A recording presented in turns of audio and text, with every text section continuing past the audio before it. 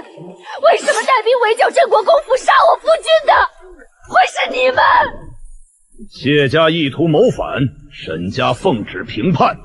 奉旨？谢玉京连兵权都交给你了，你竟还要赶尽杀绝！死绝的谢家，顾着兵权才拿得安稳。兵权，好一个兵权！他要兵权，你们就拿亲生女儿去换富贵。亲生女儿，我沈家从没有你这等低贱血脉。你说什么？你就是个鸠占鹊巢的野种。你亲爹不过是个农户，莲儿才是沈家真正的血脉。既然早就认回了他，为何还要瞒着我？是因为你那一身医术能治好莲儿脸上的胎记，留你占着嫡女名分，是为了让你替她嫁入谢家送死。如今谢家已除，你该把位置还给莲儿了。沈家拿我的命去铺富贵路，不怕遭天谴。若有来生，定要你们百倍偿还，不得好死！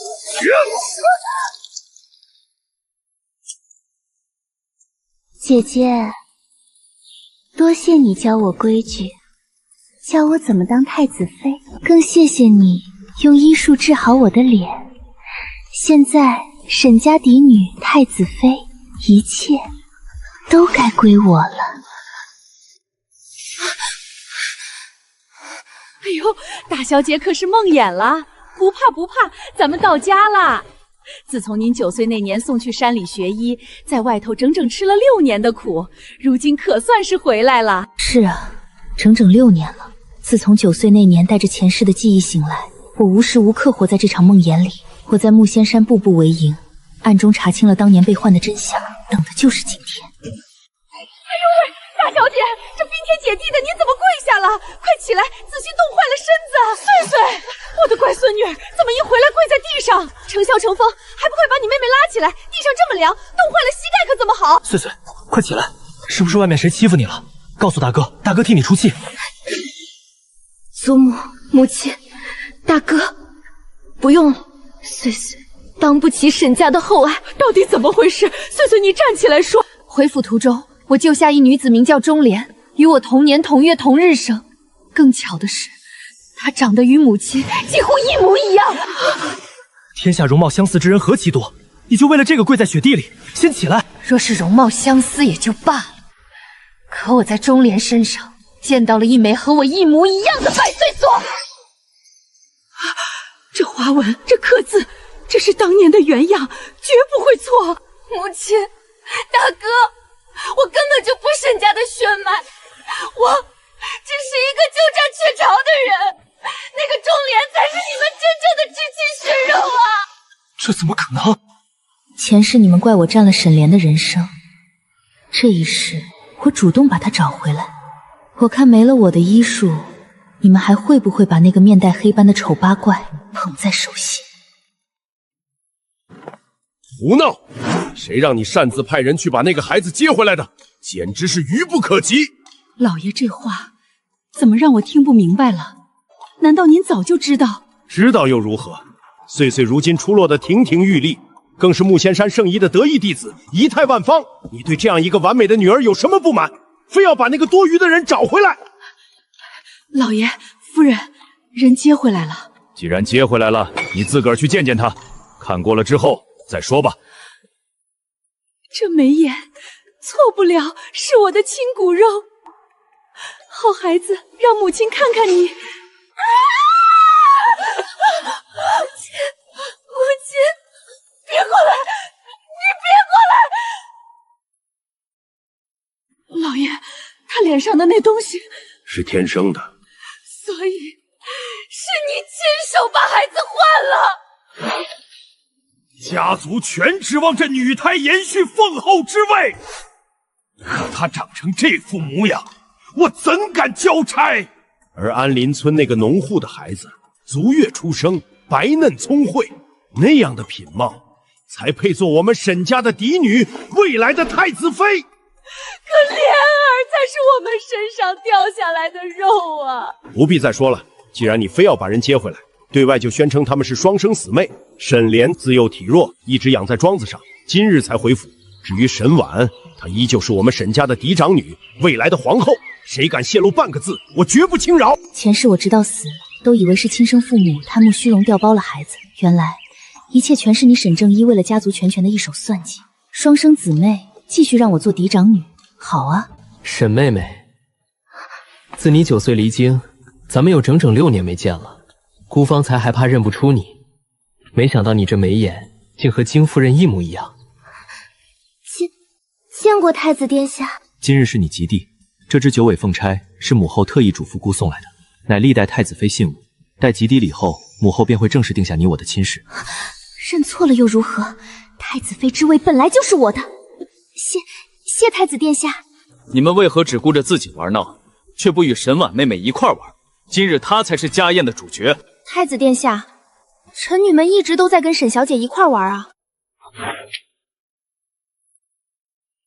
太子表哥，好久不见。我就是沈婉啊。你是沈婉？那他是谁？太子殿下，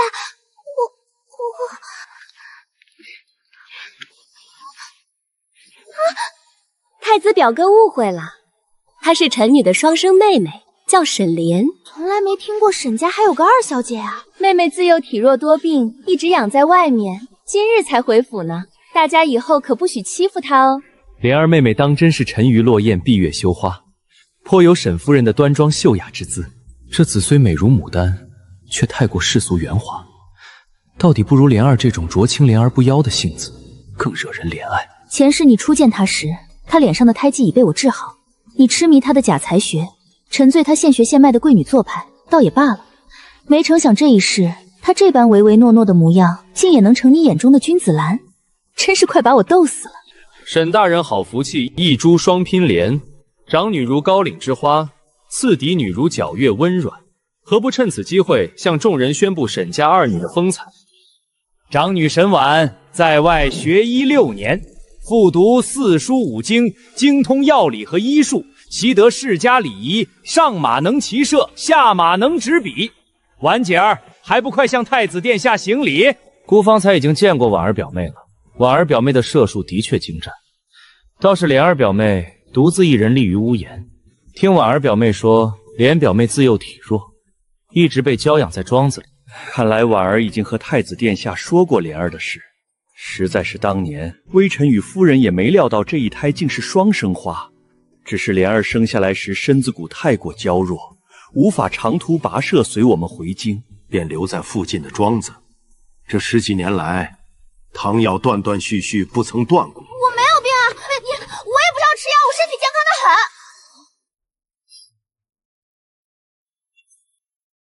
父亲是说，妹妹在庄子上养好了身子，如今身体康健，无需再用汤药。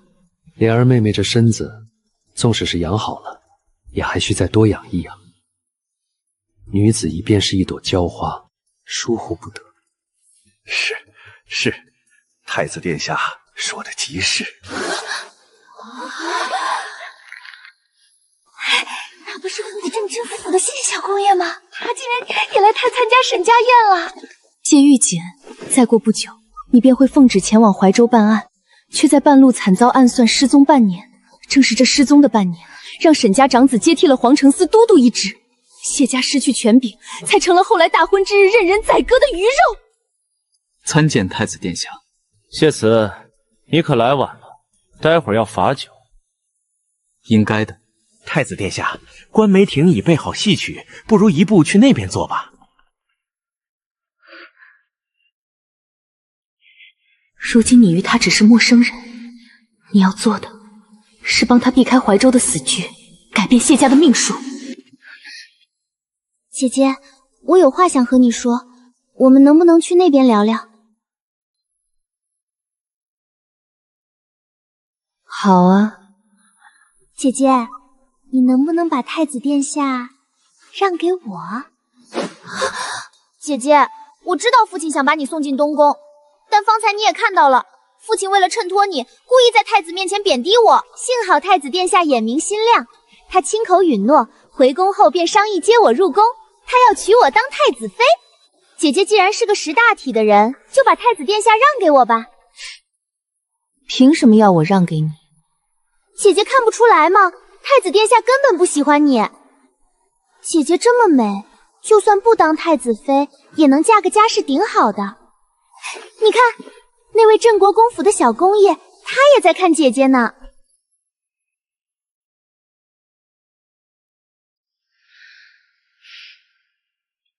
你何必自寻苦楚？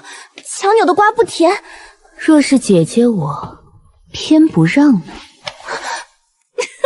既然妹妹这么喜欢太子，待我嫁入东宫，便由我做主，许太子纳你为妾。谁要做妾？这就受不了了。你拿什么跟我比？就凭那区区一枚九尾凤钗吗？你知不知道皇后姑母每年都会送凤翼珠钗到我衣门下，接你回省生活了10天半个月，就忘了自个儿是从哪里爬回来的。你也不看看，你是个什么丑东西！只要毁了他这张脸，他就跟我一样是个怪物。知道当年爹爹为何把你扔在庄子上吗？我告诉你个秘密，因为你长得实在太丑了，让他觉得恶心。老夫人，不好了！二小姐在九曲廊把大小姐推下水了。无事，惊了只夜猫罢了。诸位继续用席。婉儿现在何处？谁把她救上来的？已经送回琳琅阁了，是谢小公爷跳进冰湖里拖上来的。在场还有谁看见？老夫人放心，当时无外人。谢小公爷急起识趣。今日是你们2人拼死将大小姐救起的，与旁人无干。若敢走漏半点风声，毁她清誉，我绝不轻饶。不要碰我，我自己会走。放开我！你们这些下贱胚子，凭什么抓我？闭嘴！吵死了！我怎么会生出你这么个不知死活的蠢货？老夫人，夫人，二小姐当真是疯了，竟当众说出不知羞耻的话，羞辱大小姐。你胡说，明明是她羞辱我。他说了什么？回老夫人，二小姐逼迫大小姐，她把太子殿下让给她，这也叫羞辱。太子殿下本来就喜欢我。大小姐好言相劝，说婚姻之事全凭家主与夫人安排。二小姐却反唇相应，说家主偏心，说满园的世家公子都对大小姐生出爱慕之情，大小姐不缺男人，就该把太子让出来。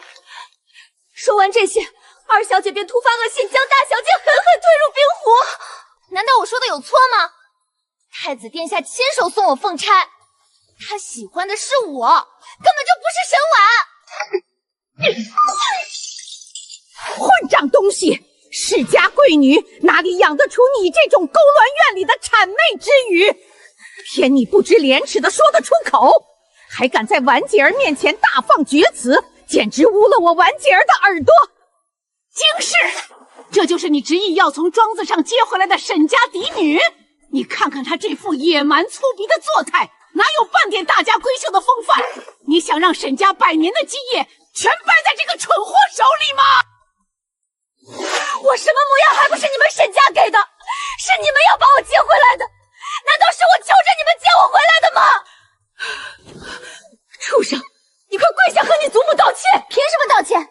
沈婉能被娇养长大，我却流落在外。要道歉，也该是你们沈家给我道歉。萧儿，快把她送出府！我没这个女儿。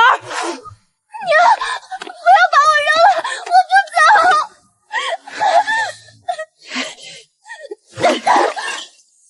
拉开他！哥哥救我，我是你嫡亲的妹妹啊！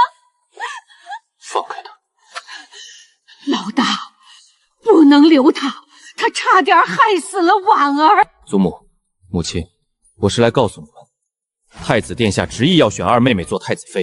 选他？太子是瞎了眼吗？父亲正在极力游说，先把他关进院子禁足，等此事尘埃落定再行处置。奉天承运，皇帝诏曰：尚书府嫡女沈莲品貌出众，秉性端淑，赐婚太子为太子妃。老夫倾尽全族资源培养出的完美嫡长女，太子竟视而不见，最后竟选了那个不识半点礼数的丑东西。尚书大人，夜深了，殿下已经歇下了，你有什么事明日……太子殿下，请您杀了微臣吧！舅舅，你这是何意？二女儿沈莲自幼失教，行粗鄙不识礼数。她若入主东宫，日后定会军心大怒，株连沈氏九族。请殿下赐臣一死。够了！孤今日在沈家亲眼所见，她知礼温婉，比沈婉那个跳脱的张扬性子好上100倍。孤知道沈家想把沈婉塞进来，孤从你家出来，就去父皇那儿求了圣旨，断了你们的念头。怎么，沈大人莫非想抗旨？罪臣不敢。夜闯东宫，是沈婉在那儿哭天喊地逼你入宫的吧？孤告诉你们，孤此生绝不会娶沈婉，你们大可早日为她另寻高门，莫再肖想东宫。殿下，当真要沈莲为妃？孤心意已决，她是孤选的人，无论什么样，孤都会亲自调教。请回吧。沈大人这也偏激的太过了，竟为了沈大小姐连夜闯宫。沈婉，孤倒是小看你了，为了这太子妃之位，竟能逼得父亲入宫以命相携，这般心机深沉的女人，简直令孤作呕。给孤宽衣，孤要去见父皇。奉天承运，皇帝诏曰：尚书府嫡长女沈婉温婉端庄，镇国公府嫡长子谢慈英勇善战。兹指婚2人，珠联璧合，则良辰完婚。婉儿和谢玉锦，太子的圣旨刚把那个丑东西捧上天，皇上后脚就把婉儿许给了谢家。沈家这到底是福是祸？婉儿，宫里连下2道圣旨，你妹妹成了太子妃，而你被指给了谢家。爹爹、祖母，这是天大的喜事，无论殿下选谁，只要是咱们沈家的女儿就够了。妹妹流落民间，本是我占了位置。爹爹放心，至于她脸上的胎记，婉儿会尽会信毕生所学，她医治。可以治。婉儿曾在木仙山医门翻阅过一本古籍，上面有个方子，可做成一块极薄的药膜，贴在脸上，能完美盖住胎记，与常人无异。那可能彻底根除？不能，此药膜只能解妹妹面见皇后的燃眉之急，且里面含有大剂量麝香，用久了恐有绝嗣的风险，必须由专人严格看管。婉儿身子已无大碍，打算明日就启程回木仙山，向师父求教根除胎记的法子。婉儿终究是被夺了太子妃之位，怎么可能没有怨气？万一药魔里她动了手脚，毁了沈莲的生育之能，太子绝不会放过我们沈家。父亲的意思是，今夜宵禁前，你亲自送沈莲上木仙山求医，绝不能给沈婉插手的机会。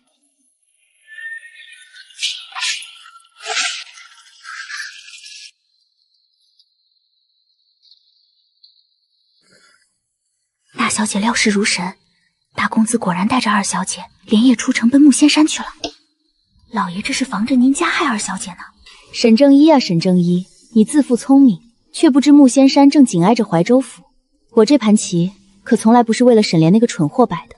沈莲大哥，你们这一趟就替谢玉锦去鬼门关里趟趟吧。你落了水身子没好全，便让你大哥直接带着你妹妹去木仙山了。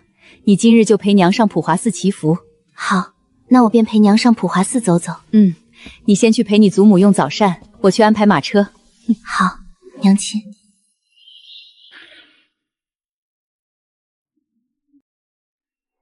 臣女参见太子殿下。沈大小姐，孤知道你的心思。什么？过去15年，沈家所有人都围着你转，如今没有得到太子妃之位，心里不平衡，孤能理解。收起你这副幽怨妖宠的眼神，少在孤面前暗送秋波。殿下若是眼疾犯了，就早点回宫看太医。放肆！你少在这里欲擒故纵。孤以前不经人事，说了一些让你误解的话，你今后莫要当真。孤和莲儿的亲事已成定局，孤不想让莲儿误会。哦，哼。徒儿，你没有一点廉耻之心吗？太子殿下，臣女不知哪里又惹得太子不快了。别跟着姑。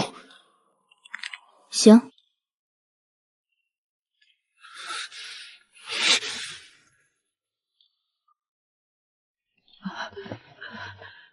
外祖母，这里没有外人，无需多礼。姑今日来，是母后想见见莲儿表妹，特意来接她入宫的。殿下，莲儿昨夜旧疾发作，程潇便送她去木仙山寻李仙衣了。不如让婉姐儿先入宫谢恩。木仙山，那不是婉表妹所在的医门吗？是啊，李仙衣正是婉姐儿的师傅。外祖母，你们怎可瞒着姑，贸然把莲贝妹送出京城？姑这就带太医去木仙山接人。快，婉姐儿，你快去想办法拦下太子。祖母莫急，随女这就去。真有心机，哄骗家人将你妹妹送到你的地盘。你以为姑不知道你那些暗杀手段？姑告诉你，若是莲儿出了什么意外，姑绝不可能娶你。你趁早死了这条心。那殿下还不赶紧快马加鞭去追？去晚了，说不定连心上人的面都见不着了。你和谢玉清的婚事，姑会让母后早日定下，绝了你的念想。出事了！押回京的江家嫡耀子江林逃了。怎么逃的？御林军中有内应，但他正中要害，跑不远。你派人去接沈莲，姑亲自去抓江林。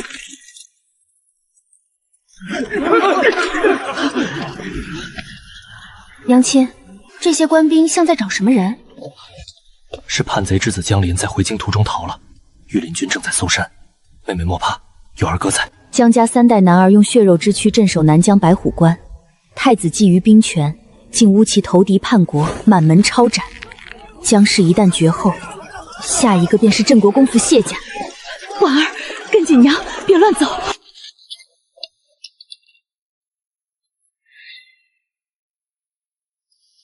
兄，老二，你带你妹妹去后山扶持祈福，我去找大师解签文。记住，绝不能离开你二哥半步。我知道了，娘。此前大凶，求大师解签。彼岸花开阴阳界，故者回头望人间，向前便是炼狱深渊。如今佛魔降临，必有大灾大难。大师，若这是一捆死结，将这死结斩断呢？一切皆有因果，你斩断了，因还在那儿，结果都是一样。贫僧再劝施主一句：万恶生仇，从善得道。十二公子，太子殿下正到处找您。我知道了，我先送我妹妹回大殿。太子急召，片刻耽误不得啊！二哥哥，太子找你定是10万火急的要事。我投完铜板后，便带丫鬟回去找娘亲，你不必送我。可是母亲让我寸步不离，寺里进了贼人，我不放心。那我这就走，哥哥早日抓到贼人，也好还佛门清净。确定贼人逃进寺内了？确定。请二公子速回上京，调禁军搜山。大师，方才那位解签的夫人，如今在何处？多谢大师。师傅，刚才那位夫人不是在禅房听无名师叔诵经吗？阿弥陀佛，他要找的人不在那边。花荣、花锦，你们在门外守着，我要进去找几本经书抄给祖母祈福，任何人都不可放进来打扰我。是，小姐。偌大的藏经阁被太子的走狗毁成这样，看来江林手里有太子势在必得的东西。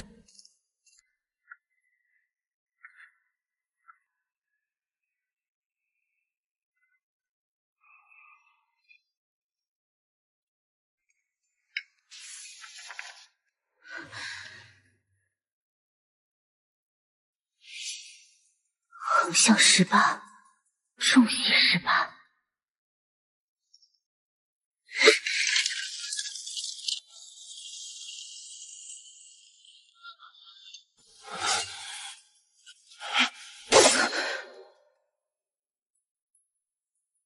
谢小公爷，我是来救他的。江六公子唇色发紫，箭头有剧毒，且正中心脉，外面全是太子的人，你短时间内根本带不走他。外头的郎中解不了这毒，但我手里正好有解药。是太子派你来的？是。你不怕我杀了你？怕呀。你方才问我是不是太子派来的，我若说不是，小公爷铁盾不行；我若说是，你是不是觉得很奇怪？为何现在门外没有御林军，只有我的2个丫鬟？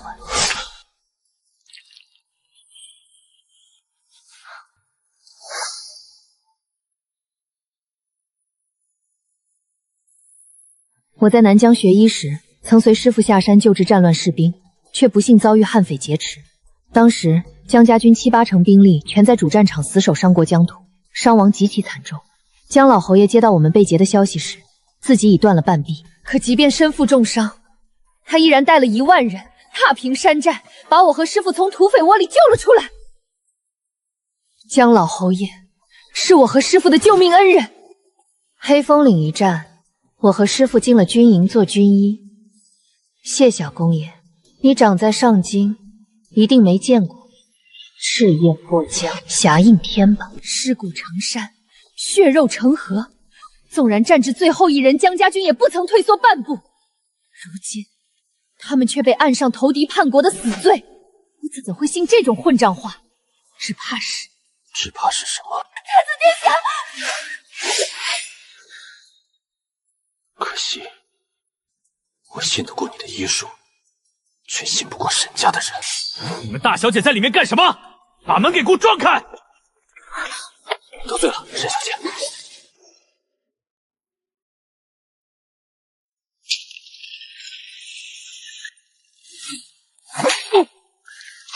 小公爷，我若不在外面挡着，谁也活不了。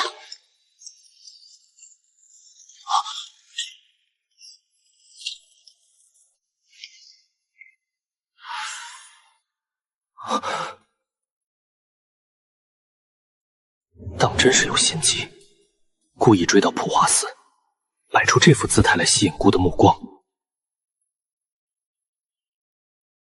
这字是你写的？是呀，太子表哥，给你瞧瞧。你好好说话。姑问你，姑方才看到谢玉竟往藏经阁方向而来，你看到他了吗？臣女。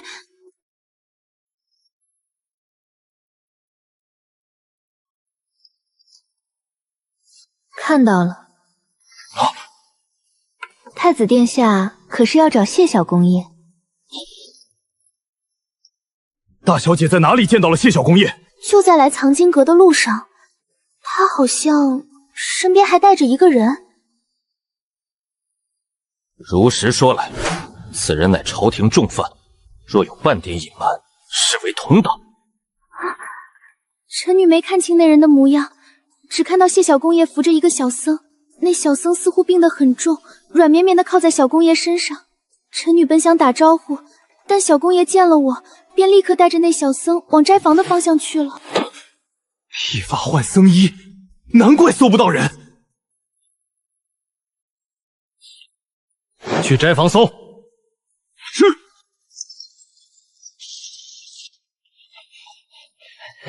太子殿下，奴才把沈二小姐接回来了，安置在了禅房里。可请了太医看她的旧疾，罗太医说二小姐身子并无病疾，比奴才还要健康100倍呢。没病？那沈家连夜把她送走，果然是你在捣鬼。你还有什么可说的？你还敢说不是你做局送走莲儿的？姑最后一次警告你，休想再动她！太子殿下，你就那么喜欢臣女的妹妹吗？姑不喜欢满腹算计的女子。你纵有嫦娥之貌，却长着一颗蛇蝎毒心。若敢再动莲儿，姑定让你滚出上京城！哼！参见太子殿下，莲儿已是姑的准太子妃。你们沈家竟为了偏袒沈婉那个毒妇，要把莲儿打发出上京。殿下明鉴，微臣绝无此意，微臣只是想带妹妹去求医。不必解释了，母后想见莲儿，这段时日，姑会直接将莲儿接进宫中，留在母后身边学规矩。进宫？完了，若皇上和皇后看到他脸上那夜叉般的胎记，那是欺君之罪，沈家要被满门抄斩了。莲儿妹妹，你在沈家受苦了。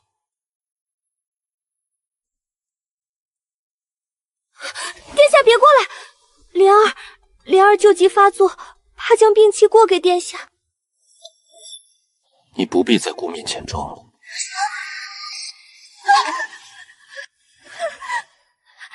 太子殿下，我没有想要骗你。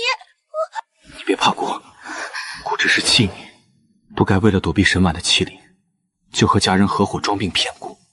姑既然选了你，绝不会因为你身子弱就嫌弃你。原来他没发现我的胎记。姑知道你在沈家不容易，姑今日就接你入宫，等到大婚之日，你再回沈家出嫁。入宫学规矩，这斗篷能遮一时，怎么可能在宫里遮几个月？我绝对不能进宫。殿下，我想先见大姐姐。夫人，大小姐在那儿。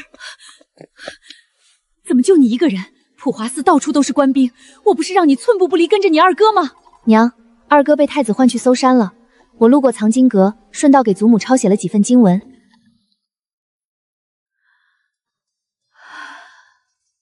娘，大姐姐，太子是疯了吗？怎么把这催命的丑东西接回来了？臣妇见过太子殿下。莲儿有话同你说，你们二人去对面那座翠波亭。莲儿莫怕，姑就在这儿盯着，你过去吧。大姐姐，我们去亭子聊吧。好啊。岁岁，如今全家人的性命都系在你一人手上，一定要渡你妹妹过这道鬼门关。沈夫人，你有什么话不能光明正大的说，非要背着姑跟她咬耳朵？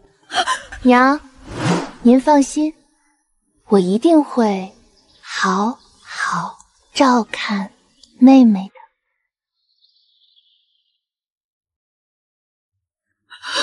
彼岸两生花，画一佛一魔，手持万魂帛，落笔满门哭。一佛一魔，沈家不能就这么完了。姐姐，太子殿下要接我入宫学规矩了，那就恭喜妹妹呀。不是的，姐姐，我没有要炫耀的意思。哎，妹妹，你可千万别在这儿哭，若是哭花了妆容，吓着了亭子外面的太子殿下，那可就不好了。我听大哥说，大姐姐能制出一种药膜，贴在脸上便可隐去任何疤痕胎记。姐姐，你帮我制这药膜吧。殿下要带我入宫，我若这样进去，绝对会被人识破的。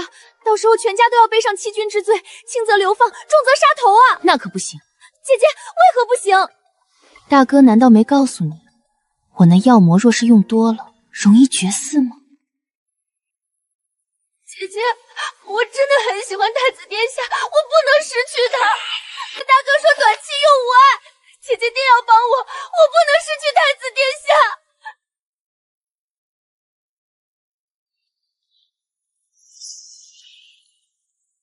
莲儿，你求他做什么？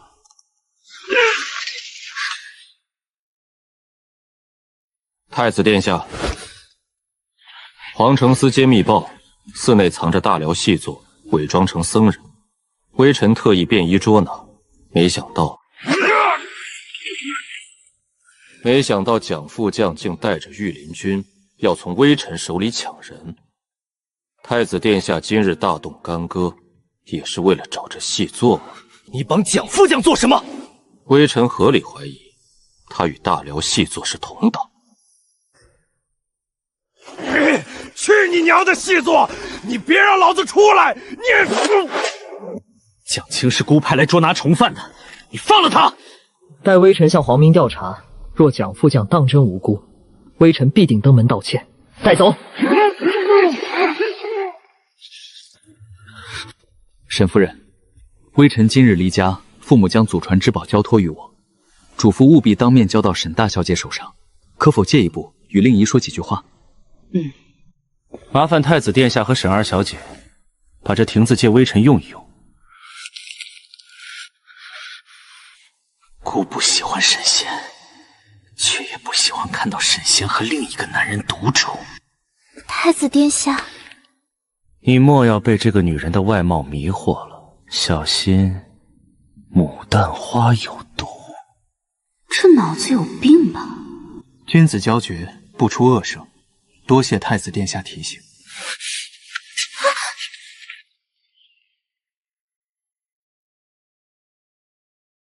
小公爷，多谢。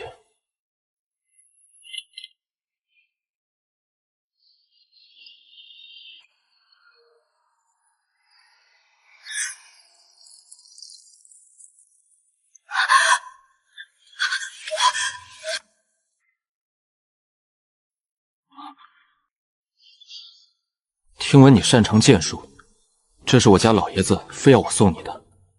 你若不喜欢这等凶煞之物，功太沉，太贵重，可否换一样信物？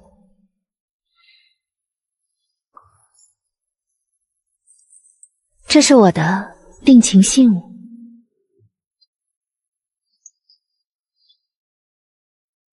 谢家商行的令牌，谢氏铺子里的东西，随你挑。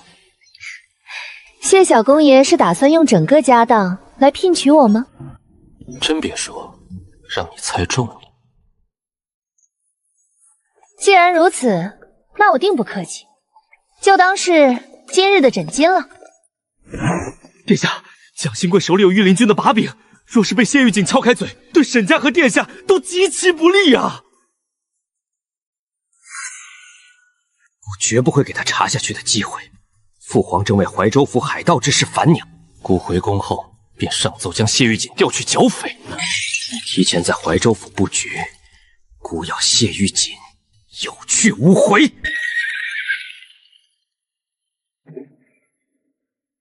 怀州府盗匪横行，杀人放火好时机，望君保重。冰肌玉骨，明眸皓齿，娘亲，您看看妹妹如今这张脸，可还令您满意？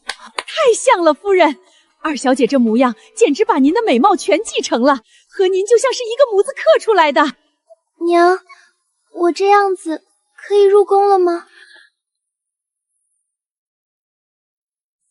好孩子，娘陪你入宫，去见皇后娘娘。沈夫人，太子殿下要启程回宫了，不知夫人这边准备好了吗？李公公已经收拾妥当了。殿下发话了。二小姐身子弱，就坐殿下的马车入宫，殿下亲自骑马护送。奴才这就领二小姐过去。莫怕，有娘陪着你。上了马车，娘再细细教你宫里的规矩，绝不会让你出半点差池。岁岁啊，过2日你也要入宫给皇上皇后谢恩。今日你就先回府歇息，娘回头再专门陪你一块儿入宫。皇后娘娘懿旨，娘娘说了，既然太子殿下要接沈二小姐入宫，不如叫沈大小姐也一块儿去。娘娘已命御厨备好了晚膳，请2位小姐一同伴驾。岁岁这一去，莲儿的风头岂不是全被抢走了？母后定是故意的，现在指不定心里怎么乐开花了。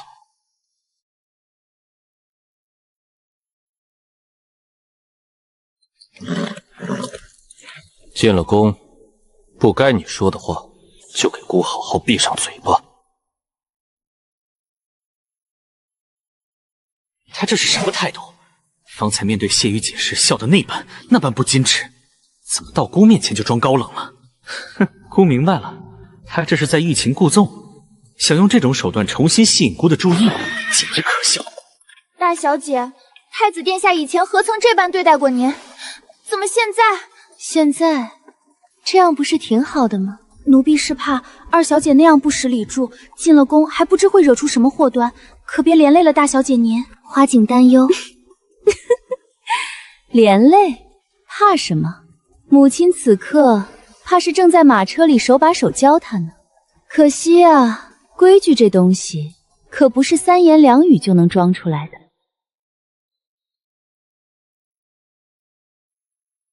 算了，你也别学了。娘，我哪里做的不够好？我可以改正，我不能失去成为太子妃的机会。短时间内也是为难你了。当初你大姐姐学这规矩，足足花了3个月。你入宫之后，就死死盯着你大姐姐的动作规范，尽量照着做。你刚从庄子回京，想必皇后娘娘也不会对你太过苛刻。好，我听娘的话。你只要记住，见到皇上皇后要行礼，他们不让你起来，你绝不能起。皇上或是皇后说平身时，必须先谢恩再起来。这几个要点，切切不能乱。是，娘，我记住了。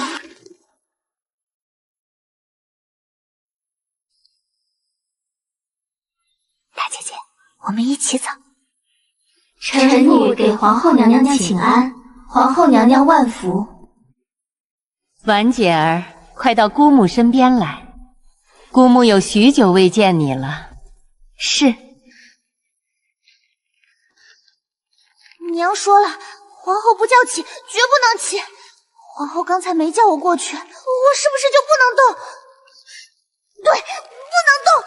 免礼，谢皇后娘娘。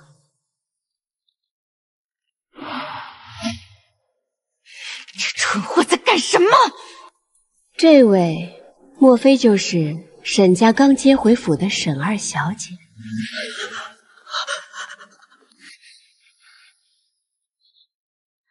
皇后姑母，那的确是臣女的妹妹，单名一个莲字。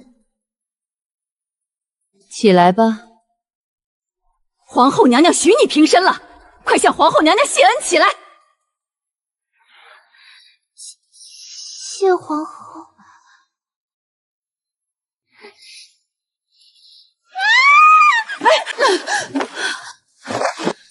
烂泥扶不上墙的蠢货，简直在把沈家的脸面放在脚下踩。皇后娘娘，对不起，我不是有意的，我刚才蹲太久了，腿发麻。看来沈二小姐的规矩得好好学一学了。我会的，我一定会学好规矩给娘娘看的。二小姐，在娘娘面前，你要自称臣女，回话要先说回皇后娘娘，绝不可自称你或是我。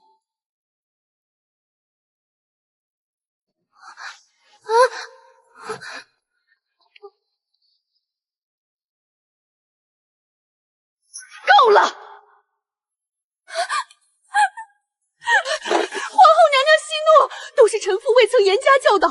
此次回府，臣妇定将她重新教好。皇后姑母，请息怒。当初臣女学宫规，也将学了3个月才成。臣女相信，若有姑母的人亲自调教，定能让妹妹飞速成长。人非圣贤，谁也不是生下来就会通天的本领。您说是不是？起来吧。婉姐儿及笄时，本宫少备了一份及笄礼，如今是给你补上的。臣女谢姑母赏赐。这步摇比太子殿下送我的9尾凤牙还要华贵拜，凭什么是他的？本宫罚了，管姑姑，送沈夫人离宫。娘，皇后娘娘不是说要留我们用晚膳吗？怎么就走了？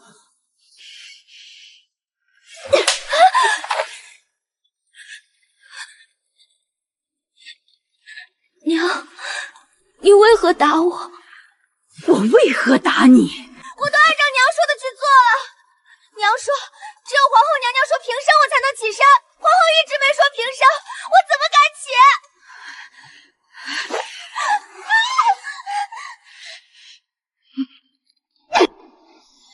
这能怪我吗？我不知礼教，在殿前失仪，难道不是你们造成的？你在说什么？我说这都是你们的错！你们把我扔在外面15年，知道我过的是什么日子吗？我跟着养爹走街串行，街头卖唱，从未有人教过我什么世家礼仪。而大姐姐呢？她霸占着属于我的一切，享受着最好的礼教。我若有她那样的好生活，我也能行走端庄，我也能成为皇后喜欢的贵女。闭嘴！你这个蠢货！是，我是蠢货。那你接我回来做什么？倒不如让我死在外面！你看看我穿的是什么，全是大姐姐不要的破烂儿。再看看她，屋子里堆满了金银首饰。田儿，我就算把婉姐儿的一切都给你，你也做不成她那样的人。娘怎知我不能？太子殿下呢，他能看上我，为何就没看上大姐姐？人贵在自知。若太子知道你脸上的东西，他可还会喜欢你。礼数可以学，可这如影随形的胎记……娘，你帮帮女儿，大姐姐医术那么厉害，她一定可以治好我的脸的。好，那我就给你最后一次机会。从明日起，你的一切用度全按你大姐姐的来。她几时起几时休息，上什么课学什么礼，都必须跟她一模一样。你只有3个月的时间，学得成便能生，学不成便只有死了。大小姐，夫人和2小姐终于消停了。奴婢刚才看夫人上车时，脸色黑得跟关公似的。大小姐，2小姐是不是在宫里闯下大祸了？这才只是个开始呢。前世金妙仪也请了宫里的教养嬷嬷，可沈莲资质太差，把人硬生生气走了。这辈子若没有我在她身边言传身教，帮扶提携，且看她沈莲在京城的贵女圈里能走多远。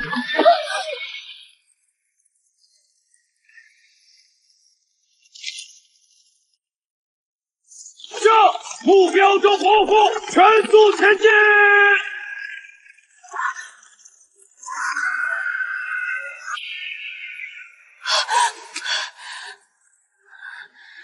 这么快要去怀州府了，我塞在锦囊里的纸条，他到底看到了吗？停下！快停下！大小姐，你可撞上了！我没事，怎么回事？大小姐，马彻底失控了，拉不住了！大小姐，你要做什么？外面太危险了！北门外有一处断崖，若不稳住车身，我们所有人都要粉身碎骨。那我们该怎么做？死死不稳！大小姐不可，快往后拉！你这样松开绳子，马会跑得更快的。越用力死拽，马就越受尽癫狂。前面就是悬崖了，放松束缚，让它顺着本能跑，车身才不会翻。给我稳住！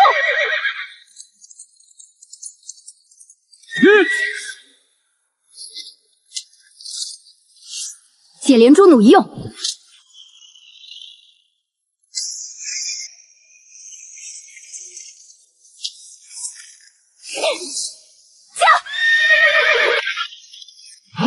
别追，先救人！督主，坐稳了。要不要下来？我有话要跟你说。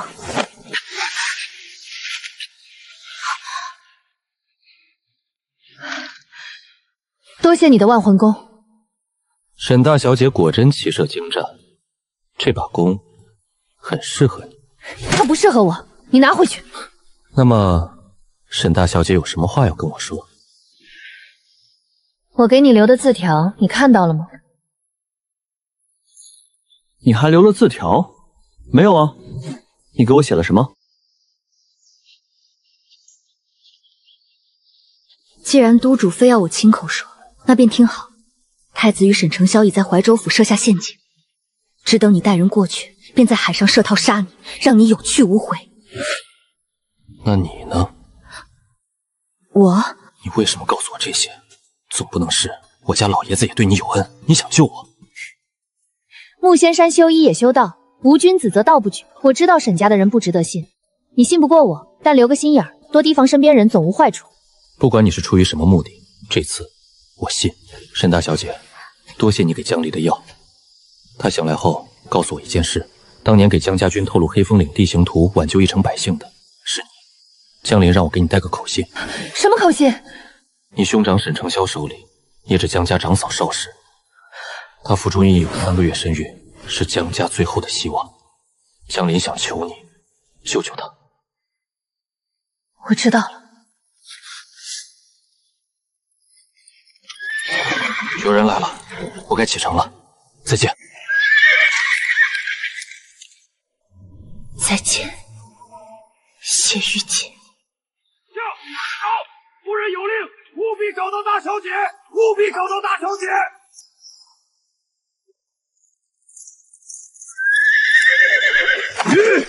停下！大家四处找找。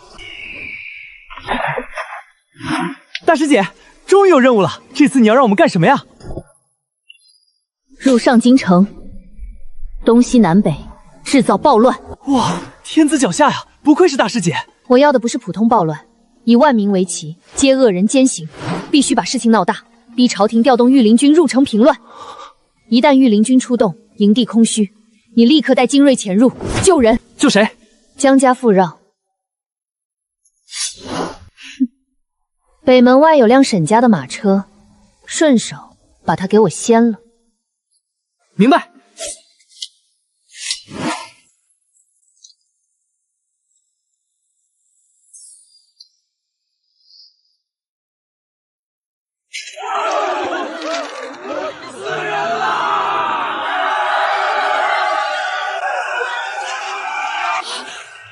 怎么回事？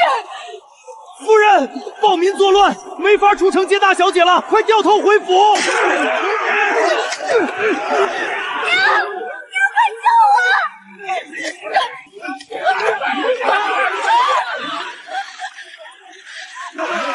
保护夫人！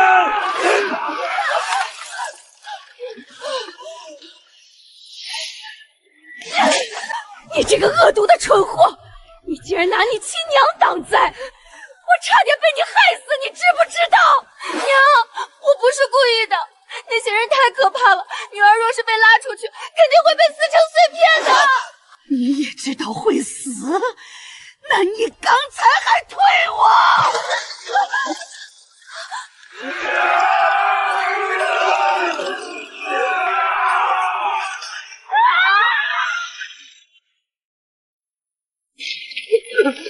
怎么伤成这样？家主，北城闻乱民暴动，大小姐的马车冲出城外，下落不明。夫人与二婶的马车被乱民推翻，人也不知所踪了。去调集护卫，找回夫人和2位小姐。沈大人，莲儿回府了吗？殿下，微臣失职，内子与2个女儿至今未归，他们在混乱中被人带走了。微臣正要入宫向殿下借调御林军，莲儿被人带走了。今日他们出府时，姑就该让你多派护卫。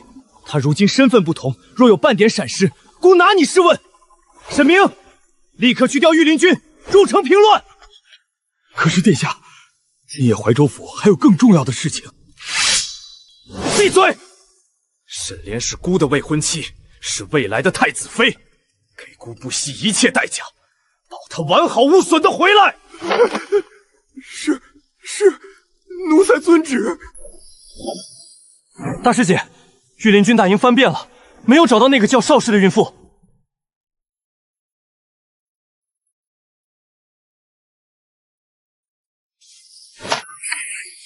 是你是李神医的徒儿，婉婉丫头。是我，江老夫人，江陵还活着。江陵希望你们活下去，我会派人继续找邵氏。现在先送你们去木仙山避难。不用了，沈丫头，谢谢你。但我们不能把杀头之祸引去医门。那你们想去哪儿？我们做梦都想回去。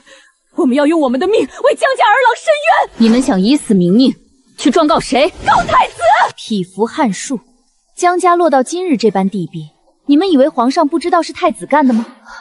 江家在南疆功高寨主，为何这么大的勋交家族，连押解回京重审的流程都没有，就直接在江府满门屠戮？因为影响太大，上面的人想快刀斩乱麻。你们这样去告太子，还没走到宫门，就会被暗杀在街头。难道我们就一点办法都没有了吗？江家死得冤啊！这天道不公！别哭了，大不了我去把太子的头割下来挂城门上。杀一个人容易，但江家叛国的罪名就会彻底作数，遗臭万年。魏姐姐，有办法的。什么办法？再等20日，就是太后寿诞，全上京世家宣族都会去永信宫贺寿。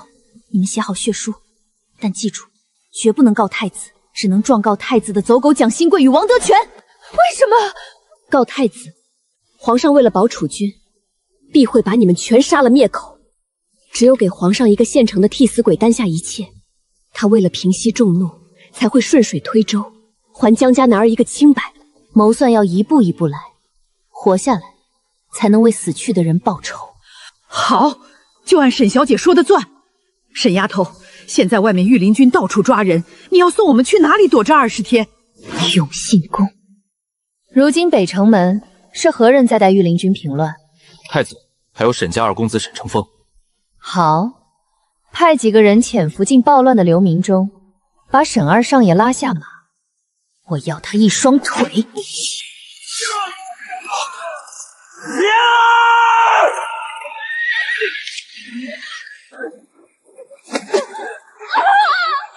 的脸！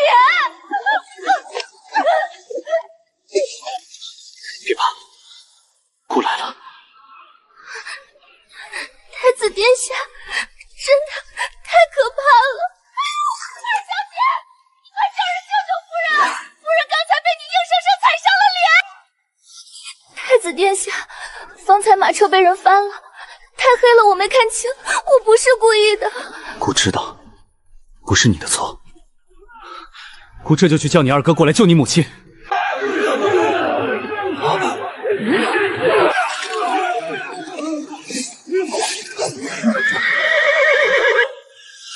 啊！我的腿！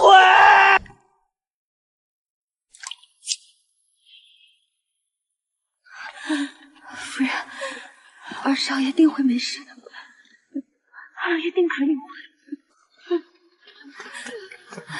娘，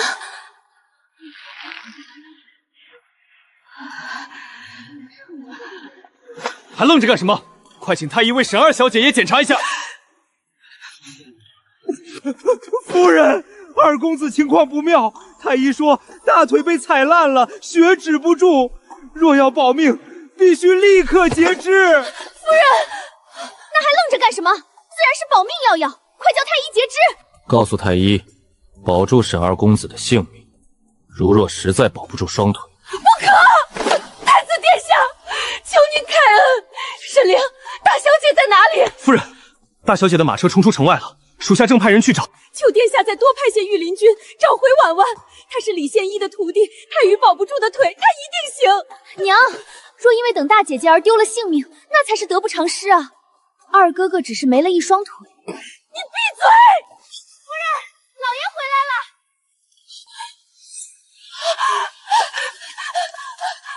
老爷，快把人婉婉找回来！凤儿的腿要截肢，孙孙一定有办法的。你痛不痛啊，大小姐？放心，这手能养回来。大小姐为何要弄伤自己？何勇，安陵村人士，原姓顾，名景安。15年前，沈正一为了抢走刚出生3天的顾家女儿，强行冲入顾家，毒哑了那对善良的夫妻。大哥，我说的对吗？大小姐认错人了，马车已经修好，奴才送大小姐回府治伤。哥哥，6年前我就知道自己不是沈家女，回沈府前，我早已去安陵村看过爹娘。大哥，我绝不会贪恋沈府的荣华富贵，家仇我一刻未忘，你可愿信我？那我可以唤你一声燕宁吗？爹爹说燕宁安乐，天下皆欢。可以，接下来我们兄妹并肩同行。你的手没事，沈家的人来了。6年前，沈城在街市纵马，踩碎了二哥顾景洪的膝盖，毁了二哥一生的仕途。今天我断这只手，就是为了拖延时间。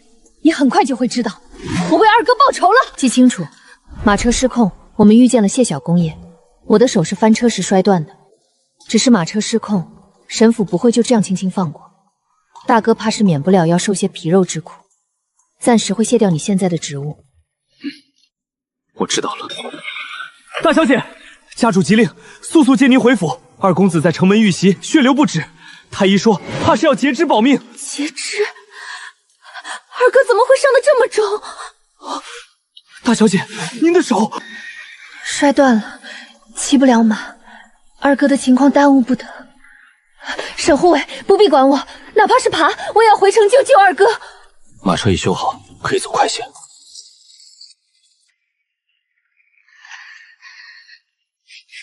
大小姐，您对自己下这么重的手，这又是何苦？何苦？6年前，沈承风当街纵马，踩碎了我亲二哥顾景洪的左膝。我二哥2岁开智，5岁成师，本该是商朝最年轻的榜眼，全毁在他马蹄之下。天哪！可沈家呢？只派了个破管事，像打发叫花子一样扔下1两银子，甚至暗中买通黑心郎中，不顾我爹娘磕头哀求，生生锯下了我二哥的左腿。上门讨公道的爹娘被乱棍打住，管事甚至威胁，再敢闹，连二哥另一条腿也一起砍了。他毁了我二哥最耀眼的人生，如今不过是失去了一双腿，又算什么？为什么去了这么久，还没有回来？娘，已经过去这么久了，二哥哥性命难保，不如听女儿的，让太医截了腿，保命要紧啊！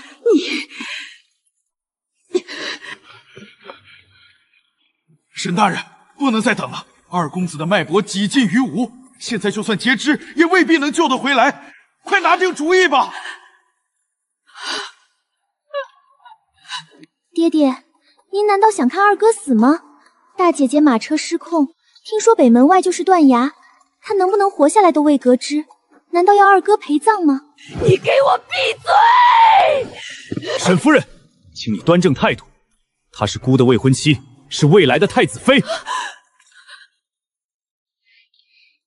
娘，我也是为了二哥好，博一线生机总比等死强，您为何非要怪我？就按莲儿说的，截肢，这是姑的命令，谁敢干扰太医，按谋害权臣罪论处。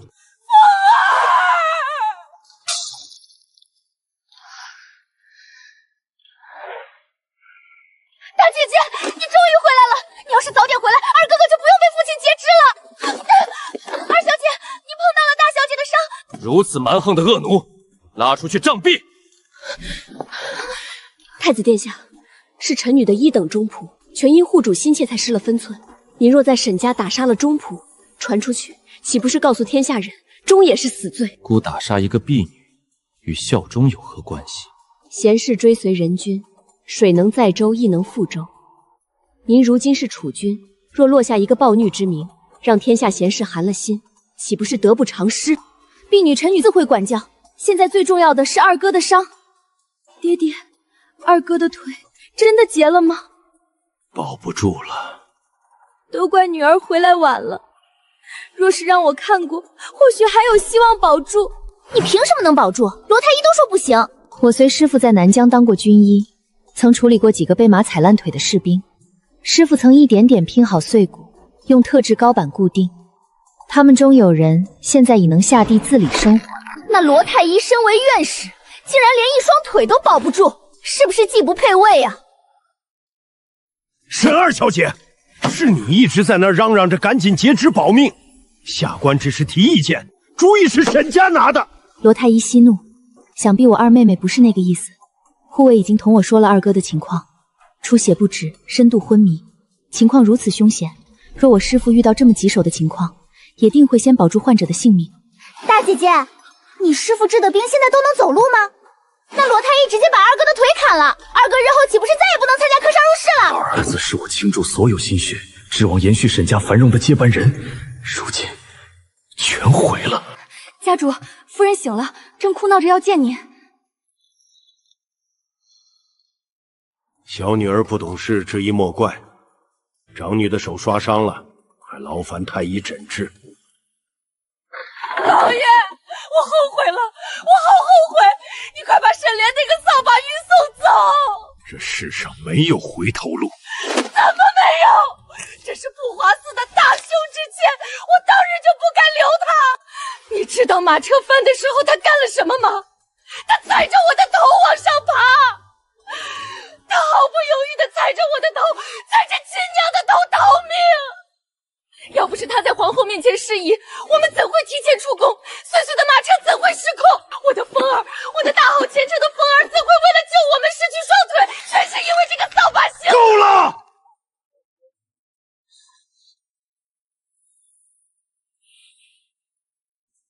皇命不可违，太子盯得那么紧，沈家什么都做不了。他不知礼数，不但不能送走，还要亲自把她变成世家贵女。当初怎么培养的碎碎，就怎么培养她。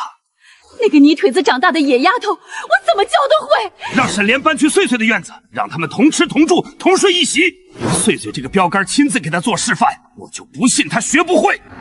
前世你们竟是这般算计，我被蒙在鼓里，手把手教他，最后他却窃我诗文，踩着我成了太子的白月光。你们害我母亲父兄长惨死，我定要你们血债血偿。谁？大哥，是我。你怎么来了？这里太脏，快回去。脱了，我看看伤。男女有别，妹妹，你把药放下，我自己来。神府拜高踩低，你被贬到马厩，哪个下人会好心给你上药？我不能离开太久，快脱！这些旧伤，之前上战场留下的，不碍事。大哥，你该回家了。我想留下来，你想报仇，我能帮你杀人。不，你留在这儿只能任人拿捏，而且看我的亲生哥哥睡在这种地方，我会心疼。听我的，回家。好，我听妹妹的。沈征一直想要斩草除根，灭顾家满门。我已经提前命人将爹娘秘密转移到了怀州府。明日我安排马车送你去怀州与他们会合。为何偏偏是怀州府？因为有人要在怀州府设下死局，杀一个人。大哥，我需要你帮我在怀州护住他。事情办得怎么样？禀家主，属下赶到安林村时，顾家老宅早已击毁。村民说，他们一家人早在1年前就搬走了。1年前，看来我们这位大小姐撒谎了。沈婉，你回府时说是途中偶然查出了身世，可我的人去安林村查过，顾家人1年前就消失了。爹爹，我骗了你，我1年前就知道了。他们是怎么跟你说的？他们说，当年看沈家富贵，就故意换了孩子，把二妹妹扔了，我以此为耻啊，爹爹！我怕这不堪的污点被发现，我就给了他们一大笔钱，逼他们立刻滚出安林村，这辈子都不许出现在我面前。好在顾家人识趣，拿了钱，知道什么该说，什么不该说。顾家除了沈婉，还有6个儿子，他们若想保住全家人的命，就得乖乖把这个秘密带进棺材里去。岁岁啊，哪怕是养一条狗也是有感情的。你当年只是个婴儿，爹爹从未怪过你。爹爹大恩，女儿定结草衔环，绝不和二妹妹抢太子。你能这么想最好，你只要把对莲儿的亏欠补上就好。1个月内，我要看到她脸上的胎记好转，你能做到吗？只要妹妹配合，女儿保证让她好起来。退下吧，这些日子你亲自跟着大小姐，她要买什么药材，你都好好配合。家主放心，老奴定会寸步不离地伺候大小姐，绝不让外面的药材出半点岔子。大小姐，您要给二小姐买什么药材，尽管吩咐老奴去办。采买这种粗活，哪能脏了您的手啊？贪了我二哥救命钱，害他没钱治病，惨遭截肢的狗奴才，我会让你怎么吃进去的，就怎么连骨带血的吐出来。那就有劳王管事了。二妹妹身子弱，用药必须是极好的。上京城哪家药铺最贵最好？那自然是仁和堂，就是这价格比别家贵上3成不止啊！1分钱1分货，沈家难道还缺这点药钱？就去仁和堂，你去备车，我去给二妹妹请个脉，咱们即刻出发。奴才这就去办。二小姐，日上3竿了，该启她学规矩了。太子殿下若是问起，滚出去！太子哥哥最疼我，他才舍不得让我受累。蠢货！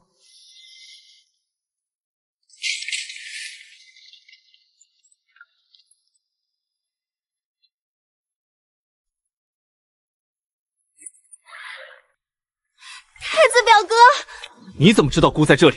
太子表哥误会了，陈女是奉父亲之命来为莲儿妹妹采买药材调理身子的。你给她调理？你才学了几天医？你是不是怂恿你父亲想借机暗杀莲儿，好抢回太子妃之位？臣女没有，王管事可以作证。太子殿下明鉴呀！家主对二小姐极其上心，不仅让大小姐亲自抓药，为了方便照料，还特意安排同住一个院子，同吃同睡呢。同吃同睡，你们沈家穷的没屋子了，要让姑的太子妃去挤别人的院子。殿下，家主是想让大小姐亲自教导二小姐礼仪规矩。礼仪规矩？手里藏的什么？拿出来！这是姑的命令。殿下，这只是调理的药方。活蜈蚣，毒蝎子，你管这叫调理身子？你这毒妇是想直接送莲儿归西吧？来人，把这毒妇给姑押回沈家。姑倒要问问沈正一，他安的什么心？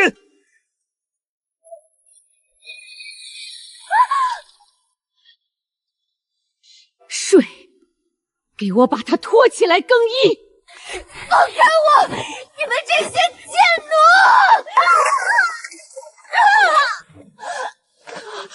夫人，夫人，谁让你泼我凉水的？是你太强人所难！强人所难？你大姐姐学规矩时起早贪黑，何曾有过半句怨言？何曾敢踹自己的亲生母亲？我真是倒了8辈的血霉，才生出你这个烂泥扶不上墙的蠢货！宋嬷嬷，备车！我要进宫求皇后娘娘解除这个孽障与太子的婚约。不要，娘，我错了，我喜欢太子殿下，我不要回去当贱民。晚了，脱开他！滚下来！姑倒要看看你沈家怎么辩解。太子表哥，那个方子……少在姑面前扮可怜，真当姑看不穿你的心思？蠢货，那可是以毒攻毒的良方啊！3个月包管他肌肤如雪，只可惜，以你的多疑，绝不会让我碰这药一下。沈正一，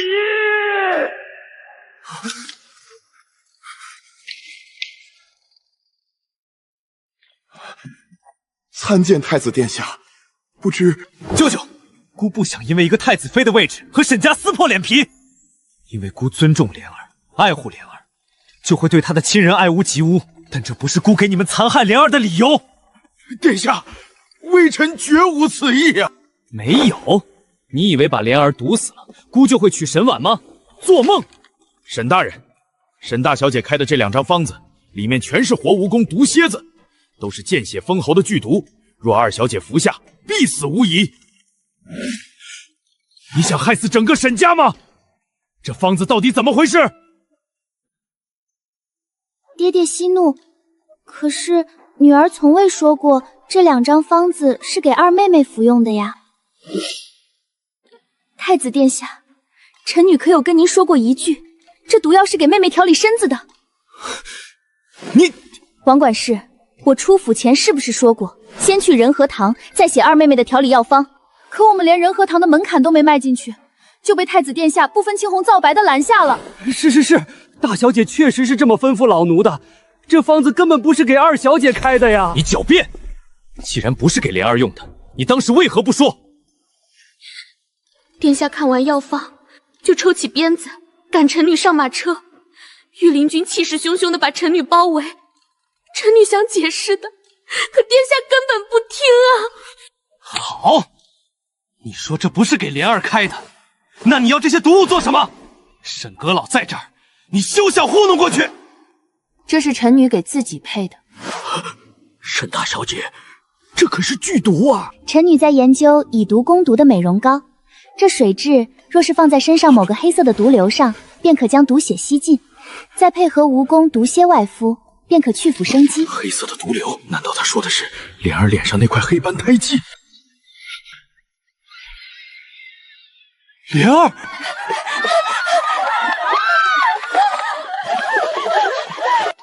出了什么事？你们都在干什么？家主，二小姐不肯学规矩，夫人气得说要进宫退了她和太子的婚约，二小姐就发了疯，把夫人一把推下湖了。孽障！二小姐太勇了吧，连亲娘都敢往湖里推。那我们还去仁和堂抓药吗？不必了，闹了这么一出，太子必定把沈莲当眼珠子护着。走，别人搭好了这么精彩的戏台子，咱们怎么能不去凑凑热闹？收手吧！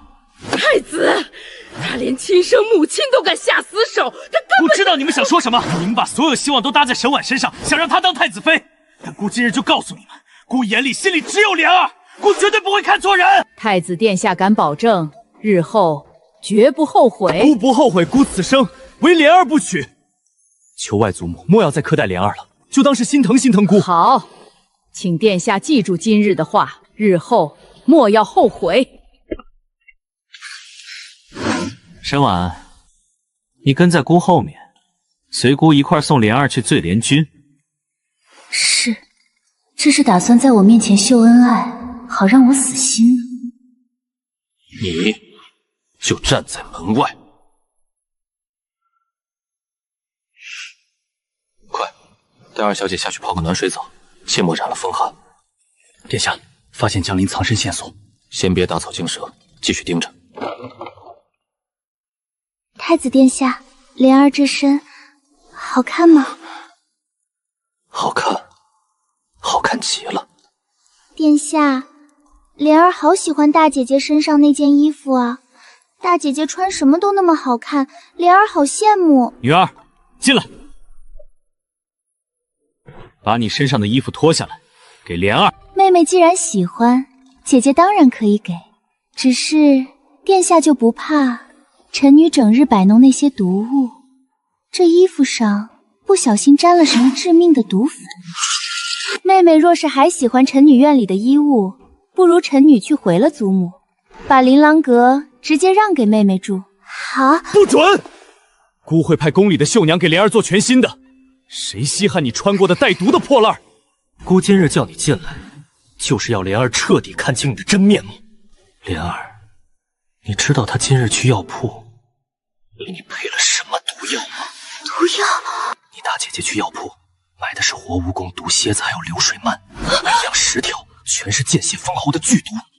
要不是姑当场抓住她，还不知道她打算把这些毒物喂给谁吃。大姐姐，父亲让你帮我调理，你竟然想毒死我！臣女解释过了，那是美容膏的药材。太子殿下若不相信，也需讲究证据。沈婉，你别太嚣张了！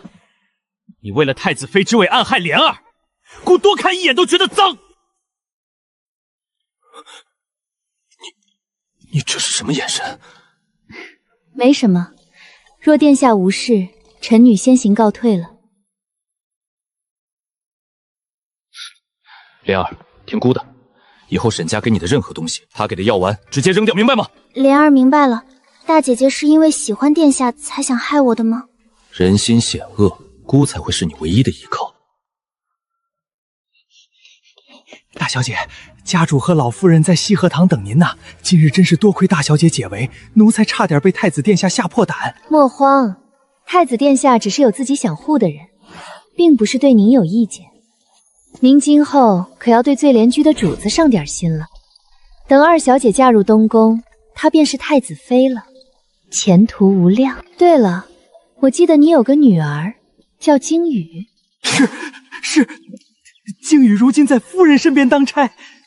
若让鲸羽去二妹妹身边当个大丫鬟，日后跟着陪嫁进东宫。可是鲸羽是夫人的人，奴才去要怕惹夫人不快。若是大小姐能帮忙指点一二，奴才一家仍为您鞠躬尽瘁。既想让你女儿攀龙附凤，又不想自己得罪主家，这老狐狸想得挺美。这有何难？我回头在二妹妹跟前提几句，让她亲自开口向母亲要人便是。多谢大小姐，大小姐真是活菩萨呀！活菩萨？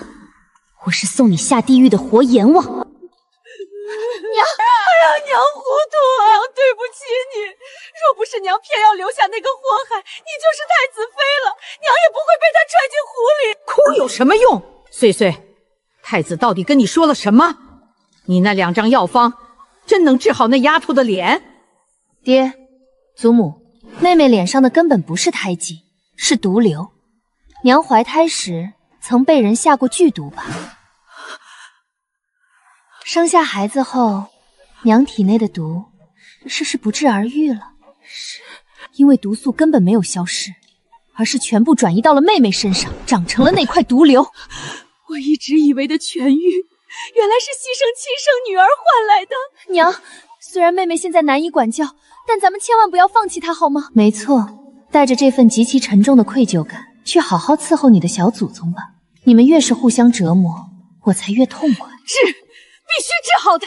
可是太子殿下根本不信我，为今之计，只有请我师父李仙一出山。爹爹，祖母，你们可还记得6年前太子殿下被山匪掳走，身受重伤，性命垂危，连太医都束手无策，是谁把他从鬼门关拉回来的？是你师父李仙一。师父对太子有救命之恩，若能让师父悄悄入府帮妹妹治脸，太子殿下定然深信不疑，绝不会再加阻拦。可是碎碎可是什么？你快说呀！师父脾气古怪，外人去定是请不来的，唯有女儿亲自走一趟。而且如今在太子眼里，我就是这个想谋害妹妹的眼中钉。只要我在府里，他就会死盯着沈家，连爹娘都会被我牵连。若我暂时离开一段时间，太子殿下定会放松对沈家的敌意。正一，你意下如何？眼下只有这个办法了。皇后娘娘的意思是等明开春再定大婚，我们还有1年的时间。若让李仙一出手治脸，1年的时间绰绰有余。1年？看莫君里那急不可耐的样子，他可等不了那么久。不过，这倒成了我脱身的完美借口。碎碎，那你打算什么时候走？娘这就去给你收拾东西，安排最舒服的马车，派人护送你回木仙山。你定要把你师父请下来。明日一早。殿下这也太夸张了，给二小姐派这么多人，皇后娘娘都不管管吗？管。太子这般护食发疯，连亲娘都防着，皇后早就撒手不管了。她这叫作茧自缚。接下来就看你的易容术了。我今晚先离开，明天沈家这出戏，你替我好好演。大小姐放心。二小姐，太子殿下吩咐奴才们寸步不离，您快开门啊！滚开！我跟我大姐姐说2句话就出来。二妹妹这么晚来，可是有急事？大姐姐，你给我的药膜全被那群工人丢掉了，我现在只有脸上这一张了。你再给我做一点吧，不然我怎么见太子殿下？妹妹，不是姐姐不帮你，太子殿下盯我盯得紧，而且我明日一早就要离府去请我师父下山了，实在没空给你做药膜。你要走，那我怎么办？求人不如求己，妹妹如此聪慧，不如自己做。这是药膜的原方，你自己照着配，千万别告诉太子是我给的，免得他又来找我麻烦。好，我绝不说，我先回去了。妹妹留步，有句话姐姐不知当讲不当讲，你可要小心爹爹身边的王管事。他怎么了？之前我见他看你的眼神极不干净，他这人好色。这个老色批竟敢觊觎我！也许是姐姐看错了，但妹妹生得这般丰满窈窕，防人之心不可无啊。那个王管事到底是个什么样的人？那个王管事仗着家主的事，听说光是小妾就纳了8个，私底下风流烂账一堆，府里谁不知道他是个老色批啊？竟然是真的，这老色批居然真敢觊觎我！让让，快让让！家主急见！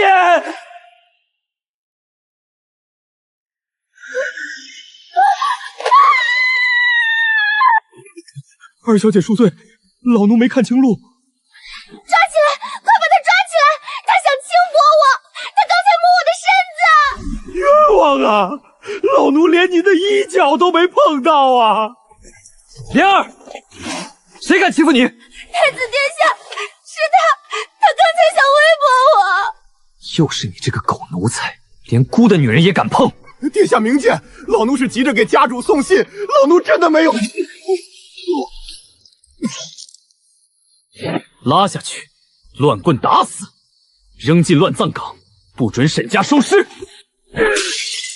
蠢货，全都是蠢货！我用了30年的心腹，就这么被几句疯话打死了。太子欺人太甚！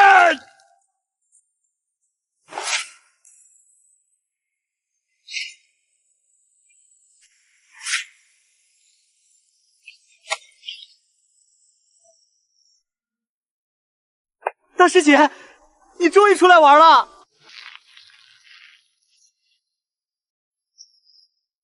人还活着吗？我用大师姐你的吊命丹喂过了，想死都难。小小姐，是你救了奴才，奴才感激不尽。师姐，这是从他死死攥着的手里抠出来的。大小姐，这密信事关大公子在怀州府的生死，求您务必亲自送到家主手里。小小姐，你不会真的以为我费那么大劲把你从乱葬岗里刨出来，是为了救你一条狗命吧？15年前，安陵村，你帮沈正一抢走了顾家的女婴。不仅如此，你还对那女婴的亲姑姑犯下了不可饶恕的恶行，害她被退亲，遭人唾骂，最终得了失心疯。你竟然全都知道！你骗了家主，你骗了整个沈家！若你们没做过亏心事，我又何必骗你们？知道我为何要让你活到现在吗？城门暴乱是我一手策划，沈成风坠马断腿被截肢也是我一手谋划。而你，我只不过对沈炼极其随意的提了一句，你好色，就轻轻巧巧的要了你大半条命。你是个魔鬼，你害了二少爷，难道他不该死吗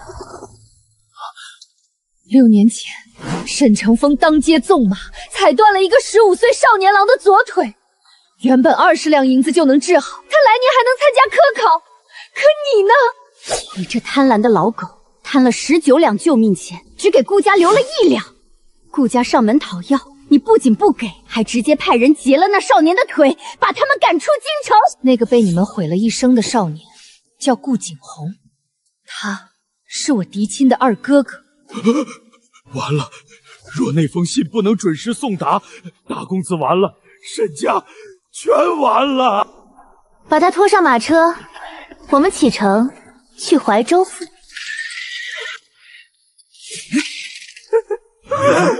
何勇，你不是被赶出沈家了吗？我不叫何勇。我们是亲兄妹。大哥，就是他害了二哥的左腿，我本想把他带回顾家，但怕爹娘看了反胃，交给你了。你害我兄长之残，这笔账断不能清算。我不会让你痛快死去，只会让你余生都活在悔恨里，日日承受病痛与煎熬，为你做的恶付出代价。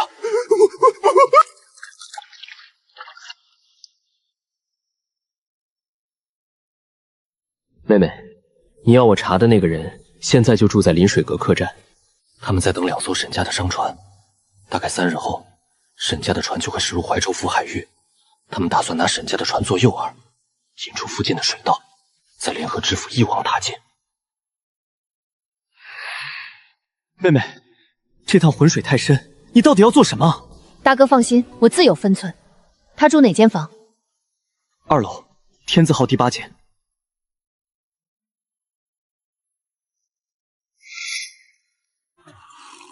围帐内的朋友，出来吧。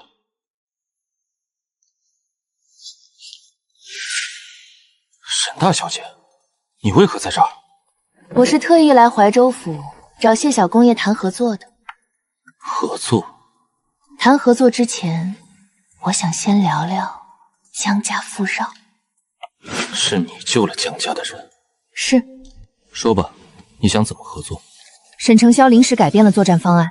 他故意让你跟后面的货船，打算利用水道抢来的火炮，将你连船带人轰进海底。这密信上的暗号是你译的？对，他还没来得及送回沈家。你想怎么做？我保你一命。等船翻了之后，你帮我找到船上那幅准备送给太后的28宿星君图。如果我没记错，这图是你三哥买的，而设局杀我的是你大哥。就在你离开上京那晚，沈家二公子坠马，双腿尽断，被截肢了。是你一手策划的？是。谢督府，客栈进了小贼，打晕了小厮，请开门搜查。原来这客栈里的小贼是沈大小姐。谢督主这么早就休息了，正准备躺下，沈大公子带着这么多人堵门，有何贵干？为保督主安全，临水阁必须严查刺客。送。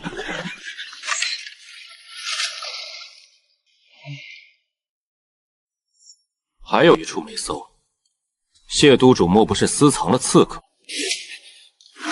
我说不准啊！哼，既然督主觉得没问题，那就算了。出去！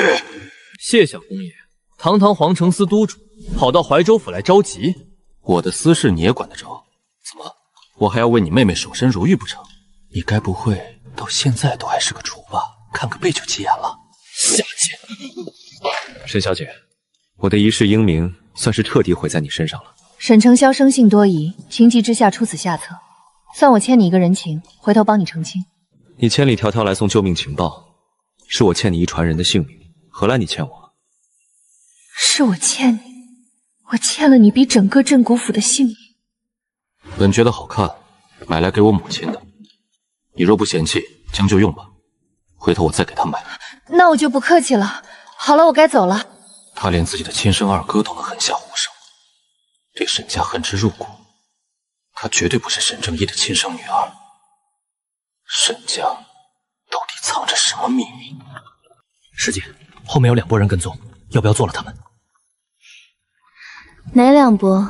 一波是沈承霄的暗卫，不过刚才在一个巷口被另一拨人极其干净利血的割了喉，现在只剩1个人在跟着了，我甩掉他。不用，只管往前走。谢玉姐，既然你这么好奇我为何要置父兄于死地，那我就亲自把这个答案摊开给你看。老爷，夫人，咱们家小姐回府了。小姐，这里是顾家，她不姓沈，她姓顾。爹，娘，我回来了。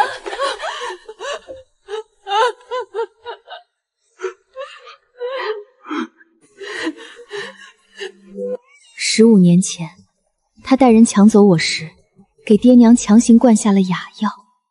后来我虽帮爹娘解了残毒，可当年的噩梦却成了他们的心结，让他们至今都无法开口。爹娘，王管事已经付出了代价，接下来我会让沈正一和金美义把欠你们的连本带利的吐出来。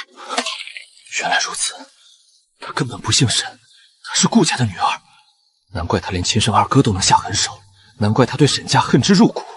沈正一，你沈家当真万死难辞其故！师姐，我就是太感动了。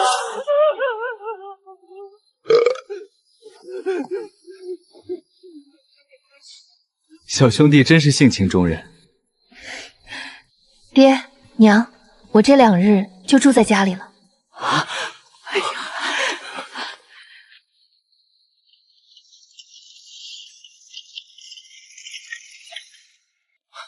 二弟，叶宁回家了。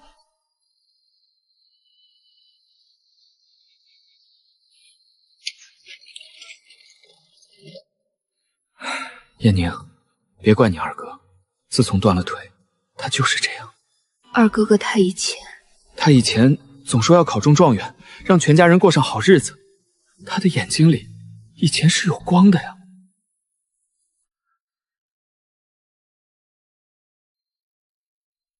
大哥，今晚有月光。是啊，不过15的月亮才是最圆的。大哥错了，不管是残月还是圆月，它只要还在天上，就依然能散发光芒，照亮世人脚下的路。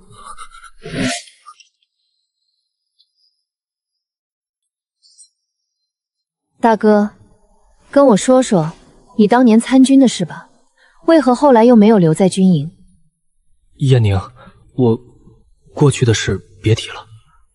大哥，我想知道，必须知道。我当年入的是御林军的一个分支，我的队长就是被谢玉锦收押的蒋新贵。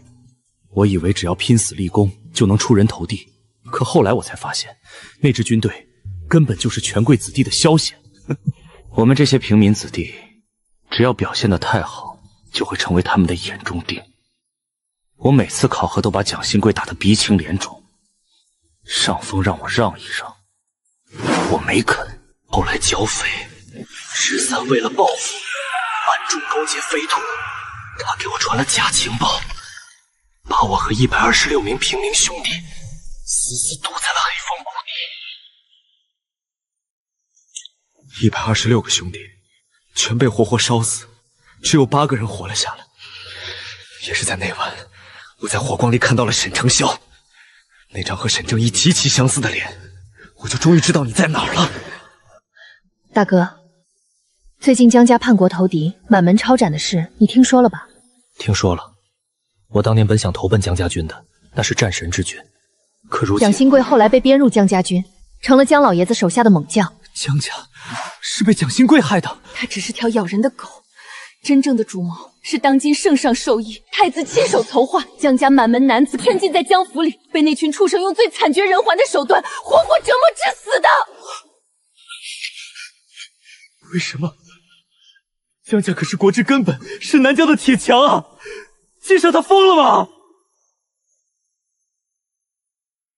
功高盖主。原来，无论是平民士兵的命，还是战神满门的命，在权贵眼里，都只是可以随时抹杀的蝼蚁。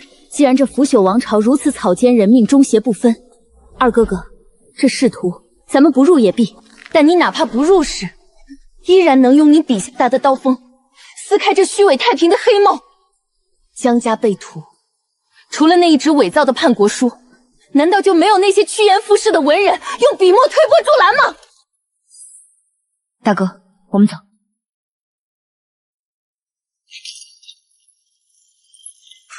你想让我做什么？世人被流言蒙蔽，玷污了江氏100年的清明。二哥，我要你用你天下无双的文采，御笔墨如千钧，还这天下一个真相。我们为什么要冒着满门抄斩的风险去帮江家？他们对你有恩吗？唇亡齿寒，江家世代镇守南疆，如今南疆的铁墙被自己人推刀了，上头那群人尝到了屠杀忠臣的甜头，你能保证几年后他们不会用同样的龌龊手段去对付镇守北地的谢氏满门吗？若有一天江家死了，谢姐亡了，没有这些将士在边关抛头颅洒热血，这满朝的文武，天下的百姓哪来的家，哪来的安居乐业？你把我想得太好了，我不一定能扭转乾坤，但我愿意一试。二哥哥，我不需要你去扭转乾坤，更不需要你去送死，我只要你这双暗淡了6年的眼睛里重新有光。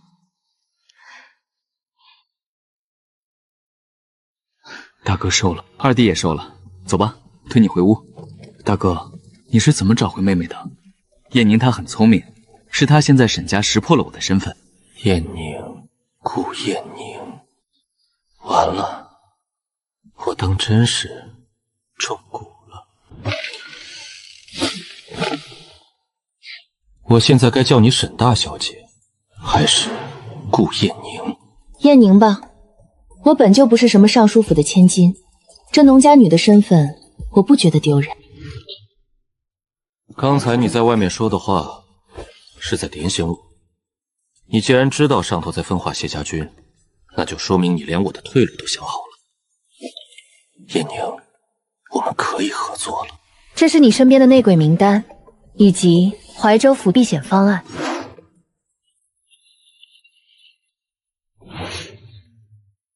你我非亲非故，你为何要为了我如此费尽心思？因为你是我的未婚夫呀。我若死在怀州府，沈家立刻就会去退亲，你哪怕不当太子妃，也能嫁入高门。顾燕宁，你看着我的眼神，就像看着一个认识了极其久远的故人。我们以前是不是认识？怎么会？只是听闻谢小郎一战成名的威风罢了。所以被赐婚时，我心里暗暗庆幸。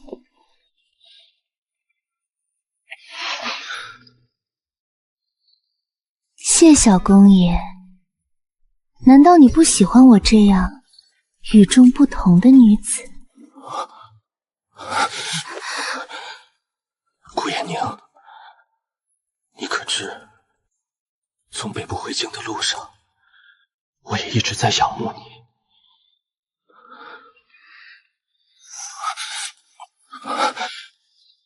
对不起，我不该冒犯你。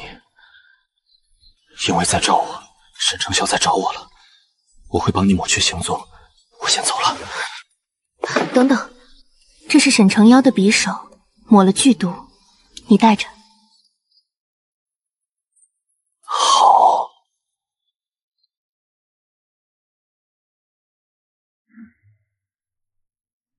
回大公子，皇城司的人都上了后面的货船，是属下亲自盯着他们上去的。看到了，老三，你从南阳带回来的玩意儿还挺实用的。这可是我亲自选来送给穗穗的吉吉礼。你还不知道吧？她根本不是咱们的亲妹妹。15年前，是她那对贪慕虚荣的农家父母，把她和我们的亲妹妹沈莲调了包。你怎么不早点告诉我？我只给穗穗带了礼物，都没有给我们的亲妹妹带。你船上那么多东西，随便挑一个送给她便是。那怎可随便送？为了给穗穗挑吉吉礼，我费了很大的心思，谁想到竟然不是我们沈家的血脉。那爹爹有没有把她赶出去？穗穗她是无辜的，这东西原本就是你要送给穗穗的，我替你保管。回到沈家后，我会亲自交给她。可我不想给了。那就送给大哥吧。大哥，家里人对沈婉到底是什么态度？我们沈家又不是多养不起一张嘴，祖母对穗穗有几分真感情，舍不得将她送回去，所以现在被许给太子殿下的人是莲儿，而不是沈婉，这就够了。老三，你以前可是最宠爱穗穗的人。我以前宠她，是因为我压根不知道她不是我们沈家的嫡女。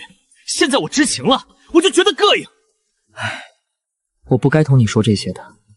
穗穗她毕竟是无辜的，能收留她就是天大的恩赐。她别再占着莲儿的东西。我做不到像以前那样待她，别再要求我。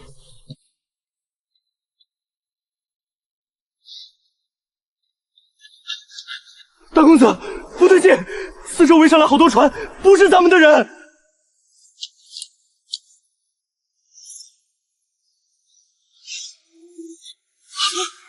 怎么回事？怎么冲着我们来了？中计了！快下船！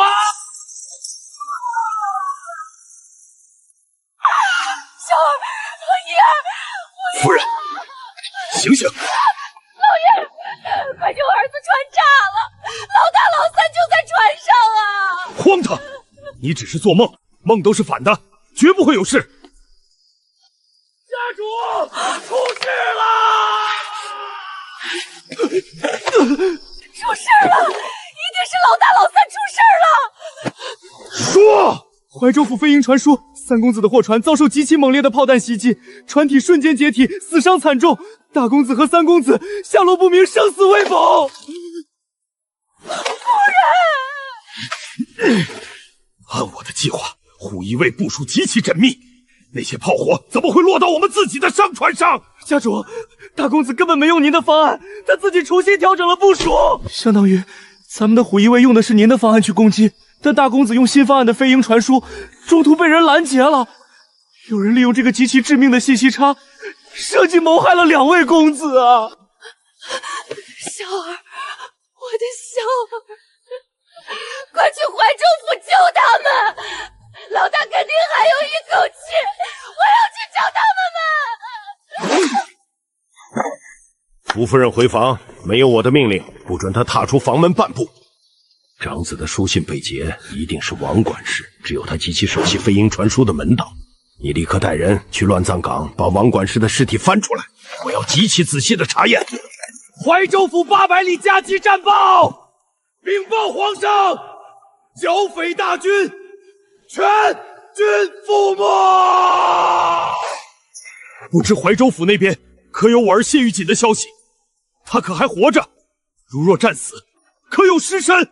那船上也有魏晨的2个儿子，不知可有下落？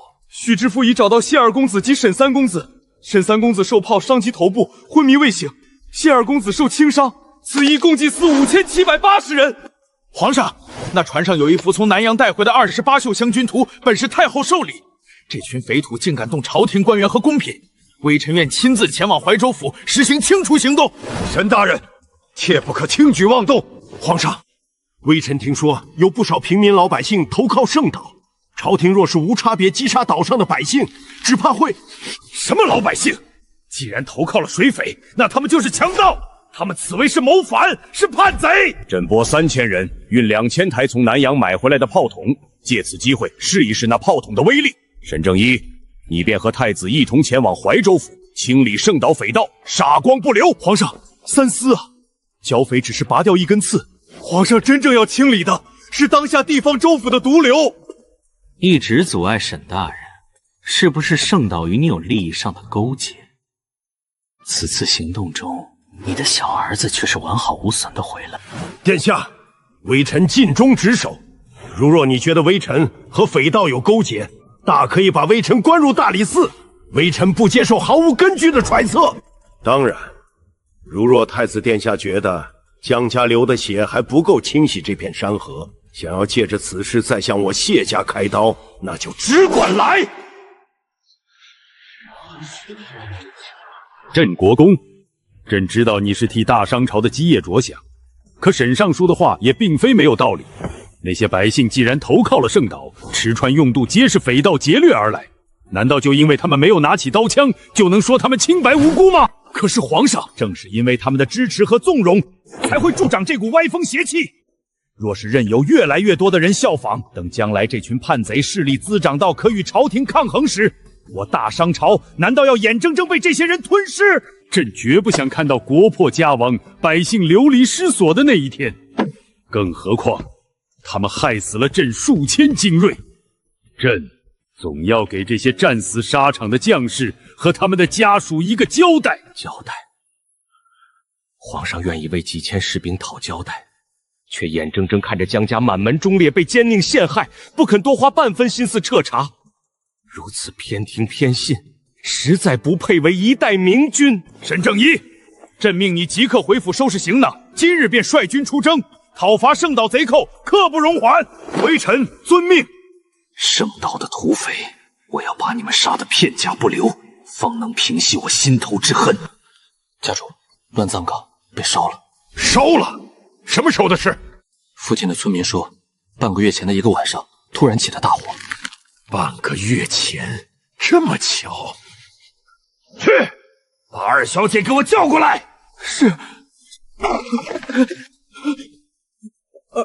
二小姐说她不舒服，不想走路，让家主您自己过去找她。逆子！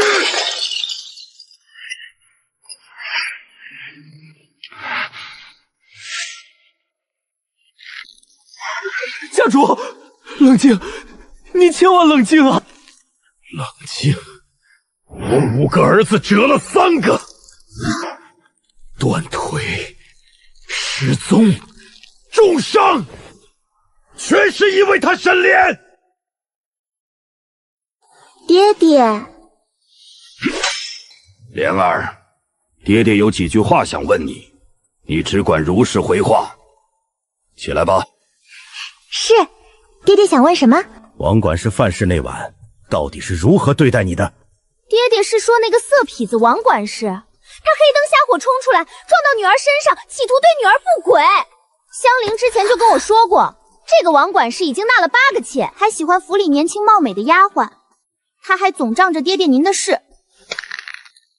幸好太子殿下来得及时，把他给打死了，否则还不知道我们家要有多少丫鬟遭到他的毒害呢。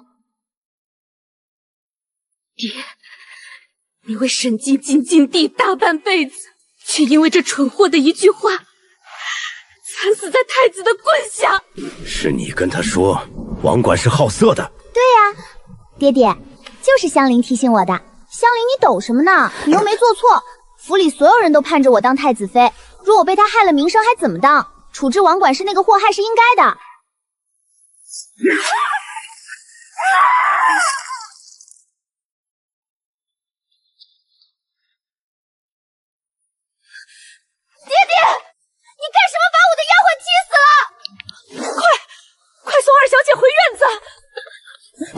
要回去！你们把香菱踢死了，这就是在杀人！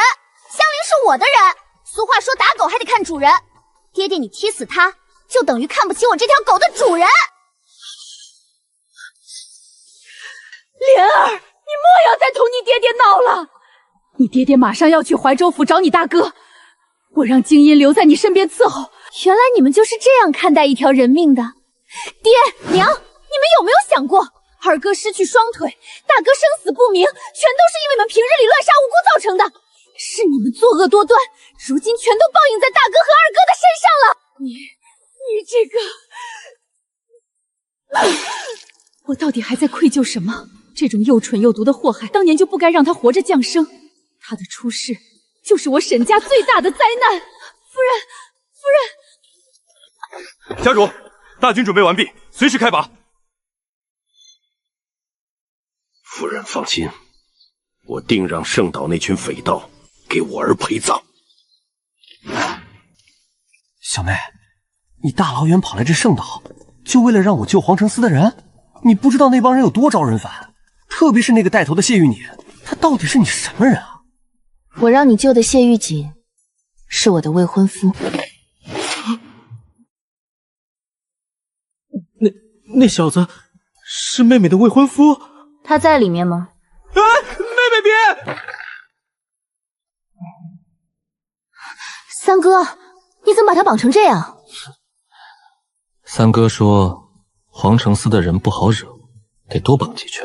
你别听他瞎说，我那是怕他发疯乱跑，才将他捆实施了些。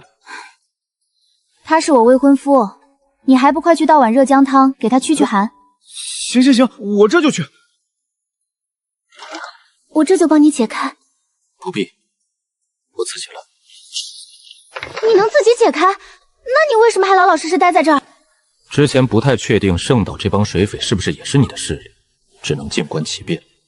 后来我一路上山发现，这岛上所谓的悍匪，多是些面黄肌瘦的老弱妇孺。怀州府连年重税，百姓苦不堪言。他们不是贼，是被官府逼得活不下去的难民吧？谢督主果然敏锐。怀州府不仅苛捐杂税，暗中甚至还藏着贩卖人口的黑幕。百姓想上京告御状，却被官兵半路截杀。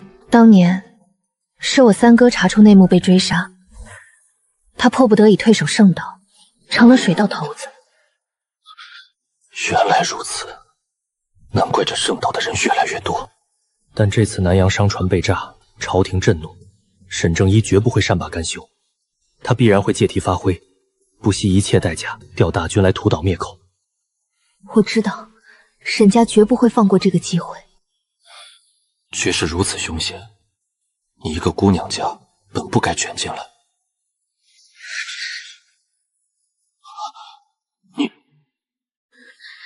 其实之前我很怕我的人在海上找不到你，我怕没办法让你全身而退。别怕，我提前带人下水了，留在船上的都是该死之人。妹妹，你看，我把姜汤熬好了。啊！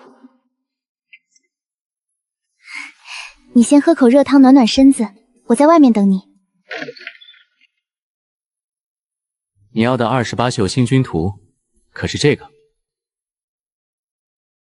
三哥，麻烦帮个忙，把画展开。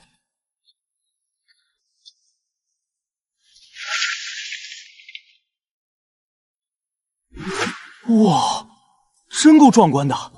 这玩意儿肯定很值钱吧？10年前，太后下南洋，在南洋博物馆见过此画，回来后便一直心心念念。景隆帝甚至有意将它作为国宝收藏，它当然值钱。你喜欢吗？它很值钱哦。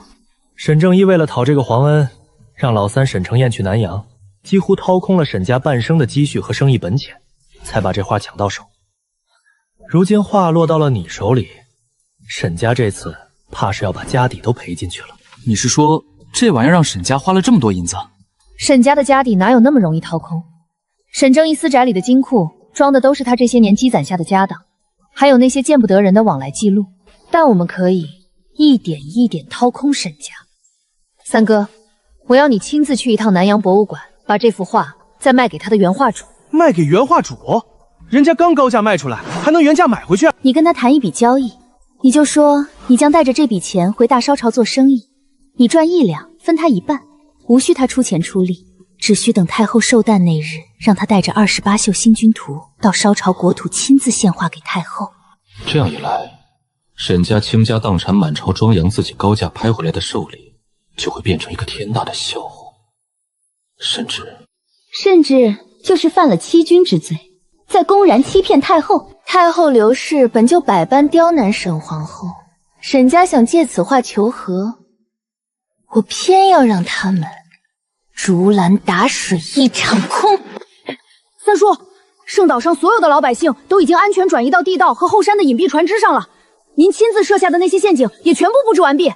三叔，我们什么时候起航？现在。我会和我三哥一起离开圣岛，回木仙山，再重新坐船来怀州府。而你身受重伤，和沈承霄一起下落不明，碰巧遇到我们一门的船队，我们把你和沈承霄捞上船。你和沈承霄都身受重伤，中了毒瘴，性命堪忧。不过你放心，你不会有事，我有药。他们在海面上大肆投毒，那些毒爪会慢慢吞噬人的心脉。这瓶是独家解药，你现在就服下，它能护住你的心脉，保你肉身不受毒爪侵害。好，顾姑娘这般煞费苦心，连我死里逃生后的戏本都写好了。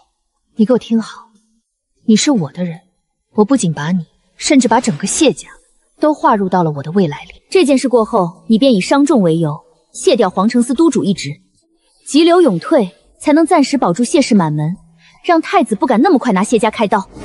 我的夫君，我希望你此生身体安康。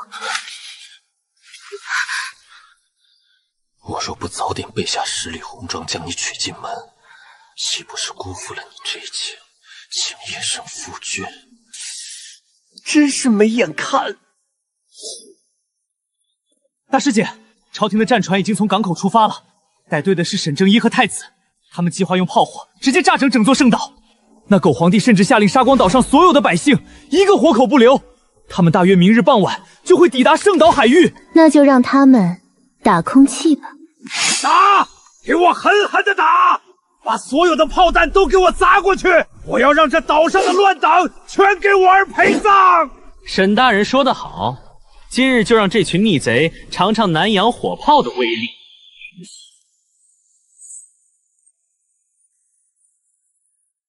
传令登德全带5000御林军登岛搜山，凡遇火口，格杀勿乱。有毒瘴，快捂住口鼻，撤出这座岛！勿有企图！出来救命！勿有企图！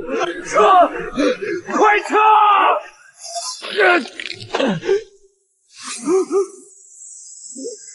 跳崖，往海里跳！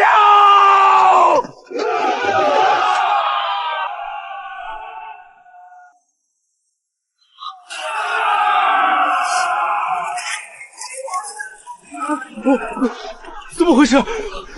太子殿下小心！你搞什么鬼？岛上的贼寇呢？殿下，那岛上根本没有人，全都走光了。什么？没有人？他们留下了陷阱，还利用我们的炮火引爆了全岛的毒斩。我们的兄弟死伤惨重。没有人？那我们刚才打的是什么？几万发炮弹全砸在了空气里。你不是说岛上有38000人吗？人呢？那可是1万多发炮弹，花了国库大半的钱从南洋买回来的，现在全打水漂了。捅了这么大的篓子，你说怎么收拾？殿下，现在绝不是自乱阵脚的时候，这件事绝不能让外界知道。废话！若让父皇知道我们把国库的炮火用在了一座空岛上，满朝文武、御史台和晋王定会把我们生吞活剥了，本太子的贤名也将毁于一旦。殿下放心，这残局微臣来收。怎么收？朝廷出动精锐与圣岛水道血战1夜，水道全军覆没，我方御林军也尽数壮烈牺牲。烧了这座岛，再清理掉这些知情的人，死人是永远不会泄密的。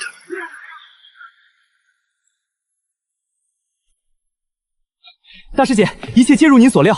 沈正一和太子对着空岛轰了一整晚，发现被骗后，竟然丧心病狂的放火烧岛，还把逃回来的御林军全给灭口了。沈正一为了保住头顶的乌纱帽，还真是狠得下心。不过他百密一疏，我趁乱潜入海域，捞回了几个还活着的御林军。干得漂亮！把这几个活口连同圣岛真实战况的卷宗，连夜秘密送进京城。送给谁？送给太子的死对头晋王。既然沈正义想瞒天过海，我们就借晋王的手，把这欺君窝上的天大罪证狠狠砸在皇帝的龙案上，顺便把沈家长子也送回去吧。至于我们，也该回京了。夫人，大小姐带大公子回府了。宋嬷嬷，是不是萧儿回府了？是。母亲，岁岁回府了，他还带着萧儿回来了。我知道，快去看看。萧，我的儿啊！娘，大哥背上皮开肉绽，那副奸伤碰不得的。你大哥他到底伤到哪儿了？有人在海上投毒，大哥在毒海里泡得太久，毒瘴彻底侵入心脉，日后怕是再也不能运用内力动武了。不能动武算什么？前世你们沈家为了夺取皇城司兵权，将我的夫君谢玉锦残忍虐杀，只因你们的亲生女儿沈莲生来带着丑陋胎记，你们便仗着权势，强行将尚在襁褓中的我夺来。后来因愧疚寻回真千金，却将我死死蒙在鼓里，利用我的医术将她的容貌恢复后，便让她风风光光去当太子妃，转头却逼我穿上大红嫁衣去写家送死。沈家世子沈尘风甚至纵马踩碎我亲生二哥的双腿。你们沈家视我血脉亲为蝼蚁草叶。沈尘霄，这毒瘴蚀骨犹如凌迟般的剧痛，你就好好在这人间地狱里日日夜夜受着吧。岁岁，快请你师父救你大哥啊！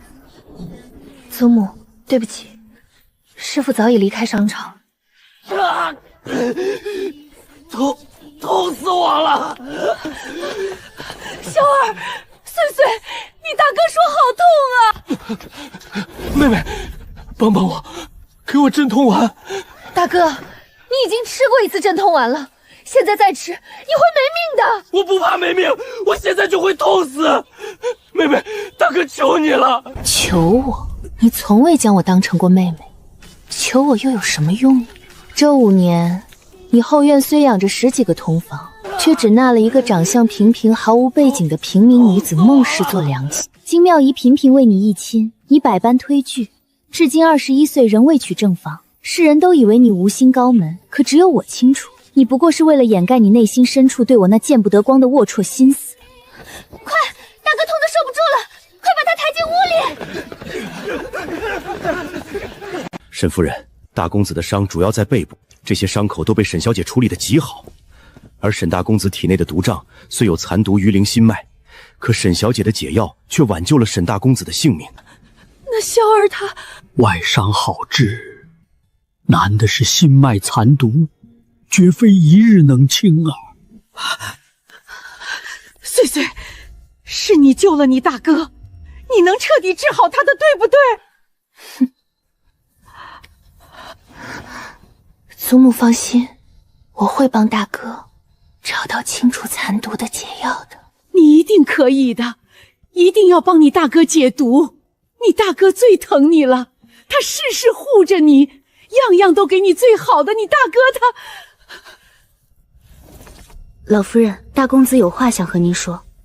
大小姐，今夜我会守着大公子，你先回院子休息吧。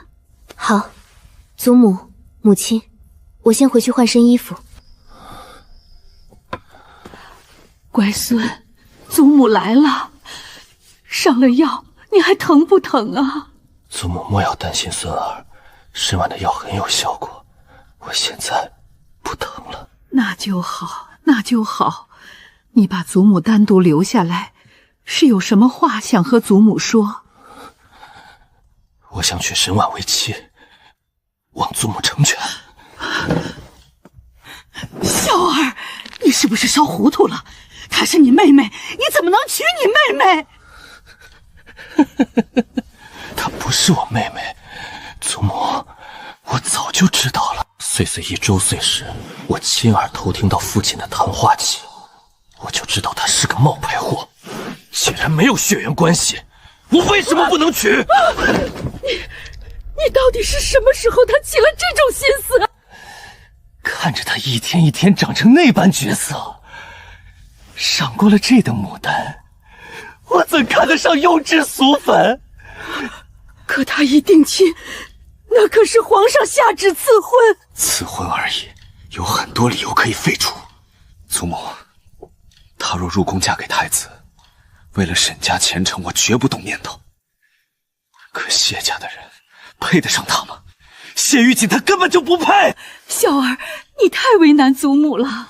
我的身子如今离不开沈婉的药，我把她留在我身边，也是为了保住我这具残躯。如果祖母不同意，那我以后再也不提了。此事便烂在你我心底吧。好，不就是一个沈婉吗？沈家养育了他这么多年，给了他泼天的富贵，如今我让他留在你身边伺候你，也不算亏待他了。多谢祖母成全，有他在，孙儿一定会好起来的。婉婉，你是我的，我绝不允许你嫁给谢玉锦，绝不！把院子里的下人都清理出去，你在院外守着，我有话想单独和大小姐说。是。祖母，岁岁到祖母身边来坐，祖母有几句话想同你说。好。她虽不是沈家血脉，但这等惊艳世人的容貌才华，配我的长孙倒也绰绰有余，难怪小儿会一直对他念念不忘。岁岁，你觉得你大哥怎么样？大哥他博学多才，文质彬彬，待我这个妹妹自然是极好的。当然，二哥、三哥他们也都好，家里的人都很宠爱我。可是岁岁啊，这些宠爱原本都该是莲儿的。若不是因你亲生父母将你换到了沈家，你哪有今日的造化？不过你放心，你毕竟是祖母跟前长大的孩子，祖母实在舍不得再把你送回你那农户父母身边，去过那种下贱的苦日子。祖母是不是有别的话想跟岁岁说？不如直接说出来吧。是有关于大哥的吗？您想要我怎么报答沈家？你是个聪明的孩子，那祖母就打开天窗说亮话。你大哥如今的心脉残毒，连太医都束手无策，现在唯有你的药能让他续命。祖母有意留你在你大哥身边伺候他，照顾他。我会帮你换一个身份，让你名正言顺地留在你大哥的院子里。至于你同镇国公府的婚事，我会亲自去找皇后娘娘处理。你能明白祖母的意思吗？明白，怎会不明白呢？说的这般冠冕堂皇又不要脸，就差没把那句嫁给沈晨霄的话说出口了。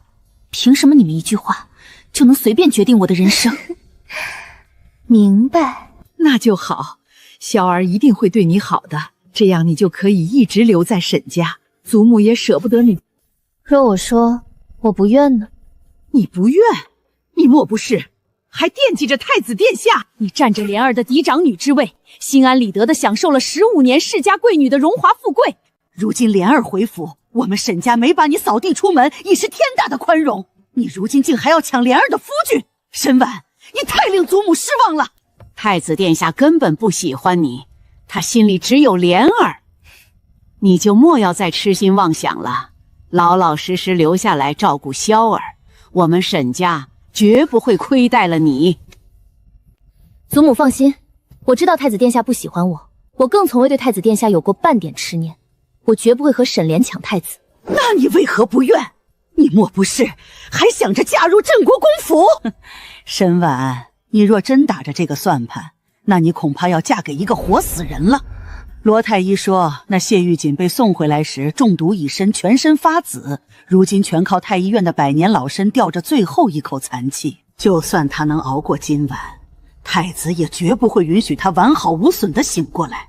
太医院里全是我们和太子的人，只要在药里稍作小搅，分分钟就能让谢家嫡长子死无葬身之地。你们以为能只手遮天，可是没有人比我更清楚谢玉锦此刻究竟是死是活。看来我今日若是不同意，祖母也绝不会放过我了。你既已知道，便该明白你没有退路。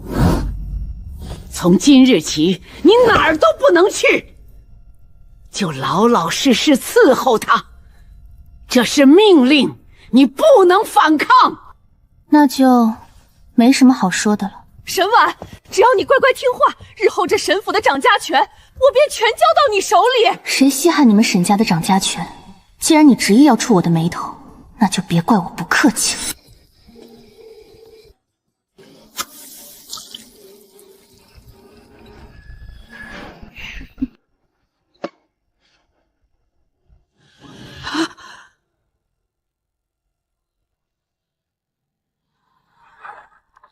老夫人，老夫人摔倒了！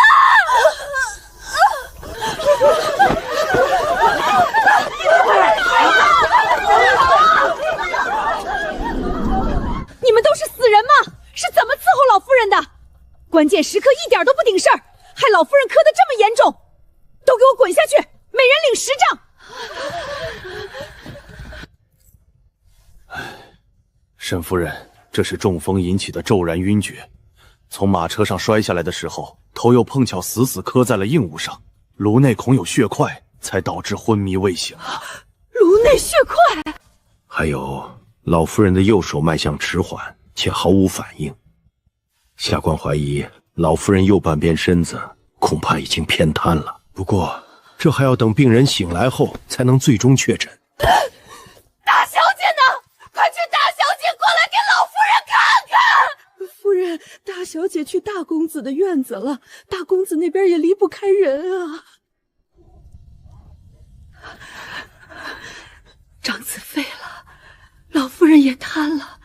宋嬷嬷，家里接二连三出这种要命的事，到底是着了什么邪祟？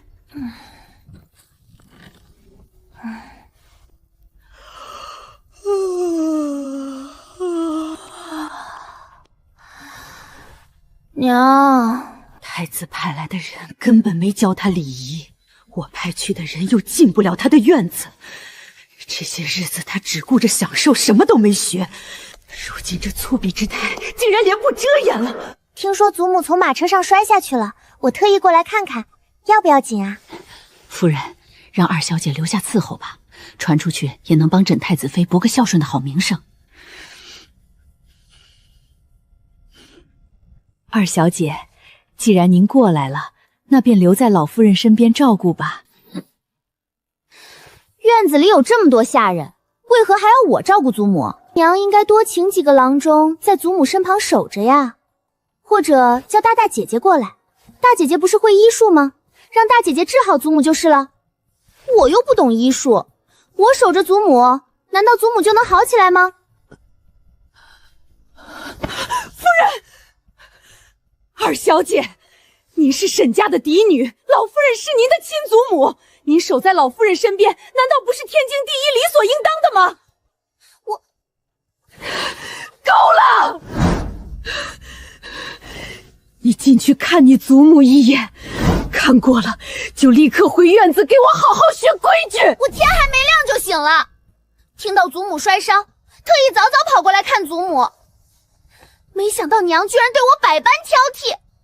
早知如此，我就不来了。夫人，你消消气，二小姐她刚还不懂事。报应，这都是报应啊！我当初到底是瞎了哪只眼，非要把这个冷血的白眼狼接回来？是太子殿下，夫人，家主和太子殿下从怀州府回来了。老爷，太子殿下，中搂搂抱抱，成何体统？丢尽了沈家脸面。莲儿，这是怎么了？谁敢欺负你？太子殿下，祖母她从马车上摔下来，摔伤了脑袋。莲儿天不亮就早早爬起来，一直寸步不离地守在祖母床前。可是祖母至今未醒，莲儿心里好害怕，好难过。没想到殿下就犹如神明一般回府了。莲儿受苦了，你真是一片小心。沈婉人呢？听说这次是他救了程潇和谢玉锦，程潇伤的究竟如何？罗太医说背部炸得最厉害，但是穗穗帮程潇处理得极好，还用解药解了他体内的毒瘴。如今只是还有残毒余存在心脉，穗穗说他会努力找到解药的。炸伤了也没关系，还可以再养回来。只要不是缺胳膊少腿，长子还是我们沈家的希望。况且一点残毒而已，总能解开的。那母亲又是怎么回事？好好的人怎会从马车上摔下来？严嬷嬷说，母亲昨夜原是打算趁夜入宫去找皇后娘娘，这才出的意外。这么晚入宫找皇后有何急事？许是为了萧儿，母亲怕皇后娘娘担心，想去通报伤情。老爷，太子殿下，要不先进去看看老夫人？莲儿，你守了一夜也累了，先回院子歇息吧。多谢殿下体恤，那莲儿晚些再来看望祖母。既然还没醒，就让府医按时灌药守着吧。走吧，去莲峰居，程潇的伤势才是关乎大局的正事。舅舅，姑与你日夜兼程赶回来，就是为了那个计划。谢玉锦虽然没死，但镇国公府现在防得跟铁桶一样，连太医院的药渣都要查验3遍，姑的人根本无从下手。殿下的意思是借沈婉的医术？不错，能靠近他懂药理的只有枕边人。姑要让沈婉尽快过门，用他的药无声无息害死谢玉锦。殿下此计甚妙。镇国公就算再防，也防不住明媒正娶的儿媳。沈婉就是这局死棋里最好的一把尖刀。大公子，喝药了。滚开！别挡着我！穗穗，你是我的。沈沉霄，你就慢慢在这残毒的折磨里一点点发烂发臭吧。大公子，家主和太子殿下从怀州府回来了。臣女见过太子殿下，见过爹爹。沈婉，姑听说是你从木仙山去怀州府的路上找到你大哥和谢玉锦的。回太子殿下，确有此事。臣女听闻剿匪的士兵遭到水道重创，大哥三哥下落不明。臣女心急如焚，便借了一门的船去寻，碰巧看到海面上飘着上百具将士的尸骸，那都是为国捐躯的忠勇之士啊！臣女于心不忍，便命人悉数打捞，只是尸首实在太多，大哥和谢小公爷恰巧混在其中。后来臣女不敢在怀州府多逗留，便直接将人带回了上京城。这个坏我大计的蠢货！姑耗费国库巨资买来的南洋火炮，全是为了让谢玉锦死无葬身之地。他居然把人给捞了上来，怎么不干脆让他沉在海里喂鱼？你好得很！穗穗，你随我进屋，我和太子殿下有很重要的事情要跟你说。程潇，你怎么伤得这般重？爹，胡一威为什么会冲着我的主船开炮？我明明发了飞鹰密令更改航线，想将计就计引出水贼啊！果然如此，你以为我收到你的信了是不是？你没收到？这不可能！我是通过最高机密渠道传的信，除了您，只有王管事能接应。他人在哪儿？王管事，小儿，你一直在外，还不知道府里出的意外。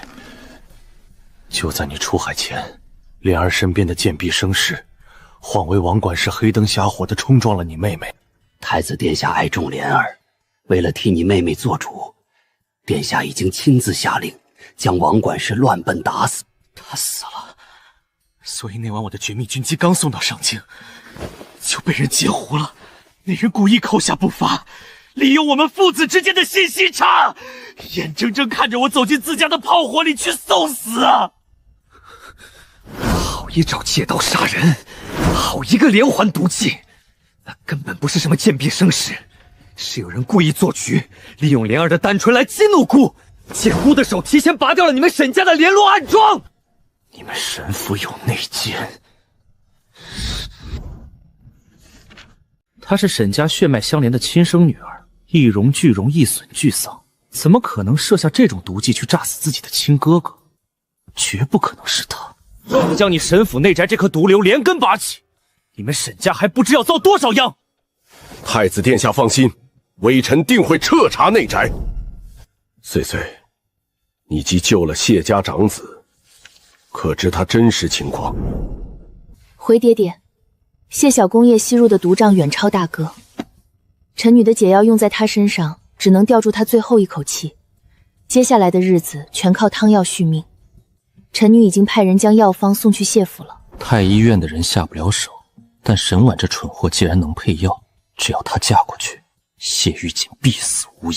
岁岁，皇上已经下旨赐婚，爹打算让你尽早嫁入镇国公府。爹，你说什么？爹，绝对不行！你不能在这个时候把岁岁嫁过去。谢玉锦能不能活都是未知数。岁岁这样嫁过去和守寡有什么区别？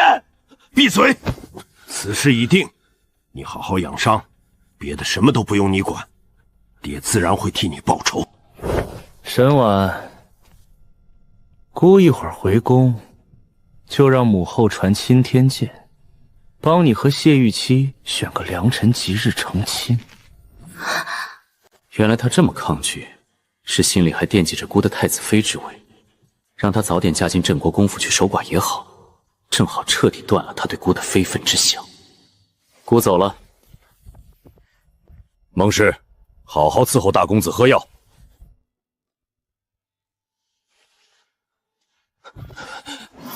岁岁，别走，去帮我叫祖母来，我要见祖母。大哥，祖母怕是来不了了。祖母怎么了？祖母昨日被马车准备入宫时，从马车上摔下来，摔伤了头，如今同你一样，正躺在床上，至今昏迷未醒呢。怎么会这么巧？大小姐，夫人头疾犯了，让您赶紧过去看看。好，我这就去。孟姨娘，好好照顾大哥。岁岁，别走，回来！大公子，喝口水吧。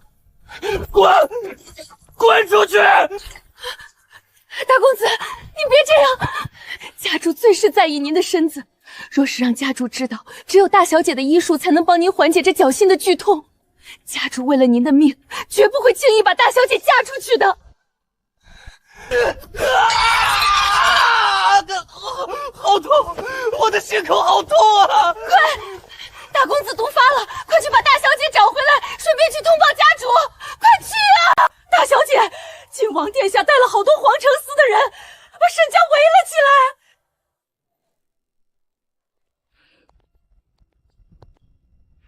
臣女参见晋王殿下。沈婉妹妹，好久不见，免礼吧。谢晋王殿下。连刘家的核心暗卫都大摇大摆地站在这里，看来刘家的人已经帮晋王彻底拿下了皇城司的势力。晋王殿下带着皇城司来沈家，应该不是同臣女叙旧的吧？妹妹如此聪明，该知道本王为何而来。进。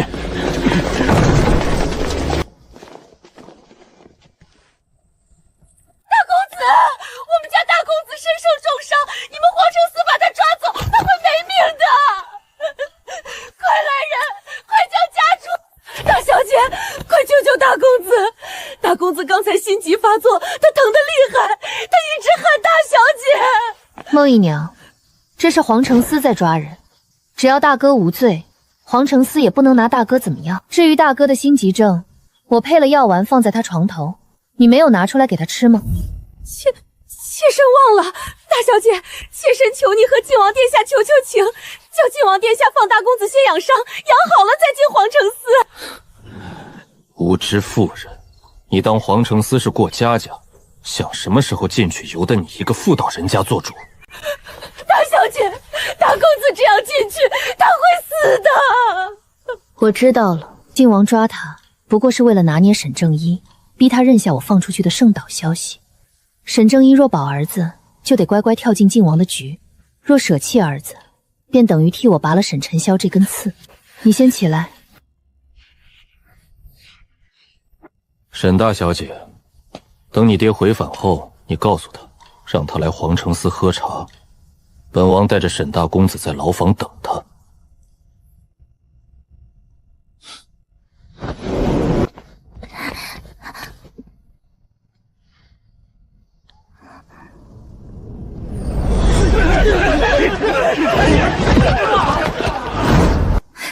大姐姐，你刚才叫那个男子什么？他是靖王殿下贵妃娘娘的儿子，刘太后的刘家也是靖王的母族。太后刘氏，那这么说，连咱们的皇后姑母，凡事也要听太后娘娘的。当今皇上正是太后所出。罢了，我同你说这些做什么？孟姨娘，立刻叫管事去马棚牵一匹快马给我，我这就抄近道去皇宫等父亲。你跟靖王殿下很熟吗？我方才可是听到了，他是不是唤你一声妹妹？对，我曾在宫中生活过2年，太子、靖王都曾是我儿时的玩伴。青梅竹马又怎样？太子殿下现在还不是被我迷得神魂颠倒？若是我借机再把靖王爷拿下……大姐姐，你是不是要找爹爹？是不是要去皇城司喝茶？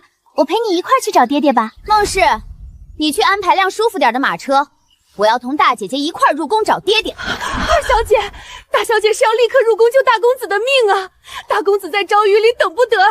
求你让大小姐骑马去吧。可我不会骑马呀！你这贱妾是不是故意在为难我？快去备马车！要是耽搁了本小姐耽搁时间，你担待得起吗？大小姐，您快劝劝二小姐吧，大公子他在里面。大公子，你不把我放眼里，还敢磨蹭不备马车？你想拖延时间害死我大哥？妾身这就去安排马车。哼，低贱的妾室就是欠收拾，连本小姐都不放在眼里。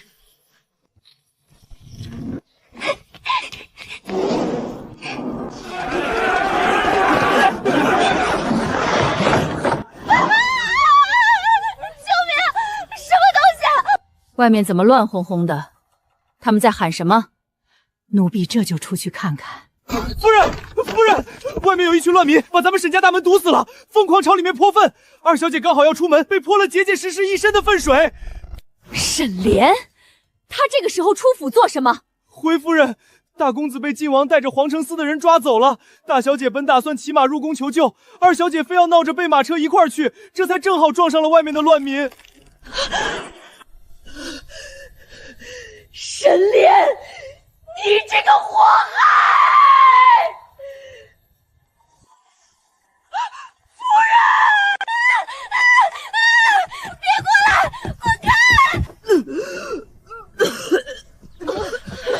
二小姐，您别再跑了，求您停下吧！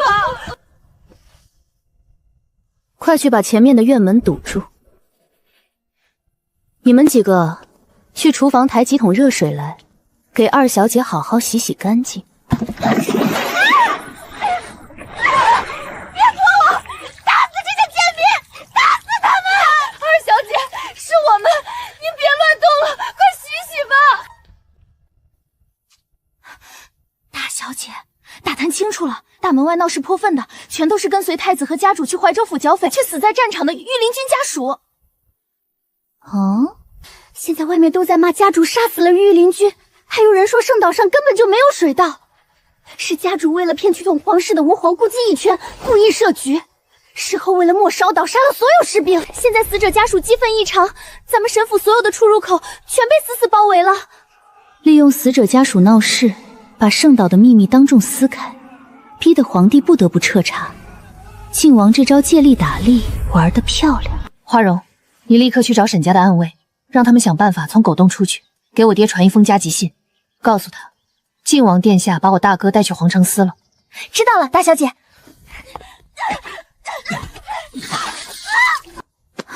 大小姐，是太子殿下。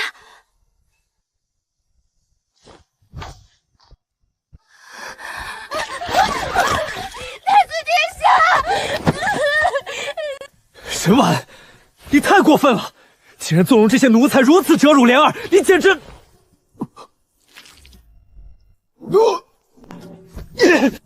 别过来！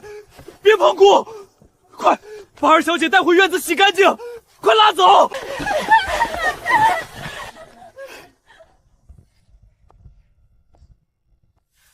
臣女参见太子殿下。沈莲身上的东西到底是什么？回殿下，大哥被靖王抓走，二妹妹心急如焚，非要出府，谁知刚出大门就被外面闹事的百姓泼了好几桶夜香残羹，二妹妹惊慌失措，满院子跑。这地上的东西都是从她身上掉下来的。水，给姑打水！沈婉，快去给姑打水！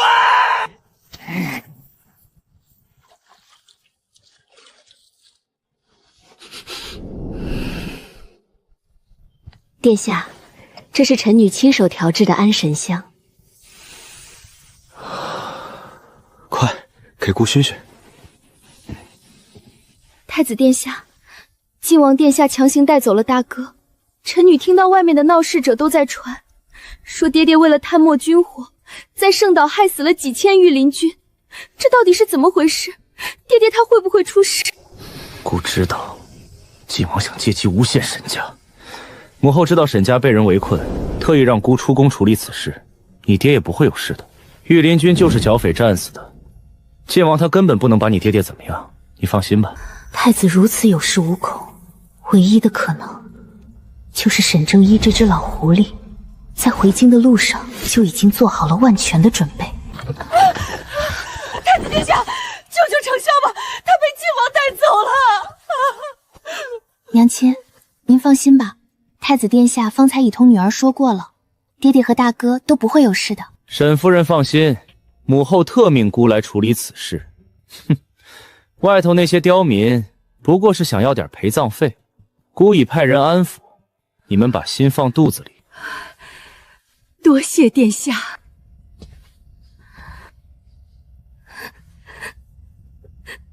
太子殿下，二小姐留步，殿下还有政务要处理，不便靠得太近。既然这样，那臣女先告退。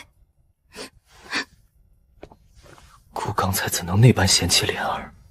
这府里除了姑，根本没人会心疼她了。莲儿，等等姑！太子和你妹妹怎么回事？太子方才为何躲她如蛇蝎？妹妹刚出府门就被泼了满身的夜香和石残，殿下刚好出现在院子，妹妹一时激动，就带着一身的秽物直接扑进了殿下的怀里。这个蠢货，他还要连累沈家到什么地步？不行，绝不能让他做太子妃，迟早害死整个沈家。岁岁，太子殿下没有那么快离开沈家，你要把握好这次千载难逢的机会。娘亲的意思是，想尽一切办法把生米煮成熟饭。只要你成了太子的人，太子就只能迎娶你为太子妃。至于镇国公府那个快要死的谢玉墨，娘自会善后，让你那个不争气的妹妹代替你去守寡。一切全凭娘亲做主。主子，按您的吩咐，那批署名玉公子的文章已经散入文人学子手中。如今上京城的文人全在暗指沈正一贪墨军火，屠杀御林军，外头闹事的老百姓已经被彻底煽动。皇上正连召集大臣议事。沈府现在什么情况？沈家大门紧闭，今日清晨沈家二小姐出门被泼了一身粪水，大小姐躲得快，安然无恙。沈家如今成了众矢之的，若是沈正一挺不过去，他必定受牵连。太医还在外面守着。是。你过来替我挡着，我要去神府。主子，太冒险了，外面全是眼线。正因如此，我才必须去见他。大小姐，夫人说太子殿下正在西河堂看望老夫人，让您立刻过去伺候。这香是夫人特意吩咐奴婢带来的。为了保住沈家，金妙仪竟然给我这种夏季的催情香去爬太子的床。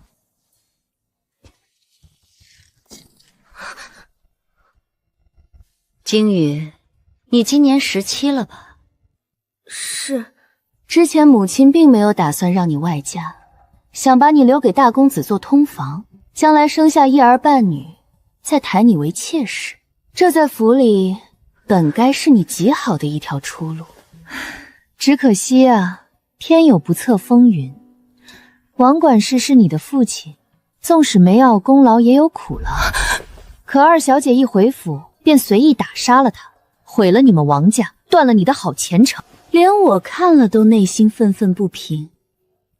金羽，你就不想为你父亲报仇？奴婢从未动过这个念头。你畏畏缩缩，那就只能看着你父亲枉死在二小姐的手里，怒其不争，枉为子女。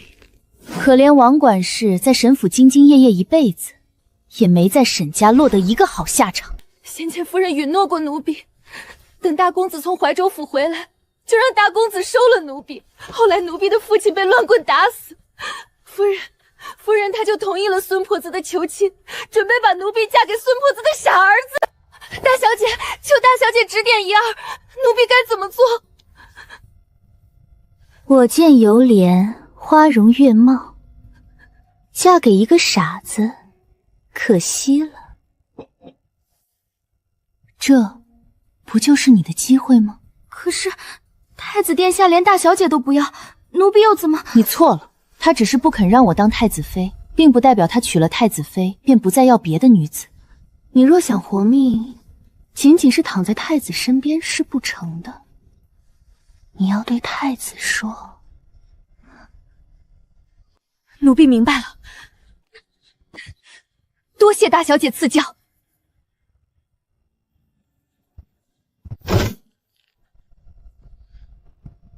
是我，谢玉姐。去那边墙角查仔细点。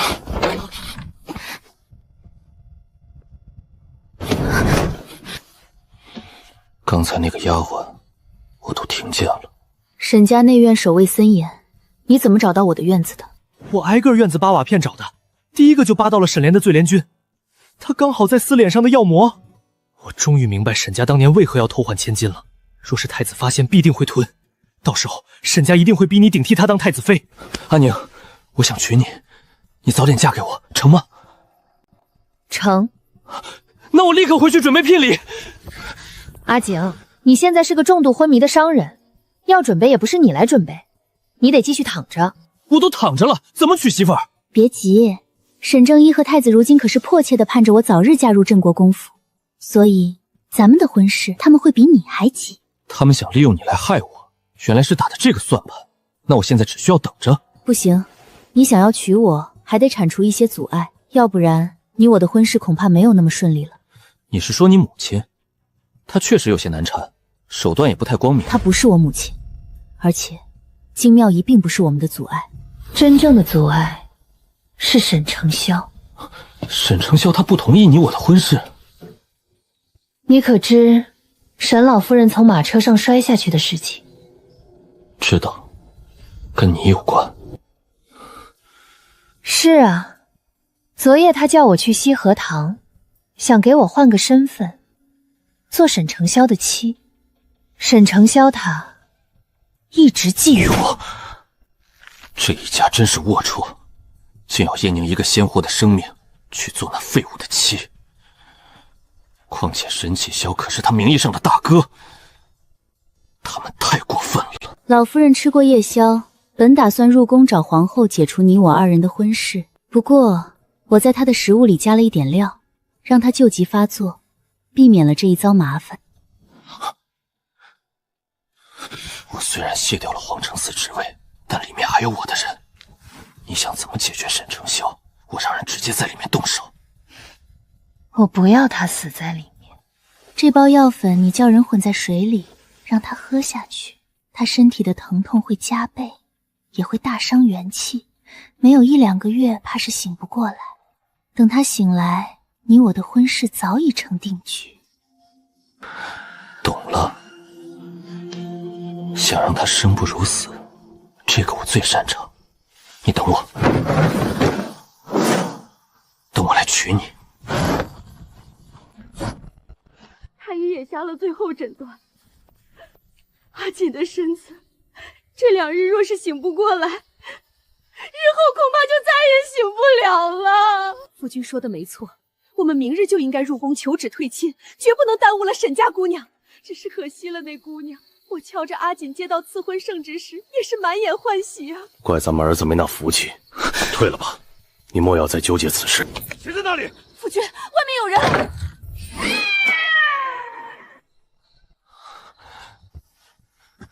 主子，您怎么了？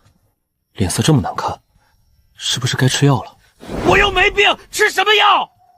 叶宁怎么没告诉我？我娶妻路上最大的障碍不是沈家，而是我亲爹娘啊！混进水里，让沈承霄喝下去。是。回来！主子还有何吩咐？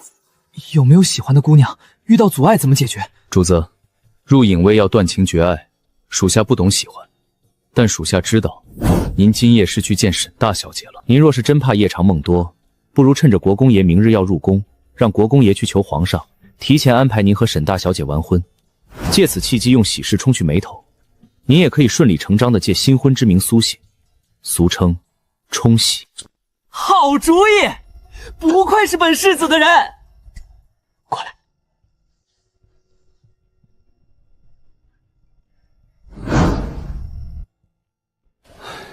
国公爷，您趁热吃口包子垫垫肚子吧。昨夜为了世子爷的病情，您和夫人一夜未眠，等会儿还要进宫面圣，去求皇上退了这门亲事，您可千万得撑住精神啊！哎呦，你们听说了吗？我隔壁村那个当兵的黄大谷的儿子重伤昏迷了3年啊！3年啊！上个月他们家给他买了个媳妇儿，你们猜怎么着？怎么着了？成亲当晚，冲喜的媳妇儿一进门，黄大狗他儿子当场就睁眼醒了，现在活蹦乱跳的，可神奇了！这事儿传遍了10里8乡别买了！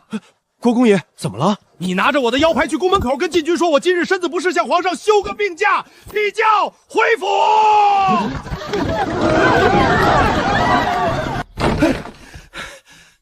夫君，你不是入宫去求旨退亲了吗？怎么又回来了？是不是哪里不舒服？没不舒服，就是刚才路过包子铺，多吃了几个肉包子，闹肚子了。你们全都下去，把门关上。夫人，退亲先缓一缓，咱们早日把沈家大小姐娶进门吧。这岂不是趁人之危？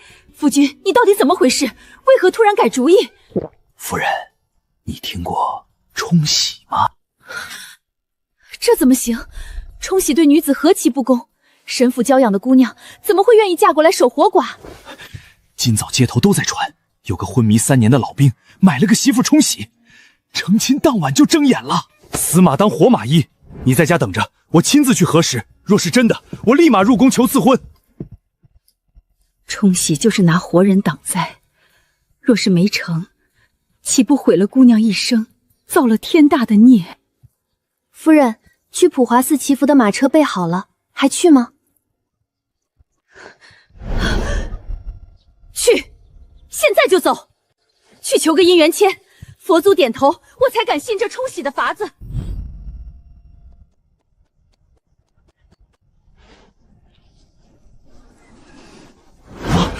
真行啊！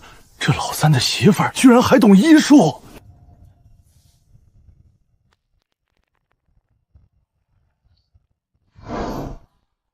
上签好啊！普华寺的签最灵验了。况且我去看了，那黄家的老兵果真醒了，这绝对是老天爷给咱们阿锦的暗示。我这就入宫去向皇上求早日成亲。等等，夫君，万一，我是说万一，沈大小姐嫁过来后，阿锦并没有苏醒，甚至身子更加糟糕，没挺过去，那我们岂不是耽误了人家姑娘的一生？若阿锦真有不测，那我们就把谢父所有的家产全都补偿给他。若沈家嫌弃他，不肯接他回去，咱们谢父就养他一辈子。我谢父就是他的娘家，老夫亲自为他撑腰，绝不让别人叫他受半分委屈。好，也许咱们阿锦的命没那么糟糕。夫君，你入宫吧，我现在就回府，为沈大小姐准备最丰厚的聘礼。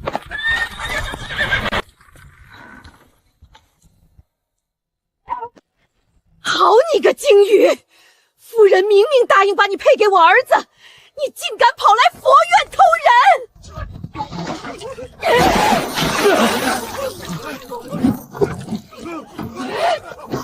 你们就是毫无招比！放肆！看我不打死你们这对狗男女！来人啊，捉奸呐！住手！你打的是太子殿下！你这贱丫头也妄想爬太子的床，你配！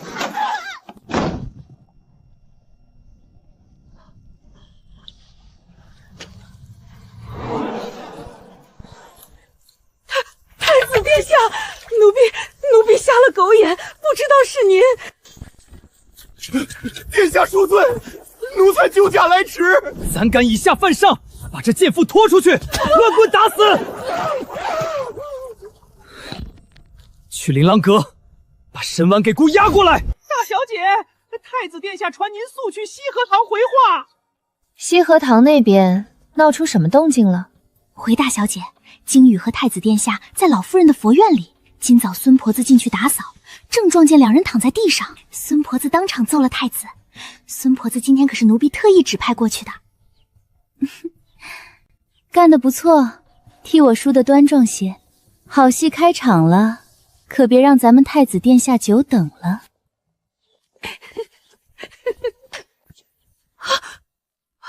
岁岁，你怎么从琳琅阁出来？你昨夜……娘亲，我昨夜一直在琳琅阁睡觉呀。怎么了？那京宇呢？他没有过来找你？夫人，京宇昨夜就没回南仙阁。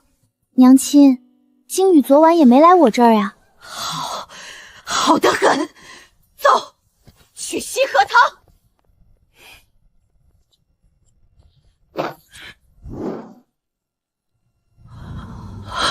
沈夫人，这个罪奴胆敢以下犯上，殴打储君，太子殿下已下令当场乱棍打死。哼，夫人，大小姐，请吧，太子殿下在里面等着二位呢。沈婉，你真的令姑太恶心了。太子殿下，不知您为何要这般羞辱岁岁？沈夫人，姑都知道你昨夜的龌龊安排了，姑对你真的太失望了。京宇，你在太子殿下面前说了什么，让太子殿下如此误解大小姐？夫人，站起来。夫人，对不起。好你个贱婢，竟敢背主爬床！你……她现在是姑的女人，沈夫人，你动她一下试试。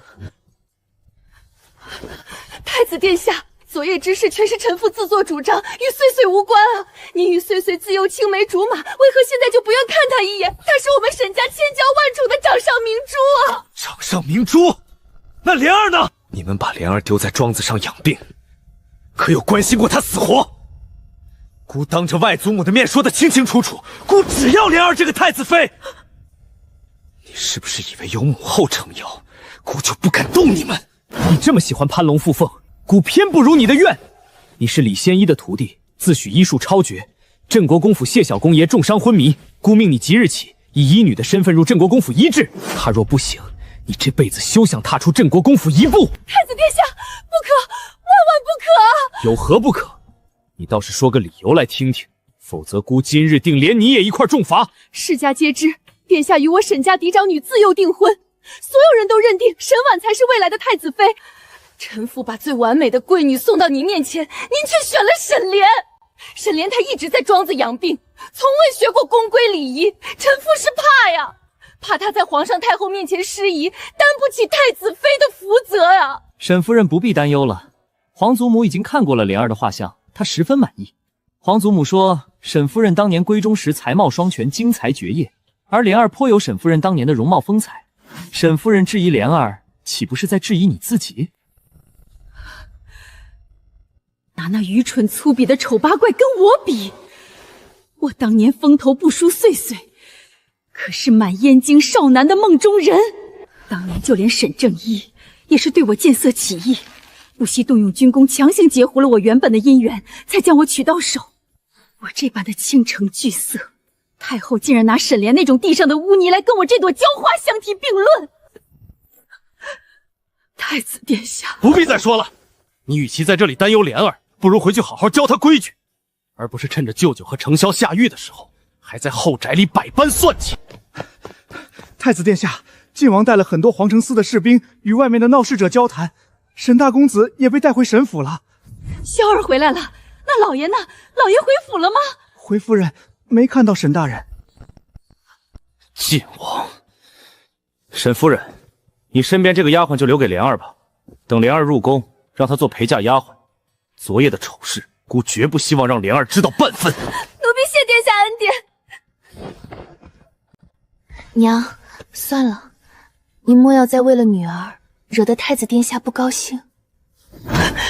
可我也不能眼睁睁看着你就这么去镇国公府，你是我沈家的天之娇女啊！天之娇女，你哪里是舍不得我？分明是因为你那个亲生女儿沈莲如今太过粗鄙，你实在带不出手罢了。都是你！你到底跟太子殿下说了什么，让他这般误会大小姐？回去先点燃这香，等香燃到差不多时，你就跪在太子脚边，把静妙仪今晚要算计他的计划一五一十的全盘托出，只有这样他才会信你。接着，你再趁机向他表露心迹，告诉他你默默仰慕了他10年，高高在上的储君，在药效的催动和这种不求回报的痴心面前，又岂能不感动？夫人，奴婢对不起您。你这贱人坏我好事！娘亲，大哥还在外面等着我们，何必为了一个没有名分的婢子动气呢？你就留在二小姐身边好好伺候，旁的心思你也别想了。你别忘了，你母亲还在沈府当差呢。夫人，你怎么忘了？我娘早就被你一句话罚了20章，没能挨过去，已经死了呀！岁岁，娘定会替你打算。等我会儿你看着大哥，娘这就入宫去求。夫人，夫人不好了，二小姐她又跑出去了。二小姐又怎么了？府里都在传晋王殿下奉旨来处理外面的乱民。二小姐一听到晋王，整个人激动的不行，非说自己认识一定要出去见一见。奴婢根本劝不住，也不敢来，她已经冲出内院了。沈莲怎么会认识晋王？这蠢货想干什么？太子殿下还在府里，叫他撞见可如何是好？快去拦下二小姐！太子殿下，那不是沈二小姐吗？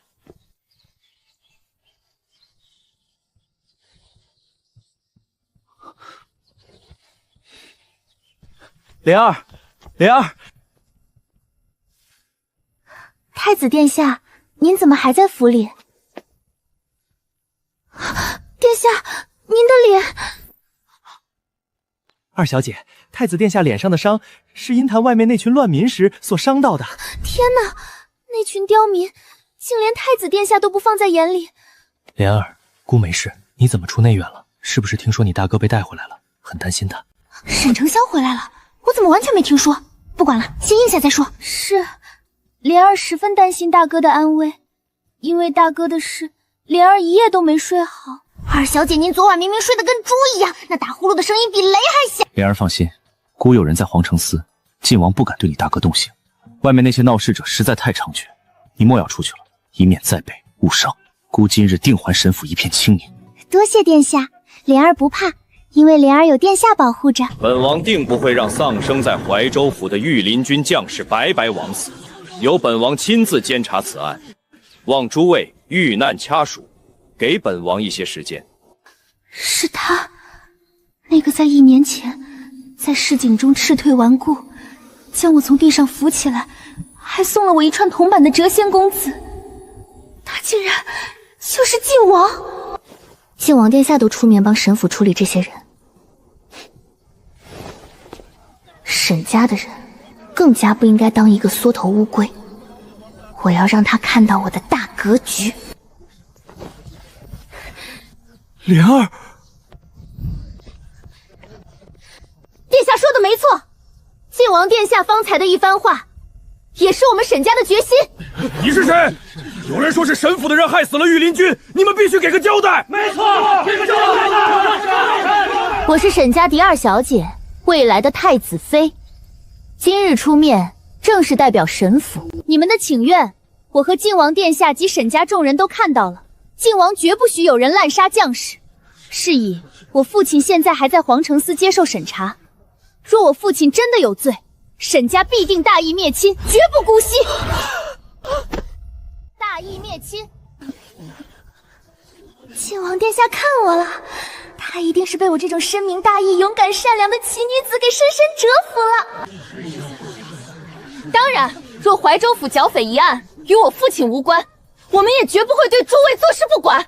我父亲身为此次剿匪行动的领袖，令众多将士牺牲，身为统帅，也理应有一半的职责。快把你妹妹拉回来，让她闭嘴！是以，我沈家愿意开库房，拿出10000两金，补偿在场每一位死者的家属。这些补偿是沈家单独拿出来，给死者家属的精神损失费，后续还会有死者的抚育金，我沈家也会负责到底。1两黄金，1两金等于10两银，沈正义1年的死俸禄也不过区500两。沈家若是真拿得出这笔钱，便是坐实了贪墨军粮的死罪；若是拿不出，便是失信于天下，要被这群暴民活生生撕了。这蠢货是要拉着整个沈家满门抄斩啊！二小姐，少说也有1、2千号人，您打算每人补偿多少文钱？去开库房，什么几文钱？在场每位家属1人1两金，就在大门前搭棚子，让他们排队领。夫人晕厥了！晕？好戏才刚刚开场，母亲怎么能晕呢？你得睁大眼睛，好好看着你的宝贝女儿是怎么孝敬你的呀！多谢二小姐，多谢沈府。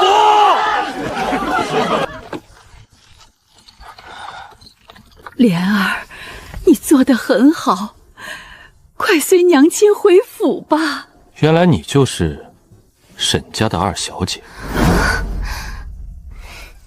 臣女正是沈府嫡次女。靖王，沈莲是孤的未婚妻，离她远点，滚！太子殿下，微臣奉旨行事，查完自会走。不过，剿匪一案还要劳烦太子随臣去趟皇城司，录几份口供。姑知道了。莲儿真是太善良了，明明她才是受害者，却能以德报怨，宽恕这群刁民。这才是母仪天下的胸怀。而沈婉满眼算计，只会玩弄后宅争锋吃醋阴谋手段，简直恶心至极。她根本不配做姑的太子妃。莲儿，外面的事交给管事，你先回府。对，太子殿下说的对。随娘回府。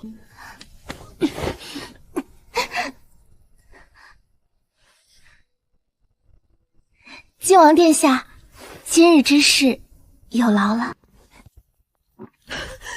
沈莲，你知不知道你刚才在说些什么？咱们家哪来那么多银子补偿外面那些人？你当沈家开钱庄的吗？娘，你怎么回事？我这也是在做好事，更何况他们还看在我的面子把大哥放了，要不然大哥早就死在门外了。你，夫人保重身子啊！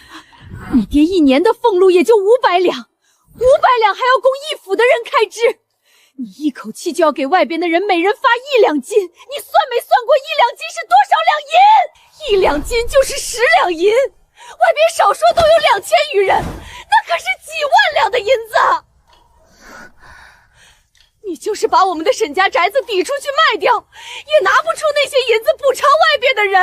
假若是拿得出来，明日督察院就会按你爹一个贪腐的罪名，到时沈府所有资产都要被朝廷控制，你爹还在狱中，就会多加一条罪名。你闯祸了，你知道吗？那若是发现爹爹贪腐，我们沈家会怎么样？依我朝律法，按贪腐的金额来定罪。若查出沈府超数万两金官银，抄家流放，贪污数额再往10倍翻一番，便要斩首示众；若是数额再大一些，便要株连9族。那我刚才是不是说多了补偿的银子？我不想死，我真的不知道沈家拿不出来。府里的人都说三哥哥很会赚钱，他出海每次都能带回很多好东西，上京城贵圈的人都要来三哥这里买东西。我以为三哥哥他有。快闭嘴吧！娘，我知道错了，可刚才话都出去了，若是不发，我不成了骗子，我该怎么办？这件事情你不要再管了，快带二小姐回醉莲院。安管事，你去开库房和粮仓，给外面的人每人发10文钱，5斤精米，跟他们说些好话。若是有人听到二小姐刚才说的话，你便说他们听错了。二小姐说的是每人发10文钱，还给5斤精米。后续沈家也会慰问烈士，朝廷也很重视此次的事情，一定要好好安抚民心，别让他们再闹了，绝对不能再让事情发酵下去了。对沈家，对老爷现在的处境都很不利，丢官职事小，若丢了命，可就事大了。夫人，大小姐，快去看看大公子，太医束手无策了。大公子现在什么情况？昏迷着，可一直惨叫喊疼，被拳化脓了，汤药喂不进。穗穗，快去看看你大哥，你大哥昨夜在牢里，定是吃了大苦头了。苦头？这才哪儿到哪儿？前世阿锦身受重伤，日日承受钻心入骨之痛，沈承霄如今承受的痛苦，都是沈家自作的孽。太医，我儿他怎么样了？夫人，大公子伤口化脓，一直昏迷，哪怕睡着也十分痛苦。大公子，你快醒过来呀！你在做噩梦，大小姐没有死，她真的没有死啊！他在做关于我的梦。大小姐，大公子一直喊您名字，他做梦都在想您。闭嘴！遇事只知道嚎丧啼哭，上不得台面的东西，再敢在这里惊扰大公子，就给我滚出去！大小姐，大公子他其实根本离不开。大小姐他竟什么都知道，他知道大公子对他存着那种见不得光的心思。穗穗，快去看看你大哥，先让他醒过来，他在做噩梦。是，母亲。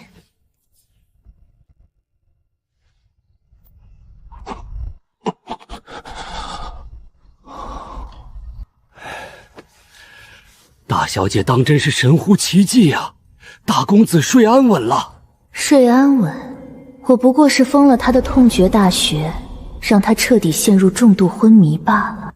夫人，镇国公亲自递了拜帖来，说想与您谈一谈大小姐与谢小公爷的亲事。他怎么亲自来找我？也好，我正愁找不到机会退掉这门亲事。沈莲那个蠢货，迟早要把沈家拉下地狱。只要穗穗一直是未嫁之身，将来太子回心转意时，我沈家便还有翻盘的筹码。穗穗，你留在凌风居看着你大哥，我出去见下客。母亲慢走。沈大小姐，大公子体内的残毒加重了，您看是不是在用您之前的解毒药方？罗太医，你那个庸医儿子前世砍了我二哥哥的双腿，你这颗项上人头先且留着，拿罗家开刀的日子很快就到了。那就按我的方子，原来的伎俩多加一位紫花地丁。沈大小姐不愧是李仙医一眼相中的医学天才，若太医院能有您这样的医女，下官又何愁那些疑难杂症呢？罗太医过奖了，能进太医院的个个都是熬了数十年的真材实料，我一介晚辈怎敢拿师傅的威名傲立太医院？我倒是听说罗太医不到40便能直接越过诸位前辈，一跃执掌太医院，可见罗太医才是太医院真正的天才。下官再如何也是远不及李仙医的，若有幸能请李仙医到太医院商讨病状，那才是我朝之福，皇上定会十分高兴。请我师父入宫，前世我师父的死与你脱不了干系，这辈子你休想再把我师父骗进那座坟墓，更别想再毒害阿锦。若有机会，自会同师父说起。既然如此，那下官就静候佳音了。今日沈府遭逢变故，事务繁多，下官等就不在这儿添乱了。大小姐留步，我们走吧。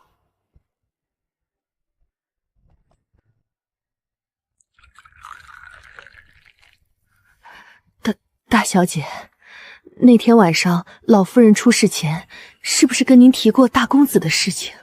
你说的是哪件事情？大公子他喜欢大小姐。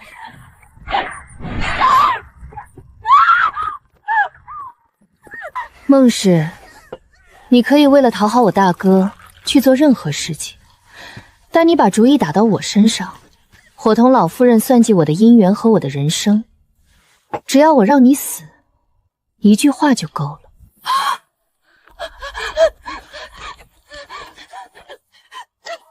妾身错了，求大小姐饶命，妾身再也不敢了。我大哥已经躺在那儿了，你换个角度想，你的好日子才刚刚开始，他身边只有你一个妾室，你好好把握，将来做我大嫂好好伺候他，不比什么都强吗？可是大公子以后，他的身子好不了了，毒中心脉、耻骨之痛将伴随他到死。那大小姐为何要骗夫人、骗大公子？不叫骗，这叫希望。人总要有点希望，才能熬过那一次次钻心之痛。孟氏，你当初那个情郎是被我大哥派人吊死在房梁上的吧？我若是我大哥，将来娶了正门主母，定会第一时间赐你一条白绫。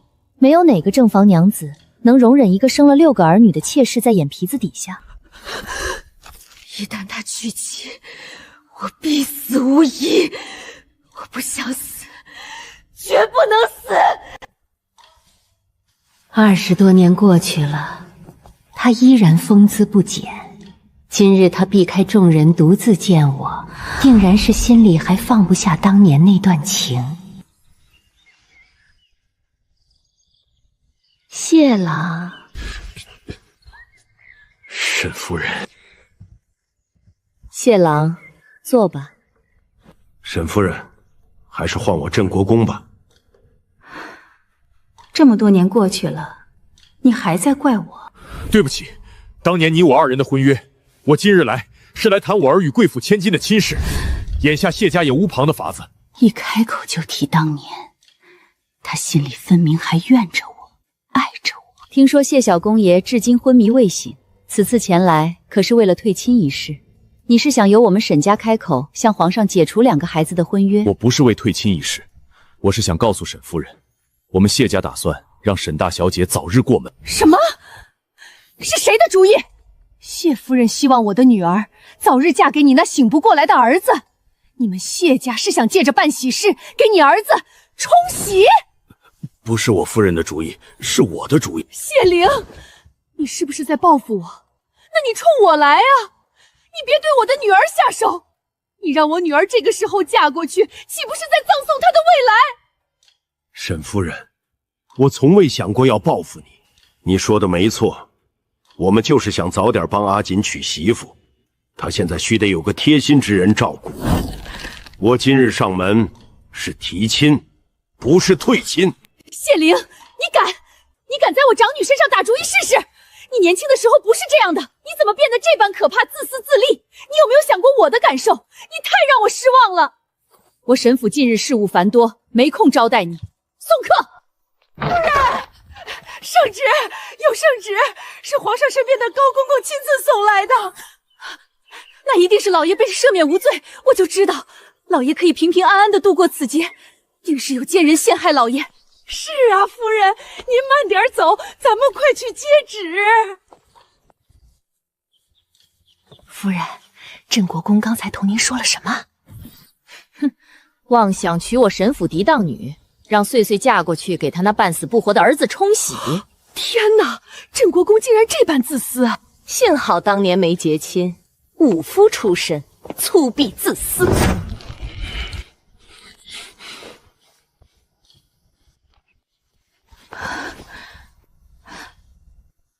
你大哥现在如何？很好，太医已经熬了药，让梦姨娘喂下去了。那就好，你爹爹应该也快被放回来了。奉天承运，皇帝诏曰：镇国公之子谢玉锦与沈尚书之女沈婉天成家某特赐予成婚之恩，婚期钦定3月初3为婚礼吉日，钦此。3月初3，那不就是明日？沈夫人，接旨吧。夫人，高公公让您接旨啊！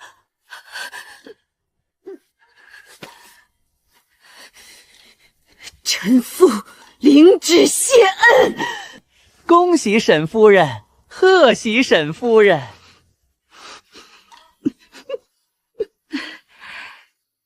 有劳公公跑这一趟，宋嬷嬷，看赏。好手段，为了给你那半死不活的儿子找个陪葬的，你连这张老脸都豁出去了。沈夫人，夫人，镇国公夫人带聘礼来下聘了。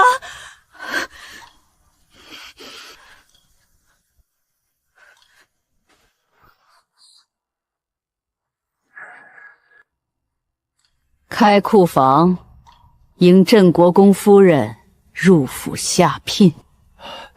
沈夫人，既然圣旨已下，明日的婚嫁事宜，我们两家是否……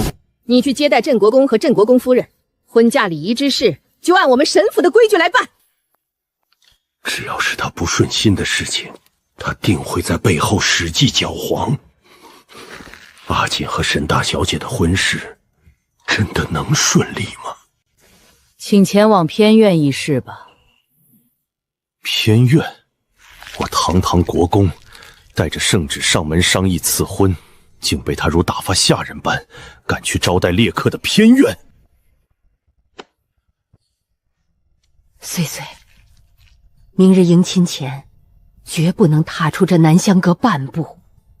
娘，不想我嫁入谢家，前世可不是这样。前世为了帮沈莲抢夺太子妃之位，金妙仪就是在这间房里亲手把加了料的酒递到我嘴边，把我迷晕，塞进了谢家的花轿。没想到风水轮流转，同样的换亲毒计，这辈子您又要再演一次了。只不过这次被换掉的成了您的亲生女儿。太子如今只是鬼迷心窍，不知你的好，等他有朝一日发现妹妹脸上的胎记，定会后悔。你若想当太子妃，谢家这个火坑你就绝不能跳。可是赐婚的正旨已下，沈家明日必须嫁出一个女儿，莲儿嫁过去给那活死人般的谢家长子冲喜，最适合不过了。沈莲那个灾星命硬，克得我沈家气运衰败。既然非要嫁，那就把她送到镇国公府。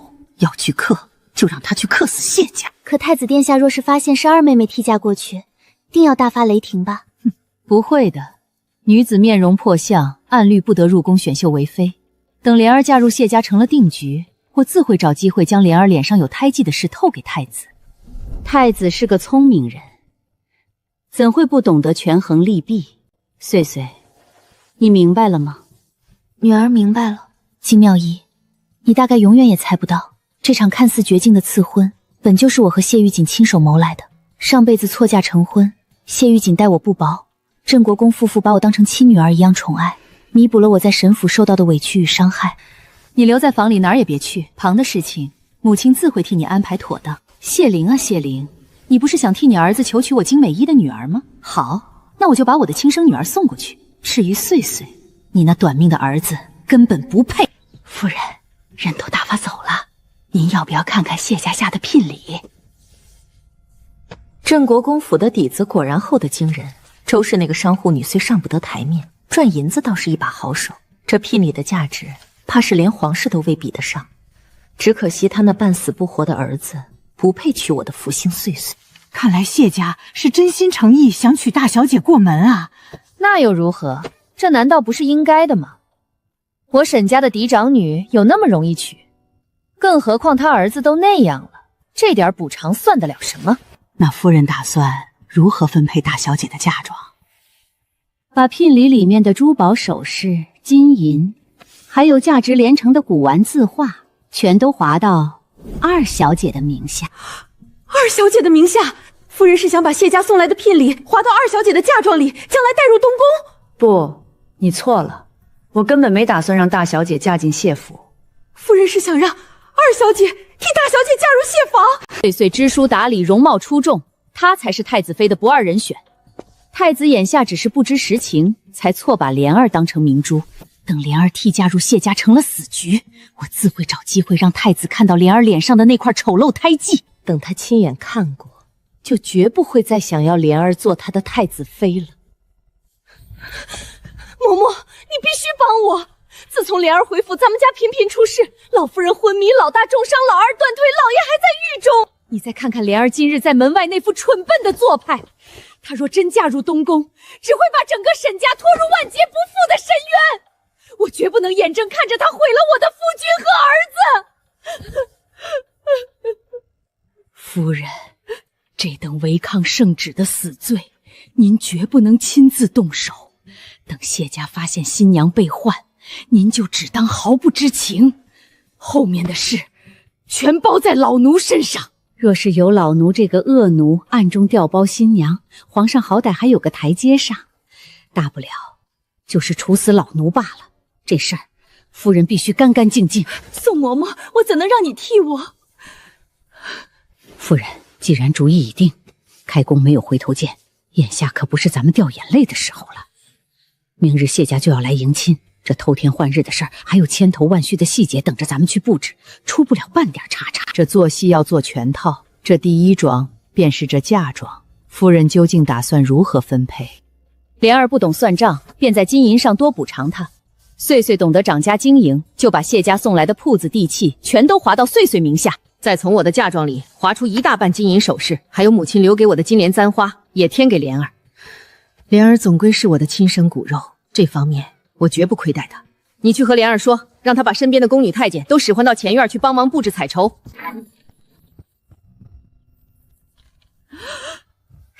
娘，你不是说咱家拿不出银两补偿外面的暴民吗？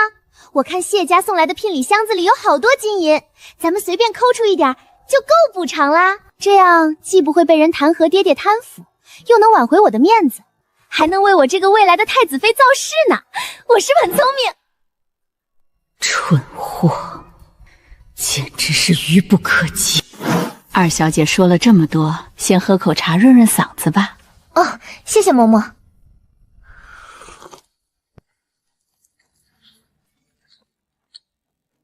莲儿，咱家真的折腾不起了。你要行善，日后就去了镇国公府，随你折腾。以谢家提亲的态度，镇国公这个人总会看在娘和他曾经的情分，好好待你这个儿媳妇的。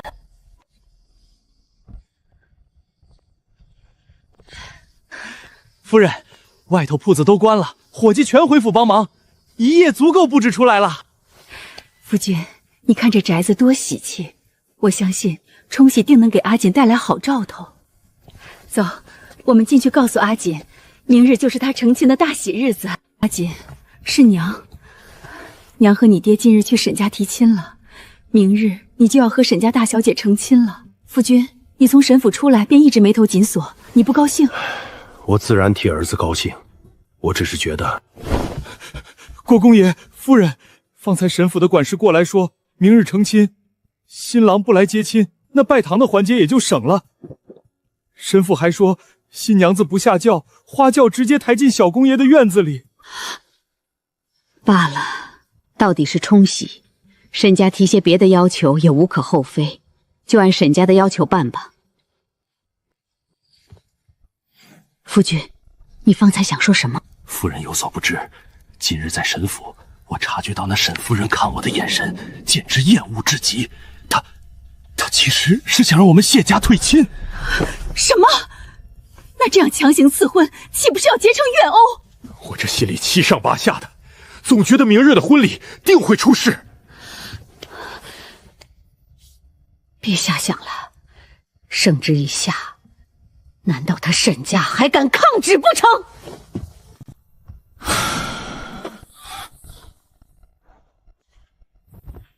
贝马，我要去一趟沈府。以京妙仪的歹毒手段，她是绝不会让叶宁顺利嫁过来的。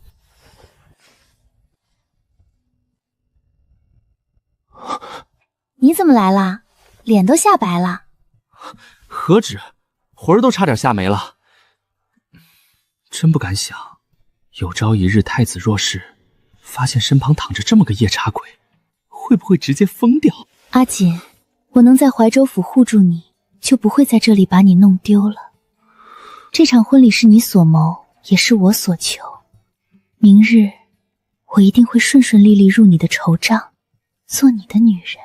你知道我爹娘方才在我床边说什么吗？他们怕你我结成怨婆。可我觉得我们不会变成一对怨婆，能入你眼的，那一定是两情相悦的感情。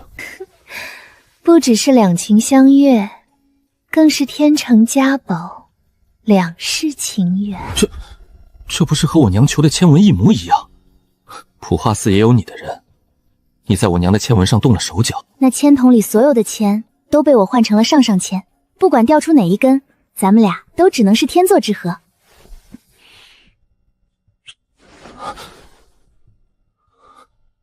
对不起，我没忍住。那就别忍了。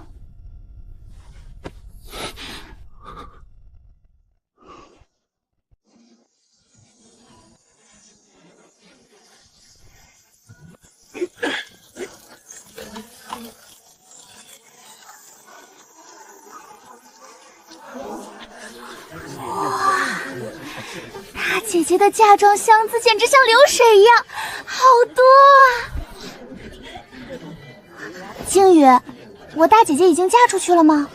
回二小姐，天还没亮，大小姐就出门了。夫人可是准备了10里红妆，您瞧见的不过是尾巴，前头大半早抬进镇国公府了。夫人可是掏空了大半提里钱，才凑出这排场。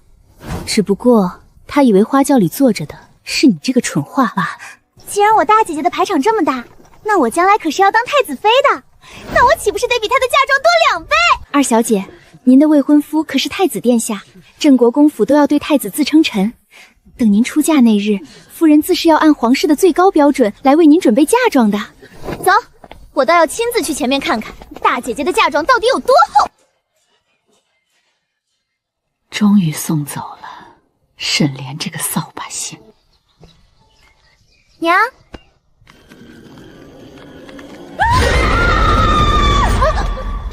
娘，你怎么了？沈莲在这里，那花轿里坐着的是谁？我的岁岁被抬进谢家了！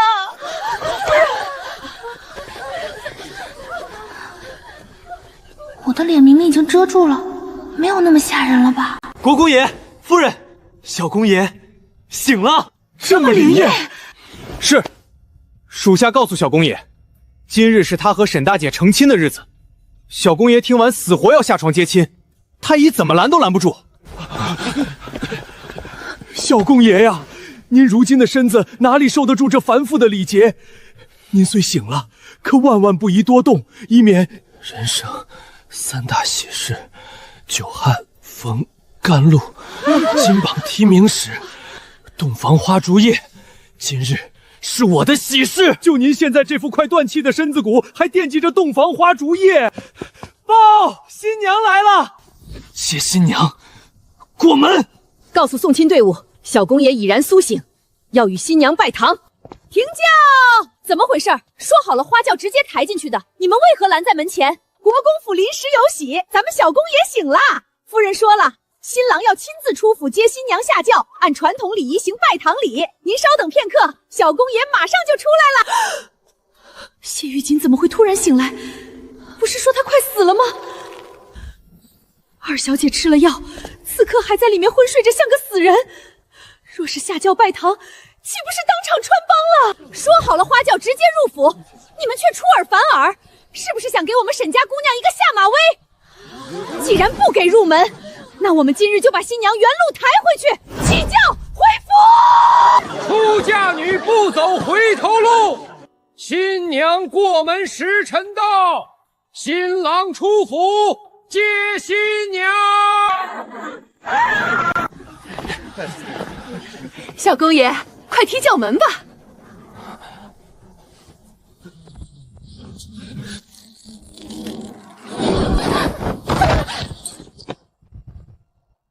那是大小姐，花轿里是大小姐。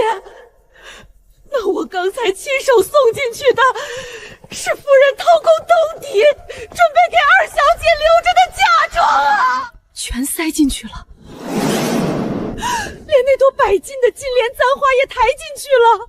现在新娘变成了大小姐，那夫人之前划给大小姐的那些铺子地契，岂不是说明大小姐一个人全走了2份嫁妆？天哪，完了，全完了！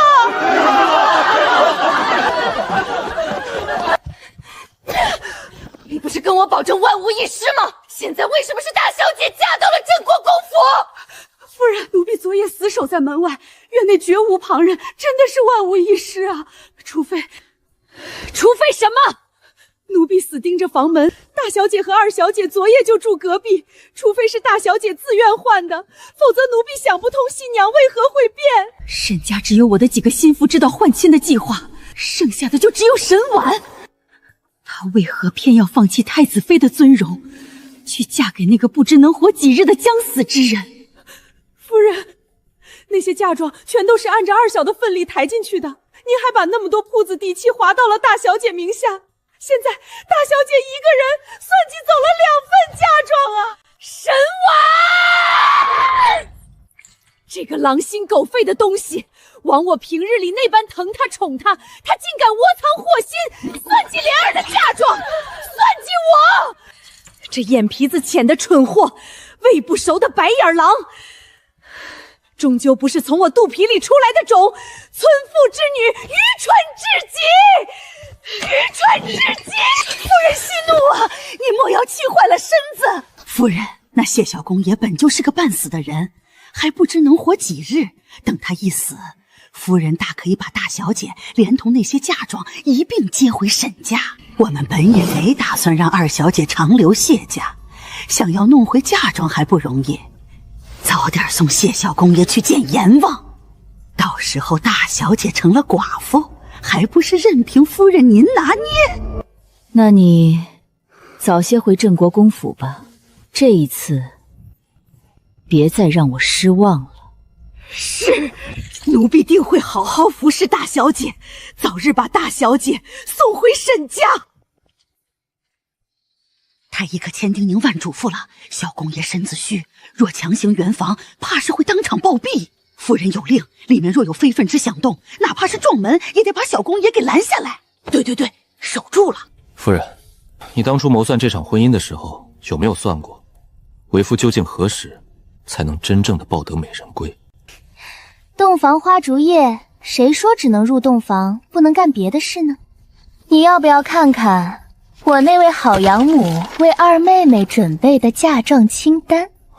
价值万两的金莲簪花，这大半都是当年我爹赔给沈夫人的提子钱，如今全成了你的了。这顶替的嫁妆确实丰厚，不知沈家还给你备了什么？12间旺铺，2处田庄，还有地皮契书，昨日已盖章，现在都在我名下。阿宁，你累吗？我不累，我在花轿上睡了一会儿。我是说，你若是累了，就靠在我怀里休息一会儿，你不必如此坚强。那我若说累了，就只想好好哭一场呢。以后我在。我曾经找过你，你知道吗？何时？6年前，松梅花绽放的季节，我去过黑水河，碰巧遇到了一个小傻子。我11岁那年，确实随我爹去过怀州府，也去过黑水河。我记得，当时我的衣服被人偷走了，是你拿走的。我当时看到你拔掉了黑天鹅的毛，还故意戏弄它们，然后就被一群黑天鹅满河汤的追赶。我那时候就觉得，怎么会有这么坏的小孩？你当着黑天鹅的面杀它，同时还要吃掉它，他们不追你才怪。等我跑上岸的时候，发现衣服不见了，原来就是你干的。你可知我当时是何种心情？我当时便发誓，若是抓住那偷衣贼，定也要扒了他的衣服，绑在树上，狠狠打一顿。现在抓到了，我怎么舍得打你？但是惩罚还是要有的。小公爷，少夫人，使不得呀！今日成不了事儿，咱们养好了身子，来日方长啊！两位管事，今夜是大喜事，就让2个年轻人进献印吧。罗太医再三叮嘱过，小公爷绝不能行房，否则喜片变丧事，谁担待得起？就是你一个外人懂什么？2位出去打听打听，我们家大小姐是学什么的？她可是李仙一的得意弟子。小公爷能从海里捞回来，大公子的毒能控住，靠的不都是我们大小姐？大小姐身为神医，能不清楚自己夫君的身子？她总不会在新婚夜害死自己的相公吧？小公爷血气方刚，你们此刻去拍门，万一惊了新郎的兴致，真出了什么岔子，少夫人怕是要怪罪在你们头上了。若小公爷真能闯过这关，那少夫人就是谢府的福星了。什么天定福星？那罗太医早说了，刑房会毒发暴毙。我看你们镇国公府明日就得挂白帆办丧事。不成，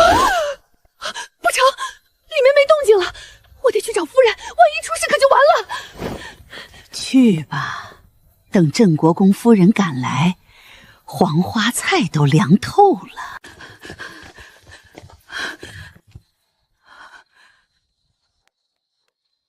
儿子，是我娘来了。定是门外的婆子跑去通报了，快起来。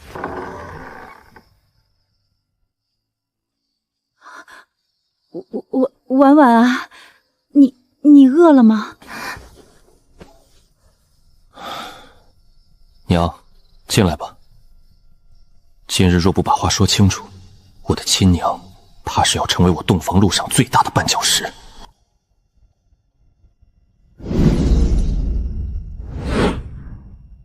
婉婉啊，今日折腾了一日，饿了吧？娘亲自去厨房给你们熬了银耳羹，快喝一碗补补。娘，您见过谁家洞房花烛夜，做亲娘的特意跑过来送汤的？娘这不是……我知道，娘是担心我的身子。娘是怕我享受不了闺房之乐，如罗太医所言，毒发暴毙而亡。阿锦，你说话不喘了？你的身子……我从来都没有中毒。你没中毒？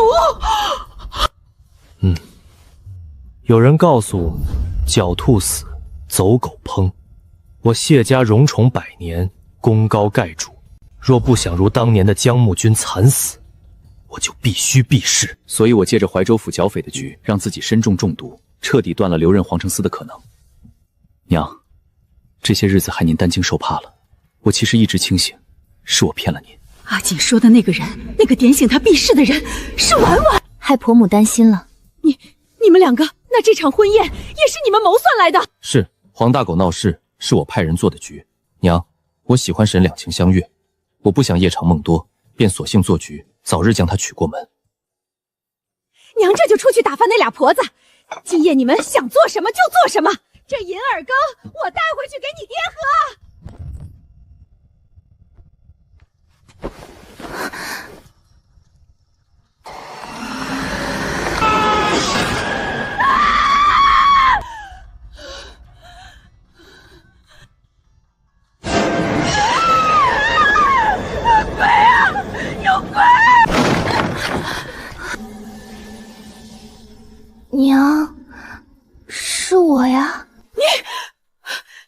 半夜不睡觉，披头散发跑到我这儿来做什么？娘，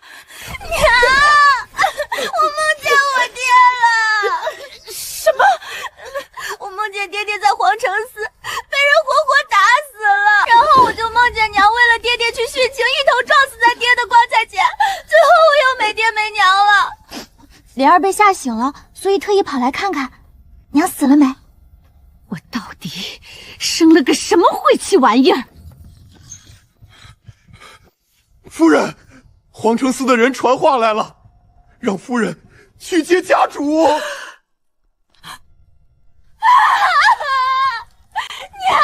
梦境成真了，皇城寺让娘去给爹收尸啊！我没爹了，娘你怎么也死了？沈大人，虽说王德全认下了所有罪责，可死罪可免，活罪难逃。这一次剿匪重创我大商国库与兵力，你沈家虽出了一笔抚恤金，担下些责任，却也免不了刑罚。此事说到底是微臣有监管不力之罪，这20把是微臣应得的。本王送沈大人离开这里。不过，沈大人虽然暂时可以离开皇城司，可后续若还有其他端倪问题，免不了要再召回沈大人仔细调查一番，望沈大人理解。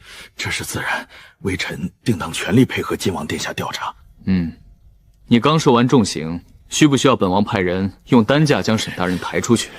不过本王已经通知了沈府，让人来接你了。有劳王爷费心了，微臣能自己走出去。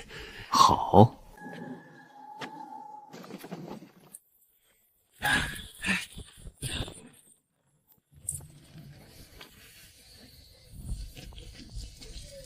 原来是沈家二小姐，大半夜的，这唱的是哪一出？臣女参见殿下。沈二小姐，你这么晚到皇城司来，这口棺材是何意？晋王殿下有所不知，臣女的母亲听闻臣女的父亲被刑罚处死，已然一病不起。臣女的兄长们病的病，伤的伤，长姐又刚好在今日出嫁，府中已无人掌管。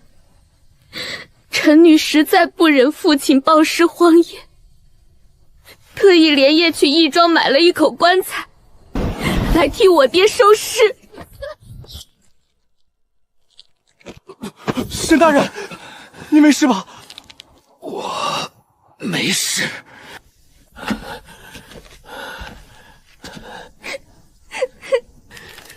莲儿，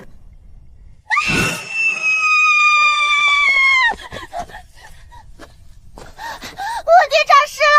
殿下，我爹在你身后诈尸了！你快放火把他烧死啊！他会变成僵尸咬人的！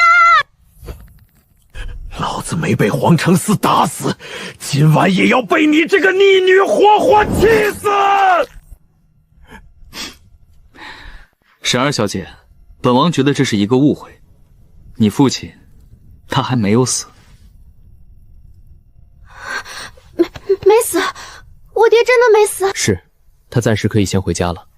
不过沈大人身上受了些鞭伤，回去后让人好生处理一下伤口，并无性命之忧。原来是这样，臣女日有所思，夜有所梦。今夜入睡时，竟梦见我父亲死在了皇城司，我还梦见我母亲因爹爹去世撞棺而死。莲儿实在不想失去双亲，爹爹还活着，真的是太好了！爹，别过来，我背上全是伤，你不要过来啊！过来啊！爹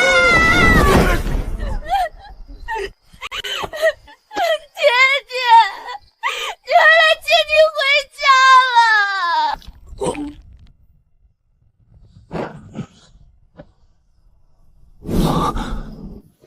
主子，少夫人，皇城司刚传出的消息，沈正一被放出来了，谁去顶的罪？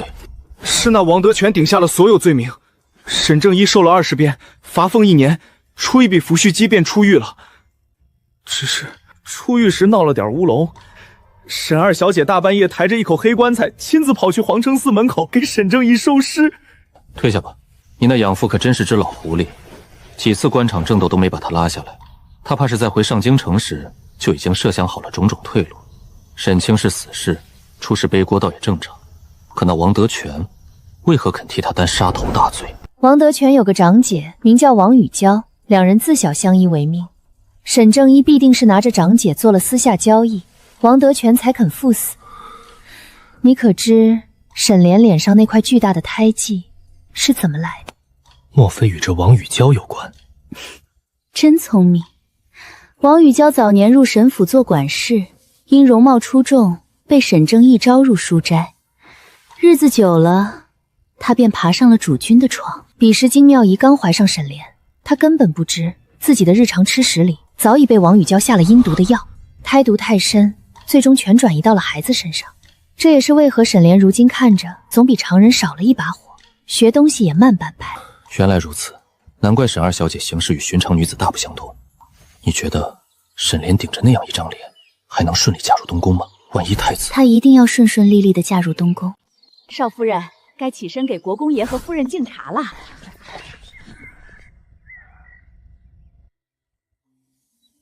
退下，这里我来伺候。沈夫人，奴婢昨夜偷偷打探等了，国姑夫人为您准备的回门礼足足有188箱，里面全是珍贵的药材、江南锦缎、燕窝补品和金银珠饰。奴婢替您谋算好了，正好借着回门礼箱子多，把二小姐的嫁妆全塞进去，神不知鬼不觉送回沈家。什么送回沈家？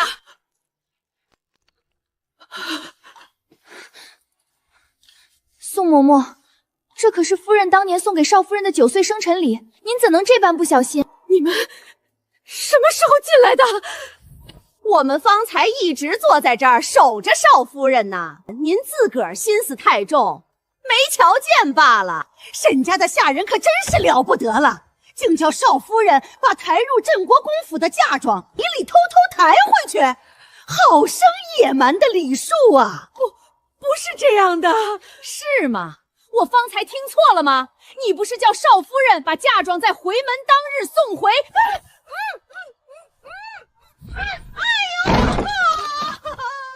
孙嬷嬷，确实是你听错了。我母亲乃是世家出身。是，少夫人说的是，我家夫人最看重礼仪。花荣，赏。谢少夫人。少夫人说的话，奴婢自然相信。少夫人这头发还未梳完，不如就让奴婢帮您吧。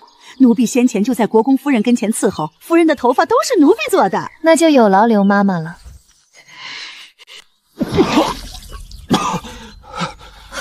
罗太医，谢小公爷怎么了？少夫人莫慌，小公爷身子太虚，一时呛着了，无甚大碍。小公爷刚醒，绝不能吃任务，只能先为留食养胃。罗太医，这些日子听说是你在府上全权负责医治，是你救了我一条命。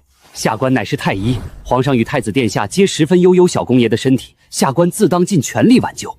只是小公爷体内毒瘴太过严重，伤了根本，怕是这辈子都不能习武运功了。您可切记啊！少夫人，时辰差不多了，国公爷和夫人在大厅等您敬茶，夫人还有要事要交代给您。我没事，你先去看看娘有什么要交代的。好。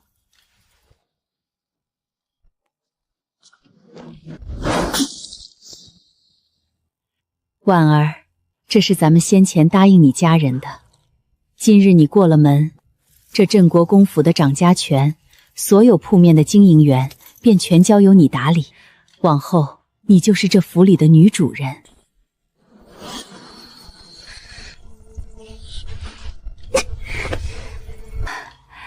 婉儿啊，为父今日5更天下朝，竟发现沈府大门前的红灯笼全换成了白灯笼。哎呀，也不知沈家是哪位长辈没了。沈家若是真死了人，早就来报丧了。那白灯笼定是那蠢货沈莲连夜挂上去的。婉儿，不必等3朝回门了，娘备好了回门礼，你赶紧回沈家看看。多谢婆母关怀，那儿媳便先回沈家一趟。少夫人，那188箱丰厚的回门礼，奴才已经全数准备妥当，随时可……不用那些，按照我这张单子去备。原本的红漆木箱子不变，把里面的东西全给我替换出来。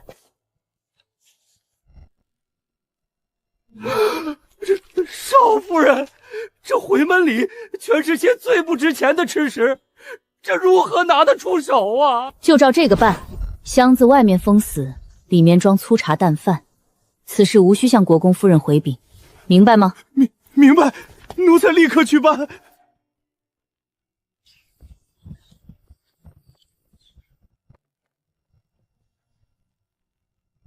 等等，给少夫人过目，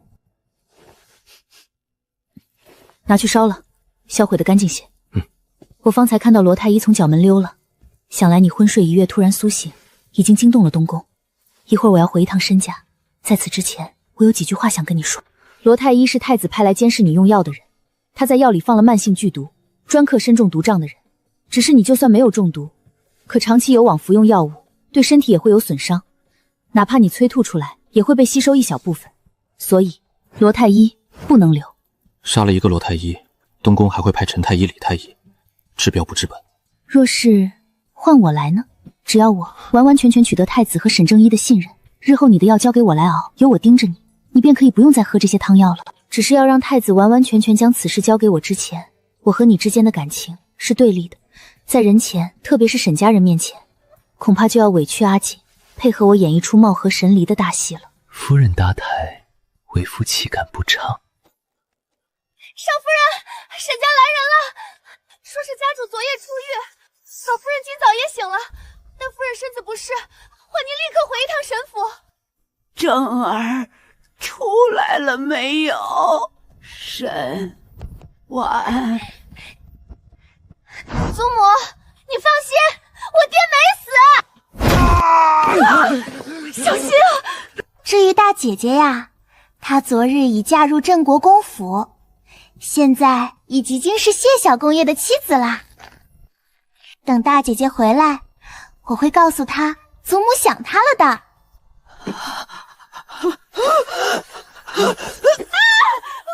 快传太医！祖母她抽了，她抽了！快去传梁太医！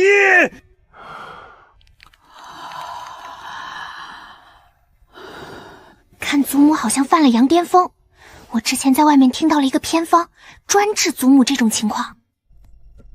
民间说发癫就喂马尿，可以给祖母喂2碗马尿，保证药到病除。祖母喂2碗马尿。够了，莲儿，你祖母不是羊癫疯，是中风。这有什么区别吗？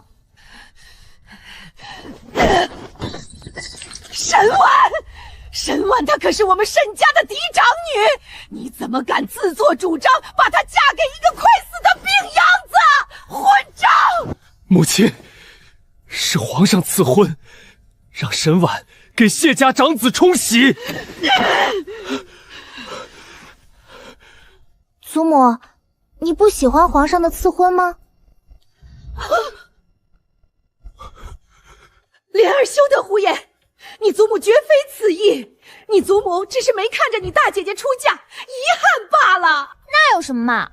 回头等我嫁入东宫，排场肯定比大姐姐更大，到时候祖母好好看着，肯定会比大姐姐的更热闹。唉，赐婚圣旨都下了，怎么还没动静呀？我好想去东宫看看哦。就凭这口无遮拦的蠢物，真的配嫁入东宫吗？老夫人，家主，夫人，大小姐回府了。家主，太子殿下，太子殿下来啦！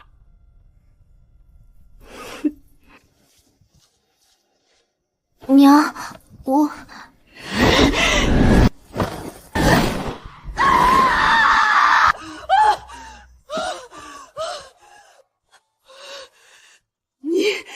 你竟敢躲开！娘，女儿就在这里，您想打想骂，女儿绝不躲闪，任您出气。可您莫要伤着了自己啊！女儿知道，是女儿辜负了娘的一片心意。你还有脸说？我苦心谋划让你入东宫，不是去嫁那病秧子。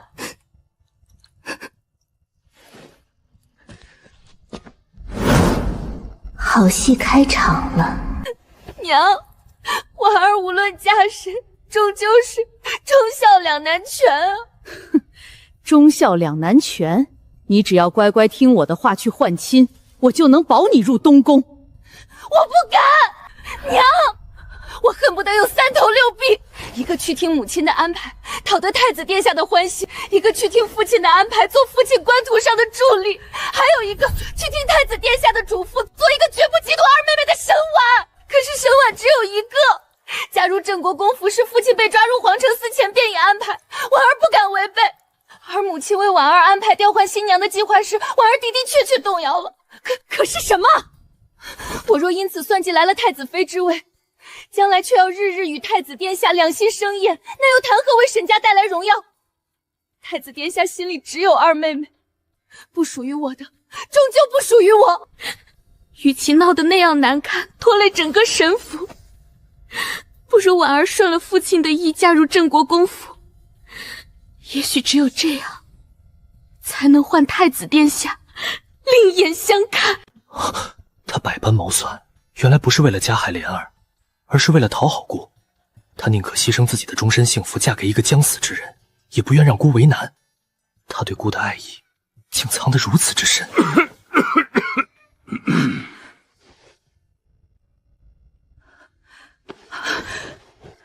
臣妇参见太子殿下。沈婉，到书斋来，姑有话想问你。沈婉，你还算聪明，懂得顺应你母亲的话，你没有好下场。倘若今日被逼着嫁入郑国公府的是莲儿，姑一定会毁了你这张脸。哼，把你像破布一样扔进郑国公府，让你自生自灭。她如今也是谢家的妇人，不会再对莲儿构成威胁。可为何姑看着她这副模样，心里竟如此气闷？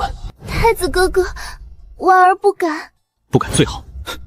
莲儿是姑命中注定的太子妃，旁人碰不得，算计不得。你只要安分守己，待在郑国公府，做好你自己的本分，姑日后绝不会亏待你。婉儿知道了。谢玉锦，她现在情况如何？回爹爹，毒瘴已入他的心脉，每日需用汤药维持那一口气。自新婚夜苏醒后，咳了许多血。他一直躺在床榻，什么都要人伺候。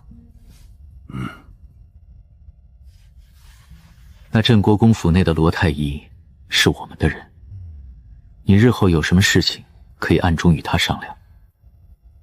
我知道了，太子哥哥。沈婉，姑要你嫁给谢玉姐，不全是为了要谢玉姐的命，有些东西只有亲近的枕边人才可以靠近。姑知道不喜谢玉姐，可你若想早点回沈家，就必须给姑找到镇国公的罪证。太子殿下同你说的话，你可明白？爹爹，女儿明白了，女儿一定会去做的。若是女儿拿到了对爹爹和太子哥哥有用的东西，女儿就可以回沈家了吗？你已是谢家妇，若真搬到了镇国公府，沈家为求子报，定会立刻曝光你非沈家血脉的身份。沈家怎会留一个罪臣之妇？可以。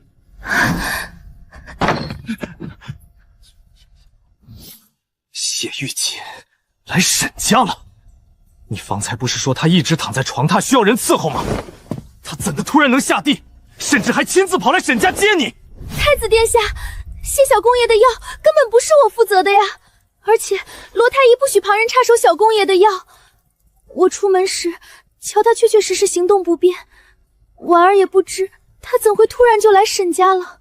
若沈婉没撒谎，难道是罗太医的汤药出了问题？出去看看。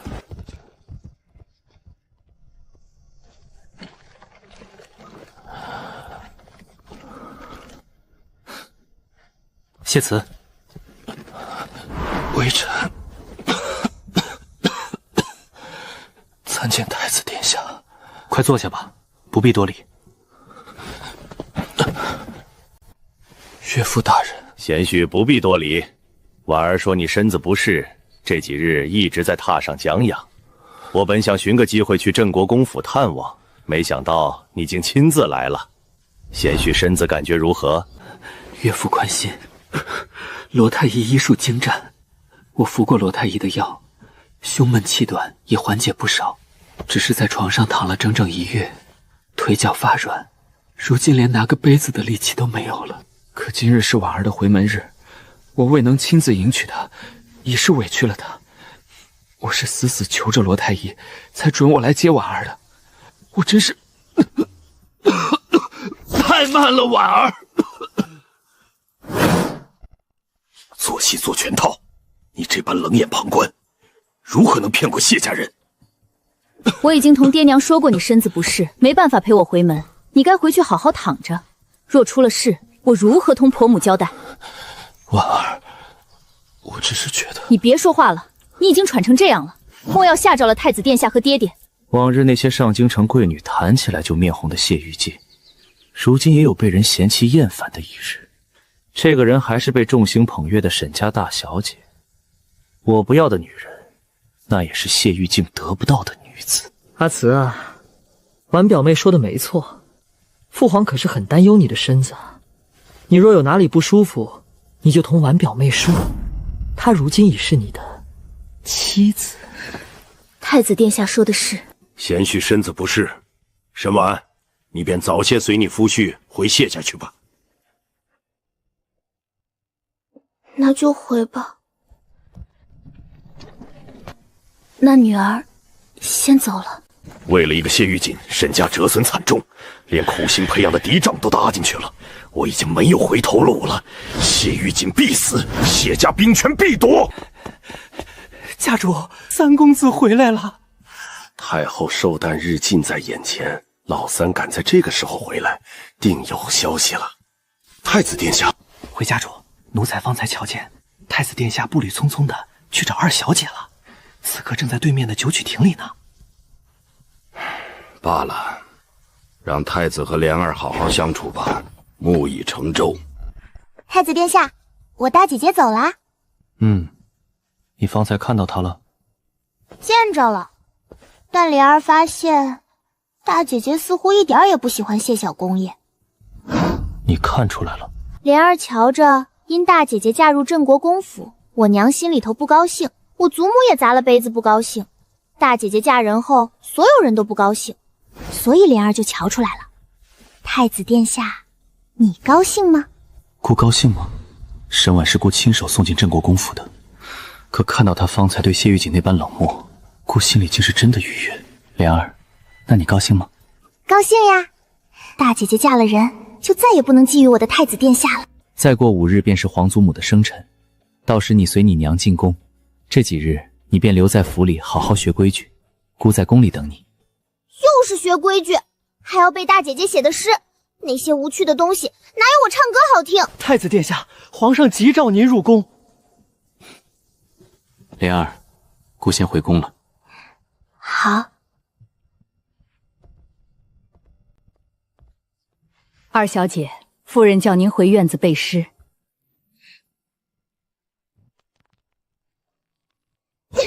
背诗背诗，又是背诗，烦不烦？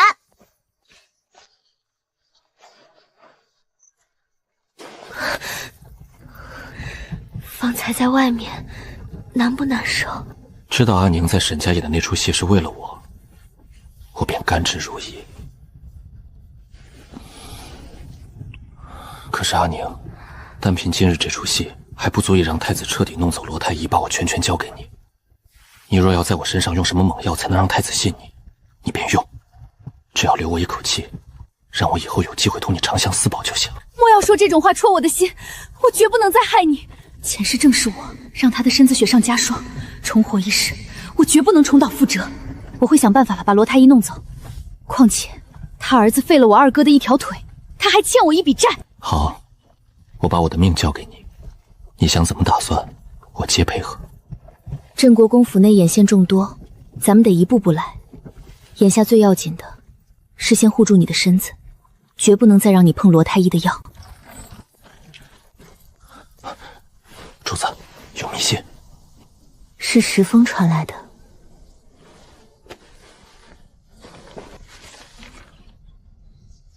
你看看。哦，沈家又寻得了一幅28宿星君图。假的。我三哥早已带着真迹下了南阳，我至今未收到他的求救信，说明他一路顺累。沈家手里那幅只能是赝品。太后60大寿，沈家献上赝品，真主遇上赝品，这乐子可就大了。到时莫说哄太后开心，收帝王之心，沈正仪这只老狐狸，怕是要被太后彻底厌弃。怎么了？前世，婆母在寿诞上足足送了3大箱夜明珠，不仅彻底暴露了镇国公府富可敌国的财力，更引得皇上忌惮，加速了谢家的灭亡，绝不能重蹈覆辙。阿锦，娘这几日必定在筹备太后的寿礼，如今国库亏损，皇上正为此事发愁，国公府绝不可在此时暴露财力。你是说，娘手里那些？走，我们立刻去娘的院子。婉儿，快过来看看，娘为太后准备的60寿辰之礼，把这些夜明珠摆在刘太后的宫殿里，足够照亮整个寝殿了。前世就是这批夜明珠在太后寿宴上大出风头，暴露了谢家富可敌国的财力，引得多疑的景隆帝痛下杀手。哎呦，婉儿，你这是做什么？方管事，你出去死死守上院子，任何人不得靠近半步。世子。婉儿，你们这是怎么了？这礼物难道不合适吗？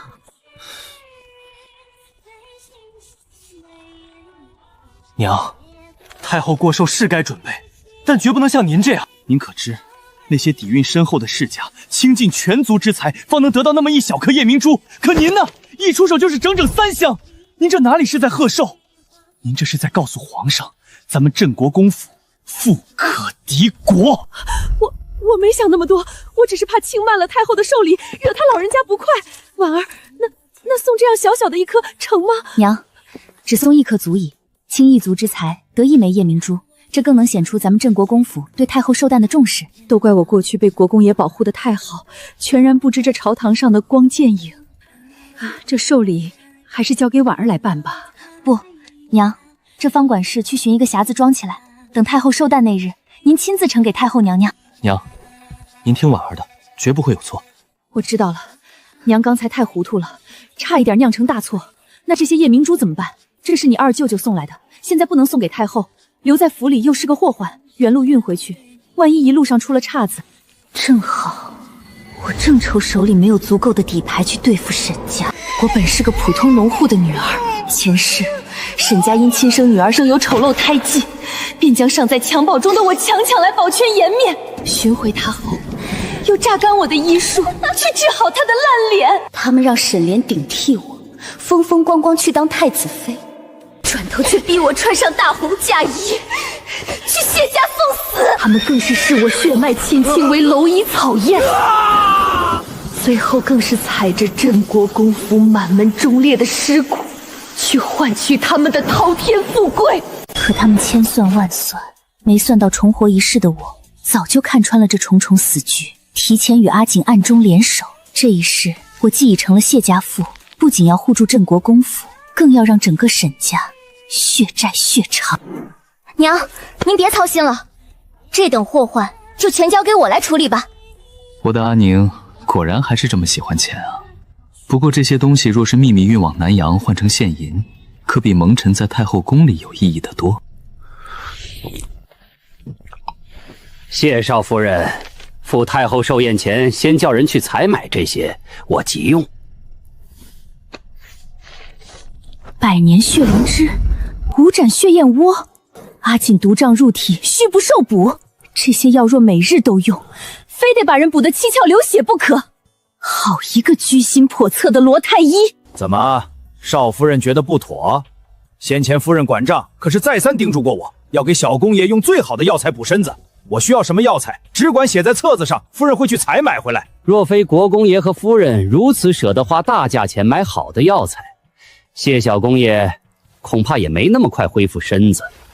既然是小公爷的救命药材，那肯定要采买的，我这就叫人去买回来。还以为这李仙一的弟子有多厉害，原来也瞧不出端倪。太子只给我3个月的时间，3个月后定要看到谢玉忠受毒瘴身亡。镇国公夫人那样肯花钱救儿子的命，这油水不捞白不捞。还有一件事情，我前2日就想同谢少夫人提一提，只是看谢少夫人忙于接管谢府，一直没找到机会。什么事情？现在说吧。我知道少夫人你跟随李仙一学过几年医术，但现在谢小公爷是由我来负责。我希望在医治谢小公爷身体的事情上，少夫人可以听我的。医者之间最忌惮两方起分歧，少夫人，你说是不是？罗太医说的极是，沈婉看得出来，你为了小公爷的身子，很是尽心尽力。谢小公爷在你的治理下，身子日渐好转。奇怪，这沈婉的话为何听着怪怪的？少夫人，马车备好了。小公爷，您今日穿戴成这样，也要入宫给太后过寿吗？太后过60大寿，我既然已经苏醒了，岂敢怠慢？可是，太后知道你的身体情况，她定能体谅你的难处。太后宽厚仁慈，可为人臣子却不可因此无礼。若我真的不舒服，不是还有罗太医在吗？且少夫人也懂得医术，罗太医担心什么？谢玉锦今日的气色这样好，莫非是沈婉背着我，偷偷给她用了什么药？既然谢小公爷执意要入宫为太后贺寿，那再请个脉，我看过后决定吧。好。脉象并无变化，毒瘴依旧压迫心脉，看来这好气色不过是回光返照罢了。小公爷想入宫就去吧，若有哪里不舒服，你一定要跟我说。知道了，罗太医。来人，守着房门，没有我的命令，任何人不得靠近半步。前世的阿锦，就是日日喝下这些致命的毒药，被折磨得痛不欲生。重活一世，我绝不会再让那些刽子手伤他分毫。阿宁，别担心我，我自己有分寸。我偷偷查过罗太医倒掉的药渣，里面加了2味致命的剧毒。武功草麻痹经脉，让你再也无法运转丹田灵力；文兰术侵蚀心脉，日积月累，定会让你日日心绞，痛不欲生。当然，还有最恶毒的第3味药，它叫相思饮。少夫人，您的血燕窝熬好了，老奴给您送来了。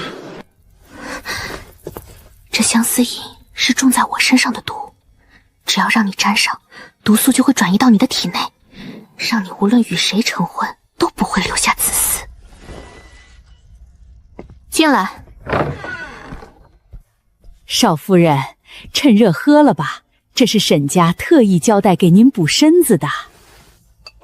阿宁只说这毒会过到我身上，却没说这毒对他的身体有没有伤害。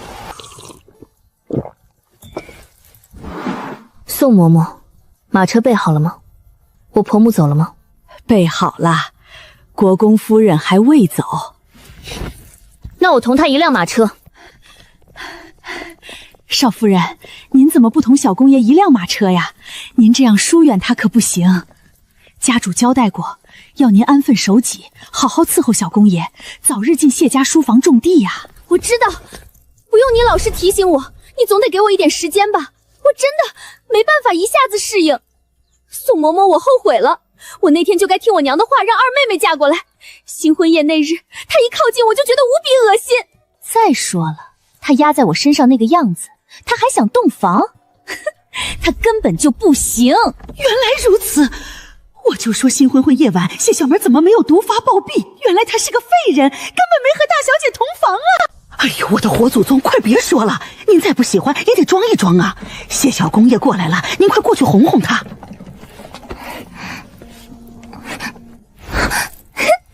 父亲，刚才在走廊上，你和宋嬷嬷说的话，我可全都听见了。我这么说不过是权宜之计。新婚那晚咱们砸东西闹得动静太大，外配的眼线都盯着呢。你如今对外是个病入膏肓的废物，若此时传出你能圆房，岂不惹人怀疑？所以那就只能委屈夫君，真的不行了。为夫的一世英名，可算是被阿宁毁于一旦了。等会儿入宫后，我要先去见一见太子殿下。你打算把罗太医开的那张天价药方交给太子？太子生性多疑，若是让他知道罗太医不仅没按计划赶紧毒死你，反而在镇国公府大捞油水，疯狂敛财，以太子的心思，必定会怀疑罗太医是不是被我们收买，故意拖延时间。那等会儿入宫，我便先去拜见皇上。你到了皇上面前，皇上为了彰显圣恩，定会叫他最信任的秦太医为你把脉。你吃下这颗药，脉象就会有所改变，到时皇上就会知道你的身子大有好转。等太子打听到此事，再听罗太医说的脉象，那怀疑的种子不就埋下了吗？借刀杀人，阿宁这招甚妙。夫人，二小姐，我们到了。我那二妹妹和母亲好似也到宫门了。你先下去，我随后就到。万事有我。好，亲家夫人，好巧啊，咱们竟赶在一块儿入宫了。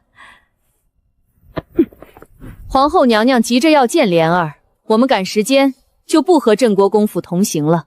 走，走得这么急，看来又像前世一样偷了我桌上的诗词，想去一鸣惊人啊！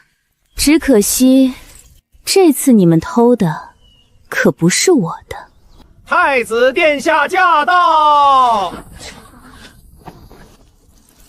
娘，太子来了，一会儿跟在阿锦身边，好好演戏。娘有分寸，婉儿放心。谢慈，孤以为你今日病红来不了了。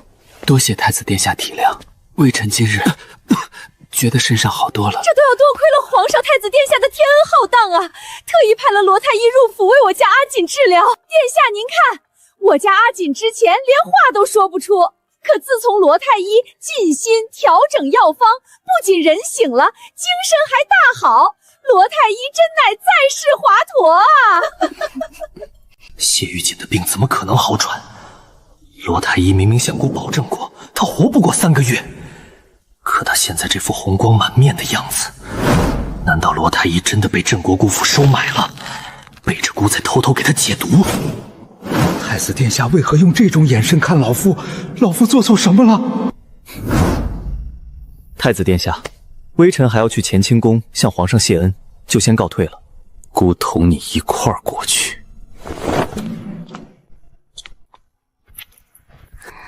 太子哥哥，我有东西要交给你。李长福，姑想起还有正事，你带谢小公爷去乾清宫，务必仔细伺候。是，奴才遵旨。谢少夫人，太子殿下在微星阁等您。好，公公，请带路。太子哥哥，你刚才说有东西要给姑，是什么？拿出来，算算日子，她嫁过去也有些时日了，定是拿到了谢家内部的重要东西。百年血灵芝，每日5盏血燕窝。沈婉，拿一张不要的方子来糊弄姑。沈婉，你是不是一天到晚就把心思放在这种毫无用处的争风吃醋上？你以为随便拿张破纸就能借机私下来见姑一面吗？姑警告你，只要谢雨锦一天不死，你永远都不可能回到沈家。以后少拿这种无聊的耳戏来烦姑。真是一如既往的自作多情，不过就怕你不胡思乱想。这方子是罗太医开的。罗太医要这些东西做什么？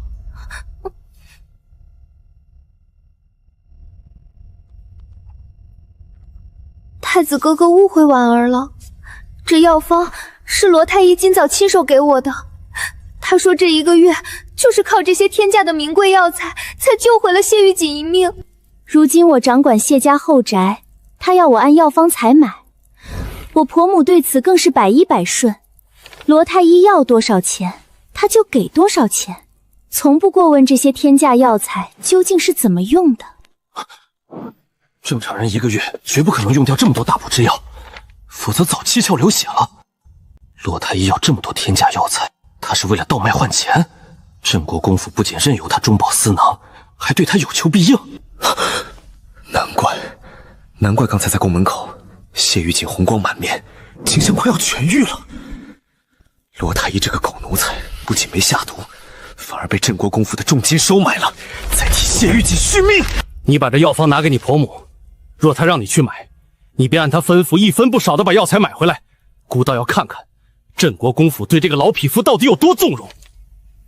好，婉儿知道了。太子殿下，皇上在乾清宫急召您过去一趟。姑知道了。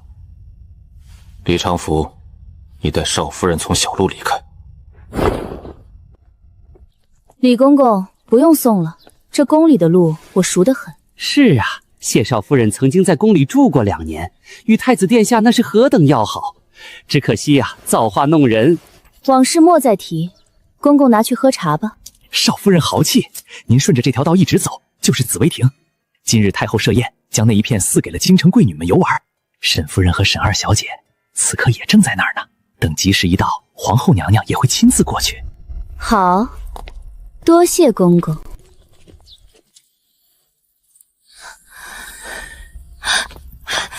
阿婉，哎呦，王妃，您怀着身孕，慢点走。臣妇参见晋王妃。快起来，快起来！你长大了，长高了，你长得越来越漂亮了。自你9岁被李仙一带去木仙山，咱们就一直到今日才得以重逢。其实你疾逼那日，我就想去看你，奈何如今身子笨重，王爷不答应。臣妇不是有经常给王妃写信吗？你的信我可都保留着，我给你写的信，你可存起来了？存着呢。明珠如我一般落得个满门被斩的下场，她亦是死在了心爱之人的手里。晋王给所有人都营造了一个假象。雪梅绽开满园香，琼楼玉宇冰花下。山舞银蛇云低垂，邀来雪花共舞醉。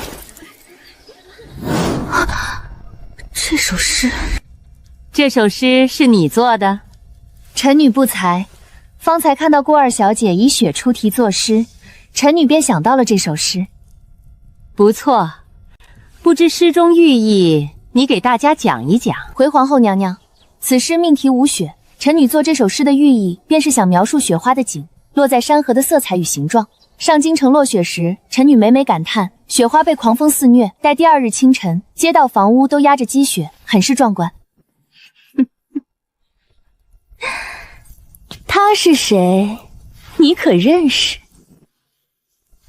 回晋王妃，她是臣妇的二妹妹。我的诗要不是被阿婉送出去了，那就是被她这位二妹妹偷了。偷诗偷文采这种事，高门里虽不少见，但这沈二小姐运气不好，今日遇上了我这个正主。阿婉，我可不给你面子哦。不用给我面子，我也没想你的诗竟然被拿出去用了。看来阿婉也不喜欢她这位二妹妹。好啊，我倒要叫这位沈二小姐今日出尽风头。儿臣给皇后娘娘请安。晋王妃身怀6甲，快拿转垫来。婉儿，你也坐。岁岁，到娘这边来坐。今日你二妹妹好不容易出了风头，你最好给我闭紧嘴巴，帮她掩盖一二。娘在说什么？我刚才听到二妹妹做的诗。是啊，你二妹妹以风为题，正巧做了一首好诗呢。哦，不知沈二小姐可否将方才的佳作再念一遍给本王妃听听？晋王妃可是上京城首屈一指的才女，沈莲，你正好向王妃多请教请教。既然晋王妃想听，那臣女就献丑了。纷纷扬扬舞轻纱，如烟如雾如诗画。寒梅绽开满园香，邀来风花共舞醉。寒冬夜幕风花洒。诗算不得什么好诗。靖王妃向来脾气最是温和端庄，今日怎么？是啊，竟是一丝颜面都不给这未来的太子留啊！晋王妃对此有何见解？方才本王妃听得嗔切，沈二小姐说这是看上京大风压屋做的诗，可是这诗中有一句“寒梅转开满园香”，沈二小姐，上京城的寒梅是长在屋顶上的吗？靖王妃，臣女自己做的诗，难道臣女不知是何用意？你做的诗，你是何意？本王妃不清楚，但这首诗是本王妃8岁那年在平章府洛中亭上所作。寒梅满园指的是洛中亭四周的红梅，琼楼玉宇指的是亭子对面的海线楼。你连这首诗的背景和地点都一窍不通，你敢说这诗是你做的？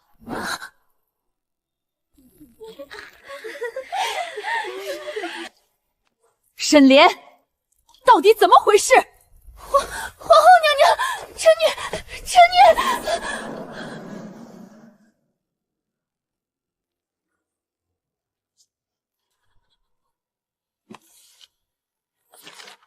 天哪，这不是我姐姐写给沈婉姐姐的信吗？大家快看，这上面写的就是沈二小姐刚才做的诗。我说怎么这么耳熟？这根本就是我姐姐所作。我的天，沈二小姐竟然偷晋王妃的诗来装才女，太不要脸了吧！偷东西偷到正主面前了。完了，全完了！我进了沈婉的房间，本以为是她写的诗，怎么偏偏偷到了晋王妃写给她的信啊？娘，这的确是晋王妃写给女儿的诗信呀，怎么会从二妹妹的袖子里掉出来？沈莲，哥哥，不关我的事，是母亲硬逼着我背下来的。皇后娘娘息怒，这些诗信原本是婉儿平日里拿给莲儿观摩的，莲儿是一时糊涂。沈夫人这是什么意思？就算这信是沈婉姐姐拿给她的，那沈二小姐就可以厚颜无耻的把别人的诗当成自己的，跑出来丢人现眼吗？明玉，坐下。沈夫人这也偏爱的太没边了吧，竟硬逼着大女儿交出诗信，去给那刚从庄子上接回来的二女儿做脸，可不是吗？大女儿才华横溢她不疼，偏偏去捧一个在乡下养大的草包，真是丢人！偷诗还被正主抓了个现行，要不是国师算出这蠢货身上有凤星命格，本宫今日非剥了他的皮不可。好了，想来是沈二小姐十分仰慕晋王妃的才华，方才听顾二小姐已出题，便情不自禁想到了王妃的佳作，这才借来一用吧。是，臣女是太仰慕晋王妃了。哎呦，是啊，莲儿对王妃的才华那是推崇备至啊。本王妃的才华终是不及谢少夫人，沈二小姐既然这么喜欢，改日本王妃便将谢少夫人送我的诗词全整理一份，派人送到沈府。想来沈二小姐多读读你长姐的佳作，定能有更好的启发。呸！胸无点墨，还敢跑出来学人作诗，什么东西？今日之事不过是个误会，走出这紫薇亭，任何人不得再提，莫要扰了太后娘娘寿诞的兴致。是，谨遵皇后娘娘懿旨。莲儿，寿宴过后，国师便要为你和太子挑选大婚吉日，你今日就跟着本宫好好教教你太子的喜好。去吧，照顾太子是你的分内之事，好好跟着皇后娘娘学。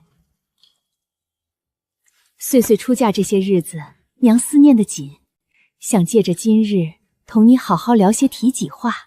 沈夫人，其实本王妃方才说那诗做的不好，是真的不好。王妃、皇后娘娘说了，不让再提此事。毕竟那只是本王妃8岁时的草稿，用词粗鄙得很。后来是阿婉帮本王妃逐字修改，这才成了完美的佳作。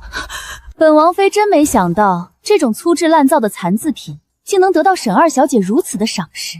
沈夫人，改日你大可带着你那宝贝女儿来晋王府，本王妃亲自教她怎么写字作诗。阿婉，我在摘星楼等你。沈婉，你没事把别人的诗词收在紫云石匣子里做什么？你知不知道你今日把我的脸都丢尽了？娘这话说得好没道理。那紫云石仙灵宝匣是娘送给女儿的9岁生辰礼，女儿自然要将最珍贵的东西全妥善收在里面。娘若想借女儿的诗词为二妹妹造势，大可直接同我说，女儿自己的诗，二妹妹想怎么枪抄便怎么抄。娘何必去翻女儿的首饰匣子呢？靖王妃手里有你的真迹，一旦识破，莲儿依旧是死路一条。这泥腿子出身的贱种，果然是养不熟的白眼狼！你少在这跟我装蒜！若传到太子耳边，我定饶不了你！别以为我不知道你对太子的心思，离太子远一点。你现在的身份是谢家妇，就安心伺候那个废物。放心吧，太子那等货色，也就你们母女俩当着保。太后寿宴后，把治你妹妹脸上胎毒的方子送到沈家来。好的，娘。寿宴结束后，便将这方子拿给沈夫人。我在这方子里加了猛药，定能给太子一个天大的惊喜。是，少夫人。请问是谢少夫人吗？奴才得一位贵人所托，将这样东西亲手交给您。3朵梅花，是三哥的暗号。三哥哥他回京了。这场满是算计与利用的赐婚，满朝文武都在看我的笑话，无人问我愿不愿意。只有三哥送来了这世上唯一的祝福。华容，石峰那边有没有找到江家妇肉的下落？少夫人，石峰撒出去的眼线在有心宫找遍了，毫无音讯，他们好像凭空消失了一样。江家满门忠烈被屠，只留下几个妇孺。他们早已将生死置之度外，定是想在今日太后寿诞上用最惨烈的方式刺杀皇帝，放手一搏。我绝不能让他们背上刺杀君王、背叛商朝的罪名。皇上，宫中岗哨都安排好了，确实发现了几个可疑的宫人。先别打草惊蛇，退下吧。是。皇上，谢小公业体内毒瘴大有缓解，虽还有余毒留在心脉，可只要谢小公业继续调养，往后在饮食上多加注意，身子还是可以恢复个6、7成。等将来找到解毒瘴的解药，谢小公业的身子便能恢复如常了。儿臣拜见父皇。太子，你方才听到秦太医说的话了吗？谢慈这身子瞧着大有好转呀。儿臣方才在宫门碰见谢慈，他已经同儿臣说过了，此事大喜。谢慈乃我商朝栋梁，若能早日恢复身子，便能早日回到皇城司当差。罗太医前几日明明向姑保证过，谢玉锦已经毒气攻心，绝无生路。秦太医在民间与李仙医齐名，又是父皇最信任的神医，绝不可能看错。好一个罗太医，不仅没毒死他，竟然还敢欺上瞒下，背着姑在镇国公府偷偷给谢玉锦解毒。哎呀，这都是成了皇上的隆恩，当然也多亏了太子殿下派去的罗太医。那罗太医在府里当真是尽心尽力，寸步不离地守着我家谢慈，生怕他身子有变。为了随时调整药方，连熬药的事情都从不假手于人。好个罗太医，天价药方竟是真的！拿着姑的毒药，背地里却给谢玉锦续命，贪财的狗奴才，姑非宰了你不可！皇上，如今皇城司有晋王殿下坐镇，晋王殿下才情能力都出众，微臣不过是做臣子的，在其位谋职。如今有晋王殿下帮皇上分担，也是一样的。好一个在其位谋其职！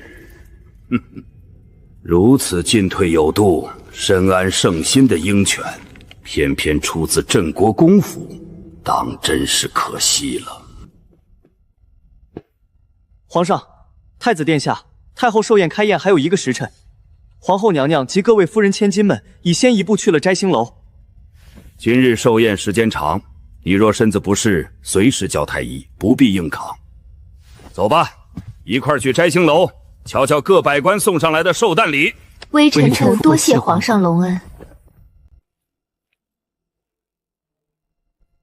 罗爱卿，起来吧，随朕一同去摘星楼。微臣遵旨。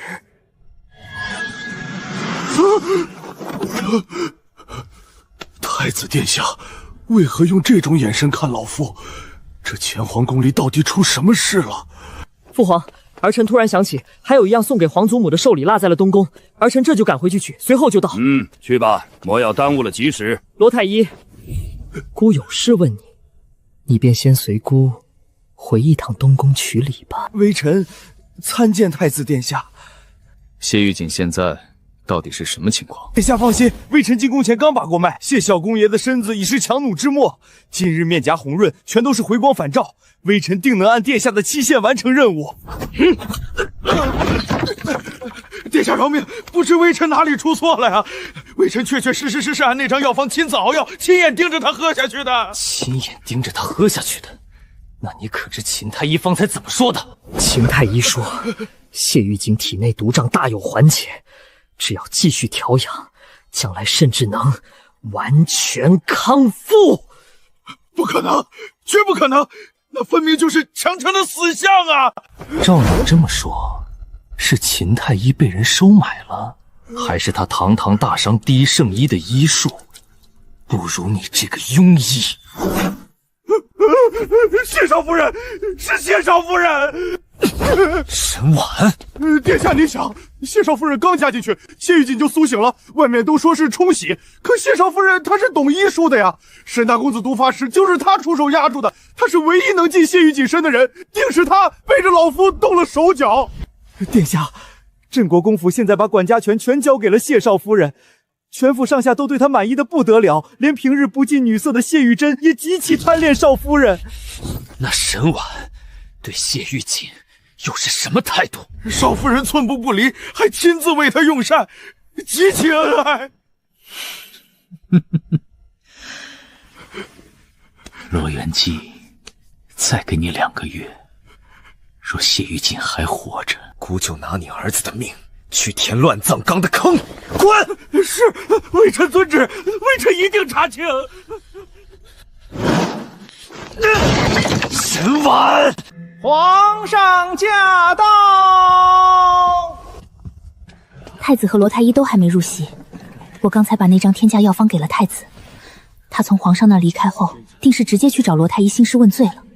不出意外，罗太医为了保命，一定会把你在府里好转的矛头全指向我。阿锦，我们要做一个局。石峰告诉我，今日宫中岗哨突然增加了1倍，全是最顶尖的重兵把守。有2股势力在暗中寻找江家富饶，若我没猜错，一股是你谢家的暗卫，另一股就是皇上的人。皇上故意撤掉永信宫的防卫，就是为了引诱江家富饶在今日的宴席上行刺。只要他们敢动手，皇上就能名正言顺地给江家扣上刺杀君王、谋逆造反的死罪，让江家满门忠烈彻底遗臭万年。我配合你。太后娘娘到。今日是哀家寿诞，诸臣同欢，不必拘束，都落座吧。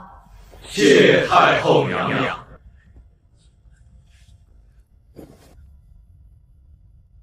莲儿这是怎么了？谁敢欺负她？去查查，沈二小姐方才从哪来，跟谁起了冲突？回殿下，沈二小姐在紫薇亭作诗得了赏识，只是不知为何与顾二小姐起了冲突。原来是顾家泼妇欺负了莲儿，莲儿竟懂得作诗。等她入主东宫，定能生下皇长孙，压死晋王一党。百官贺寿！锦州长史献红玛瑙凤凰纹花丢1对，太原郡守献翡翠玛瑙手镯1对。都有心了，收进库房吧。礼部尚书沈大人献28寿星君图1幅。沈爱卿，此话不是说前些日子丢失了吗？回皇上，微臣3子历经千辛万苦，终于将此画寻回，幸好毫发无损，这才得以献给太后娘娘。太后如此喜爱，我沈家今日算是大出风头了。莲儿的太子妃之位彻底稳了。这怎么还有一幅28宿星君图？什么？这不可能！那画明明已经被我……怎么回事？是谁又送了一幅星君图？回皇上，署名是28宿星君图原画师巨山仙士，原画师送来的。那沈大人送的这幅岂不是假的？太后寿诞敢送赝品，这可是满门抄斩的重罪。沈承义，你以为找人临摹了一幅足以乱真的赝品就能蒙混过关？你根本不知道，这画被带回南阳后，真正的居山仙士早已将其重施笔墨，另添了玄机。居山仙士竟在上京城，快把画打开！天哪，这画竟然会动，这才是真迹，真迹呀！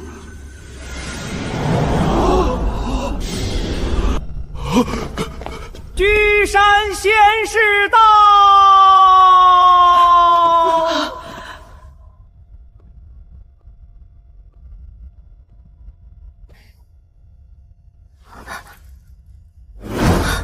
十三哥哥，他竟然扮成了画童混进宫了！拜见皇上，皇上万岁万岁万万岁！居山仙士，快免礼！老先生能不远万里越洋而来，已让哀家感到十分惊喜。听闻太后寻此画10年，草民特将真迹献上。没想到如此巧合，竟在宫中看到几个月眼去南阳寻画的人。这位公子可还记得老朽？三哥，你小心点！沈承义，你怎么回事？皇上明鉴，这幅画草民先前在南阳重金拍下，可回城路过海域时被圣岛贼抢走丢失了。所以你是要告诉朕，因为画丢了，你们沈家就随便弄了一幅假画来欺骗太后？一派胡言！你是拍了，可你不要脸！你拍下后私下找我，想拿1万两让我违规把画偷拿出来，我拒绝后，你这无耻小人便搅黄了交易。你既然说你拍下了此画，那南阳拍卖行的票据呢？你倒是拿出来啊！三哥，你倒是把去南阳拍画的票据拿出来给皇上看啊！只要拿出来，不就洗刷了你的清白了吗？快闭嘴呀，你这个蠢货！三哥，你快拿啊，向皇上证明我们沈家是清白的。皇上，沈三的确拿不出票据了，因为船只遇到水道被炸，票据和画一并沉了海。微臣也是被人蒙蔽了。开宴前夕，有贼人将这假画送到府中，微臣未曾见过真迹，又因寻画心切，便以为这是原画师的手笔，这才酿成大错，求皇上明鉴。照沈大人这意思，错的全是那送画的贼人，错不在你们沈家。你们父子俩倒成了天底下最无辜的人了。犯了错全推到别人身上，你们说未辨真伪就送了上来，可别糊弄老朽。这受理最终审批的不是你们礼部吗？礼部上下几百号人，就没一个长了眼睛的。皇上明鉴，沈家的星君图是今日才突然加进去的，是微臣失职，求降罪啊！皇上，沈大人他向来稳重，此事定有隐情。哎呦，皇后娘娘，这还有什么可解释的？沈大人父子俩为了讨好太后，欺上瞒下，这是把太后娘娘当猴耍呢。刘贵妃，你慎言！沈三公子既拿不出票据，又没人证，臣妾若是皇后，现在就夹着尾巴不吭声，免得惹皇上不快。够了，皇帝，居山县使亲自上门问责，此事你好好定夺。哀家不想因为这种安杂事落人口舌。皇上，微臣真的……你给朕闭嘴！皇上，假画一事是草民欺瞒了父亲，全是草民找人临摹的赝品，父亲他毫不知情啊！求皇上、太后，要罚就罚草民一人。老三，沈承彦，欺君罔上，念在太后寿诞不宜见血，死罪可免，活罪难逃，重杖100，甲金1万两赔予居山贤士，立刻拖下去行刑。沈正一，德不配位，即日起降为正六品礼部郎中。罪臣谢皇上不杀之恩。降了3品，锦龙帝罚的还是太轻了。沈承彦担下罪名，保住了沈家。不过，他跟林家的婚事也算彻底吹了。沈家的报应这才刚开始。爹爹，女儿帮您处理一下伤口吧。娘，您裙摆上沾了菜汁，女儿扶您下去换一身衣裳吧。我为了把他送上太子妃的位置，机关算尽。他哥哥为了保全沈家，被打得半死。他现在竟然嫌我们丢了他的脸。终究是我一手教养大婉儿。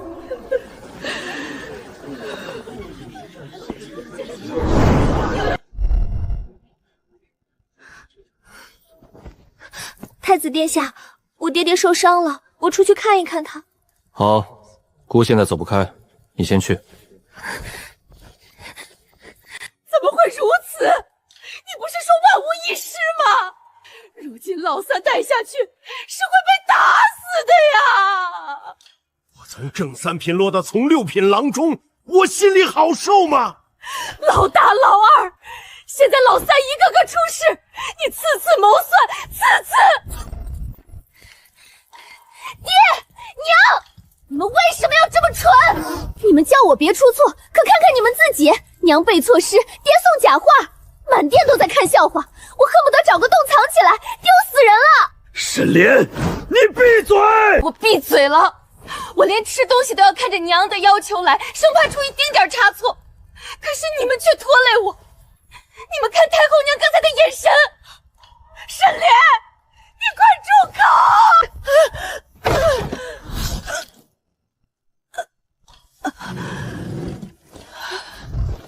嚯，好一个大孝女！你们对莲儿做什么？太子殿下，我在跟爹娘讲道理，爹娘不该送假话，话丢了，难道咱们家库房就没有别的贵重之物了吗？我机关算尽，竟生了这么个蠢货！再看婉儿，从头到尾没有一句埋怨。我当初听信太子，把婉儿送进镇国公府，到底是对是错？沈正一，你还有脸在莲儿身上撒气？莲儿说的一点都没错。皇祖母快要回来了，接下来的寿宴，姑不想再发生任何意外。莲儿，随姑回去。大姐姐，爹娘坐在你后面一排，你仔细盯着他们，别让他们再惹太后不快，丢我的脸。岁岁呀，我的好女儿，我的好女儿啊！娘，你莫要这样子，回去好好教妹妹。我瞧着妹妹今日在宴席上确实改变了许多呢。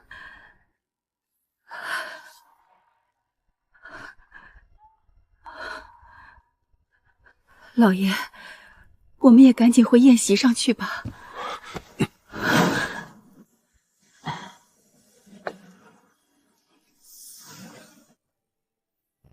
居山先生，此话可有人提过诗词？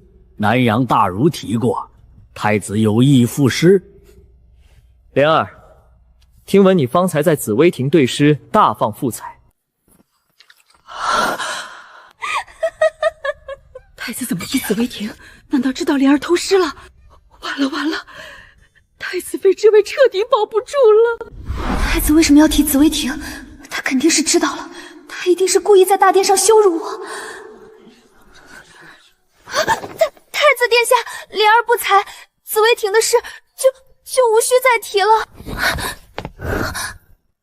莲儿不必谦虚，姑都知道了。不如你现在就当着父皇和太后的面，为这幅28宿星君图当场赋诗一首。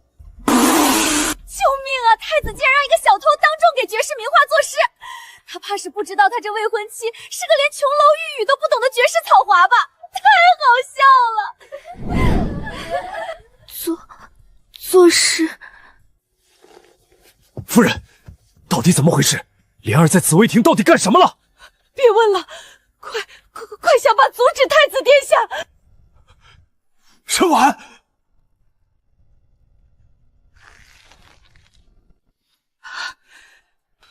快上去帮你妹妹解围！快！是，母亲。我正愁找不到绝佳的时机介入这场乱局。好父亲，好母亲，你们可真是帮了我一个大忙啊！臣妇不才，方才瞧着这幅28宿星君图，心中突然也有了几分灵感，不知可否容臣妇一试，为老先生的名画题诗一首。我的好妹妹终于出手了。哀家早听闻上京城第一才女沈大小姐写得一手好字，作诗题词样样精通，更是李仙一的嫡传弟子。今日哀家还真想亲眼见识鉴赏谢少夫人的才华。准了，来人，备文方4宝。你的诗若能让居山县士认同，又能讨得太后欢心，朕今日重重有赏。有沈婉上去顶着紫薇亭偷诗的丑事，好歹能再遮掩几分。这沈莲琴棋书画样样不通，国师说他是凤星命格，莫不是算错了吧？那臣妇可得好好想想，如何才能入得了老先生的眼，又能讨得太后娘娘与皇上的双重赏赐了。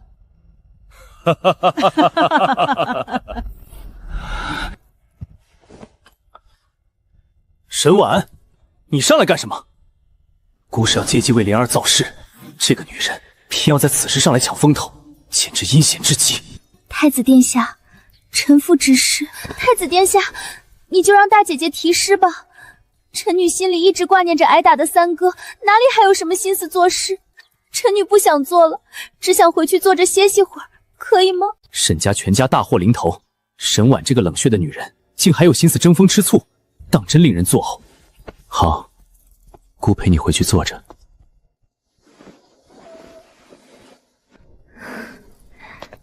居山老先生，少夫人请。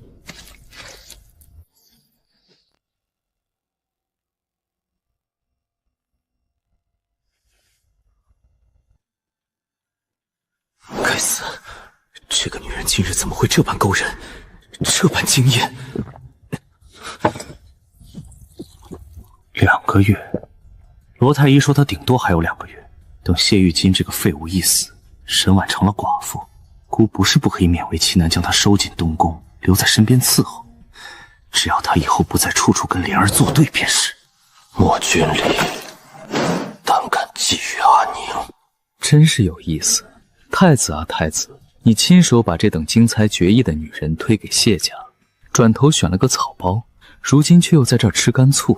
你到底知不知道自己心里真正想要的是谁？父皇，儿臣记得谢小公爷虽是武将出身，却也是满腹经纶的才子。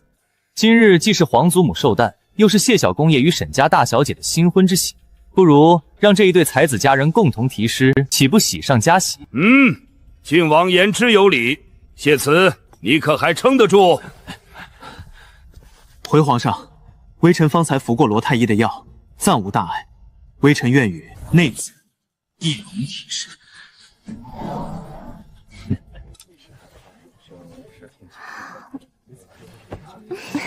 顾明珠这个贱人，她何德何能可以嫁给靖王殿下，还能独得专宠？凭什么这些好男人都围着别人转？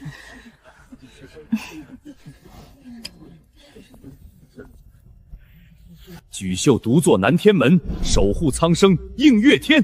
好一句守护苍生映月天，快呈给太后过目。好诗拿下去，让在座的诸位都好好瞧瞧谢小功劳夫妇的才华。齐宿独坐南天门。你刚才念什么？念齐呀。姬秀独坐南天门，好诗，真是好诗啊！不是齐，齐！我的天，连星宿里的姬字都不认识，竟念成齐，可不是嘛！堂堂尚书千金，未来的太子妃，竟然是个连大字都不识几个的文盲！哎呦，真是要笑死个人了！我刚才看差了，苦知道，让你受委屈了。这不是莲儿的错，这本该是属于莲儿的光芒，全被沈婉那个爱出风头的女人抢走了。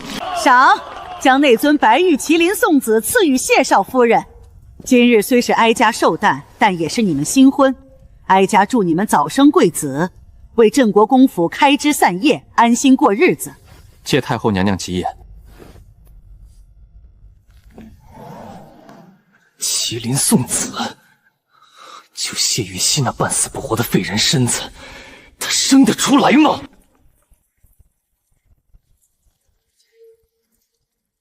江家富饶必定混在这群送膳的侍女里伺机行刺，暗号是小朵簪花，绝不能让他们动手。阿姐，是他，阻止他！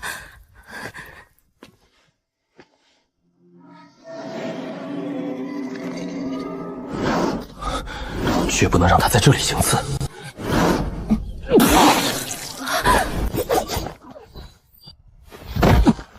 阿姐，怎么回事？太医，快给谢小公爷看看！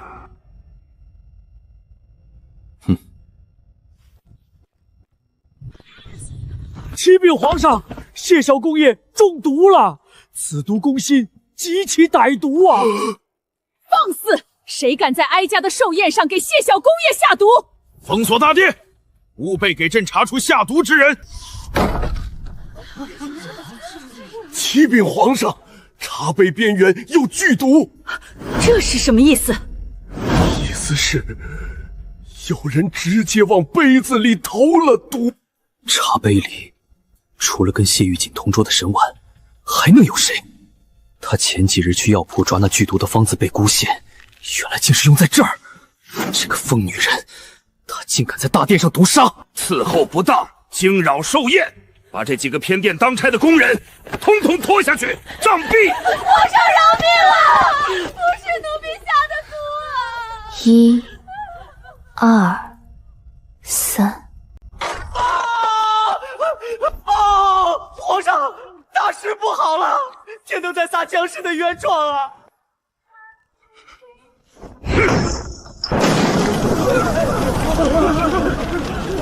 我江书燕6岁随父出征，在艳阳南关驱逐5万天狼蛮夷，生生夺回我商朝5座城池。我江书浩3岁潜入陈国，蛰伏敌兵18年，被捕后被敲进满口白齿，剥皮抽骨。我可曾吐露过我大商半句机密？新婚之际，负妻回营，在南疆以肉身替8岁的太子殿下挡香万箭。我督促我妻陈氏，可曾负过你商朝天下？皇帝，你睁大眼睛好好看看，我江家满门男子皆可战死。尔等奸人却拿一纸叛国罪书，辱我满门忠烈，深夜封门，屠拉我满门老弱妇孺，斩尽杀绝。江家何罪之有？你为何不敢召我回京对质？我江陵，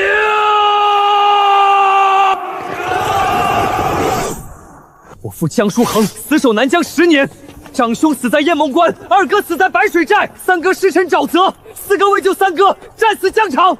江家男儿都是为民而战，死得其所。我为生在江家而幸，为死在疆土而荣。我守边城身中2箭，九死一生，未曾掉过一滴眼泪，因为我知道，我若退一步，便是用满城百姓的命做代价。面对敌军千军万马，我不曾怕过，可我此生最怕再过8月15那天月亮好圆。父亲拿着与陈国的和平契书带我回家，他笑得那样开心，对母亲说南疆安宁了，江陵该成家了。可家宴未歇，蒋新贵、王德全便投敌杀入国的罪名，将我江家满门老弱妇孺屠戮殆尽。认了，朕便是构陷忠良的昏君，不认这漫天壮书，众目睽睽之下，朕将来如何堵住天下悠悠之口？江家满门绝苦，到底是谁在背后谋划这一切，将朕逼入这捣死局？狗皇帝，你永远也想不到，这直击灵魂的状书是出自顾家二哥之手。你本想借太后60大寿，在摘星楼大开城门，给城外百姓撒糖果红包，好让天下人共同见证江家人刺杀君王的死罪。只可惜，我借了你的东风，你的天灯，你的高楼，你聚集起来的百姓，此刻全都成了江家洗刷冤屈的最强利器。一派胡言！来人，把这逆贼给姑押下去！皇上，万民捡到状书，正跪在宫门为江家鸣冤啊！什么？再报，文坛学子游行，强烈要求重审江家被屠一案。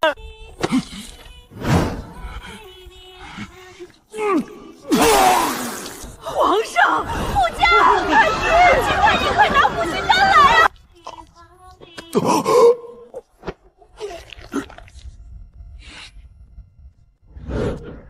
先把江陵这个妖言惑众的逆贼给姑打入大理寺死牢。皇上，大理寺与刑部皆在朝中运作，我江家满门忠烈正是被朝中奸人所害。若交由大理寺主审，江家永无昭雪之日。我江林只信一人。你想让谁接手？我只信沈大人。什么？江林这无耻小儿胡扯什么？我沈家何时与他有过交情？我爹！跳进黄河也洗不清了。江陵这一招，当真恶毒至极。我只信沈大人，我要沈大人做主审官，3司会审，6部监察我江家满门被屠一案。我江家死得冤啊！求沈大人为我江家做主。好高明的离间计！江陵在帝王百官面前把我高高捧起，看似敬我信我，实则是把我吊在半空中脚踩尖刀。外有万千百姓盯着，内有皇上忌惮江沈2家勾结，我真是被架在火上烤啊！江家这案子就是个万劫不复的深渊，本宫是堂堂一国之母，绝不能让太子和我的后卫被沈家这群蠢货给拖下水。事到如今，只能弃车保杀，必须立刻和沈家彻底划清界限。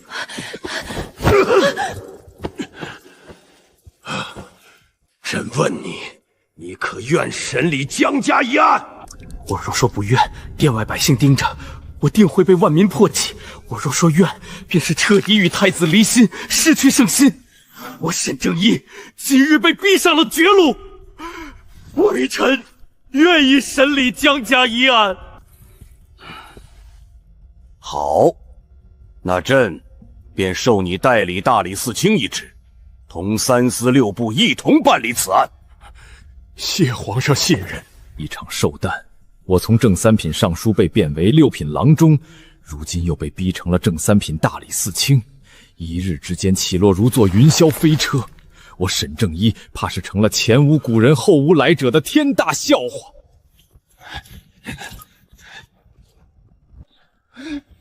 谢皇上圣明，谢沈大人，愿审江家满门被屠一案。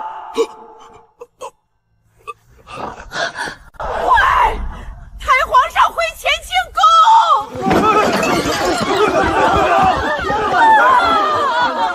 阿慈，你怎么吐了这么多血？罗太医，你快救救他呀！沈婉呢？他什么时候不在大殿了？快把谢慈抬到偏殿！罗太医，你给姑听好，绝不能让他死在这儿。江家之事已经够棘手了，若镇国姑府的小公爷再死在太后寿诞上，这天下就真的要乱了。太子殿下，刚才皇上下令杖毙的宫女，趁乱逃走了3个，那还不快去搜！速回蒋府，立刻捉拿你哥哥蒋新贵。张晓，微臣在。把散播状纸的逆贼找出来，封锁宫门，查抄每一辆出宫的马车。是。看到谢少夫人了吗？我往那边去了，就他自己一人。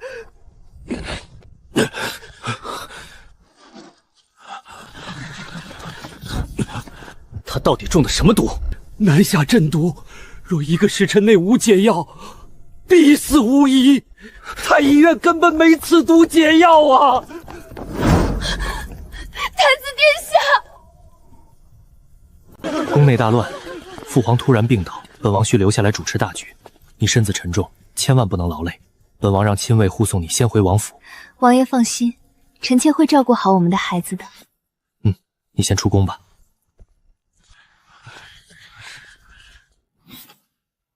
太子选了这个蠢货太子妃，倒是一枚极好用的棋子。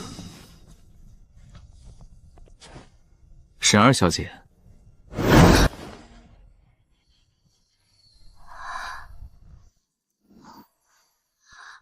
莲花，他的衣服上竟然绣着莲花，他心里果然是有我的。晋王殿下，不必多礼。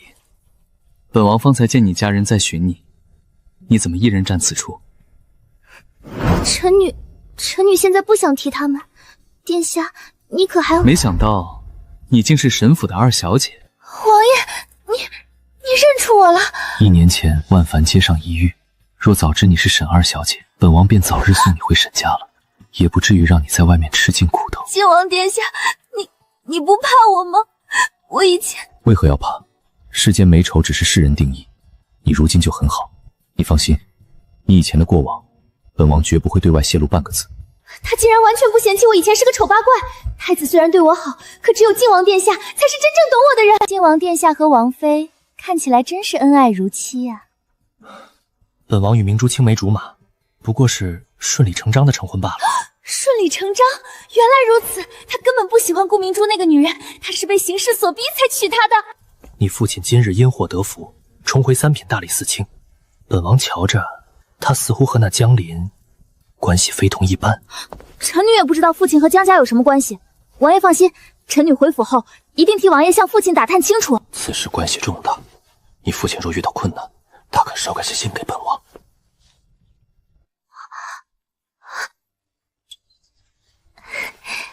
多谢殿下。太子殿下与本王不是那么和睦，今日你我2人的谈话，天知地知，切莫同旁人说，以免惹太子不快，让你为难，明白吗？臣女明白，这是只属于我和殿下2人的秘密。莲儿，晋王殿下，晋王殿下，臣妇正准备带莲儿出宫。本王见沈二小姐迷路了，便过来指点一二。既然夫人来了，本王便放心了。涂三方才同你说了什么？没什么，殿下就是怕我迷路，让我别乱跑而已。夫人，这是大小姐吩咐奴婢在宫宴结束后务必交到夫人手上的药方，说是用来给二小姐调理身子、恢复容貌的。大小姐说了，一服外服，一服内服，只要好好用上3个月，二小姐的身子便能彻底大好。哼，娘，我方才可是亲眼看到大姐姐和太子殿下一前一后出去了呢。沈夫人，沈大人让您速速出宫，先出宫再说。沈婉，你是不是疯了？不经姑的允许，你竟敢私下给谢玉锦下毒？不是我没有下毒。现在满城都是江家的冤状，这种节骨眼上，谢玉锦你绝不能出事。他若不能活着出宫，姑有1万种方法让你生不如死，让你永远别想再逃离镇国公府。你就一定要对我这么残忍吗？今日形势所迫，谢玉锦绝不能死，你明不明白？我不明白！快把解药拿出来救他！你既然笃定是我下的毒，那想必太医已经告诉你了，此毒无解，我就是要他死。你就这么恨不得他死吗？殿下见过雄鹰的女人，又怎会看得上凡夫俗子？其实我并不恨他，我只是想回到原本属于我的位置。我不想一辈子被困在那个废人身边，被叫做谢少夫人。只有他死了，我才能干干净净的回到沈家，干干净净的来见你。太子哥哥，6年前你失言了，你说待我学艺归来，便以江山为聘，娶我为妻。吃想了6年，守着一个冷冰冰的诺言，是我痴心妄想。今日婉儿终于看明白了，殿下心中早已没有婉儿的位置了。别说了，沈婉，我一直不想承认，殿下待我只有利用。我一直任性，一直想做点什么，只为了能让殿下多看我一眼。姑让你别说了。既已无法兑现诺言，信物也该物归原主。殿下放心，从今往后，婉儿会事事听从你的安排，绝不再任性妄为。婉儿会用另一种方式站在殿下身后。什么？这不就是姑一直想要的吗？一个听话、懂事、好操控的棋子。可为什么他真的割舍时，姑的心会这么痛？太子殿下，怎么了？罗太医找到解药了。找到了。他方才不是信誓旦旦的说太医院没有此毒解药吗？是罗太医的儿子从宫外紧急送进来的解药。罗太医的儿子罗毅，在京城有3家市医堂，太医院没有的解药，偏偏他宫外的医馆有。李长甫，派人暗访市医堂，给姑查清楚里面藏着什么吗？是。从姑选择莲儿做太子妃的那一刻起，姑就绝不后悔，也绝不能后悔。小姐，奴婢方才才瞧见晋王殿下特意去寻了二小姐，两人在角落里聊了好一会儿。另外，奴婢在外头的哥哥查到了，1年前二小姐流落街头被地痞欺负时，正好被微服的晋王殿下英雄救美，英俊亲王救落难千金。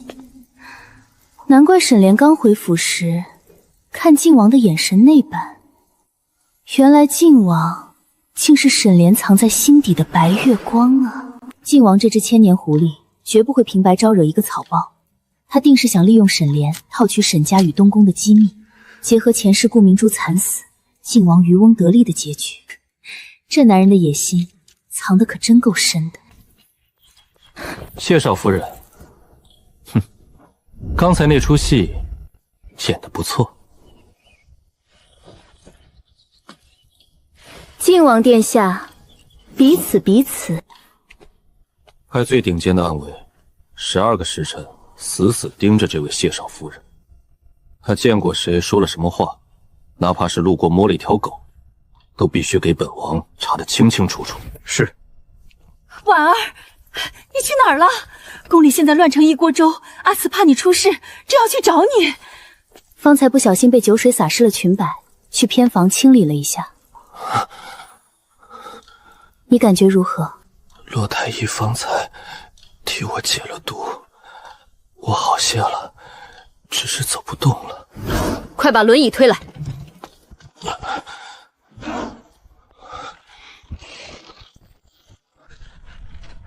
烧吧，宫里烧得干净，宫外的天下悠悠之口，你们堵得住吗？皇室休想再把江家满门被屠的惨案压下去。阿宁，别怕，你成功了。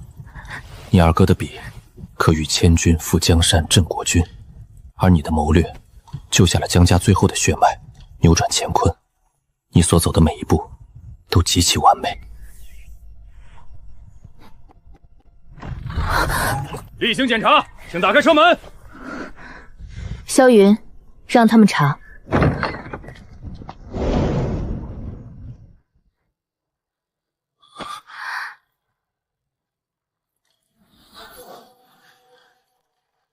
太子捏的，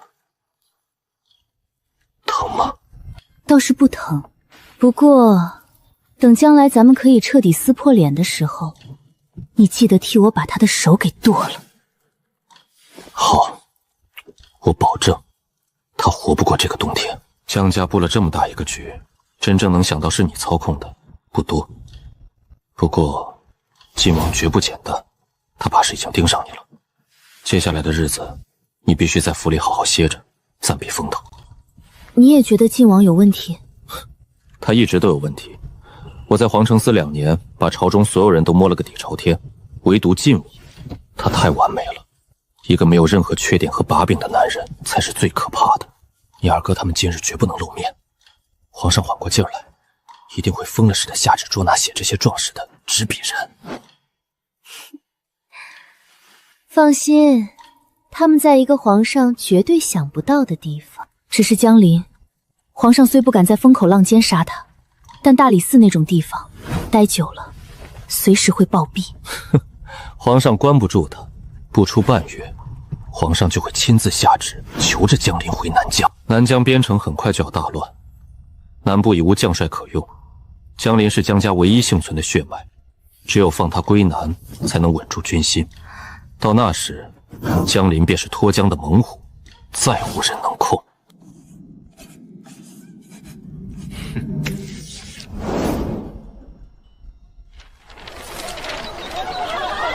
皇上要重审江家冤案，皇上圣明！皇上万岁！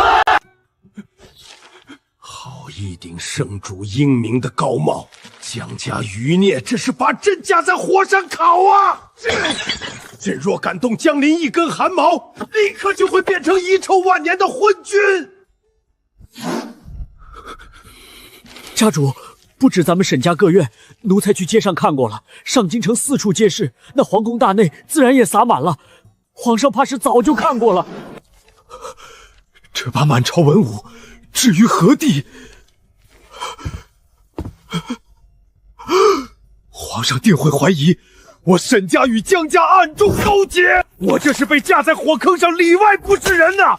得罪了皇上，得罪了太后，连皇后娘娘到现在都没派人来问一句。沈家如今已是四面楚歌。太子殿下驾到！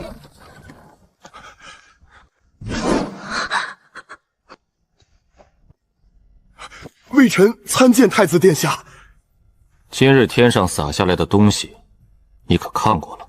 太子殿下明鉴，微臣是被冤枉的呀！江陵那无耻小儿，分明是想挑拨微臣与皇后娘娘与殿下您的关系。微臣与江陵与江家绝无半点私交，若有半句虚言，叫微臣死无葬身之地。江陵不过是个刚籍贯的武夫，绝没有这等翻云覆雨、操控舆论的心智，能撒下漫天壮志，写出如此犀利且杀人诛心文案的，他背后定有高人指点。这个高人到底是谁？你只管去，好好审江陵便是。父皇病重，孤会让莲儿早日入主东宫。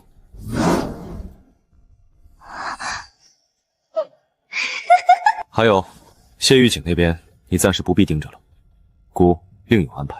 你如今要做的就是让沈家夹紧尾巴，别再犯错，确保莲儿顺利出嫁。是，微臣定当好好教导莲儿，绝不让殿下失望。哼。太子殿下急着娶我，可靖王殿下也对我情根深层。靖王殿下可是我的救命恩人，又生得那般俊朗，不行，我必须去见他一面。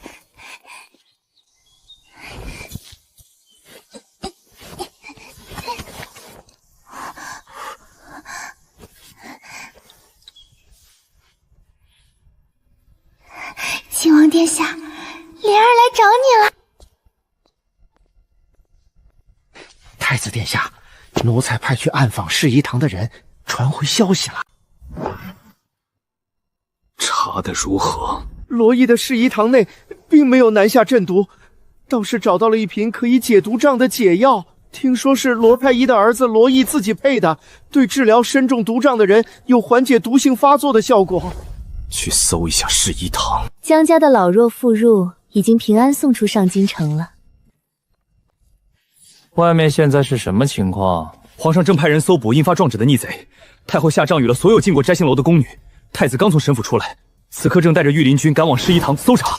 侍医堂是罗太医儿子开的医馆，是你拿了我的毒药，塞进了侍医堂的药柜里。是，既然要把罗太医这颗毒瘤从我们镇国公府拔起，那我不介意顺手给太子拱一把火，正好替你二哥哥报了那断腿之仇。你跟我想到一块儿去了。我昨晚就让石峰潜入侍医堂，在后院库房里放了一些好东西。不过既然你也动手了，那侍医堂的药架上不介意再多几瓶催命的毒药。罗太医父子作恶多端，是该收网了。主子，少夫人，属下还有一事。属下昨夜从沈府踩点回来时，正巧撞见沈二小姐从沈府后院的狗洞里爬出去了。狗洞？看方向是去靖王府。少夫人，沈家来人了，说是急事找您。好，我去看看。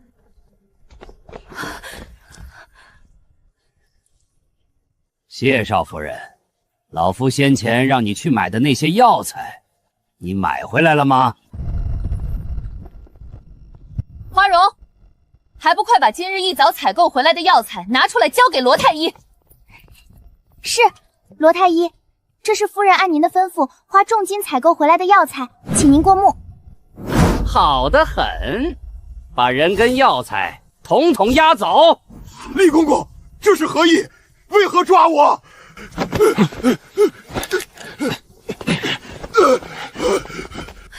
公，你们为何要带走罗太医？谢少夫人受惊了，太子殿下有令，让您只需好好照顾谢小公爷的身子，旁的事情您无需多问。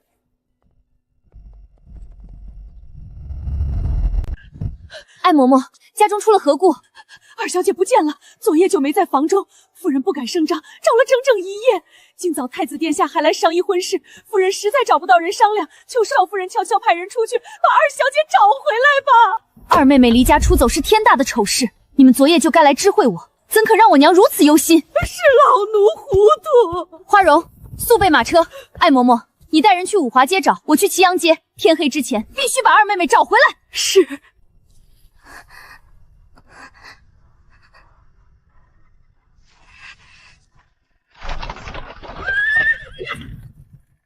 二妹妹，还不快上马车？娘找你都快找疯了。我等了这么久，靖王没等到，居然等来了大姐姐。怎么停下来了？少夫人，马车轮子松动了，得停下来休整。出门怎么不检修仔细？幸好提早发现，若少夫人因此伤着碰着，小公爷定饶不了你们。好了，修车也要时间。二妹妹，旁边正好有间茶楼，你跑出来一整夜还未用早膳吧？姐姐陪你吃点，吃完再送你回府。要4楼靠东的厢房，备一份早膳。好嘞，您稍等。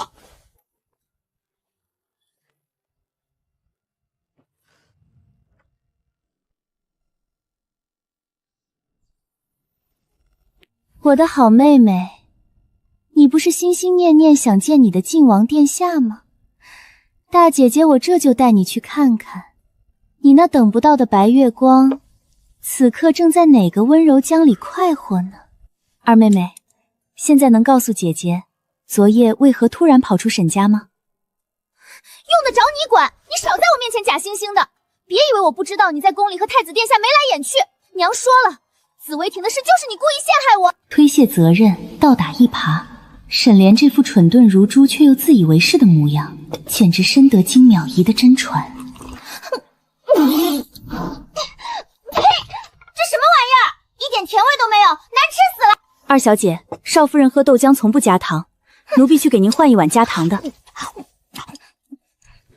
二妹妹当真是误会了，昨日我同太子殿下什么也没发生，倒是听宫人说妹妹同靖王殿下。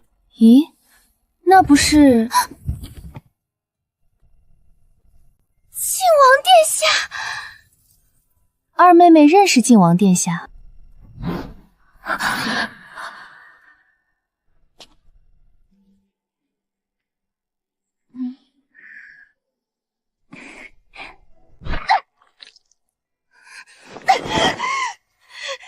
那个女人是谁？大姐姐可认识？哦，好像是刘淑女。刘淑女是谁？刘氏旁来的一个孤女，曾入宫当过烟允公主的伴读，不过她父母落难，提前出宫了。后来我就再没见过她。你干嘛关窗？让我再看看。二妹妹，靖王殿下既然把刘淑女偷偷藏在此处，既不取为侧妃，也不公开身份，可见这刘淑女是他真正放在心尖上的人啊！咱们这种外人看多了是会招来杀身之祸的。你和那靖王妃顾明珠不是手帕交吗？你看到你好朋友的夫君在外面养外室，连孩子都有了，你竟然无动于衷！你果然是个白眼狼！枉费靖王妃在紫薇亭那般护你。妹妹既然替靖王妃抱不平，为何比我还激动？莫非你和靖王殿下之间？我跟靖王殿下能有什么关系？我只是替靖王妃不值。这早膳我不吃了。靖王殿下那般光风霁月的人，怎么可能会看上那个出身卑贱的孤女？定是那个不要脸的贱人使了狐媚手段。殿下昨夜还送我定情信物，他心里是有我的。那贱人凭什么生杀殿下的长子？他也配？你跑去哪儿了？我去找大姐姐，顺便去茶楼吃了顿早膳，用得着这么大惊小怪吗？娘，听闻三哥受了家法，这是女儿特意调制的止痛奇药，娘拿给三哥试试吧。不必了，你早些回你的镇国公府去吧。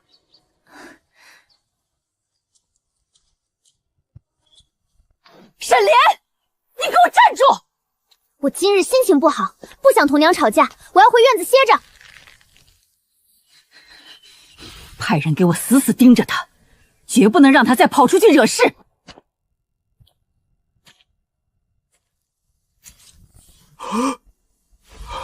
二小姐，您怎么来了？自打您被接回沈府，这还是您头一次踏进这园子来看老奴。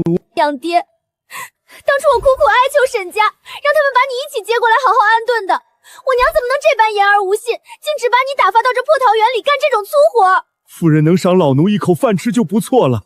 二小姐，您怎么哭了？1年前，莲儿流落街头被地痞流氓羞辱的事情，养爹可还记得？二小姐，此事千万不可再提。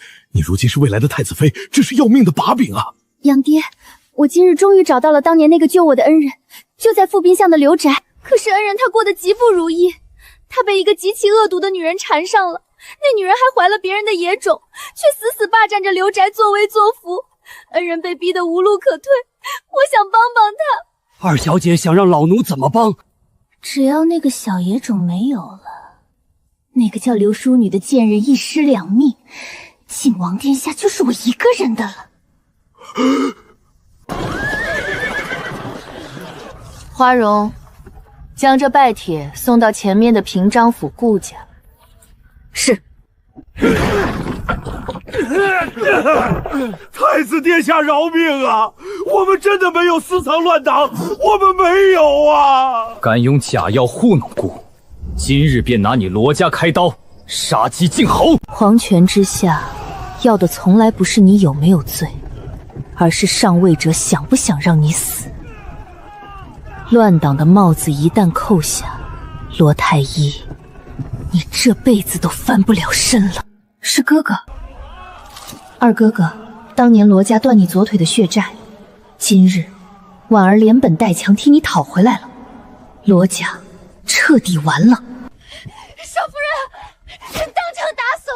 太子殿下以窝藏乱党的罪名将罗印当街处死，罗太医被直接打入大理死牢了。少夫人，顾夫人收到您的拜帖后，立刻递来了这份求诊的帖子，请您速去平章府。走，去顾家，该让顾家的人提前做好准备了。婉儿丫头，你可算来了，快陪我解解闷儿。夫人，我今日来是有要命的大事同您说。实不相瞒，今日这拜帖我原本是要送到靖王妃手中的，但我转念一想，这拜帖根本送不到明珠面前，有人在刻意阻断明珠与外界的联系。你的意思是，靖王与明珠成亲3年，后宅连个通房都没有，他对明珠千依百顺，怎么可能阻拦明珠见客？我知道夫人现在不信我，靖王在夫人心中品行端正，我若现在说他要谋害明珠，夫人只会觉得我挑拨离间。夫人只需给我半个月的时间，半个月内，我定会让夫人清清楚楚地看明白，你面前这位完美的靖王殿下，到底是人还是鬼？夫人，怎么了？没事儿，都别进来。自打太后受诞后，我的确有3个月没见明珠了。可亲王说明珠怀的是双生子，月份大了行动不便，太医叮嘱必须卧床静养。他也隔3大5就来我顾家报平安啊。夫人，明珠所怀根本不是双生子。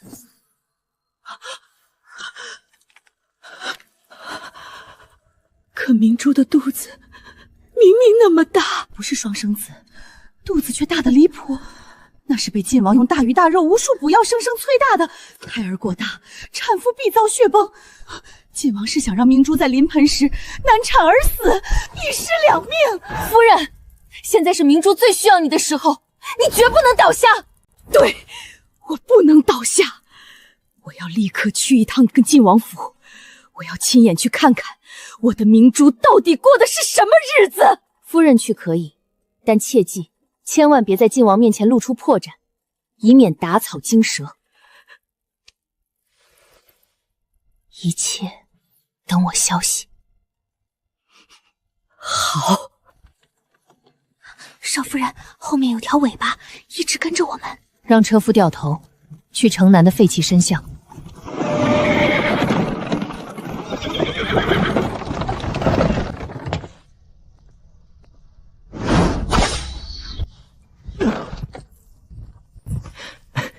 大师姐好准头，这善后的活儿就交给我吧。晋王的人，师风，你近日多留意沈二小姐的行踪。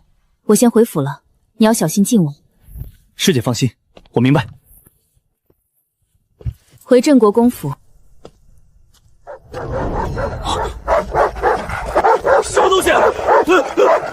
滚开！护驾，快护驾！太子殿下被恶犬咬了！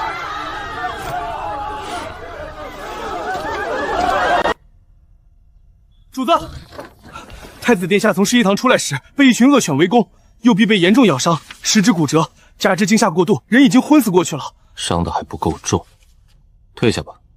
少夫人快回来了。阿锦，罗太医入狱了。太子被狗咬了？少了一页，书上记载兽喜血腥，常食生肉可激起如虎兽性。你撕了我的驯兽残月，那些狗是你干的？他敢这般伤你，我便一刻也容忍不了，让他被恶犬围攻，查起来也无从抓手。太子最怕狗，这回肯定吓破了，活该他断指。不过你只撕一页容易留下破绽，这本书我已经倒背如流，直接销毁了吧。还有，太子把罗太医打入死牢，扣了个乱党的帽子，我怕他日后拿这做文章攀耀江家。阿锦，斩草要除根，别让罗太医见到明日的太阳。交给我，大理寺有我的人，今晚便让他暴毙。少夫人，老奴熬好了血鳝窝，给您送来了。躺好装病。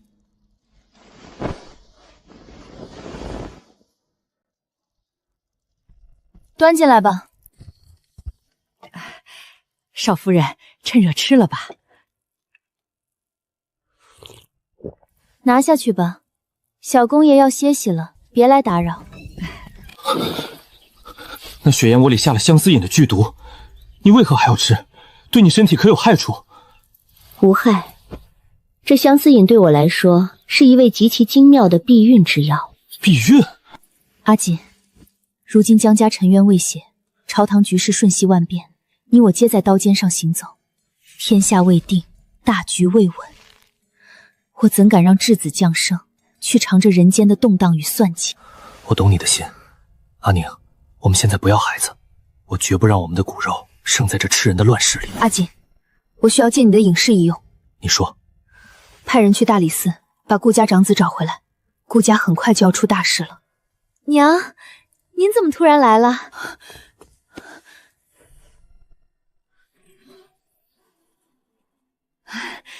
你下个月中旬就要临盆了，娘来看看你，怕你心里害怕。夫君日日开解我，又有这么多嬷嬷照料，我不怕，我甚至很期待这两个孩子的到来呢。王爷到，母亲来了。快快免礼。臣妇来看看王妃，怕她对产子之事心生胆怯。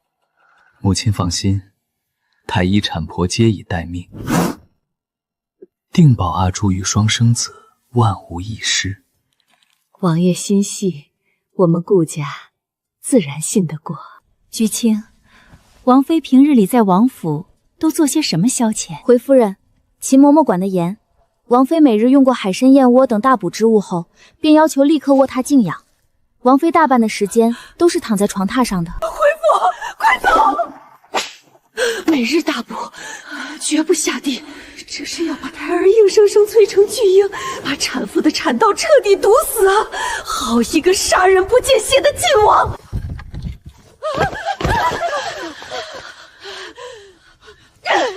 去大理寺！立刻去把大公子找回来！快去！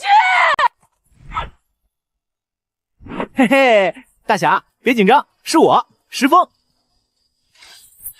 你大半夜猫在这儿鬼鬼祟祟干什么？当然是有重要的事要找我大师姐汇报。进来。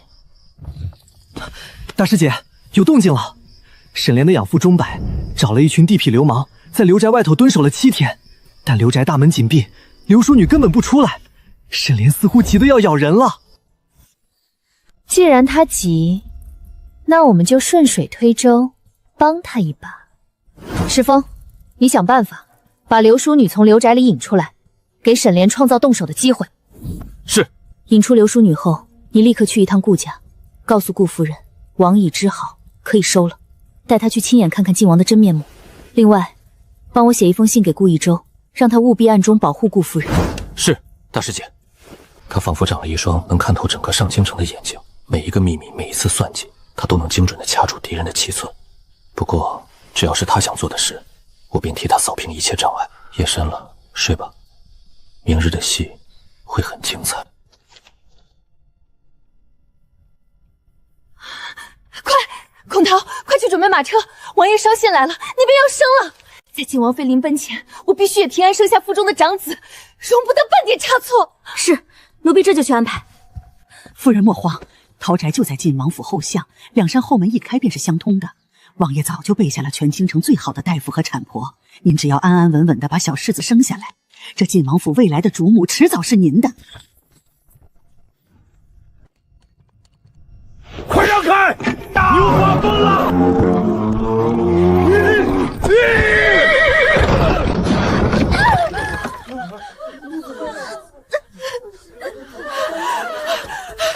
夫人，您怎么样了？快送我去陶宅，我破水了，快生了！叫王爷救我！太子刚把他送进来，他就撞墙自尽了。沈大人，你这大理寺的墙可真够硬的啊！晋王殿下明鉴，这是因乱党之罪，畏罪自尽啊！行了，这种糊弄外人的鬼话，沈大人就别在本王面前念叨。罗太医到底是因为什么被抄家？你我心知肚明。你从政几10年，若连这点水都趟不明白，本王还真是太看得起你了。江林的案子你打算如何处置？江林小儿狂妄至极，微臣愚钝，还请晋王殿下指点迷星。你如今是主审官，本王岂敢逾越？不过本王可以给你个忠告，你可以从镇国公府下手。王爷，出大事了！是从刘宅送来的急信。胎位不正，而且已经破水，再拖下去，孩子恐怕要窒息在肚子里了。我告诉你们，夫人这一胎极其金贵，今若不能让夫人母子平安，你们全得死！在这里没有保大保小，必须2个都活，听懂了吗？是，快拿产钳，强行开宫口！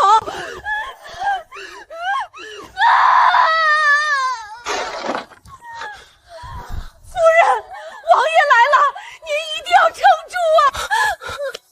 阿生，我是不是快要死了？不会的，淑梅，只要你母子平安，本王定给我们的孩子一个嫡出的身份。在大计谋成，本王名正言顺的嫡妻只有你一人，你绝不能弃本王而去。生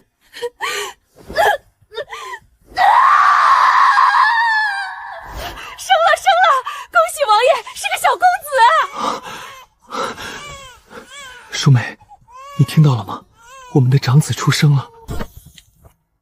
顾夫人，母亲，臣妇可当不起你这一声母亲。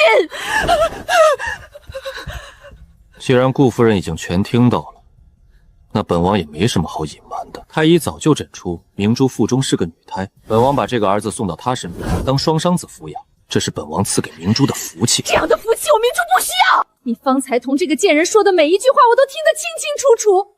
你娶我明珠，从头到尾全是在算计。靖王啊，靖王，你当真是狼子野心！我今日只要不死在这儿，就绝容不得你把这外室的种塞给我女儿。那母亲就试试看，你今日能不能活着走出这扇门。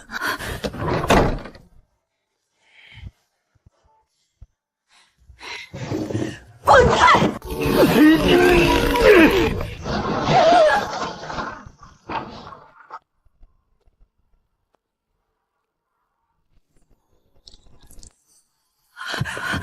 州，顾野州怎么会来得这么快？外面的重兵全被他解决了。今日之事，绝对有人在背后做局。顾夫人，您听错了，全是我不好，是我勾引王爷在先，是我偷偷怀胎，快生了才敢告诉王爷。王爷是不忍皇室血脉流落街头才出此下策的，求求您给孩子一条生路吧。生路？哪个良家女会不知廉耻的去勾引有妇之夫？你若真怀了晋王的骨肉，你光明正大进府当个通房妾室，我顾家绝无二话。你想留他一命，那就去母留子，以庶子身份抱回王府。但你胆敢拿着外室的种去充当明珠的嫡长子，你试试看。这陶宅与你进王府，不过就隔着2道门。王爷自己去同明珠交代清楚吧。从今日起，由我们顾家的人全面接管晋王妃的饮食用药，寸步不离，死守王妃。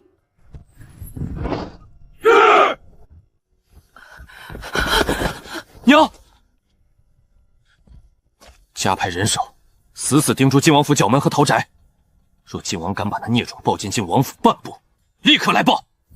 是。王爷，顾夫人说了，去母留子，他便不再有怨言。只要我死，我们的长子就能进王府当世子。王爷，您回去同王妃好好说。不，你和孩子都不准死！本王绝不受顾家那老夫的要挟。不是算好了下个月中旬临盆吗？为何会提前脱水？王爷，夫人今早收到这封密信，急忙赶来，谁知路上马车被金牛撞翻，这才受惊早产。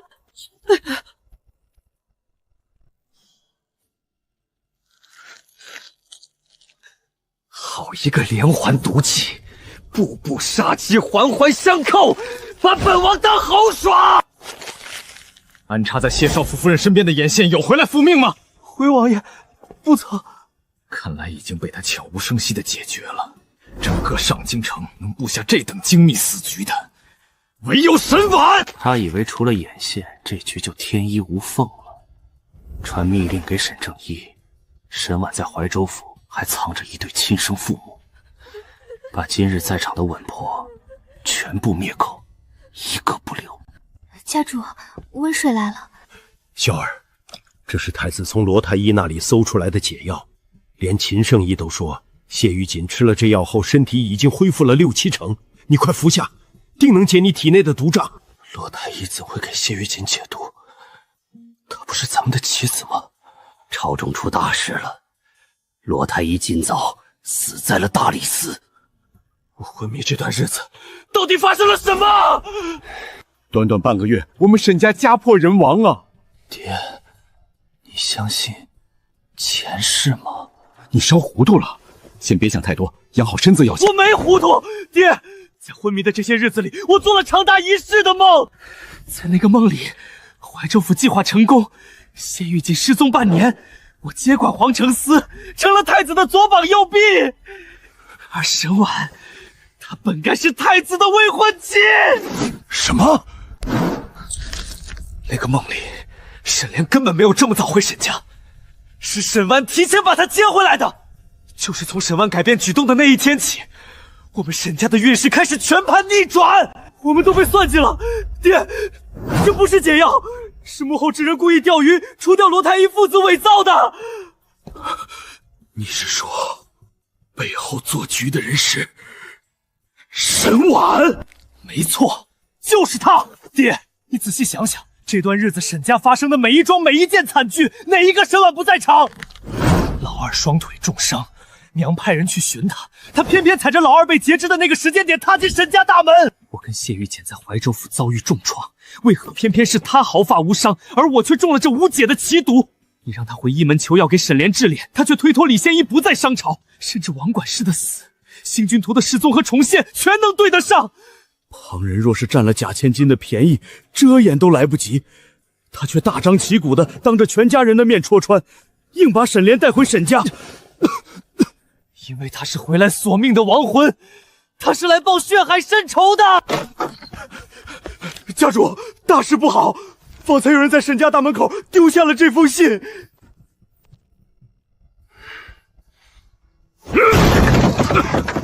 沈婉，果真是他！爹，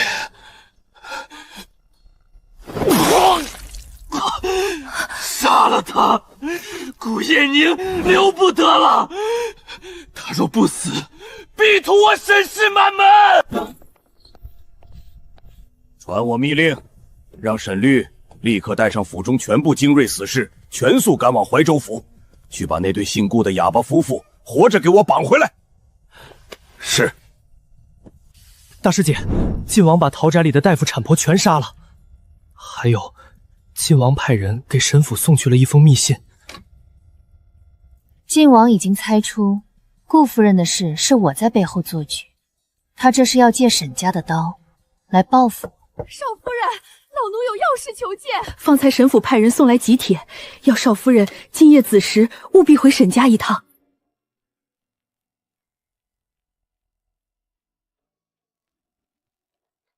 退下。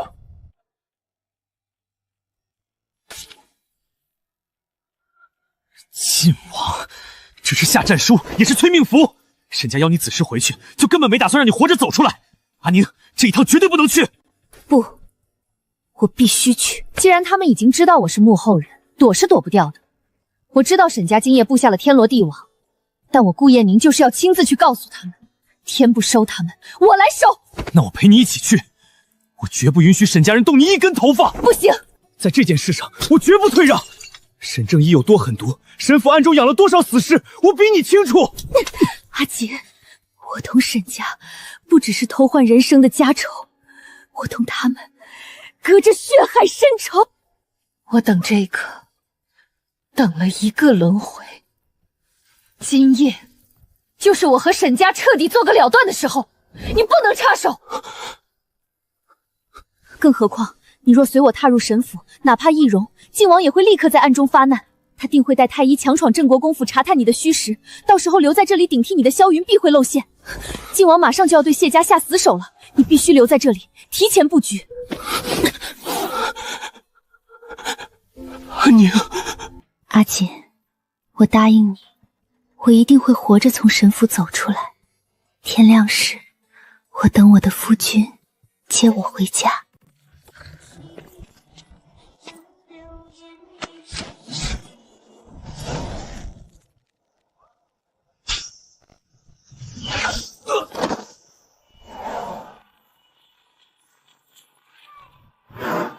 好身手，我儿婉婉，不枉我沈家花费15年心血培养出你这等好角子。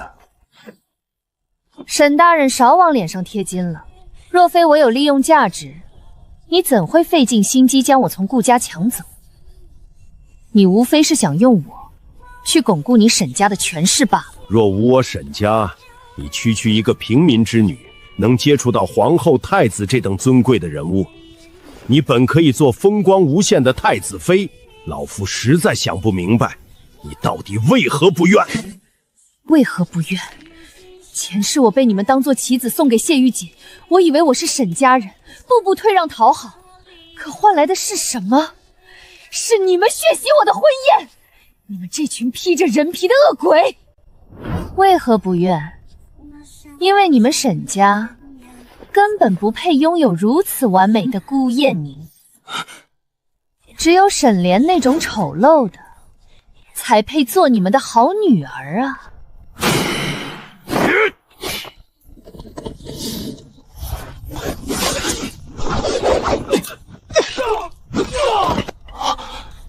少夫人用的就是世子的谢家独门身法。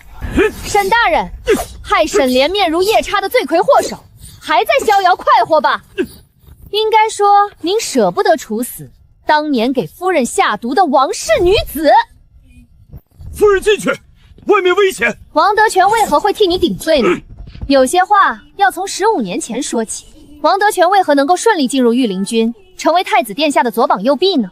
因为他就是王宇娇的弟弟。他说的是不是真的？他在挑拨离间，杀了他！挑拨离间？那王宇娇不仅活得好好的，她还怀了你的孩子，现在就住在永将庄。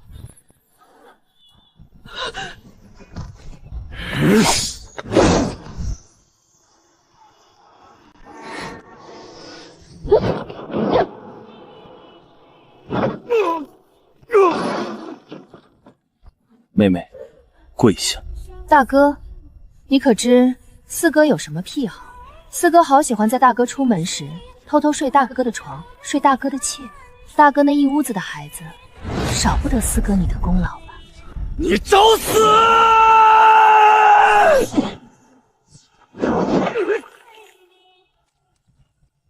哈哈，他是个妖孽！放箭，用爱情杀了他！怎么，武器都失灵了？既然你们杀不了我，那就轮到我了。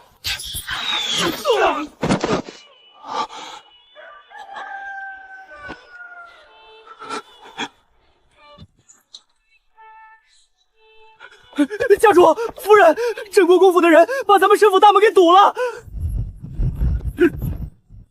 沈大人，我们小公爷身子不适，急需少夫人回府看诊。小公爷有话，若沈家今夜敢伤少夫人一根汗毛，镇国姑府便立刻叫人踢碎沈家大门，把事情闹大，大不了撕破脸皮，谁都别想好过。不能放了这妖女，杀了她！放她出府。沈正一，你疯了！夫人，若真把事情闹大，按下个欺君之罪，连累莲儿失去太子赐婚，得不偿失。少夫人，走，小公爷在门外等你。对了，临走前有一件事，女儿实在憋在心里难受。母亲装床的第二个抽屉里，究竟锁着什么惊天大秘密？那里面藏着的，好像是哪个男人写给娘的情书啊！你这个贱人，给我闭嘴！那字迹，我瞧着绝不是爹爹的，娘竟把它当心肝宝贝一样锁着。哎呀，替你们一家子兜着这么多肮脏的秘密，我心里真是累得慌。你，镇国公前来沈府下聘那日，我可是亲耳听到，娘极其亲热地唤了我公爹一声谢郎呢。你看我做什么？难道你就对得起我吗？你和王宇娇在外面连野种都有了，你还有脸看我？对啊，快去算账吧。想必娘抽屉里藏着的就是你谢郎前时写给你的定情信吧？这个贱人，你不得好死！沈正一，你给我说清楚王宇娇的事。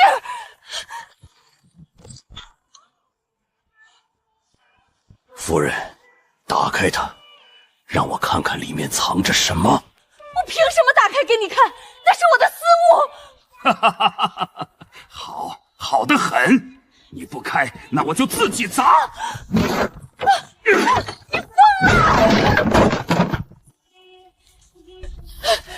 还给我！当年嫁给我时，曾指天发誓是已经烧毁了所有关于镇国公的信物，可如今，他竟把这些情书极其宝贝的珍藏了整整20年。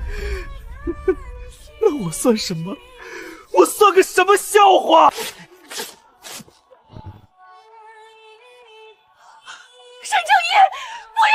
我都中了沈婉那贱人的离间计，你别看了，我求求你别看了，阿正，我求你了。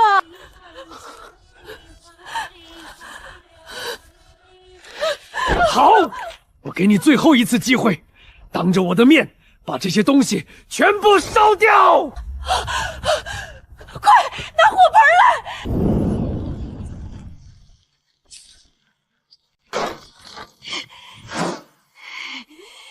沈正一，沈莲，你疯了！竟敢直呼你爹名讳，简直大逆不道！我大逆不道？方才沈婉说的每一句话我都听到了。原来沈婉根本不是沈家女。当年你们嫌弃我长得丑，把我扔在外面自生自灭，却把大姐姐拖滚，都给我滚出去，锁死院门！你们骗我！你们说一直在寻我，其实就是嫌弃我。你不要再胡闹了！娘嫁给爹，心里却偷偷惦记着别的男人。爹在外面养野女人，还搞大了外室女的肚子。四哥更恶心，居然偷偷睡大哥的妾室。沈婉根本就是个冒牌货，我才是真正的嫡长女。我要告诉全天下所有人，她是假的。沈莲，你给我回来！沈婉这个白眼狼，留不得了，绝对留不得了，必须将他千刀万剐。夫人放心，我已经派沈律带人赶往怀州府去抓他的亲生父母了。只要捏住那2个哑巴的命，不朝弄不死他。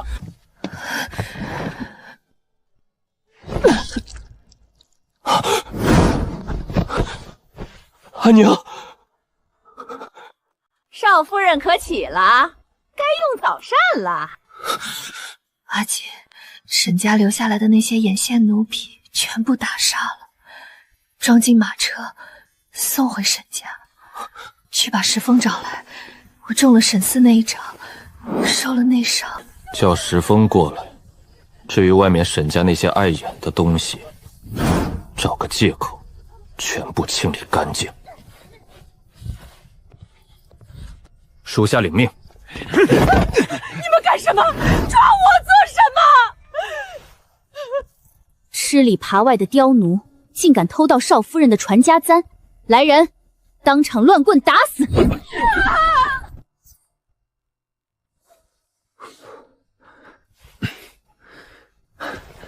所幸未伤及心脉要害，我大师姐底子好，休息几日便没事了。主子，昨夜在神府，少夫人用的竟是谢氏独门功法，那仿神术极其眼熟。我11岁在密室自创招式，从未教过人，她怎么会？石峰，能不能跟我说说你大师姐的过去？你们是怎么相识的？当然是在一门啊！不过那时候我是个连地都扫不干净的菜鸡，所有人皆瞧不起我，唯独大师姐不嫌弃我，什么艺术都耐着性子教我。我这条命就是大师姐的。我大师姐上天入地无所不知，她就像能掐会算一样，每次指明危险我都能避开，是不是超级厉害？石峰，谢谢你。不用谢我，这是我大师姐，就算你不谢我，我也要护她周全。正因为有你在，我才要谢谢你。在那个没有我的岁月里，是你一直陪着她。好了，肉麻死了，我大师姐需要静养，我过2日再来施针。先走一步。阿姐，你醒了，阿娘，你终于醒了。我睡了多久？现在是什么时辰了？你整整睡了5天，现在是亥时。你感觉身体怎么样？胸口还痛不痛？有没有哪里不舒服？要不要我现在就叫石峰给你看看？可是心脏痛啊！快来人！不痛了，阿姐，我是骗你的。不许开这种玩笑。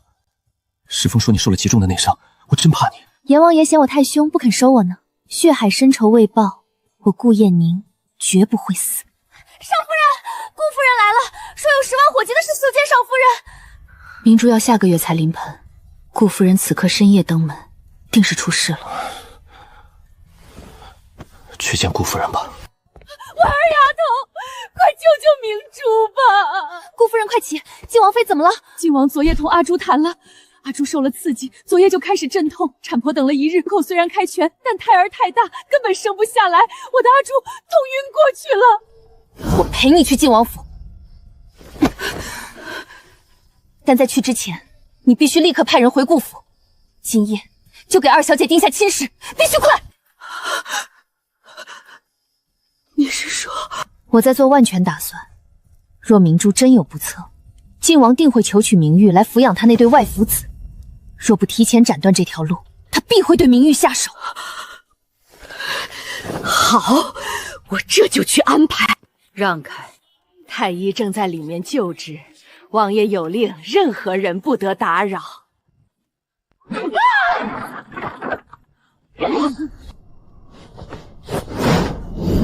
免死金牌在此，谁敢拦我？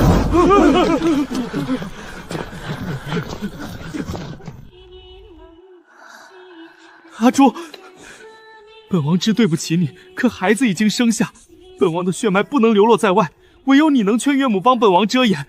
本王发誓，将来定好好待你。出去！10月怀胎，你骗我怀了双生子，用大鱼大肉将这胎儿喂得如巨石一般，毒死我在产道。你根本没想让我活，你分明就是要我去死啊！莫君言，你骗我，我死，我做鬼也不会放过你。王妃临盆，王爷在这儿干扰，实属不该。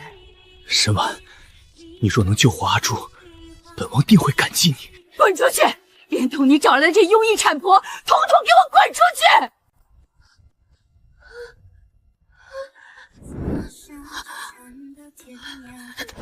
阿朱，你听我说，我检查过了，虽然胎儿极大，但你的盆狼条件完全可以生下来，你绝不能放弃。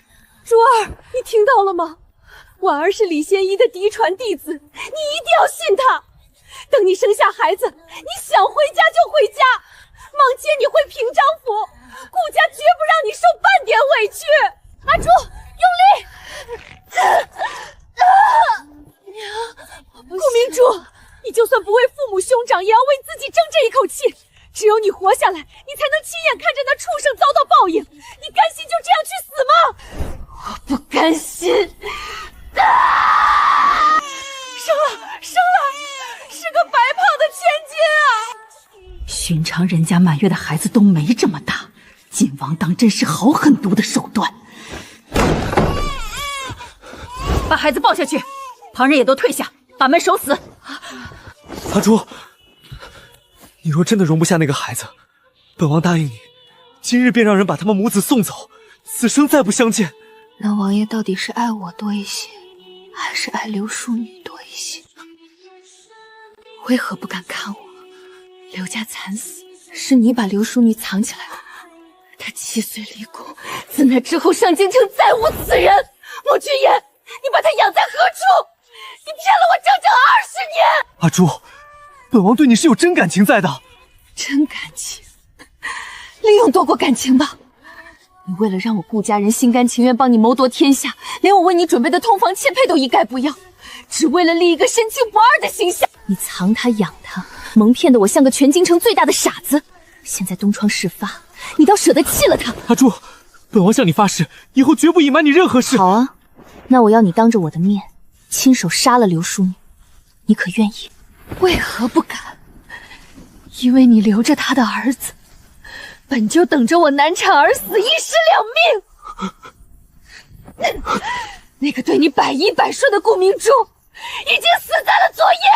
明珠，你到底想干什么？我要离开王府，理由我都替你想好了。今夜过后，你便对外宣称王妃难产，一尸两命，从此世间再无穷年。本王不允，绝不允！我不是在征求你的同意，我是在向你宣告结果。莫君言，你若敢强行困我，我顾明珠今日有血溅你府。到那时候，我父兄定会将你夺嫡的阴谋和杀妻的真相大白于天下。阿朱，你放心，我定会带你离开。婉儿，我一直很羡慕你，羡慕你可以走出这一方后宅。既然你想好了，娘亲亲自带你离京。你就算要走，也得等坐满月子，否则今日你出了这个门，上京城将再无你容身之处。沈婉，你最好别给本王多管闲事。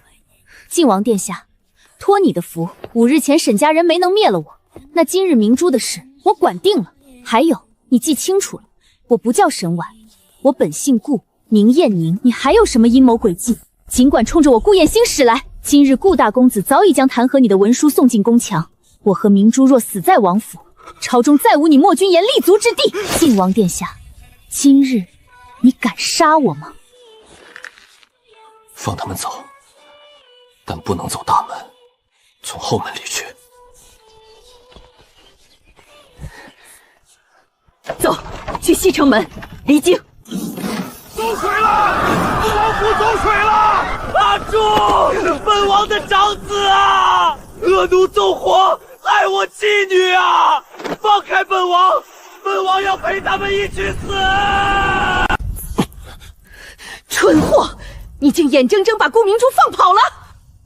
母妃息怒，你苦心经营的贤王名声，险些全毁在这蠢事上。你别忘了，是谁把你带进这座府邸的？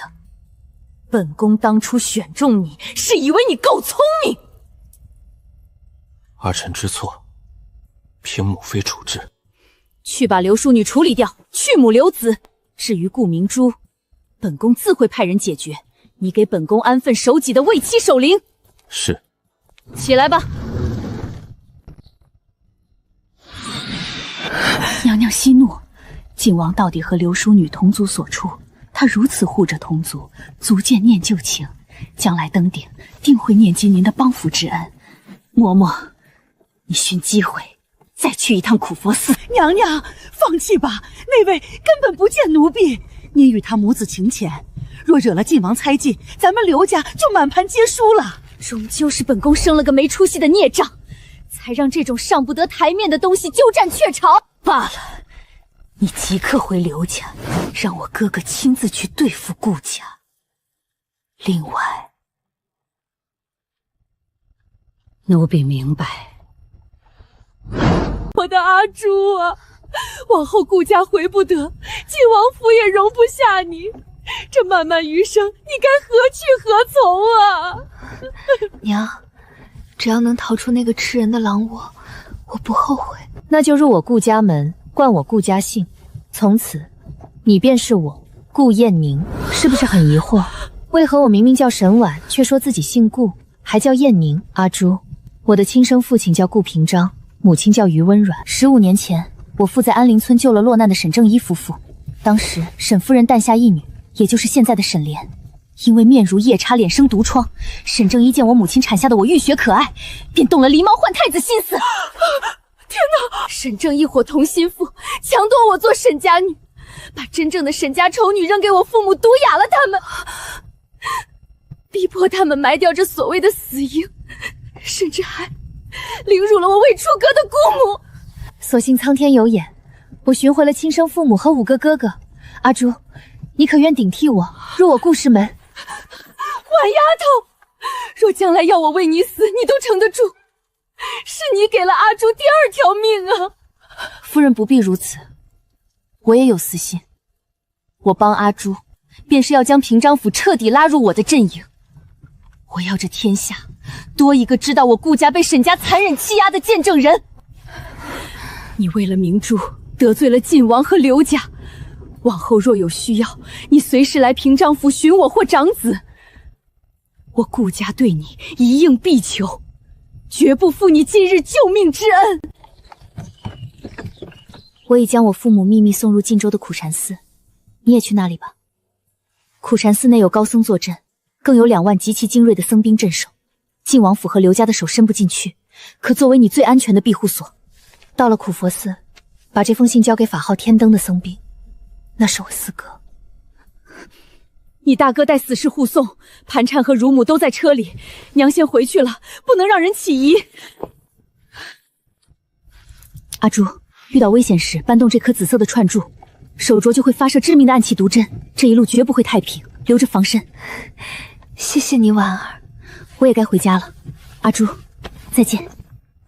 燕宁，再见。看看这封信，给我的。这是金媚仪20年前写给镇国公的情书，我把它偷出来调包了。阿锦，你看看怎么处理，才能让皇上过目后再精准的落在沈正一的手里？简直不堪入目。是不是疑惑这信当年为何没送出去？不重要了，交给我办吧。我会用药水，先将情书上的字迹隐藏，再用显文水在上面伪造一封江家灭门血书。只要把这封信夹在我爹的公文里，沈正一的眼线自然会想办法去查。你根本就不是沈家的亲生女儿，莲儿才是真正的沈家嫡女。前世我大婚之日，夫君被万箭穿心，镇国公府满门被屠，而杀他的人是我亲爹亲哥哥，也是我曾最信任的太子。姐姐，多谢你替我嫁入谢家送死。爹，他还想伤我！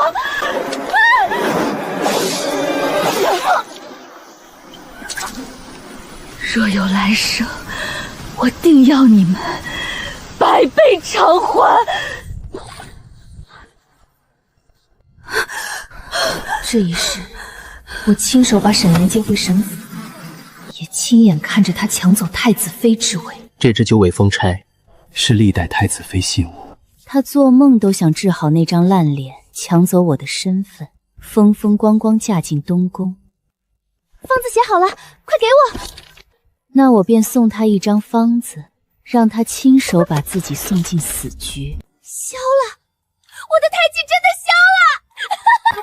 夫人，儿二小姐脸上的胎记不见了，您快去看看啊！什么？胎记不见了？快去翠莲居！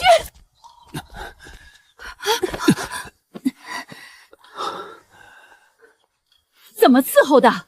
不知道备轮椅吗？娘，先进去看妹妹。娘，你看我的脸。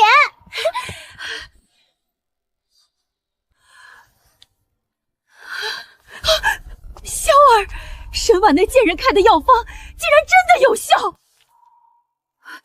这上面全是要命的毒物，真要用在莲儿脸上？哼，娘，照方抓药。他故意写毒物吓唬我们，是断定咱们不敢用，我偏要反其道而行之。娘，我说过吧，他自作聪明玩心眼儿，却不知道我拥有前世记忆，早就看穿了他的把戏。沈婉，这一局你输了。夫人，大公子，宫里来人了，高公公带着圣旨来了，请二小姐速速出去接旨。定是钦天监算好了太子与莲儿成亲的黄道吉日，快给二小姐梳洗更衣。奉天承运，皇帝诏曰：太子已到婚娶之龄，与沈府二姑娘乃天定佳宝。钦天监夜观星象，定于农历5月18日在武德宫举行大婚，册封太子妃，钦此。我真傻，当初为何还求沈婉把太子让给我？若不是她占着嫡长女的身份，怎么能接触太子？太子殿下本就是我的，未来的皇后也是我。沈二姑娘，接旨吧。臣女谢皇上隆恩。沈二姑娘好造化，将来入了东宫，安心伺候太子殿下，早日诞下皇孙，开枝散叶呀。我这女儿不懂规矩，日后在东宫，还望公公多多帮衬。好说好说，咱家告辞。老爷回来了，宫里刚下了赐婚的圣旨。好，这就好。对了，莲儿，太子暂无子嗣，你嫁入东宫，头等大事就是尽早怀上皇孙。至于沈湾给你的那副内服毒药，往后千万别再用了，那药极寒，定会阻断你的子嗣之路。你脸上红斑，用脂粉遮着就行。娘放心吧，我继续服用完。梁太医为我仔细请了3次平安脉，他说我身子健健康康，只要嫁入东宫，很快就能孕下太子殿下的子嗣。对了，娘没去找那个叫王雨娇的女人算账，我可没忘。爹，那个贱人生的是女儿还是儿子？是不是还打算接回府？我警告你们，不准再接别人回府来抢我的东西。那个贱人害我面中胎毒，毁了容貌，你们不严惩，难道还要任由爹爹乱来吗？娘生了5个儿子，个个出类拔萃，怎么这个亲生妹妹竟如此蠢笨如猪？妹妹休要胡言，王雨娇当年那胎早就流产了。至于当年为何留下王德全，那也是因为王德全武艺高强，爹留在身边做死士用。那一夜若不是王德全拼死相护，爹在怀州府早就遇刺身亡了。娘，爹让旅馆师给了王雨娇一笔遣散费，早就断绝来往了，是不是爹？夫人，当年之事是为夫一时糊涂，可沈婉那夜回府，摆明了就是要挑拨你我夫妻。你我若真生了嫌隙，岂不是正中那妖女吓坏？罢了，那王雨娇不过是个长得像我的赝品，只要不把那贱人接回府，我可以睁一只眼闭一只眼。老爷说的是，我们该向前看。莲儿马上就是太子妃，萧儿将来也会振兴沈家。夫人明理。听说晋王妃难产死了，一尸2命，死的可真惨啊！晋王府这场大火透着古怪，一个奴才哪有本事烧了产房？刘贵妃强行压下此事，皇上竟也默许不查。妹妹，此事轮不到你多嘴，你只管老老实实在闺中待嫁，学好规矩，少惹事端。大哥放心，我听娘的话就是的。我只是可惜那晋王妃，堂堂才女，就这么没了。死得好，谁叫你在太后寿殿上帮着沈婉那贱人踩我的脸，还说晋王独爱她一人，我呸！真是个没福气的蠢货，这就是报应。探子回报，晋王府走火那夜，有马车秘密离开，探子刚跟上就被劫杀，里面藏的究竟是谁？晋王妃的死绝不简单，但眼下妹妹将入主东宫，暂不树敌，先集中精力解决镇国公府。二小姐，您怎么站在书房外？夫人正到处找您呢。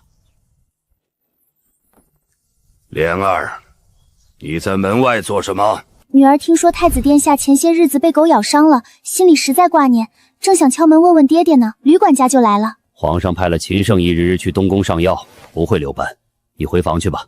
那女儿就放心了。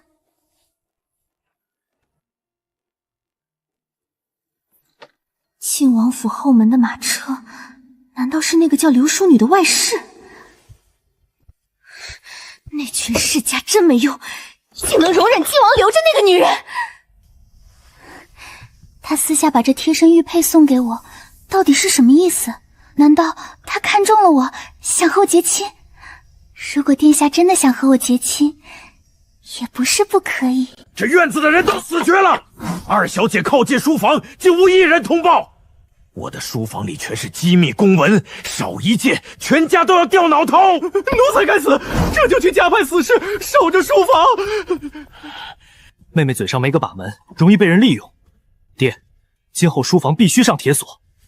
沈婉在沈家潜伏10年，以她的手段，这府里不知埋了她多少眼线。防外贼，更要防家贼。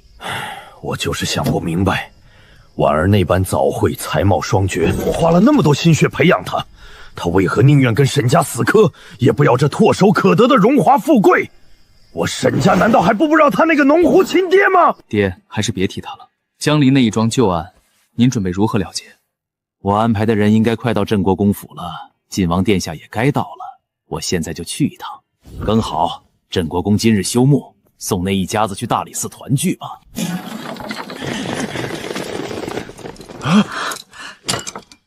你在外面惹事了？没有呀。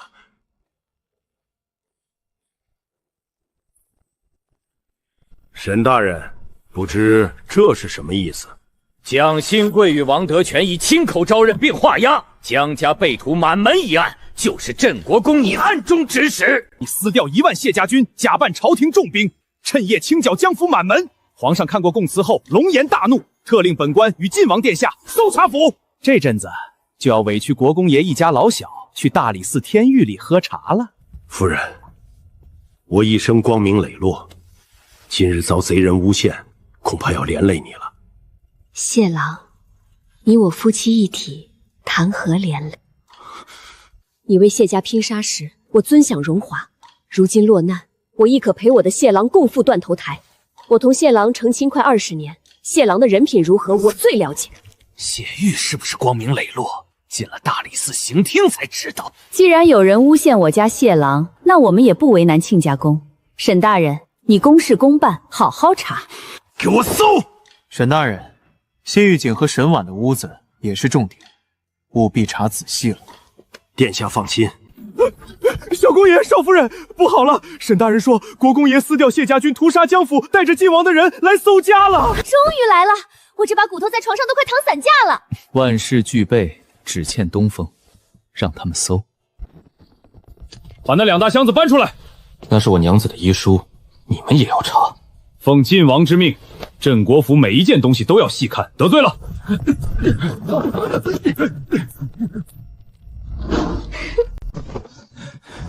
找到了吗？没有，我这里也没有。谢小公爷，谢少夫人，请2位到前厅等候。阿锦，婉儿，咱们家恐怕要完了。婉儿啊，若镇国公府真犯了事，娘让阿锦给你写封和离书，你赶紧回沈家吧。娘，谢郎待我极好，镇国公府落难，我绝不抛夫离去。若我此时走了，岂不惹人辱骂我沈家孝旧女无方？况且二妹妹即将嫁入东宫，我更不能连累她的名声。爹，找到一封可疑的信。镇国公，信上白纸黑字写明你如何调1万谢家军乔装潜伏，屠杀江府满门。你还敢说自己光明磊落？如今罪证确凿，容不得你狡辩。什么信？拿来我看。我没有杀江家满门。沈真一，这是你诬陷我！跪下！是不是诬陷？皇上看过后自会鉴定。来人，把镇国公府所有人押入大理寺。慢着，小公爷还有何话说？本是镇国公府落难，我同意写和离书，求沈大人带他离开。婉儿，我不欲害你，你我还是和离吧。我儿婉婉方才不是说了，绝不抛夫离去，对吧？是，我沈家女没有和离妇，可倘若皇上降罪株连九族，恐怕连我母族沈氏也要受牵连。为了不连累沈家，今日我自请出沈家氏族，摘去沈家姓，自愿入谢家祠堂，冠谢姓，名谢婉。镇国公府兴，我存；镇国公府富，我做谢家鬼。谢婉感念父亲15年养育之恩，今日断发出族，绝你我父女之情，挽沈氏一族百口性命。好，不愧是我沈家嫡长女，成爵，速回沈家请族长拿族谱，全你妹妹护族之心。晋王殿下，请派人取我谢氏族谱，我要亲自帮谢媳妇划掉沈姓。婉儿，若谢家真落了死罪，我会亲自去天牢给你送断头饭，不让你做饿死鬼。有劳沈大人。全部带回大理寺。沈大人，一条喂不熟的野狼，你还生出感情了？微臣只是惋惜，精心培养的狗入了别人家门。正事要紧，微臣这就快马加鞭，将这密谋残害江家的罪证呈教皇上。皇上，微臣带人搜查镇国公府，在其书房重地搜到了这封镇国公密谋屠杀江家满门的罪证，请皇上过目。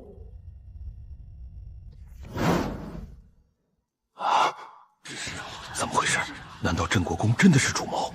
皇上，此信确是黄承思在镇国公府当场搜出，绝无污蔑。你确定这信是从镇国公书房搜出来的？微臣以项上人头担保。好，很好。你们谁要看看这罪证？皇上，镇国公年轻时曾是老臣的学子，老臣最熟悉他的字迹，请皇上恩准微臣过目。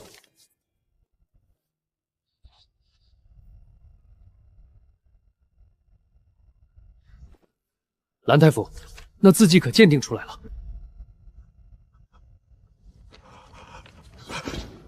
陈大人，你看看吧。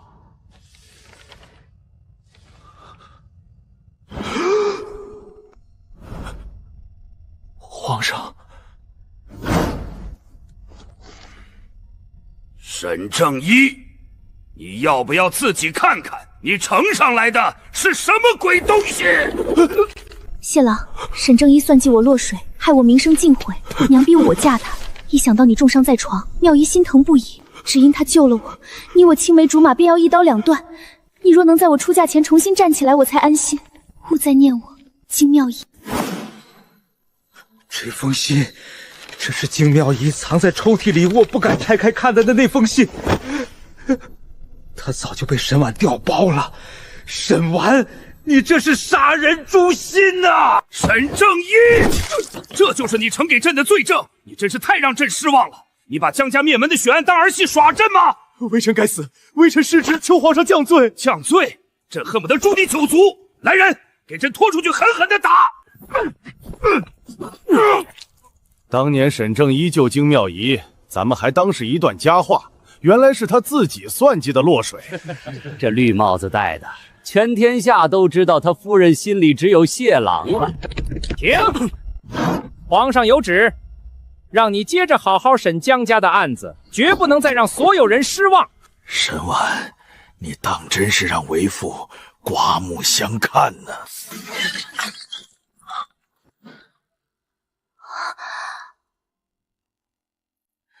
沈大人受了这么重的杖刑，还要强撑着跑来大理寺抖威风，真是厉害啊！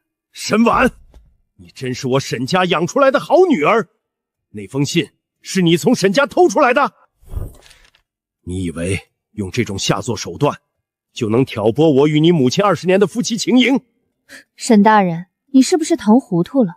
我如今姓谢，名谢婉，你的夫人也不是我的母亲。皇上没撤我的职，我依然能左右你谢家满门的生死。就算镇国公府搜不出罪证，可只要蒋新贵和王德全的供词，你们也休想翻身。这个信就是废纸一张。你想搅乱我沈家？做梦！一封信而已，根本撼动不了我与妙仪的感情。以沈大人的克制力，自是无法下手。毕竟你为了沈府的荣华富贵，什么恶心事儿干不出来。只是说挺可惜的，沈大人自诩深爱沈夫人，只与她生儿育女。看到沈夫人给初恋写那样的信，竟还能忍着恶心，同你的夫人你侬我侬呢？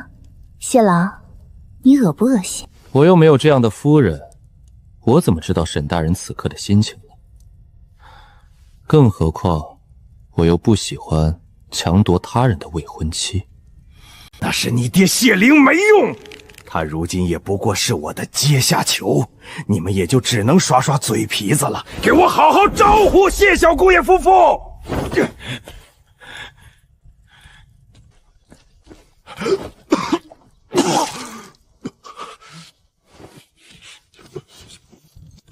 家主要回府吗？我去永健庄。他方才走路虚浮，身上的烈性金疮药味连我都闻到了，定是受过重杖。你这个养父真是死要面子。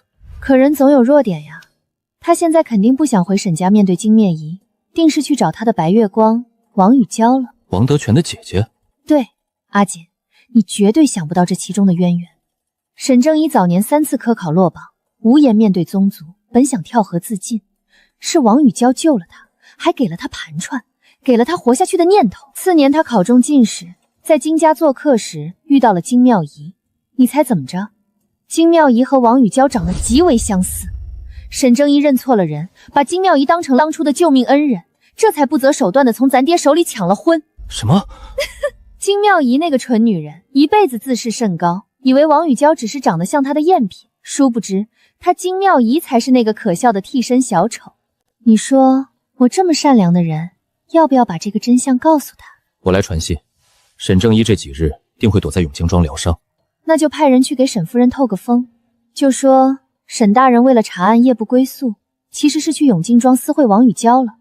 来吧，让这把火烧得再猛烈些。二小姐想吃什么，只需往膳食看一眼，身旁的工人自会为您盛好，就像奴婢这般。夫人，家主传话，大理寺公务忙，要查江谢两家重案，这几日歇在大理寺了。知道了。夫人，是永润庄的眼线，那个贪财的席婆子来了。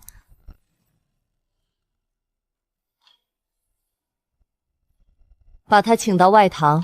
夫人呐，老奴给您盯了足足半个月，总算盯出苗头了。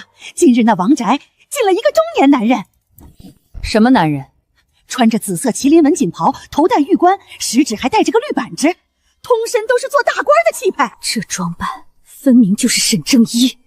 那男人进去多久了？正午进去的，到现在都没出来过呢。正午，好啊，好一个大理寺公务繁忙，好一个查办重案歇在衙门。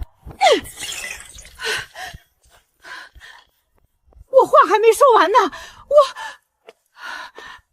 这是夫人赏你的银子，拿着银子就快走吧。沈正一，他竟然敢骗我！他背着我金屋藏娇，去护那个下毒害我的贱人，去召集所有家仆护卫，我要平了永战庄！夫人息怒啊！男人3妻4妾在所难免，只要不带回府，您就睁一只眼闭一只眼吧。艾嬷嬷，你安的什么心？我爹都跑到别人的香窝子里了，你还阻挠我娘捉奸？娘，当年若不是王雨娇那个坏女人，您怎会中毒？我怎会生来带有那么难看的胎记？我爹还把她捧在手心里，他根本就不爱你。备车，召集府中所有护卫，随我去永将庄。娘快去，绝不能放过那个贱人。快走吧，把护卫都带走，我才好溜出去找靖王殿下。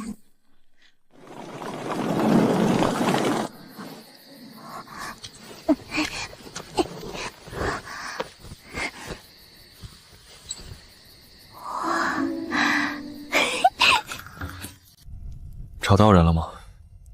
在锦州地界找到了王妃的身影，王妃入了苦佛寺。锦州苦佛寺，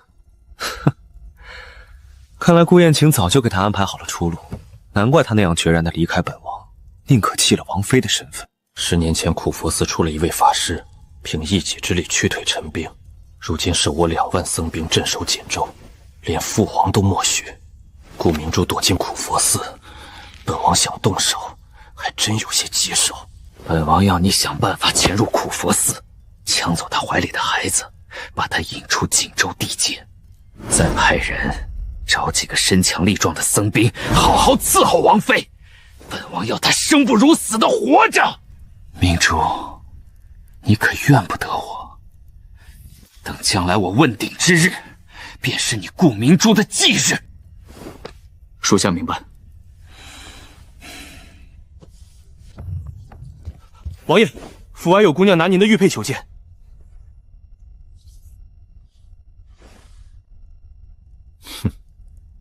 把他领去玉露阁，杯热水，本王要沐浴。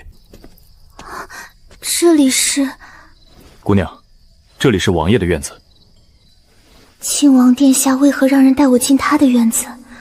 莫非他一直在等我？晋王殿下，莲儿有事才来找殿下。进来。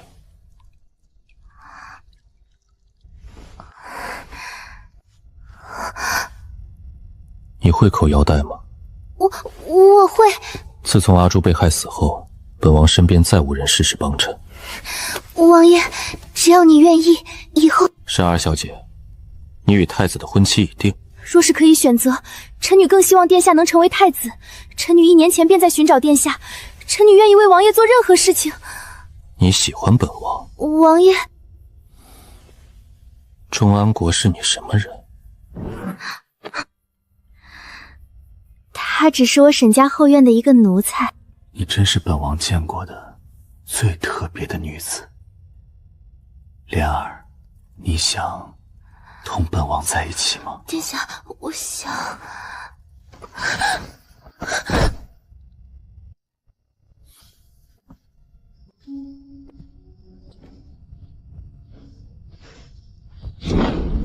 赏给外院那些下人吧，留条命就行。是。就是这家，半年前新修好的。半年前，沈正一从库房取出100两银子，说是打点官场，原来全拿来给这个贱人修宅子了。动静轻一些，不要惊扰到里面的人。夫人，这宅子这么大，黑灯瞎火的，咱往哪边找？这跟咱们沈府的后院简直是一个模子里刻出来的。鱼池假山，再穿过前面的莲花院，莲花纹连请的工匠，怕都是同一家，掏着我沈家的钱，建了个一模一样的沈府。好，真是好极了！跟我走，若我没猜错，穿过这条长廊就是他住的地方。阿正，不过是一封信，已经过去20日，没必要再斤斤计较。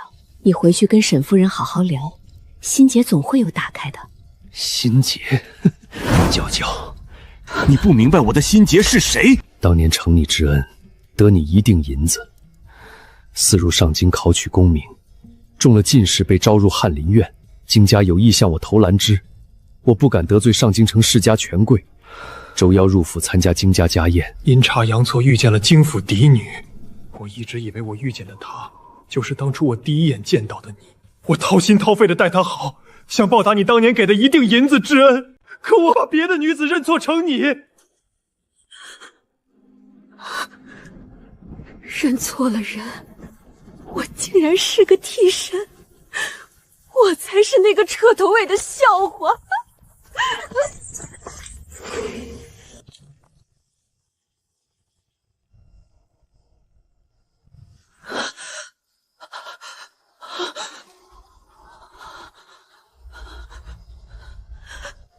是谁？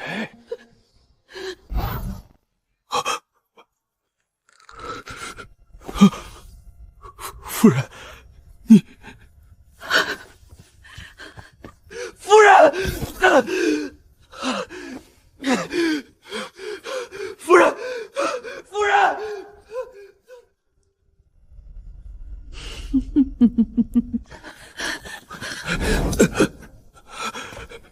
妙仪，我们回府谈。别碰我！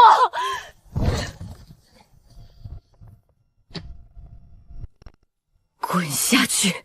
滚！家主，走，快走，快离开这里！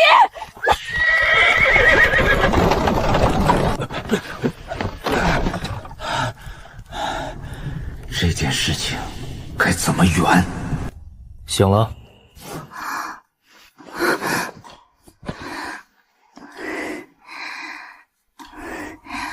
王爷，莲儿和你……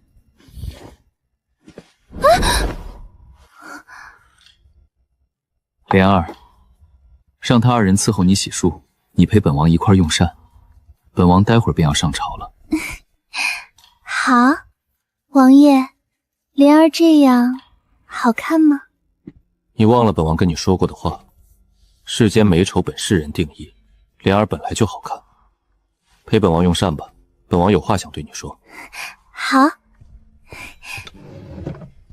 王爷，你有什么话想跟我说？你也是本王的人。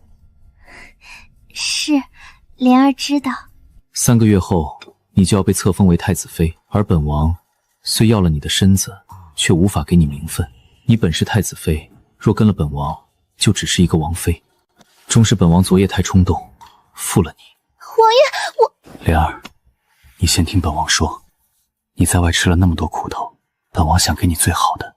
若是本王为了你，去争一争储君之位，莲儿，你可同意？王爷，为了我争储君之位，倘若他日事成，本王为王，你便是本王的王后，天下你我共享，你可愿？莲儿支持王爷，无论王爷做什么，莲儿都支持你。那莲儿可要帮本王，只有你能帮本王。王爷要莲儿如何帮你？顾明珠她没死。什么？沈莲虽是个蠢货，可他那养父钟安手里握着江湖上三教九流的人脉，若有沈莲出手解决顾明珠，那这笔账顾家可就算不到我头上了。莲儿，你听本王解释，本王同他成亲前养了一个外室女，顾明珠嫁入王府多年，一直没有怀上本王的子嗣。本王想早日诞下子嗣，这才找了一个女子，碰巧顾明珠也怀上身孕，本王想等她临盆时，以双生子留在身边，如此对本王争储更有利。原来是这样，王爷是为了孩子。是，可那外室女生子的时候被顾家人知道，顾家和顾明珠与本王闹，顾明珠拿孩子威胁本王，叫本王放她离开屠二府，本王为了子嗣不得不妥协。王爷是想让莲儿帮你处理掉顾明珠？不是帮，她若活着，难保有一日不会成为你我的阻碍。你希望她再回到王府吗？不，她已经是个死人了，她不能再回到王府。殿下，你放心，我养爹很厉害。你告诉莲儿顾明珠现在在何处，莲儿帮殿下解决麻烦。锦州苦少寺，她去投奔了你那大姐姐的亲生父母。沈婉的亲生父母，沈婉抢我嫡长女的身份。既然如此，那就把他们一网打尽。本王到上朝时分了，我让人送你回沈家。顾明珠没死的事，切莫同你父兄透露。莲儿知道。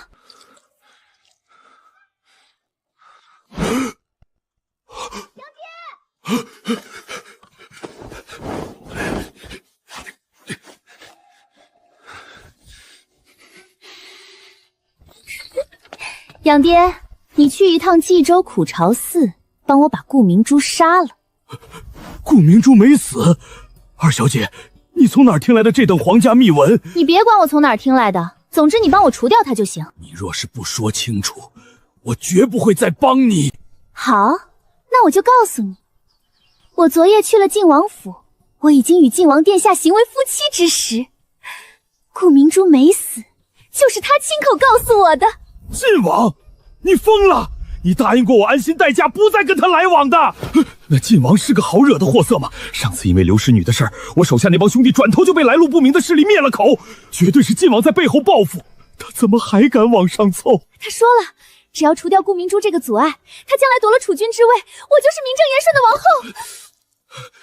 你糊涂啊！你被指婚给太子，他这是在利用你。他生出争储之心，便是大逆不道。他没有骗我，那个位子谁夺的就是谁的。太子算什么？我只喜欢晋王殿下。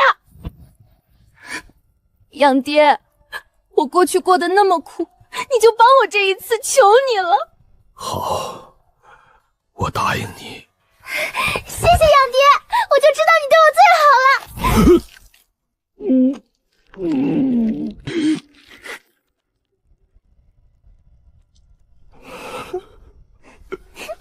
记住哦，锦州苦佛寺。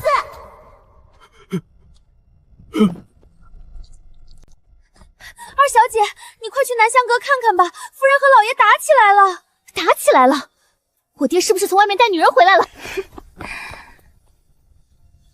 闹吧，闹得越大越好。沈正义，你给我说清楚，当年的事情你把谁认错了？你到底认错了谁？爹，那个叫王玉娇的贱人呢？你昨夜是不是去私会她了？你太过分了！你怎能一次次欺骗我娘？快拦住他，让二小姐先回醉莲居。还嫌这个家不够乱吗？二小姐，你先回去吧，老爷夫人的事情让他们自己解决。滚开！你说什么鬼话呢？我爹在外面养狐狸精，受害的却是我。莲儿，你一个闺阁女子，不该插手父母之事。听大哥的话，回去。这是爹娘的事吗？我过去15年顶着这块丑陋的胎记，受尽了嘲笑。那胎记不落到你们脸上，你们不知道疼是吧？那个女人在我娘怀我的时候下毒，爹还护着她，娘真是瞎了眼才嫁给你。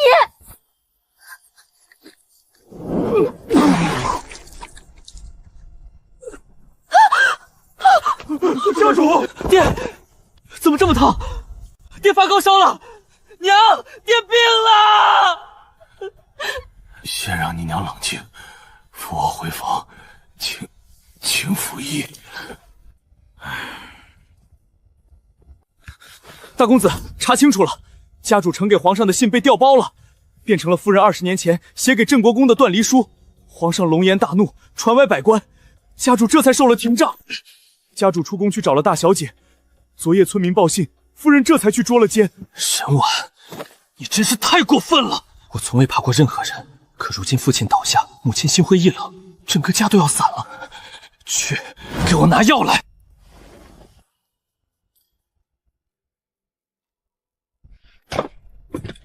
碎碎，我让人做了你爱吃的膳食，快起来用早膳吧。阿姐，快过来吃，都是好东西。你不怕我下毒？怕什么？我有解药，更何况你现在不敢。怎么没有我爱吃的羊肉泡馍？你下次带点给我。我家阿锦还在养身体，多放点肉，他需要补一补。碎碎，我们谈和吧，只要你回沈家，放下恩怨，我可以把你亲生父母接来上京，给他们找一处大宅子。我还可以给你几个哥哥铺路谋前程，你想要什么，沈家都给你。吃饱了吗？吃不完，给爹娘留一份吧。这牢里伙食太差，今天好不容易改善伙食，劳烦沈大公子帮我把这些送给我爹娘吃。婉儿，婉儿，我说的句句属实，与其两败俱伤，不如好好谈谈。我正午再来给你送饭。王玉娇的事情，怕是闹得沈家不可收拾了。沈大公子心里着急，想同你和好。我瞧他刚才那副模样，怕是真有几分想跟你讲和。讲和？他不过是看到沈正一被我整死了，暂且放下身段稳住我而已。等他缓过这口气，立刻就会反咬我一口。那接下来你想怎么做？沈正一昨日挨了48杖，半条命都没了。金妙仪还没机会听他解释王雨娇的事吧？既然沈大公子今天亲自跑来送饭，那我们就顺水推舟，找个人亲自去给金妙仪解释清楚。若不是主子早有预料，你现在已经是一具焦尸了。马车里有衣服，乔装一番，即刻进上京城。主子会安排你亲自和沈夫人见一面。事情办妥了吗？办妥了，王家宅子被一个疯子烧了，大火烧的正是王玉娇的北墙阁。奴才派人守住了所有出口，王宅内又有我们的人，不出意外，王玉娇必死无疑。我要万无一失。今日从外面递入府中的帖子，全都先拿给我过目，确保无误，再送到夫人手上。夫人若要出府，你便同她说我身子不适，把她拖住。今日绝不能让我娘离开沈家。大公子，你的身子，奴才这就去找二公子。老二若能顶事，我还拖着这副残躯去救沈婉谈何吗？去，让厨房再备一份午膳，我正午还要去大理寺。金鱼姐姐，有你的信。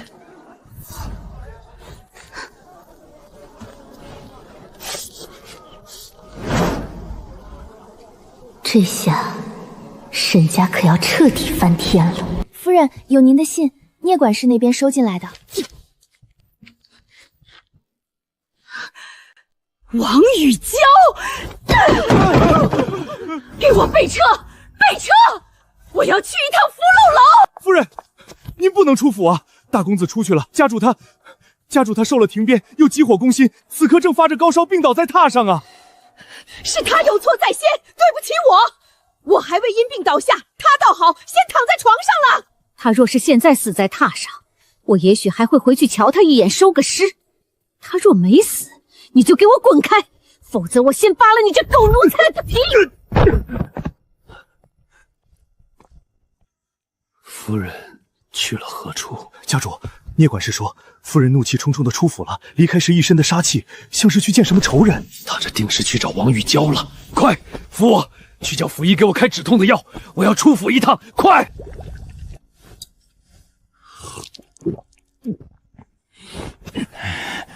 家主，查到了，夫人去了福禄楼，正在2楼第6间厢房，和一个女人在一起。去福禄楼！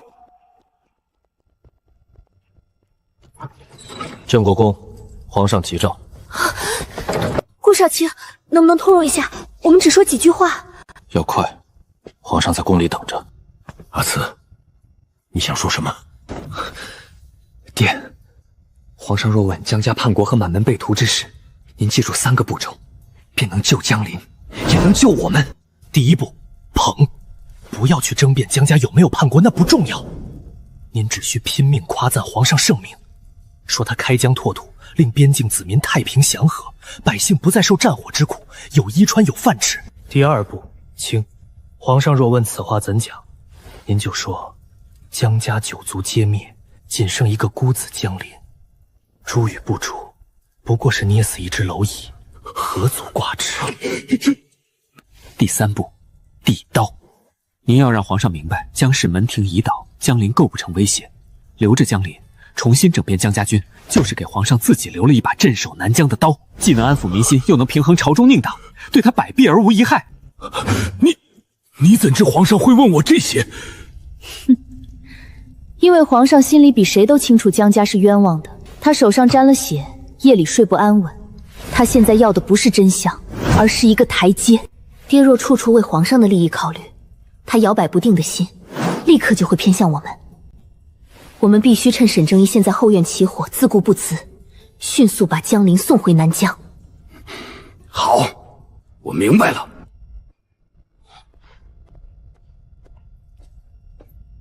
有人来了，是沈大公子。无妨，送饭的来了。顾少卿，劳烦您带我爹入宫。顾少卿，今日是你审镇国公。皇上急召，沈大公子，牢房重地，你不该来。我来给我妹妹送吃的，爹娘心疼她下狱，我送完就走。岁岁，用膳了。沈大公子，多谢你的午膳。为了报答你不辞辛苦，我免费送你一个消息。什么？你现在赶回去，也许还能阻止你娘把爹撕成碎片。你什么意思？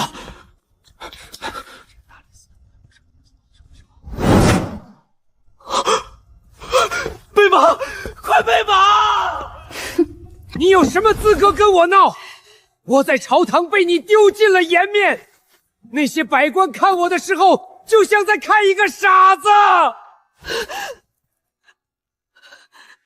你在说什么？我说，你存了20年一直没送出去的那封情书，早就被沈婉偷了去，做成了镇国公的罪证，是我亲手呈给皇上的。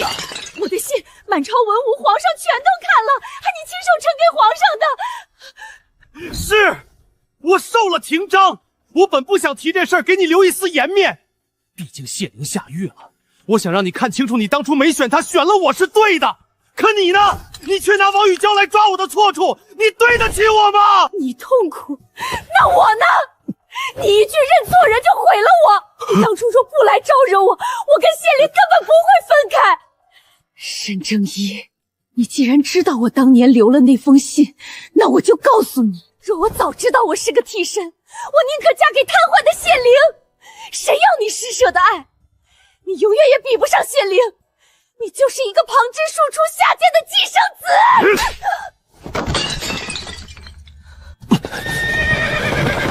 大公子，是族长。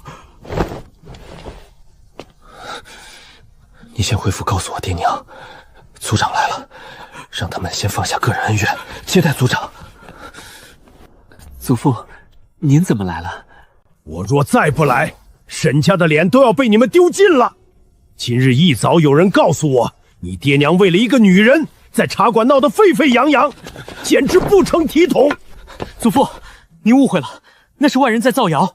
我娘一直在府里教导二妹规矩，我爹在忙案子，是有人眼红二妹要当太子妃，故意泼脏水。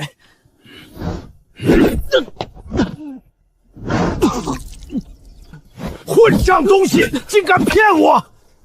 你爹拿着你娘20年前的情书呈给皇上，引得百官啼笑不止，满城皆知，你还敢睁着眼说瞎话？去，把你爹给我叫出来！沈正一，我跟你拼了！贱妇！别想我活下来，我跟你拼了！什么声音？不好了，夫人和家主打起来了！他们在哪里？带路！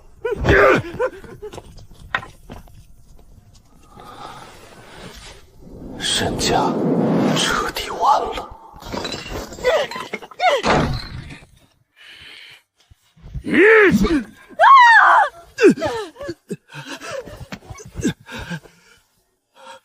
父亲，您来了，怎么不提前同我说一声？混账东西！剿匪失败，送假降军图，惹怒龙魂被降职。现在又查案查出你媳妇儿的情书被皇上和百官当成笑柄，我沈家怎么出了你这么个废物？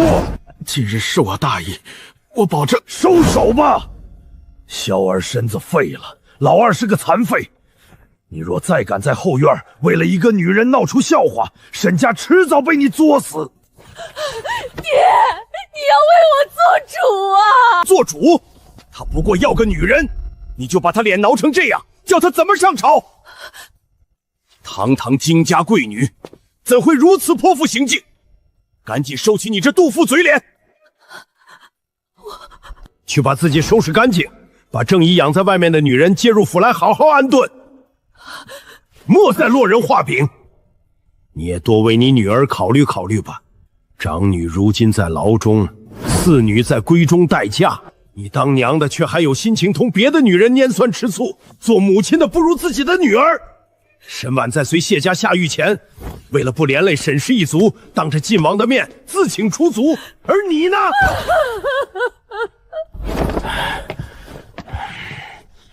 寻之，你怎么跑到这儿来了？先生准我2日假，我来陪祖父。祖父，您又动怒了？别提了，沈府那一家子真是不嫌丢人。祖父，我告假，是因为中书令的儿子向我透露了一个秘密，皇上有意寻沈家错处，要斩沈家一臂。什么？家主近日频频出错，皇上早有废除沈氏的念头。太后寿宴上，二妹妹偷拿晋王妃的诗词造势，被当场抓包，得罪了顾家。江家灭门案，家主又办得极其荒唐。祖父，现在已经有人怀疑江家灭门惨案就是家主在背后谋划的。一旦沈家被牵扯进来，这可是诛九族的大罪。我们沈家20年前因为君临太子之时，已经被消耗了1半族人。若沈府再出事，我们这一脉必将被他彻底拖入死局。沈正义本就不是我们沈家纯正的血脉，他若要作死，绝不能让他拉着整个家族陪葬。荀之，早点入室吧，沈家是时候该换个人来当家主了。皇上口谕，沈大人有伤在身，不便再审理江家的案子。大理寺卿一职便交由顾尹周接任，由沈家孙沈荀之辅助查办。眼下案子已有眉目，王德全改了口供，沈大人就在府里好好休养吧。臣领旨谢恩。顾宇洲顶了我的位子，沈荀之那个黄毛小儿又凭什么辅助查办？去查，给我去查！不必查了，是祖父和皇后姑母联手，让太子在皇上面前举荐了沈荀之。什么？皇上早就想折断您这一臂，祖父和皇后姑母为了保住太子和沈家的根基，将您当成了弃子。皇上既能名正言顺革了您的职，又能安抚外面的民心。爹，你已经被彻底抛弃了。都是一群忘恩负义的白眼狼！当年若不是我四处奔走，沈家早被君临太子的谋反案牵连诛了9族。他皇后一个旁支孤女，若没有我，哪来的今日？如今看我落难，竟一个个急着找人替代我。爹，晋王之前在王德全身上动了那么多酷刑，他都不曾吐出半点关于您的事。可昨夜他刚见过王宇娇，转头就找晋王彻底咬死了您。您之前同王德全的交易，是不是跟王宇娇有关？您到底答应了他什么？我答应他，只要他抗下罪责，我就以平妻之礼八抬大轿迎娶王宇娇入府。小儿，我本想等王德全死后就把他打发走，我还要同你娘好好过日子的。爹，选个好日子，把王宇娇娶进门吧。你说什么？比起沈家被满门抄斩，娶一个王宇娇算什么？娘那里我会亲自去说，在沈家生死存亡面前，由不得他再撒泼任性。大公子，谢家人出狱了，是太子殿下拿着圣旨去大理寺释放谢家人。属下还打听到，朝中那些太子党羽同太子一块发声，让皇上先放谢家回府。太子还替江家人说话。太子是想借谢家的事，还是想收江林的心，日后为他所用？去，立刻去醉莲军找二小姐，告诉她，太子去大理寺看审晚了。谢少夫人，皇后娘娘知道您受委屈了，特意让太子殿下带了赏赐来，请随咱家去领赏吧。我先上马车等你。好，太子殿下，臣妇来领赏赐。你这是母后送你的，母后让姑告诉你，好好调养谢慈的身子，听得明白吗？明白，臣妇定当尽力，望他有一日能助殿下一臂之力。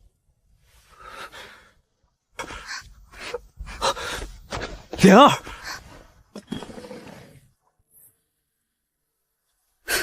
最看重我，拿着破烂恶心我，前世竟当宝，真瞎了眼。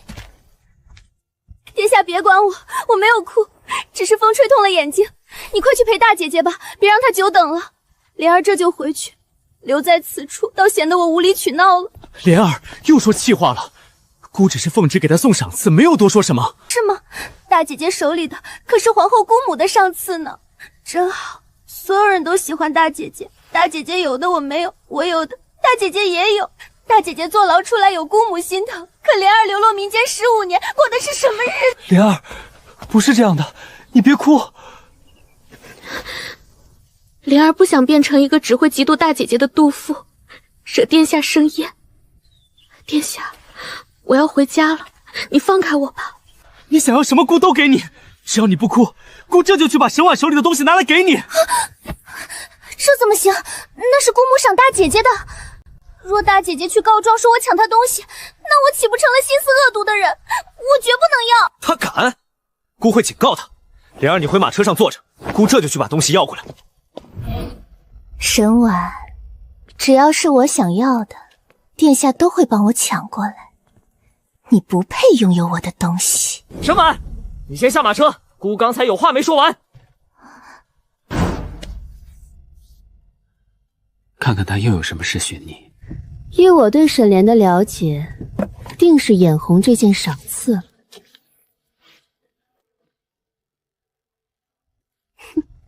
我一会儿就回来。好，我等你。沈婉，你是莲儿的姐姐，莲儿也喜欢母后赏赐的物件，你拿出来给她吧。太子殿下，臣妇下狱前已经当众自请出族，臣妇不再是沈家女，现在我叫谢婉。姑不管你是谢婉还是沈婉，姑是让你把你手上的东西交出来给莲儿。算了，太子殿下，那原本就是皇后姑母赏给大姐姐的东西，大姐姐怎会同意交出来呢？若是母后问起来，你便说是你自愿要给莲儿的，不是莲儿抢你的东西，明白吗？若让姑知道你背着姑在母后面前说莲儿的坏话，姑绝对饶不了你，明白吗，沈婉？你叫我谢婉，我就答应太子殿下。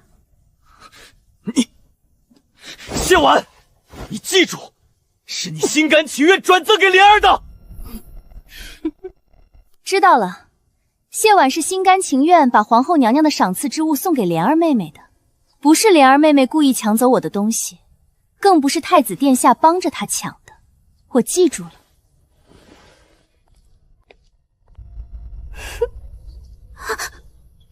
殿下，我这样拿走大姐姐的东西，真的不会有事吗？若是姐姐跑到皇后姑母面前告状，她不敢，而且这是她当着姑的面送你的。你是妹妹，做姐姐的多让着妹妹有什么不对？好了，姑带你去御满巷用膳。既然殿下作证，那莲儿就放心了。想来姐姐应该不会害我。被抢了？能从我手里抢走的东西都是我不要的，那东西沈莲想要，我还得感谢她帮我回收垃圾呢。我方才看到大理寺进了新人，虽只是个七世平氏，但我瞧着顾宜州对他十分客气，大理寺内的狱卒同他说话也恭恭敬敬的。他是什么来头？我五哥。什么？亲的那个。亲的？阿宁的五哥，那岂不也是我的五哥？难怪刚才那小子看我的眼神那么奇怪，简直就像岳丈看新女婿，哪都不顺眼。他怎么会变成沈氏族长沈宝坤的孙子？20年前君临太子谋反，沈宝坤的4个嫡子全部被按上同党罪名斩杀于殿前。他留在世上仅存的一条血脉，是个体弱多病、被流放外地的庶幼子，名叫沈牧。可就在4年前，沈牧唯一活下来的亲儿子也病死了。其实老头子这一脉早就绝后了。沈牧怕极了老族长承受不住绝后的打击，根本不敢报丧。我当时正好在外学医，便找上他做了一笔交易。我把我五哥送到了他面前，保住他在沈家的地位。从那天起，我五哥就成了沈氏一族唯一的希望，沈寻之。也就是说，沈宝坤现在倾尽全族人脉资源，拼了老命在朝堂上扶持的亲孙子，其实是你五哥。你打算用你五哥替换掉沈正一，让沈氏一族与沈府彻底离心？这只是一小部分，我要让沈氏族将沈府里的人统统驱逐出族谱，让他们尝尝众叛亲离的滋味。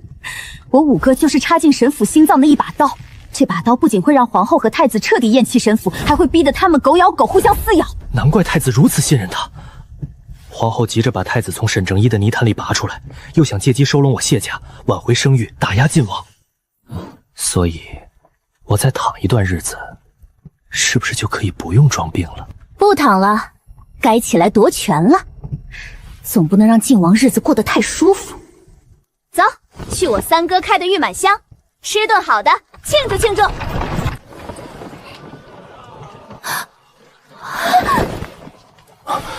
怎么了？晋王，区一个晋王，还能吓到我家阿宁？不止晋王，还有顾明玉。怎么回事？走了一个顾明月，又来了一个顾明宇，这小贱蹄子也敢勾进晋王殿下？殿下是我的，谁也休想抢走。莲儿，就是这里。上官大人说这家新开的饭馆，厨子手艺极好。那我们快点进去吧。掌柜的，姑订了顶楼最好的包厢。殿下，去2楼厢房就好，不要顶楼的。莲儿不喜欢太声张。好，都听你的，就在2楼安排。明玉怎会和靖王在一起？你若是不放心，可派人去顾府找顾夫人说一声。花荣，你速去顾府一趟，告诉顾夫人，我在玉满乡见着了顾二小姐，她正同靖王殿下在一块儿。此事耽搁不得，绝不能让她踏进靖王府那个地狱。是，坐马车去，快一些。阿锦，我们下车。妹妹，三哥还以为需再等些时日，没想到老五动作挺快。来，三哥给你去牢里的晦气。三哥，我也要吗？一家人，别客气哈。差不多行了。娘说本来还要跨火盆的。行了，这不方便。靖王和太子都在楼下，你派人帮我盯着，他们一旦离开，第一时间告知我。哼，行，今日非狠狠宰他们一笔不可。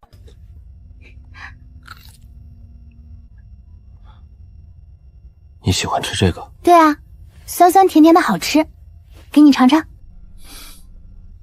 我怎么忍心抢走你喜欢的东西？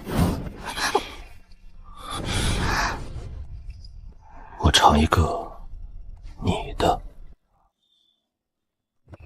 妹妹，三哥亲手炖了2个时辰的老母鸡汤来。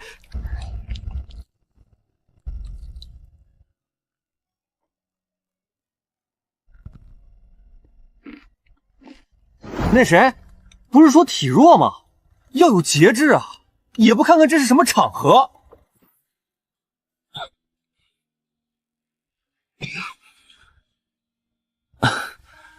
是挺好吃的。顾家的马车停在玉满乡外了，是靖王亲自把顾二小姐送到了顾夫人面前。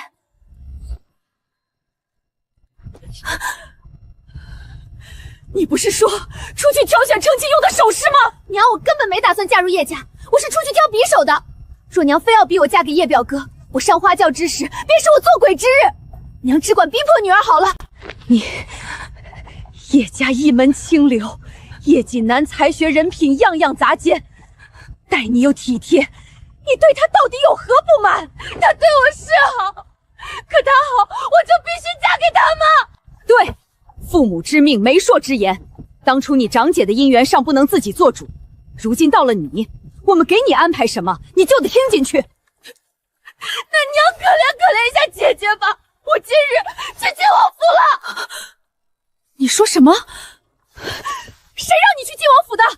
你一个未出阁的姑娘，不知廉耻，跑到靖王府，若叫人看到了，你让旁人怎么说你？姐姐尸骨未寒，妹妹入府勾引姐夫，我没有。我不管你有没有，从今日起，一直到下个月初8你出嫁，你都不可以再离开顾府半步。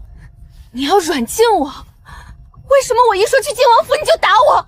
姐姐给靖王生了一个嫡子，不能因为姐姐死了，娘就急着否认顾家和靖王府的关系。那个孩子怎么了？靖王说，自从姐姐死后，你一次都不曾去看过孩子，姐夫很难过。他说姐姐生前留了很多东西给我，要我去拿，我只是心疼姐夫。你知道什么？那个狼心狗肺的东西，顾明玉，我告诉你，我只说最后一次，不许再踏入靖王府。下个月初8，你嫁也得嫁，不嫁也得嫁，由不得你。放我出去！放我出去！这是长姐生前最喜爱的玉镯，姐夫竟一直替长姐收着。明玉，阿朱走了，孩子需要母亲，我把她交给谁都不放心，独独你。你可愿帮我和你姐姐抚养稚儿？我愿娶你为妻。姐夫，原来只有我懂你的苦。靖王想娶顾明玉为妻？是啊，这也是姑从母后那儿听来的。上京城那么多贵女，只要靖王开口，多的是人愿意嫁。那靖王为何偏偏要娶顾明玉？我绝不允许顾明玉嫁进靖王府。靖王痛失爱妻，心疼亡妻留下的嫡子。顾明玉同靖王妃是嫡出姐妹，感情深厚。若嫁过去，必然真心教养那孩子，所以她最合适。不过，顾家那边似乎出了些问题，无意再让顾明玉入府。莲儿，上菜了，都是你爱吃的。今日在外面用膳，不必拘礼。怎么了？没，我就是羡慕靖王妃。你羡慕一个死人？是，他生前独享靖王宠爱，府里连个通房都没有。死后，靖王还一心为他的孩子谋划，这样好命的女人谁不羡慕？谁若能这般独宠我，我哪怕短命一些也愿意。莲儿，不可诅咒自己。是不是谁在你面前说了什么？我娘说，将来我虽为太子妃，却要帮你选秀女充盈后宫。我只是突然觉得，原来这太子妃当的也挺没意思的。莲儿，我已经同母后说过，若你不生下嫡子，我绝不碰别的女人。等将来我当了皇帝，我愿为你遣散后宫，如当年的君临太子一般，一生一世一双人。君临太子，那不是个短命的太子吗？殿下，我不是这个意思。罢了，我出府有些时日，该回去了。近日因我爹的事，家中鸡犬不宁。太子殿下，你是不是不想用我爹了？你爹受了杖刑，先养好身子再另做安排。别担心，我送你回府。不要，我自己带了护卫，可以自己回。姑送你。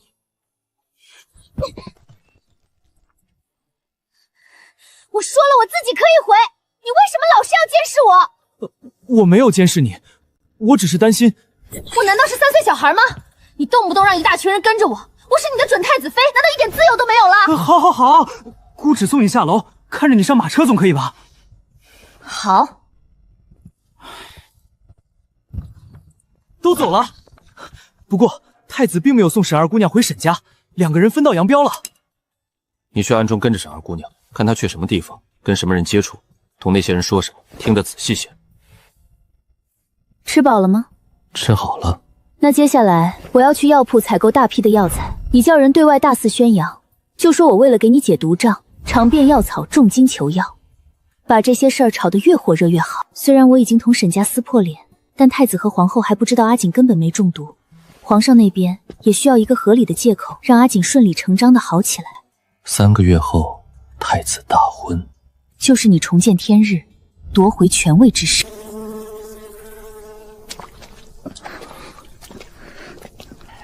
贵人，这次又有什么买卖要关照老朽？去给我找几个又丑又老，最好是那种半辈子没开过荤的乞丐。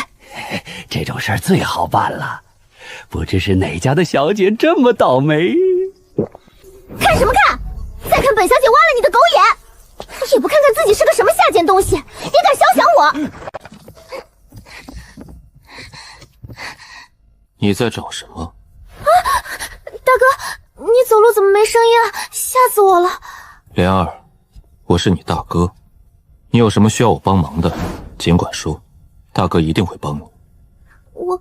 我想找大姐姐写的字。别翻了，她出嫁时早就把自己的字帖全都收走了，你在这里不可能找得到。不过，老二早就为你临摹好了，这是用大妹妹自己写的请帖，你拿去，顾明玉定会赴约。多谢大哥。大哥你放心，太子殿下对我极好。你看，这是他特意把皇后赏给谢婉的东西抢来送我的。咦，这是什么？望你将来带着谢氏成为太子的助理，婉儿，姑母最看重你。皇后娘娘这是什么意思？他算个什么东西？凭什么他能得到皇后这种荣宠？妹妹，你还看不明白吗？皇后看重的是她背后的镇国公府，若不尽早毁了她，将来太子得势，谢婉被封诰命指日可待。不，我绝不让他踩着我的命格步步高升。大哥，我要怎么做？带着这包药去镇国公府见他，只要你倒在他房中，他一查出你中毒，谢婉就百口莫辩。我会安排懂解毒的婢女跟着你，不会伤你性命。记住，要把约顾明玉出来的日子和你去镇国公府中毒的日子定在同一天。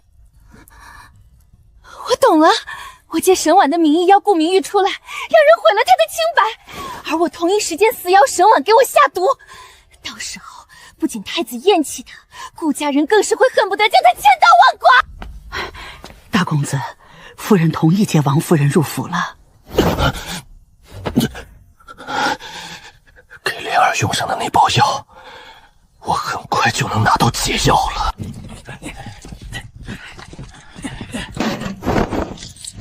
赵夫人说了，药材都要好好归类，有毒的放进指定房间，任何人不可随意靠近。主子，少夫人，属下暗中尾随沈二小姐去了张家嘴的贫民窟，她竟花下重金指使一个老乞丐去找一批最下贱、最安撒的流浪汉。他找这样的人，莫非是想……他盯上顾明玉了。沈莲生性善妒，今日在玉满乡看到顾明玉同晋王共用午餐，他怎能容忍？他是想彻底毁了顾明玉。少夫人，是沈二小姐送来的拜帖。沈莲这自己模仿的倒是有5、6分像我，只可惜这是我前往木仙山学医前的旧自己。我明白他想用什么法子把顾明玉引出来了。去回话，就说我明日请二小姐早点过来，一同用早膳。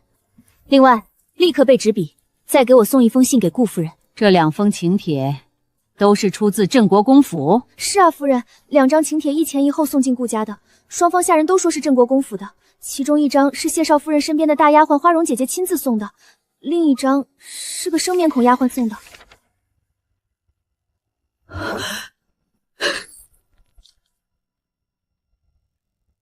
二小姐现在还闹吗？刚消停。去把房门打开。娘，你自己看看吧。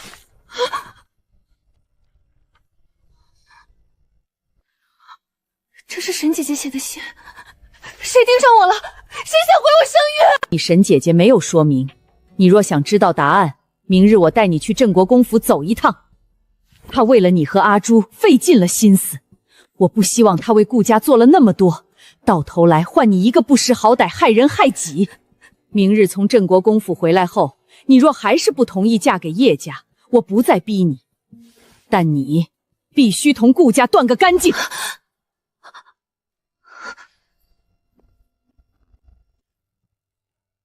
去告诉送这假请帖的人，就说二小姐明日会如约去吞香饭馆一聚。随后，你亲自去一趟镇国公府，把这封假请帖原封不动地拿给谢少夫人。是。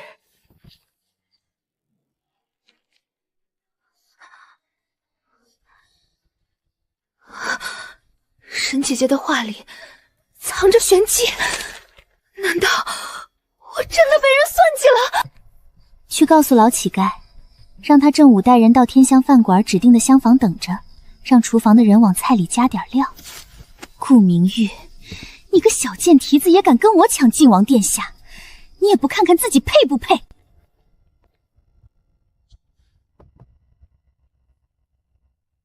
把我妆台上的字帖拿过来。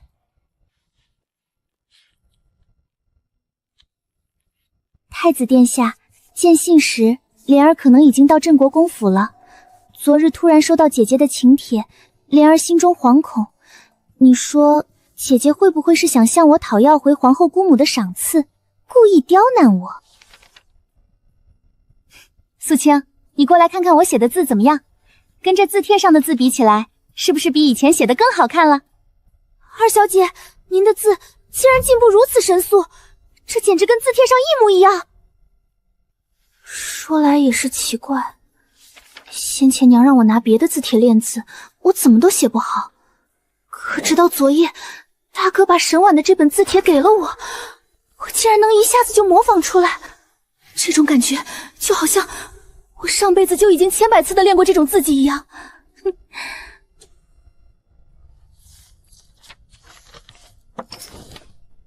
去，立刻把这封信送进东宫。二小姐，奴婢给您上妆。拿走，可别再给我糊这么厚的粉。本小姐如今肤如凝脂，只需要略施粉黛，就像大姐姐那样的妆容。二小姐，大小姐那是天生丽质，平日根本不喜上妆，只抹些口脂。大小姐精通医术，靠的是内调娇养，哪怕只用花露抹脸，也是极美的。雪姨就了不起了，还不是吸着我沈家的血，踩在我的头上才有了今日。那张完美无瑕的脸，凭什么长在沈婉身上？若是我设法毁了沈婉那张脸，看他还拿什么去勾引太子殿下。二小姐，大小姐身边的花荣姐姐刚才到府传话，说原定的地点改了，让您的马车直接去天香饭馆。她去天香饭馆做什么？怎么会这么巧？我给顾玉兴设的局也在天香饭馆。婉姐姐，你新话说有人要害我，还说我被算计了，到底是谁？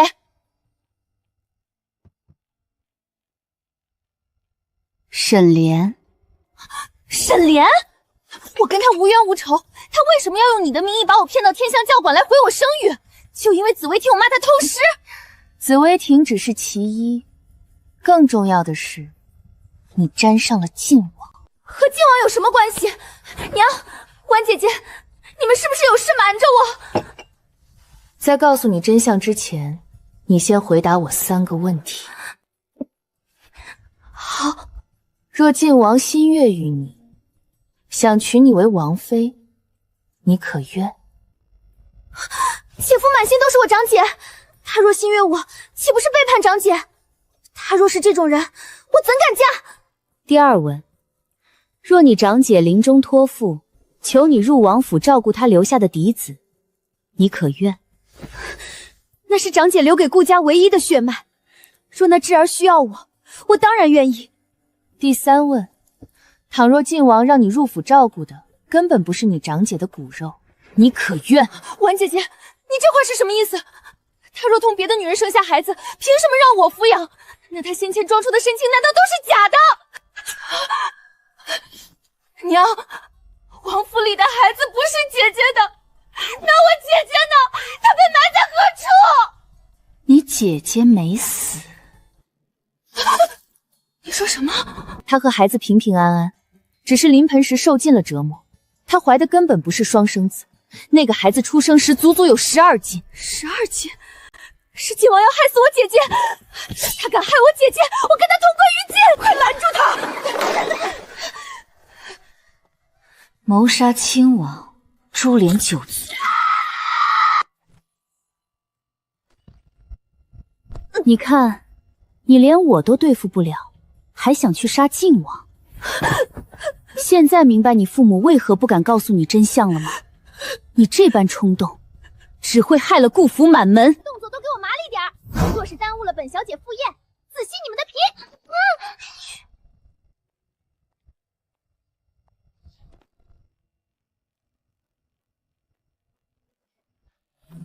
对面那间厢房才是沈莲邀请你用膳的那一间。现在我要当着你的面，以沈莲的身份请君入局。明玉，我让你看看，人心难测，知人知面不知心。晋王并不是那么好对付的男人，他是一个为达目的冷血无情的人。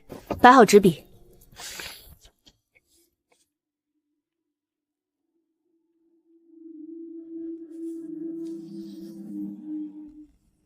让我们的线人把这封信立刻送进晋王府。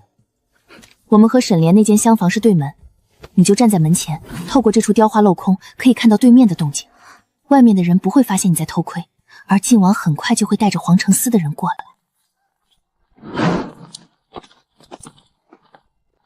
滚开！别碰我！救命！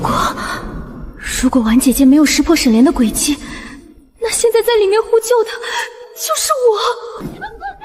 别碰我！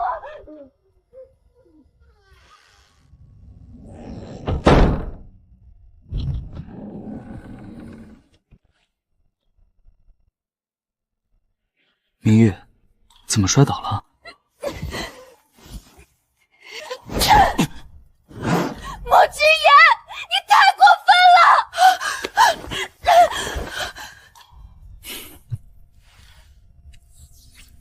婉妹妹，本王许久未喝过你煮的茶了，不知今日可有幸？晋王殿下莫不是忘了，我最擅长的不是煮茶，是下毒。不是你把本王引到这里来的吗？怎么连口茶都舍不得？不如请本王吃个午膳。跟你一块用膳，我怕我还没吃就恶心倒胃。真是可惜了。你卑鄙无耻！明月，是你太单纯了，不如让你的婉姐姐告诉你，本王今日到底布了一盘什么棋。昨日你带明玉去玉满乡，就是算准了太子会带沈莲去。你故意激发沈莲的嫉妒心，借他的手谋算明玉的清白。事发后，你再散播消息，逼叶家退婚，让京城世家无人敢娶她。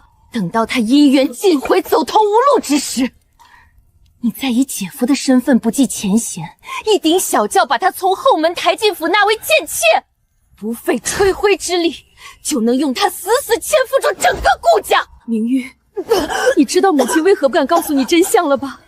你知道以后又该怎么面对你自己的未来？母亲以为只要让你嫁人，顾家和晋王府不再牵扯，能相安无事。可我们都太低估了晋王的卑鄙。你为什么要那么残忍？你就算装，可你装了那么久，难道对姐姐没有一点真感情吗？你为什么要这么毁了她？明玉，皇权之下哪有什么真感情？你们想要什么样的绝世好夫婿，本王就可以装成什么。正因为你姐姐爱极了本王，所以她活该为本王去死，被本王利用。你不配！这条转运红绳是我姐姐当初在普华寺一步一叩头为你求来的，你不配留着它。明玉这番话倒是让本王有些想阿朱了。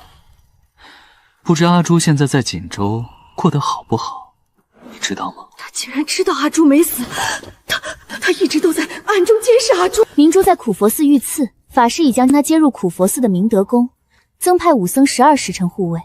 怎么，晋王殿下派去锦州的那些得力干将，怕是一个都没活着回来吧？顾夫人，事情差不多了，你先带明玉回家，我还有话要单独同晋王殿下谈。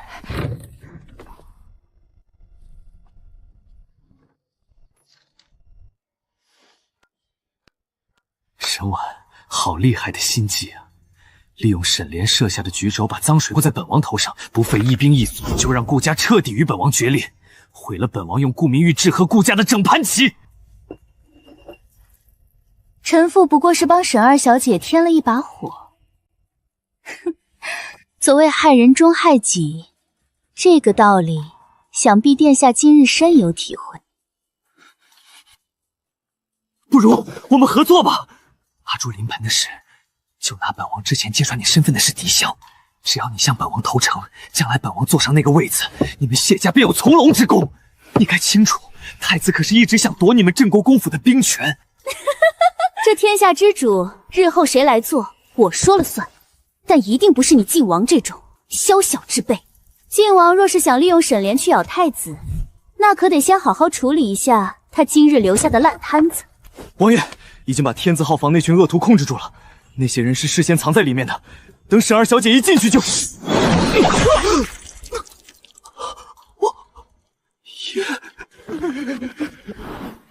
今日在天香饭馆被人糟蹋的女子，并非沈二小姐，明白吗？明白。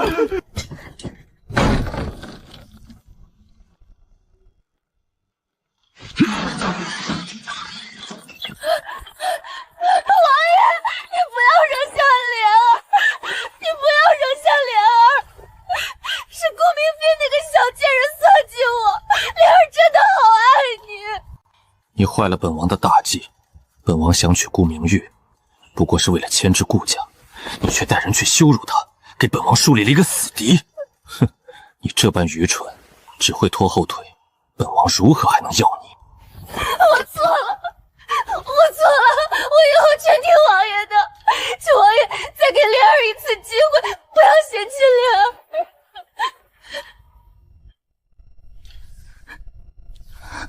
好，本王再给你最后一次机会。今日之事，本王已经替你抹平了。3个月后，你就要嫁入东宫，在此之前，你要帮本王找到你父亲贪污的罪证，以及太子残害忠良的线索。那顾家人，顾家已是废弃，你真正该恨的是今日设局把你包厢门牌调换的你大姐姐沈婉。那个贱人，我一定要杀了他！主子，这可是晋王走私贩盐的铁证，要现在就呈给皇上吗？哼，现在还不是最恰当的时机，再过2个多月便是太子大婚，等我大病初愈，再将这本账册递给皇上。既然要夺权，那一定要万无一失。我走出镇国公府的那一天，便先拿晋王开刀。事情还顺利吗？很顺利，不过晋王一定会告诉沈莲是我在背后搅局，沈莲帝会想尽办法算计我，让太子厌恶我。我费了这么多筹谋，好不容易让太子倒向镇国公府，怎能让他如愿？放心，他如愿不了。还有不到3个月，便是太子大婚之日。对呀，沈家人最近怕是要夜不能寐了，因为沈莲那张脸马上就会给他们一个天大的惊喜了。你说什么？他要做平妻？是，王宇娇说必须8抬大轿3媒6领迎他入府，他不做妾，他要和夫人您平起平坐，还要让您生的孩子换他一声嫡母。他做梦！我能留他一条贱命入府做妾，已经是天大的恩赐。他莫不是以为当初给了一锭银子，就能骑到我金妹姨的头上了？若没我金家，沈正义能有今天？去告诉王宇娇，要么一顶小轿滚进来做贱妾，要么就死在外面当个没名分的外室。夫人，太子殿下带着锦绣宫的人亲自送大婚礼服来给二小姐了。快去醉莲居把二小姐叫出来。夫人，二小姐今日一早便出府了，至今未归。什么？还不快滚出去把她给我找回来！参见太子殿下，千岁千岁千千岁。舅舅，你有伤在身，不必如此多礼。怎么没见到莲儿？莲儿今日一时兴起，想去外面用膳，臣便允她出府了。算算时辰，也该回来了。那好，姑去醉莲君等她，把礼服和凤冠都送过去。舅舅，母后让姑转告你，这段日子你就在府里好好养伤。至于朝中的事，姑身边有沈薰之替姑打理。太子的意思是已经被沈薰之彻底取代，沦为弃子了。微臣明白，神父永远站在殿下这边，随传随到。舅舅别多心，不是姑放弃你，而是有人在朝中挑事。毕竟你在乾清宫呈上去的那封信，想借机拉你下水的人太多了。殿下不是要去醉莲居，就等莲儿吗？臣妇命人准备了上好的茶水点心，殿下一步吧。舅舅好好休息，不必跟着了。沈夫人，你知道我舅舅失去官时，全是因你而起吧？太子殿下，一封信而已，况且那是20年前写的断情信，怎就成了臣妇的错？一封信而已，现在外头人人都在议论你和镇国公20年前的私情，说你至今旧情内忘。你这般3心2意，说难听点就是不守妇道。若不是看在莲儿的份上，姑根本不会再踏入你沈家半步。殿下，我太子殿下，太子殿下，外面好多野狗咬破了我的衣服，吓死莲儿了。什么狗？啊！鬼啊！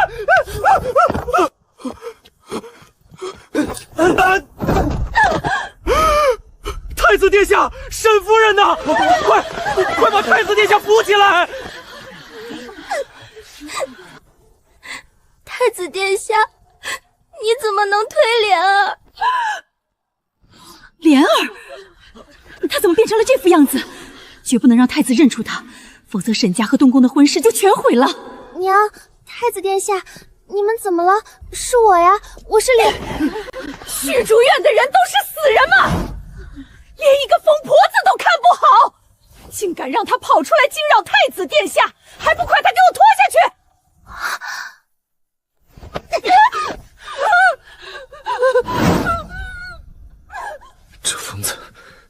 么也自称莲儿？殿下受惊了，她叫宝莲，是个天生痴傻的粗使丫鬟。陈父平日将她锁在后院，没成想今日跑了出来。陈父回头便给她改名，绝不让她冲撞了二小姐的闺名。此事别告诉莲儿了，免得她担心。姑先回宫处理政事，让锦绣宫的人留下侍礼符，等莲儿回府，告诉她姑明日再来。快跟我去虚竹院，看看到底怎么回事！我的脸怎么会变成这样？我不要变丑，我要不要变成这样？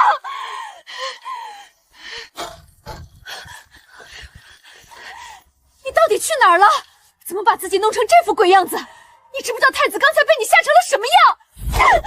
我不知道，都是你蠢，是你害了我。他怎么变成了这副模样？简直比地狱里的恶鬼还要害人！夫人，二小姐脖子上好像有金子的淤痕。把她的衣裳给我扯开，查她的身子！你们干什么？放开我！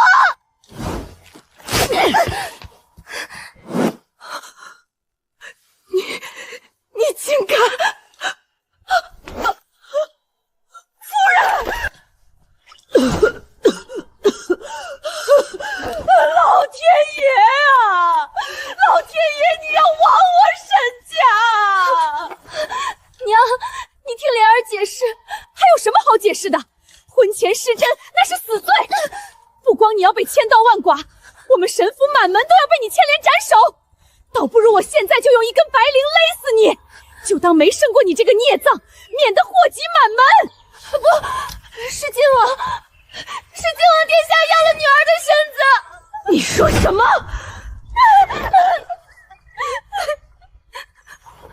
靖王殿下他爱慕女儿，是他约女儿出去的。我造了什么孽呀？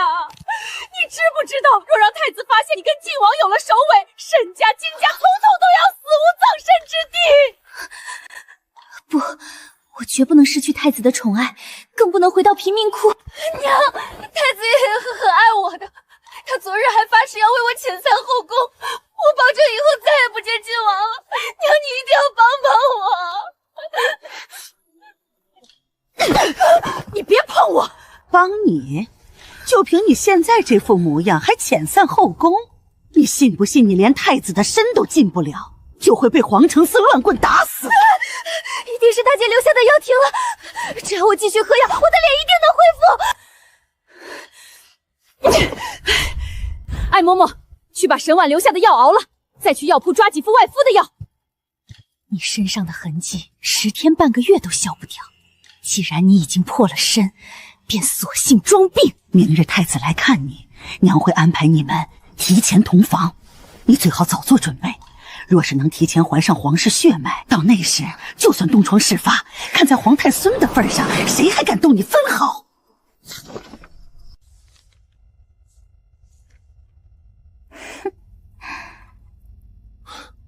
阿宁的心情似乎很不错。暗卫刚传回来的，你瞧瞧。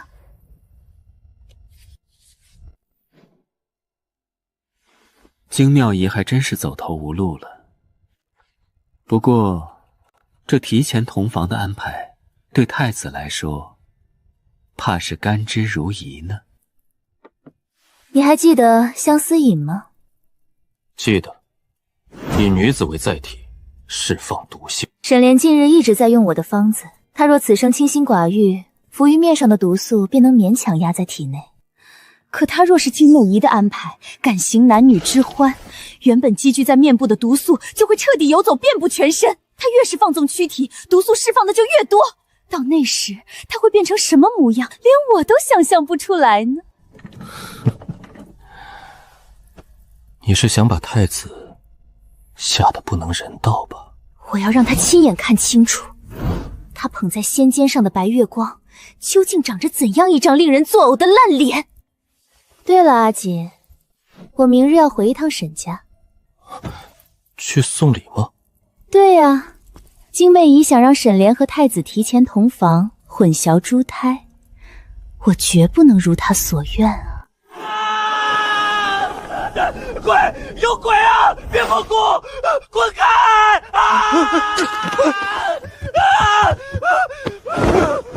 太子殿下，殿下快醒醒，您梦魇了！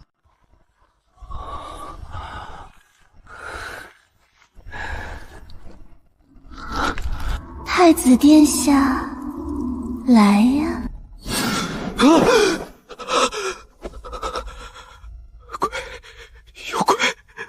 殿下莫怕，皇宫有真龙镇压，定是您昨日在神府撞见了那个丑八怪，日有所思，夜有所梦罢了。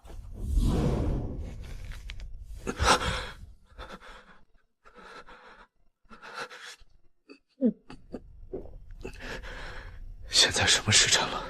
回殿下，刚到早朝时辰。太子殿下，昨日沈二小姐身子不适，并未试礼服，不知今日可要继续送出宫？她昨日身子不适，你为何今日才报？奴婢昨晚来过，但东宫通传说殿下早就歇息了。你先退下，等姑的命令行事。是。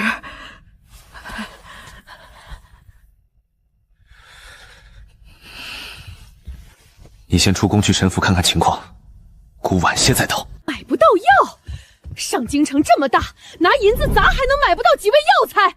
夫人，全城的药铺都问遍了，掌柜的说前2日有人大手笔把这方子上的药材全买空了，外地调货最快也要10天半个月啊！10天半个月，莲儿的脸怎么等得起？到底是谁买空的？回夫人，是大小姐沈婉。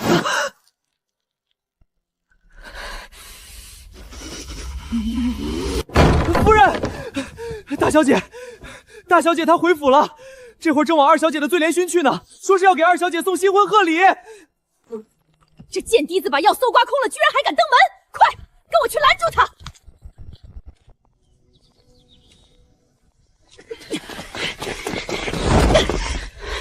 你给我站住！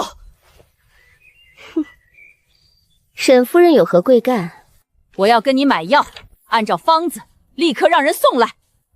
一剂1万两。你说什么？1剂1万两啊！先交银子，我再派人抓药，概不赊账。你疯了吗？我沈家精心教养你15年，如今不过要一包药材，你竟敢狮子大开口！你这个狼心狗肺的东西！这就叫狼心狗肺了？那也是沈夫人您教导有方啊！你这样会遭报应的，你不得好死！我谢婉会不会遭报应，还是个未知数。但我现在就知道，你沈家的报应就是我。太子殿下到！臣妇参见太子殿下。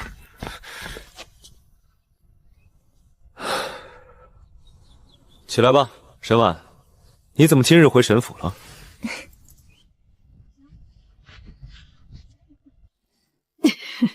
臣妇特意打了一支白玉莲花簪来给二妹妹送新婚贺礼，谁知一回午，竟听说妹妹昨夜病倒了。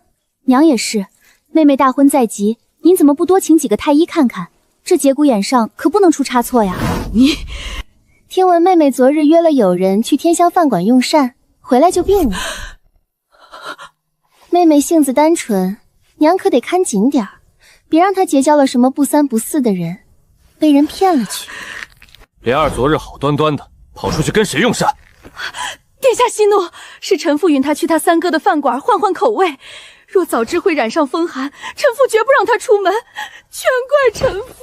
即使莲儿想出去散散心，也是应该的。不过沈婉表妹所言也不无道理。莲儿性格天真单纯，你做母亲的要好好引导她。外头人心险恶，旁人可不会像莲儿那般没有心钞。天真单纯，太子这顶绿帽子戴的可真是心甘情愿啊！殿下说的是，莲儿昨日知道您来过，懊悔的不行。不若殿下进去看一眼莲儿，也好让她安心养病。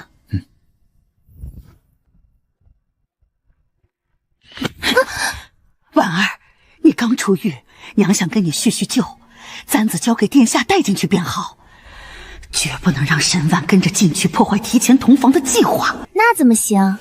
我可是懂医术的。再说了，我听下人说，殿下昨日在府里受了惊吓，被那个关在虚竹院名叫宝莲的丑疯子给爆了。他怎么会知道宝莲？这贱人今日根本不是来送礼的。母亲，那丑疯子的父母到底是府上哪位管事啊？我以前怎么从未听说过？莲儿，莲儿，沈婉，你到底想干什么？母亲，先不要急，这只是开胃菜。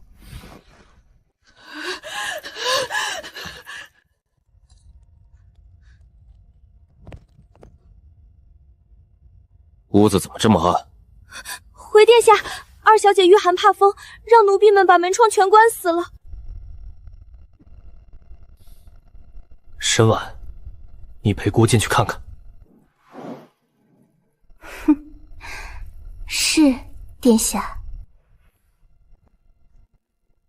哎呀，什么香？怎么可能？我点的是无色无味的催情香，他怎么可能闻得出来？怎么了？这香有问题。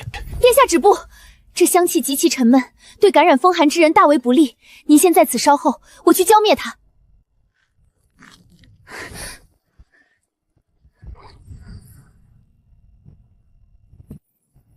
娘，香料虽好，但二妹妹如今门窗紧闭，密不透风，再点这种沉香，只会加重病情。你们一群蠢货，连这等常识都不懂吗？殿下息怒，是丫鬟们自作主张，想点莲儿平日喜欢的香。幸亏婉儿今日回府发现的及时，还不快把窗户打开透风！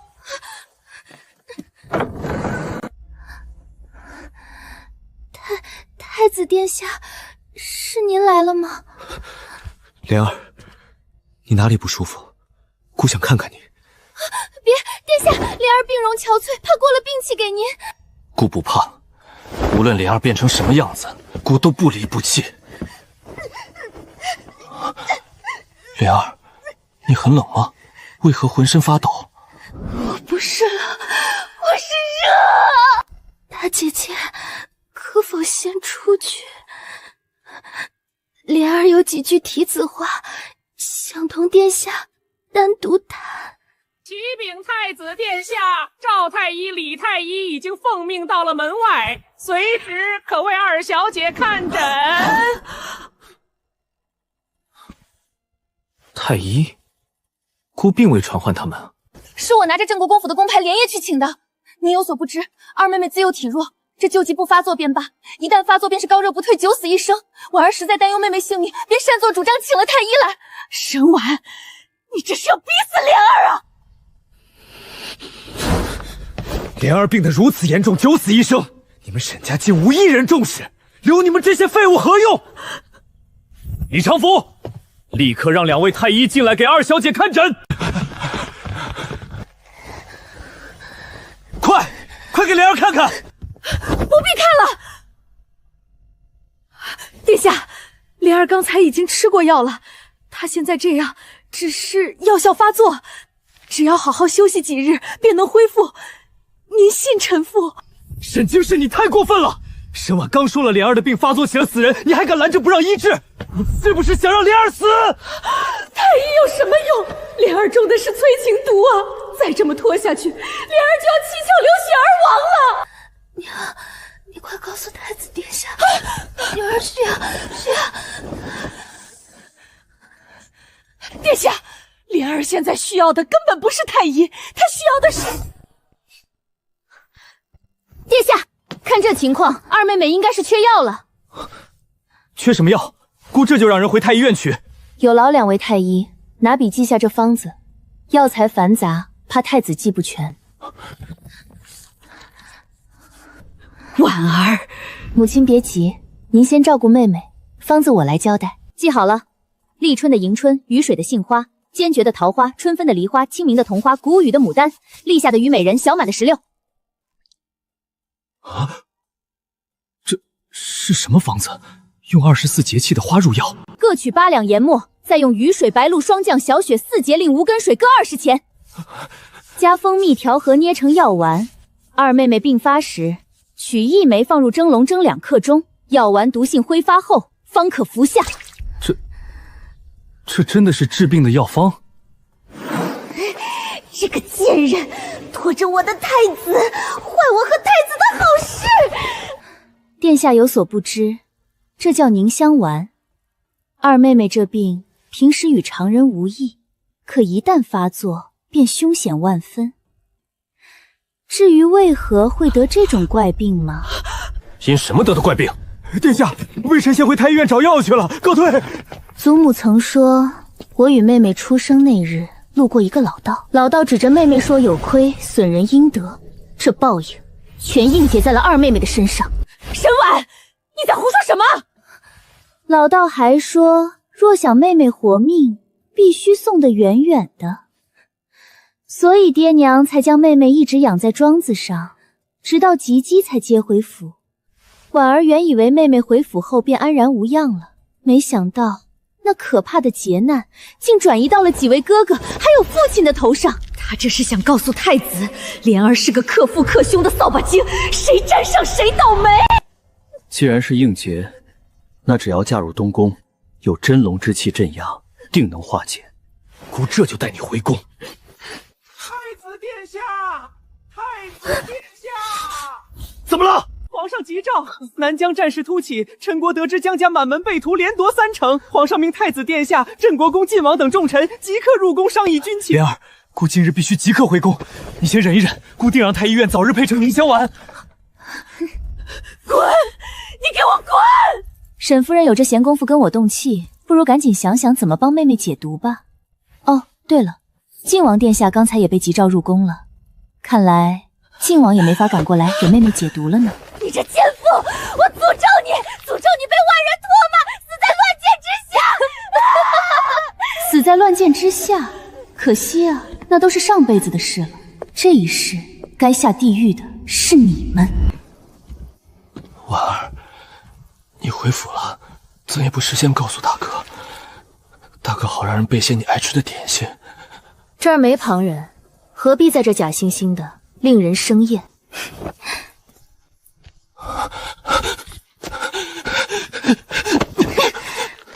婉儿，我想跟你好好谈谈。你我没什么好谈的。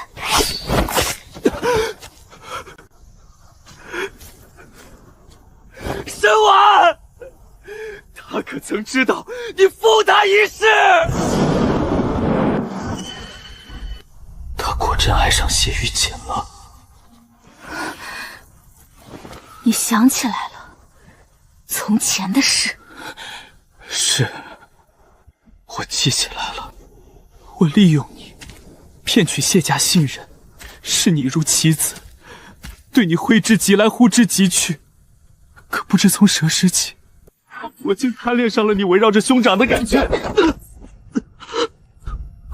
大公子，不许过来，谁都不许动他。婉儿，我知你恨我怨我，可今生所有事情都还未发生，我不曾利用过你，我对你的感情是真的。不曾利用？沈承霄，你见我嫁不成太子，便有心提前布局。你不过是想等我嫁入镇国公府，再利用我的医术击溃谢玉锦的身体。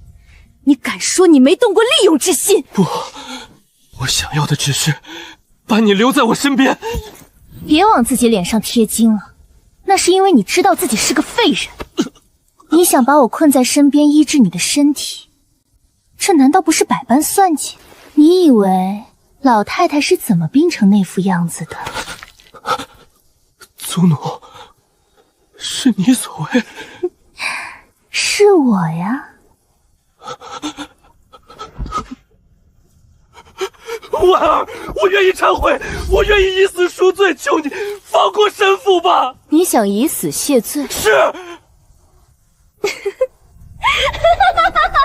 大哥，最好的复仇从来都不是杀死对方，而是让对方拖着这副残破不堪的身子苟延残喘的活着，看着满园桃花盛开，再亲眼见证这片花海败落，最后只剩下满地枯骨。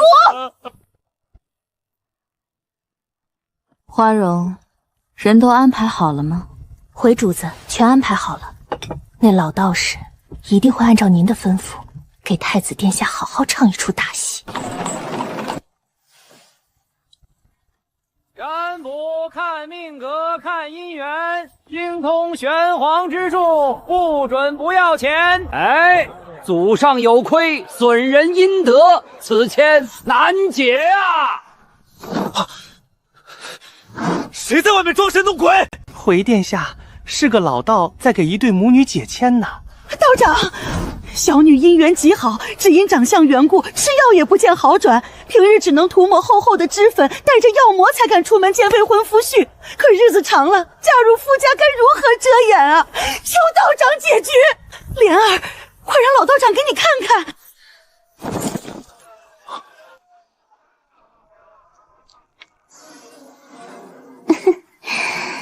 殿下。啊！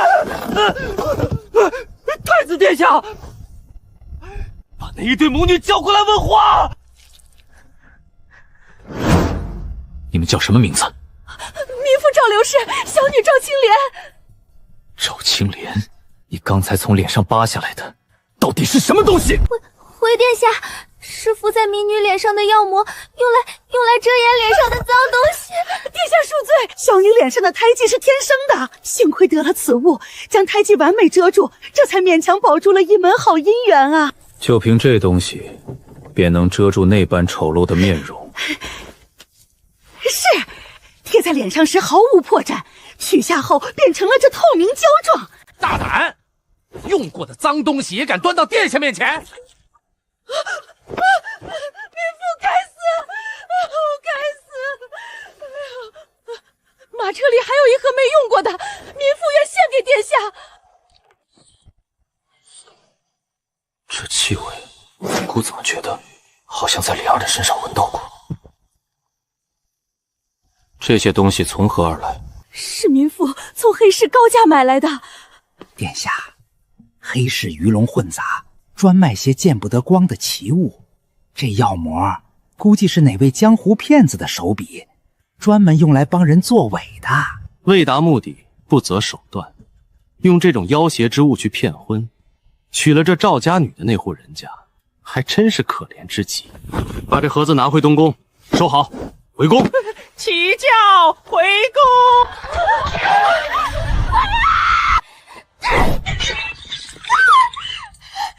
脸，我的脸怎么全黑了？这毒竟然会游走，完了，这副鬼样子，若让太子看见，整个沈家都要跟着陪葬。药膜呢？我自己做的药膜呢？甘玲，你扔哪儿了？快给我找回来！快，去账房支1万两银票，去郑国公府找沈婉拿药。莲儿的脸绝不能再拖了。大小姐饶命！夫人命奴才送1万两银票来求药。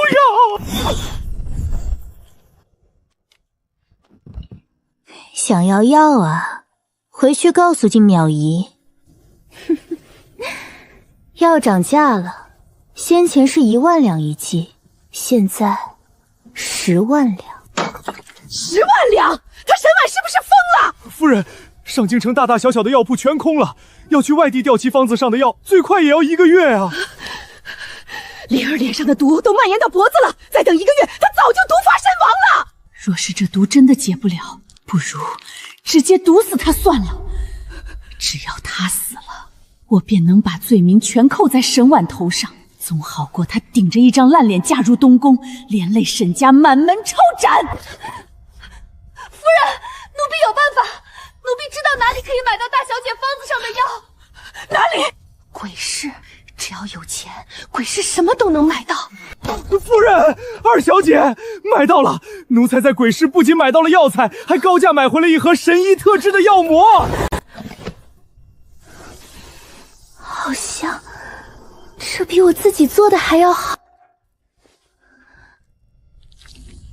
天哪，这鬼市的东西简直比大小姐的方子还要神奇。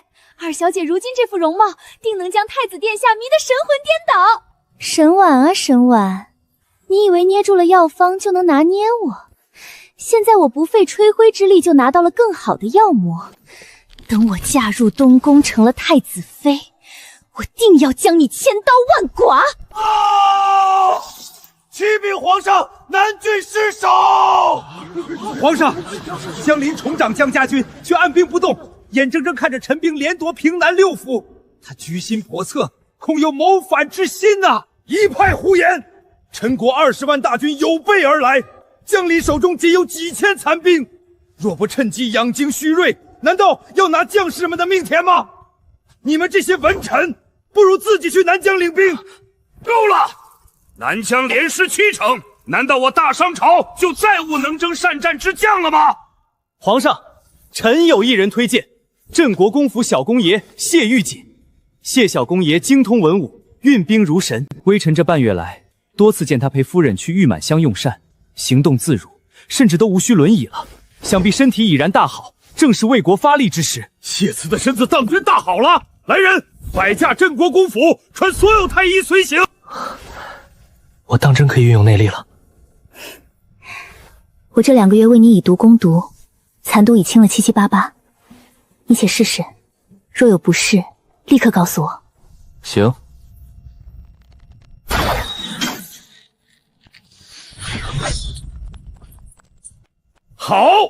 好剑术！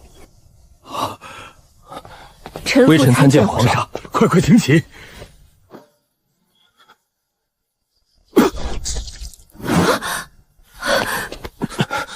太医，快！皇上，这银针虽有微毒反应，但微臣把脉发现谢小公爷心脉残毒已化，身子确实大好了。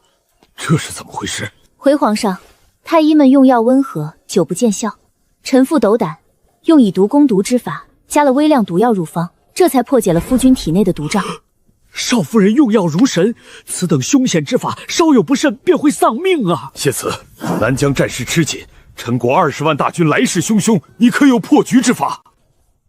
皇上，陈国兵马不过尔尔，这20万精兵，定是抽调了其皇城守军。此次领兵的是陈国2皇子，他急于用军功回朝夺嫡。既如此，我们何不在陈国皇城内给他点一把夺嫡的火？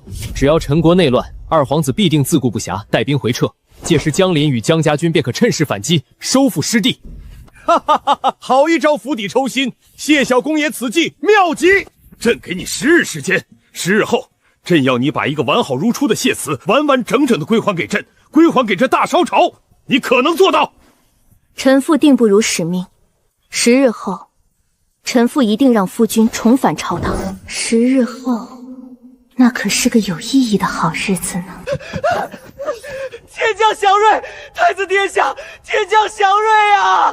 什么大喜事儿？什么天降祥瑞？刚刚陈国突然撤兵了，紧接着东边天空紫霞映日，国师占卜说这是殿下大婚引来的天降祥瑞，收复失地指日可待啊！皇上龙颜大眷，命宫人到宫门外为百姓发喜糖，十分重视太子殿下和太子妃的婚礼。姑的选择果然没错，莲儿才是姑命定的太子妃，是能保我大商江山的福星。殿下，吉时已到。知道了。李长福，奴才在。那个东西仔细收好。是，奴才这就收起来。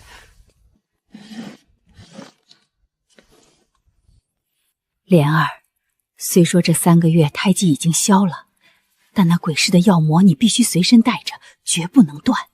娘，我知道了，吃一堑长一智，女儿绝不会在同一件事上跌倒2次。鲸鱼，你如今是太子妃的贴身大丫鬟，她的情况你最清楚。入宫后，你定要好好侍奉。夫人放心，奴婢一定把太子妃伺候得好好的。莲儿，今日大婚、拜堂、祭天、受凤钗，一步都不能错。只要做完这些，你就是真正的太子妃了。你定不能出差错，否则沈婉那贱人定要在背后狠狠笑话你。娘，你放心，等我成了太子妃，我定会让她好看。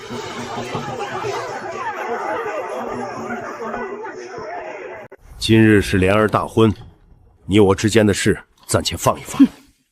等莲儿入主东宫，皇上会封你为1品诰命，你何必非要跟一个外室过不去？将来的皇后是你的女儿，王玉娇如何越得过你？少拿一品诰领来哄我，你不过是想抬那贱人为平妻，弥补当年的遗憾，想让我的儿女唤她一声嫡母，她也配？你当真以为我费尽心机是为了她？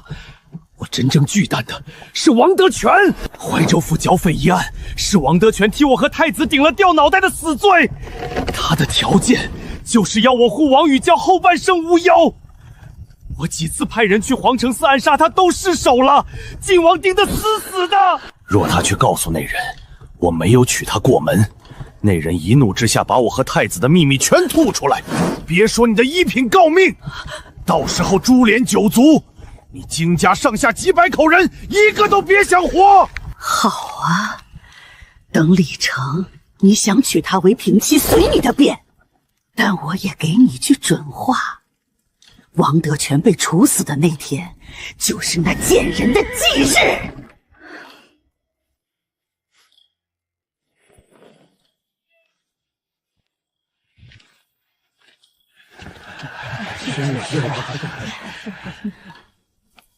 沈大人、沈夫人，恭喜恭喜啊！婉儿，太子的大婚隆重吧？很是隆重，我十分羡慕呢。养你15载，样样都按嫡长女的排场，最后却被样样不如你的人抢了太子妃的风头。你且看着吧，莲儿的福气还在后面呢。哦，对了，如今也该唤一声太子妃了。沈夫人最懂礼仪，不会不知道只有册封大典后才算太子妃吧？拜堂祭天后便是册封大典。我知你心有不甘，对太子念念不忘，几次想害莲儿。可惜我就算不从你手里买药，莲儿一样会好起来。沈夫人说的是，不过沈大人娶王宇娇过门做平妻的时候，可千万记得赏我2杯喜酒喝呀，我等着呢。他这是在激你，别着了他的道。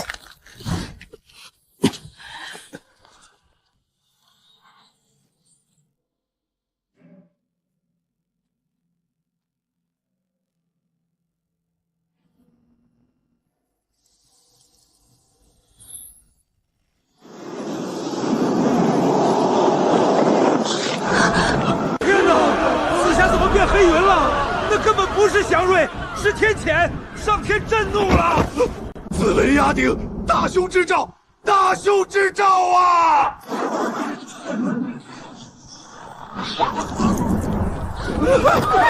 护驾，快保护皇上、皇后撤离！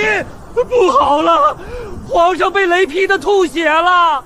快传太医！父皇！殿下，你要去哪儿？莲儿好怕，你别扔下莲儿啊！父皇出事了，我必须去。李长福护送太子妃随母后撤离。你还愣着干什么？想死在这儿吗？快走！我不能死，我马上就是太子妃了，我绝对不能死！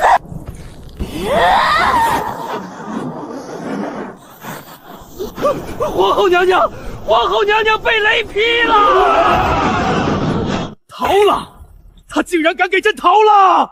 他跟朕说太子大婚是100年难遇的吉日，凤星降临，国祚民长，一口一个天降祥瑞。结果呢，祭天人台被天雷劈的反碎，皇后生死未卜，他竟敢在这个时候给朕逃了！传令，封锁上京，把明氏国师给朕抓回来，五马分尸。皇上，在国师寝宫搜到了这个。皇上。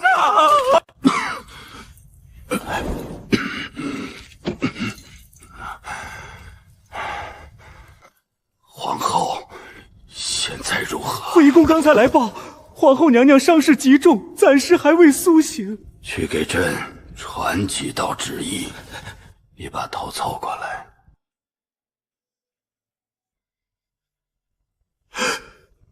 是，奴才这就去吧。沈家主、沈夫人，皇上有令，沈府众人速速离宫，祭天神台被毁，大凶之兆。太子妃册封大典，另择良辰再举行。不，高公公，册封大典怎么能推迟？莲儿已经是太子妃了。闭嘴！还不快谢恩出宫！哎呀，沈夫人，当心脚下呀！册封大典没办成，路都走不稳了。贱人，是你，一定是你这个扫把星在背后搞鬼！告诉皇上，是这贱人布的局，快去告诉皇上啊！把他给我塞进马车，堵上嘴带回府。国师是你的人，你算准了今日雷霆暴雨，根本不是什么吉日，是你在祭天神台上布下了引雷针，利用天象招来雷火，毁了这场大婚。沈大人好精彩的推理呀，可惜证据呢？我这就修书一封，让沈巡之禀明皇上，彻底搜查你镇国公府。搜查镇国公府，你当自己还是当年那个一呼百应的朝廷大员吗？你现在算个什么东西？你还不知道吧？禁军在国师房里搜到了一张字条，要不要我大发慈悲告诉你上面写了什么？天降神罚，一朝不容二凤，灾星乱国，我主自求多福。灾星乱国，皇上要释放沈家，完了！去老宅，快去找族长！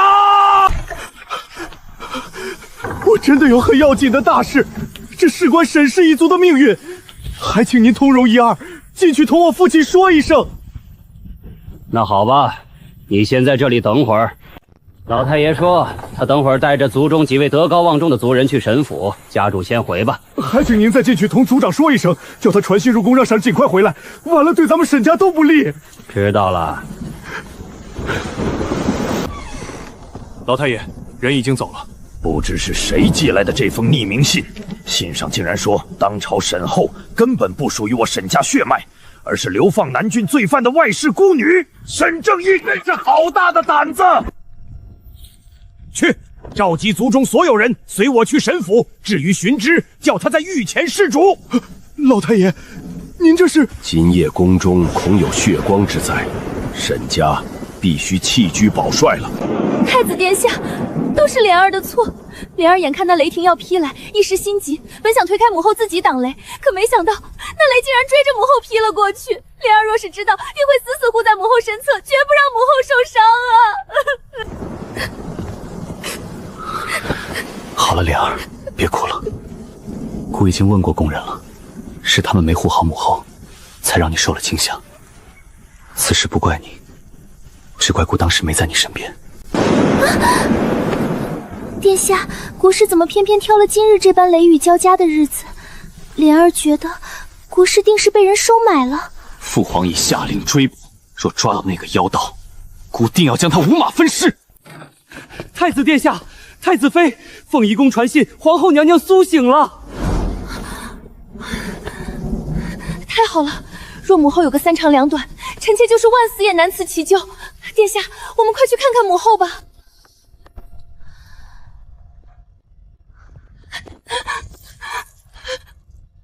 母后，千错万错都是莲儿的错。母后，莲儿护您心切，当时是想推开您救您的。罢了，当时神台上一片大乱，本宫只记得被人狠狠踩了一脚，后来听见一声巨响，便什么都不知道了。太医不说，本宫连自己被雷劈了都不知道，难为你一片孝心，在那种情况下还想着拉本宫一把，快起来吧。你们大婚虽遇波折，但最要紧的是早日诞下皇太孙。靖王如日中天，你们只有稳固子嗣，才能让这东宫之位坚如磐石。本宫可盼着抱孙子呢。是，臣妾遵命。儿臣谨遵母后教诲，母后早些歇息。奴才参见皇后娘娘。皇上听闻娘娘苏醒，特命赵太医熬了这碗安神汤，给娘娘定经。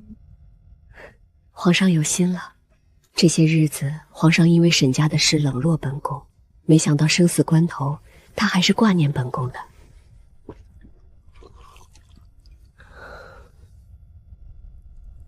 娘娘喝了药，便早些歇歇吧。这药效极好。本宫确实觉得头疼欲裂。皇后喝了吗？回皇上，微臣与高公公亲眼看着娘娘服下，此药不会发作剧毒症状，只会让娘娘长眠不醒。若太子问起，你当如何应对？微臣会禀明太子殿下，皇后娘娘为了不让殿下担心，隐瞒了伤情。雷霆早已震碎了娘娘的内脏，今夜苏醒，不过是回光返照罢了。很好，今夜你就在凤仪宫静心守着吧，去送皇后最后一程。微臣遵旨。去传沈寻之进来。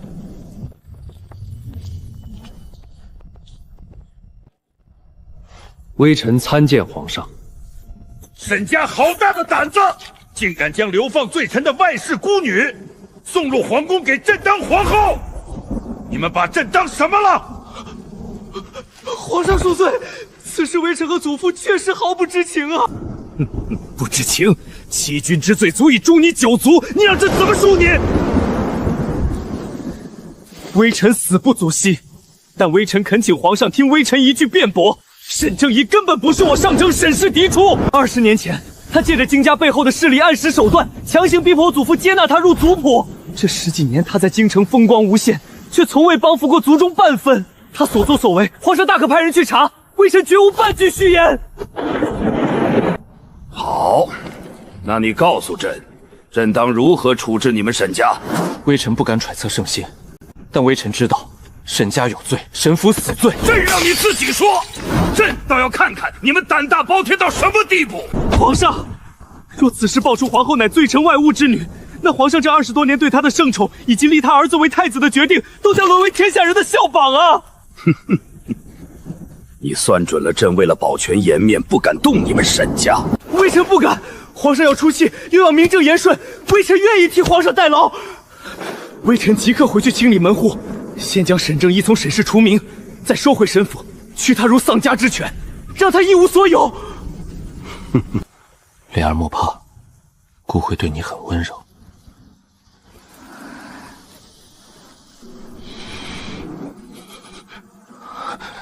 你身上用的什么香？好香。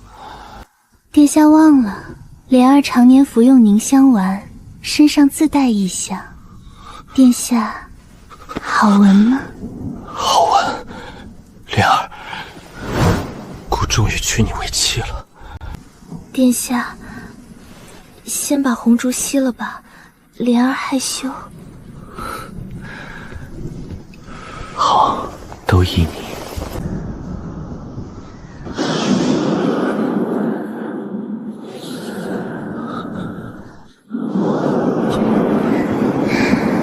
太子殿下。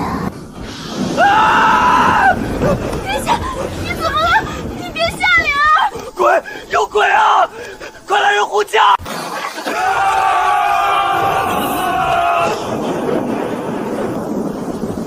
该来的还是来了。沈婉，你这个白眼狼，是你带着人来闹事的！沈府屡犯族规，惹下滔天大祸。今日我奉族长之命，将沈正一全家从沈之族谱彻底除名，从此沈氏与尔等再无半分瓜葛。沈寻之，你敢私闯民宅，我要告你！好啊，明日我会亲自上折子，但今夜既然闯了，做点什么。来人，砸扁！沈婉，你欺人太甚，你会遭雷劈的！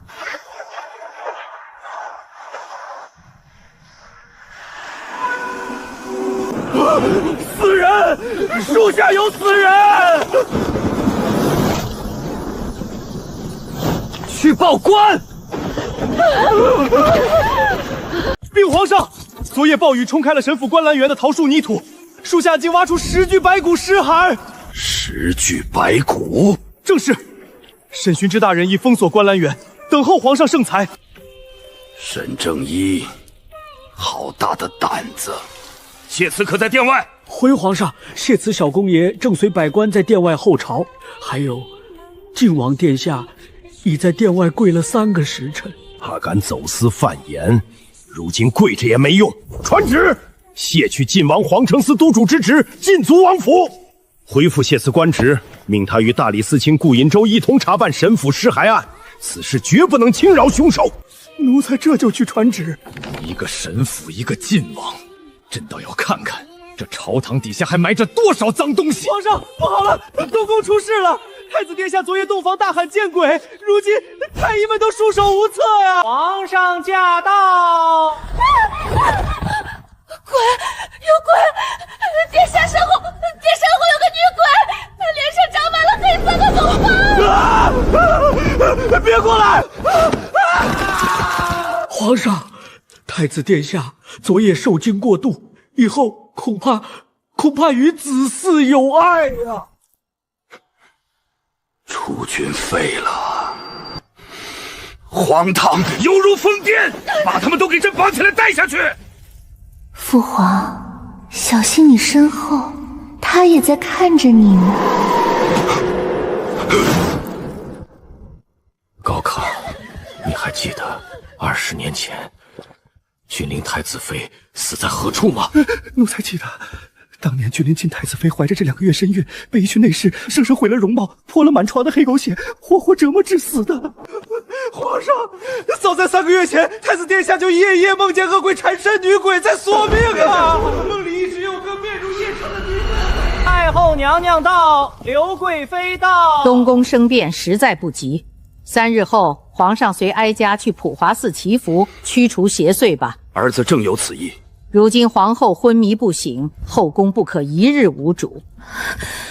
皇上，臣妾。晋王让朕太失望了。既然皇后抱恙，那就传旨让瑾妃代替皇后，全权打理后宫。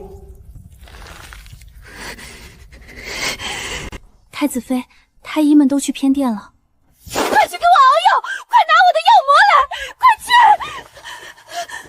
昨夜殿下下狱，我照镜子才发现黑斑复发，多亏在柜中摸到了这盒药膜。可是太子妃，那方子都是毒药材，如今用药需经过太医之手，根本送不到太医院啊。可我的脸又长出那些东西了，若不吃药，我脸上太斑迟早会现于人前，那就是欺君之罪。介于你说我该怎么办？吃不了药，不如先暂时用药膜顶着，外头都以为东宫闹鬼，没人怀疑到您身上。你说，若是我让沈婉入宫看望我，再对外称是他嫉妒我，下毒害我，那我岂不就可以光明正大用药治脸了？太子妃有所不知，就在昨夜，皇上下旨抄了沈家。沈府观澜园桃树下挖出了10具尸骸，家主和公子们全被抓了。靖王殿下也因走私贪污被禁足，如今东宫重兵把守，大小姐根本进不来。什么？那皇上是不是就不会再为我举行册封大典了？我这个太子妃只是一个头衔。快扶我起来，我要去见太子殿下，他那么爱我，这个时候应该为我做点什么。我要出宫，我要去救靖王。鬼！太子殿下何至于如此羞辱臣妾？昨夜洞房花烛夜，你打了我一拳，如今又推了莲儿，你就这么怕王良鬼魅吗？你是未来的国主真龙之子，若连你也怕那些邪祟，谁来保护莲儿？还是殿下突然发觉选错了人，觉得该娶我大姐姐，便将满腹怨气朝我撒来。如今好了，皇上抄了我们沈家，我很快就不会碍殿下的眼了。我沈莲承蒙殿下厚爱，沈家有难，我不敢独留东宫享太子妃之福，此一别，望殿下保重身体。莲儿，快把太子妃拦下！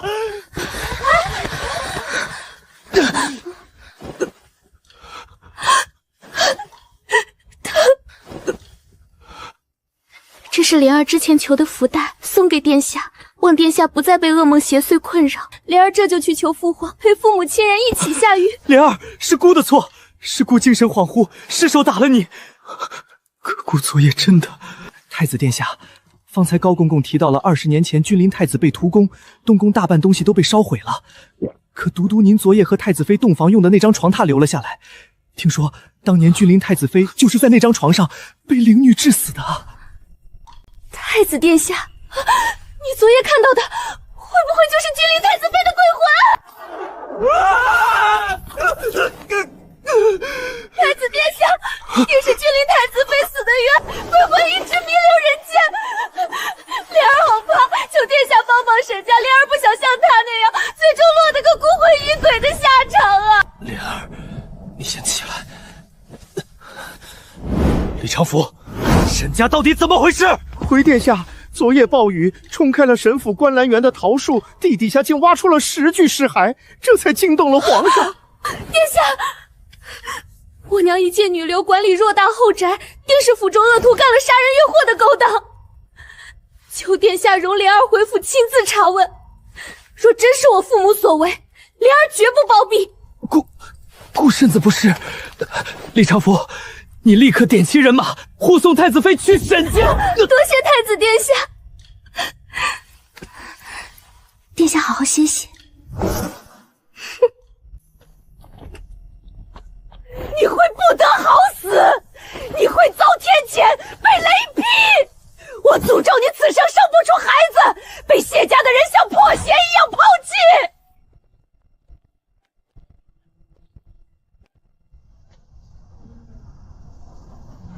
聒噪！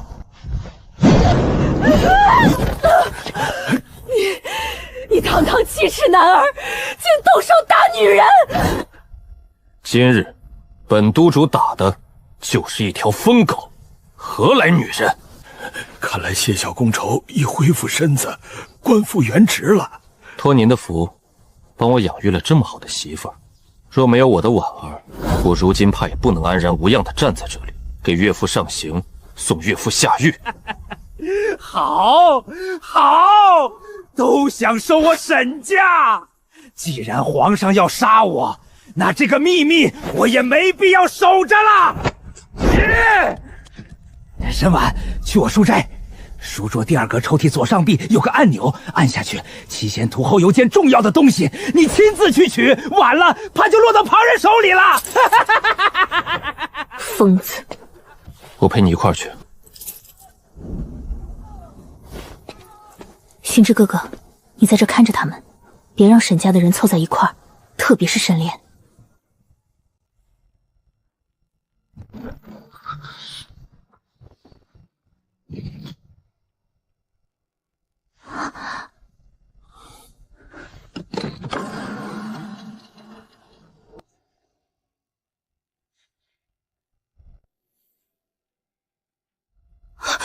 这上面写的竟是20年前那桩旧案。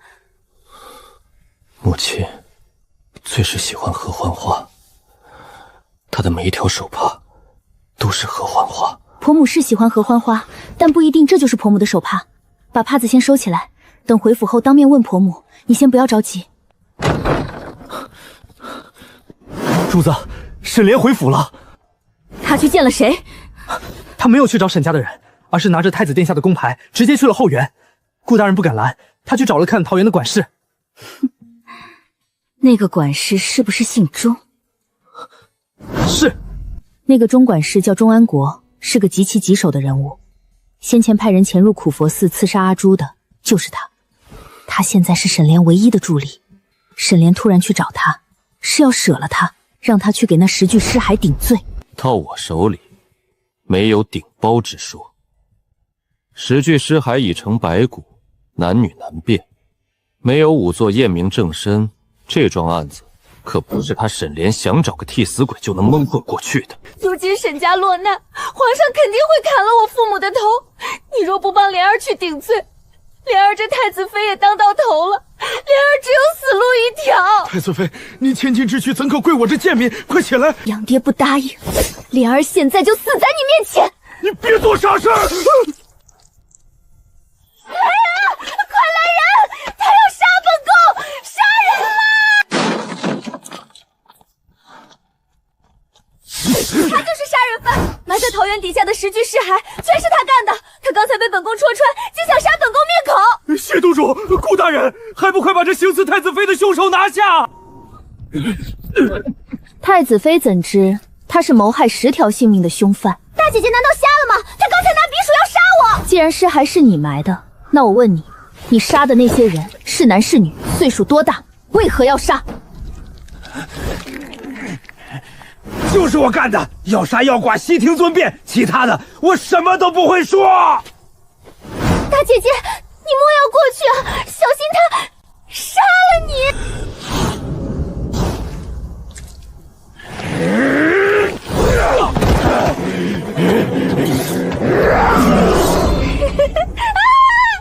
快救姐姐！大姐姐，你看到了吧？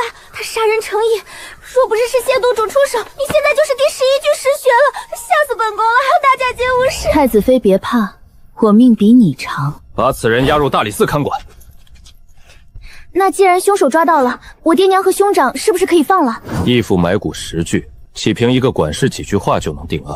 在三司会审皇上下旨之前，沈家人一个都不能少。好啊，既然沈府所有人都有嫌疑，都得下狱查办，那大姐姐作为沈家嫡长女，是不是也该下狱？谢督主，你可不能滥用职权，包庇自己的妻子啊！那是自然。既然太子妃要大义灭亲，麻烦谢督主把我也抓回皇城寺严加拷问。不成，谢督主是你夫君，肯定会包庇你。大姐姐要去，就得去大理寺。沈寻之，你既然在大理寺当差，就由你来好好审问我大姐姐，必要时严刑拷打，绝不可顾念亲情。微臣定不负给太子妃信任。顾大人，沈夫人一直在观澜园大喊大叫，非要见太子妃。我娘，本宫现在就要去见她。皇上有令，重犯严加看管，没有皇上手谕，任何人不得探视，太子妃也不例外。好，谢玉玺，你给本宫等着！把嫌犯全部带走。沈婉，听说太子妃大义灭亲，让大理寺的人把你也抓了。是啊，太子妃还说，必要时严刑拷打，无需因沈家的面子就包庇纵容。太子妃大义呀，沈家活该！太子妃说得好，就该大义灭亲，好好审问。婉儿，你这细皮嫩肉的，进入大理寺后可就没那么容易了。母亲真是担心你的处境啊！母亲别担心，女儿前些日子刚从大理寺出来，如今不过是就地重游。倒是母亲一直打理沈家内泰之事，比父亲嫌疑更大。你不如先好好理一理舌头，回头大理寺审问时才好一一如实交代，少受些罪呢。谢氏、沈经世出来了。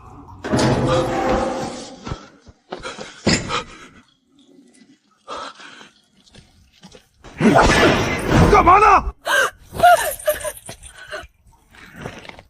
立刻把他们押去刑审房！狗眼看人的东西！当今太子妃可是从沈家出去的，皇后娘娘也是沈家的人。皇上下旨严查沈家，太子妃和皇后娘娘来了，也不得抗旨。快走！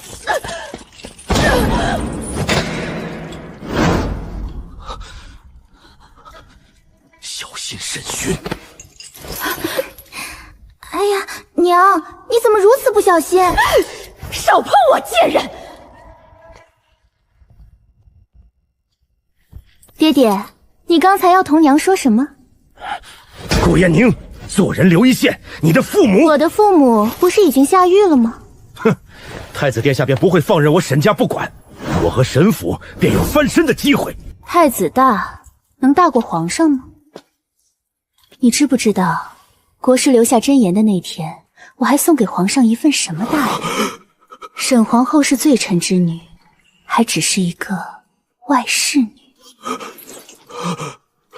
皇上还能容得下你，真是天真。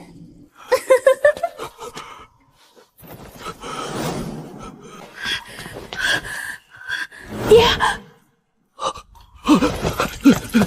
莲儿，你怎么来了？当然是为了沈家，你必须如实告诉我，你杀掉的那些人是男是女，什么身份，到底是怎么杀死他们的？人不是我杀的，我根本不知道桃园里埋了10具尸骸。我杀的那些人都处理得干干净净，绝不可能留在府里被人扒出来。本宫问大哥，大哥也说人不是他杀的；本宫问二哥，二哥也说人不是他杀的；本宫问了3哥、4哥、5哥，都说不是他们杀的。既然不是哥哥们杀的，那就是爹杀的。事到如今，你还要撒谎？灵儿，真的不是爹，这次真的冤枉爹了。你若是不说，我怎么知道死的那些人是什么身份？怎么让重案国去顶罪？怎么救沈家出来？你骗我娘骗得好苦，现在还要继续骗人。爹，你真是太让女儿失望了。灵儿，这次的事情真的不是爹做的。若是爹做的事，爹不可能把那些尸身埋在自家后院。你不如让太子出面调出仵作查证的尸检信息。对，我可以找太子殿下。对了，灵儿，灵儿。 6年前，我便随李仙一去木仙山学医。这6年来，我不曾回过沈府，都是爹娘兄长们到医门来看望我。大人若是不信，我那刚到上京城的小师弟石峰，随时可以为我作证。贵府大小姐所言属实，这6年来，你去过几次木仙山探亲？是几年几月几日几时？逗留了多久？一一如实报来，不得有半点隐瞒。他确实去了6年，听说长女在仙医门名声极好，想来若要找几个同门做假证，也不是什么难事吧？大人问你话，你就好好回答。查证的事轮不到你操心。6年时间，谁还记得去过几次？又是哪年哪月去的？我只记得大概每年都会去，旁的细节我一概不记得了。好，那本官再问你，6年前的6月初10，夫人在后宅做什么？6年前的日子谁会记得？我不记得了。那5年前的6月初10，沈夫人在何处？顾大人，那我反问你一句：5年前的6月初10，你知道自己在哪里吗？我陪母亲和家中二妹去普华寺上香，二妹调皮，爬马车时摔伤了头，碰巧遇见谢少夫人出手相助。哦，好像是有这么一回事。当时把顾夫人吓坏了，明玉妹妹当场就不省人事了呢。既然沈夫人不记得5、6年前的事，那总记得去年6月初10你在哪里吧？去年的6月初10，我失手杀了一个家奴。可是我明明没有埋在桃园啊！我也不记得了。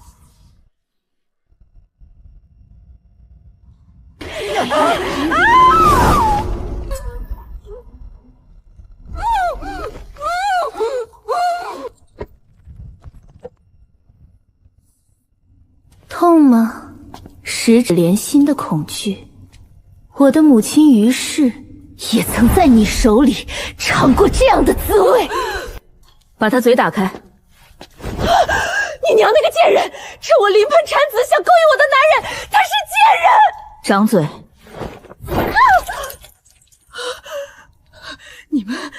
你们互相包庇！本就是一家人，何来包庇？你说我娘勾引你丈夫？你们……我是燕宁的长兄顾景安，你是你神府马棚的养马人何勇。你是沈婉那贱蹄子的亲哥哥！不准骂我妹妹！你们这群忘恩负义的白眼狼，当初若不是我们沈家收留你们妹妹，给她养尊处优的好生活，她能有今天吗？我们根本不稀罕，我娘一片好心，念你即将临盆才收留你，你却恩将仇报，命恶奴用银针一根根扎进我娘的食指。为了掩人耳目，你堵住她的嘴，还拿我哥哥们的性命威胁她，让她有苦难言。说什么我娘觊觎你丈夫？难道不是沈正一贪图我娘美貌，看我爹娘无权无势，想要用强吗？你真以为沈正一对你忠贞不渝？今日血债血偿！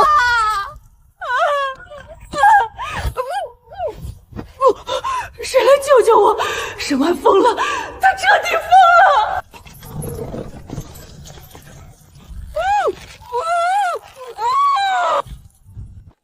你到底对我娘做了什么？你娘欠下的债，今日不过是如数奉还罢了。你与其在这里操心他，不如先看看你自己造的孽。二哥，你看看，是他吗？你是谁？你贵人多忘事，哪里还记得7年前的事？7年前，你街市纵马撞翻了牛车，掀飞了路边摊，也踩碎了我赴京赶考的梦。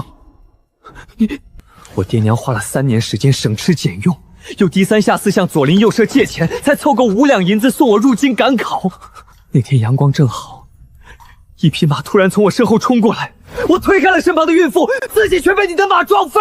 我没钱求医，我爹娘去神府求你们，可你们那个管事的像打发叫花子一样，只丢出1两银子，根本不够医治。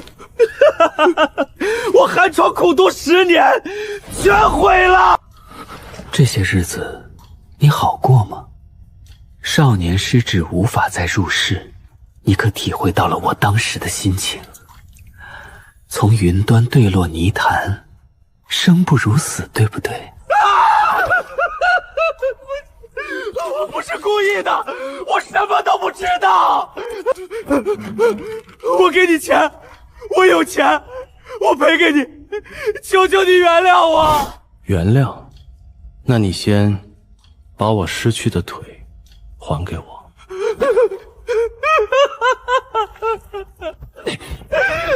不要！我有钱，我帮你治。你在街市纵马撞人之后，可以回过头来看我一眼。你拉着缰绳调转马头，坐在马背上，居高临下的看了我一眼，仅仅只是一眼，你便扬长而去。我知道错了，我真的知道错了。你知道错了有什么用？你出了事，有太医轮流看诊，不愁吃穿。你哪怕是个废人，都能仰仗沈家衣食无忧，而我呢？我不接受你的认错，你就用你的余生，在泥潭里好好忏悔吧。拖下去，吩咐牢里的人，好好伺候我这位二哥。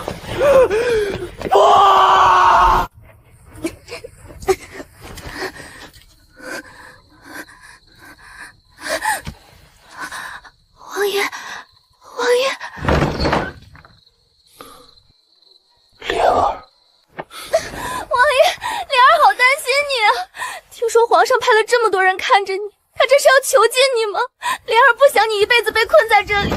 你那姐姐手段太狠，如今本王被困，只怕会连累了你。只要能救王爷出来，让莲儿赴汤蹈火，莲儿也愿意。倒是真有一个法子，能让本王重见天日，也能救你复修。只是需要往锦州投毒。王爷是要莲儿毒死锦州百姓？莲儿真聪明，不过不是你想的那种毒。锦州人口最多最密集，如若有1人得了10亿，便会很快蔓延开。等形势一发不可收拾时，父皇便会着急。到时候，你暗中联络刘贵妃，提议让沈家人去锦州做试药人。若能活下来，便是将功赎罪。那王爷你呢？本王自然是以身犯险，亲自入锦州安抚民心。事后，父皇必会念及本王的功劳，从轻发落。太好了，不用莲儿亲自去锦州投毒吧？你只需去你3哥的商铺，找几个准备回锦州的商人，把药放进他们的茶水里。7日后毒发，他们刚好回到锦州。王爷放心，莲儿绝不让你失望。王爷，昨夜在东宫，太子殿下他怕是不中用了。莲儿若能怀上一个孩子，便能稳坐太子妃之位，以后更方便为王爷办事。王爷，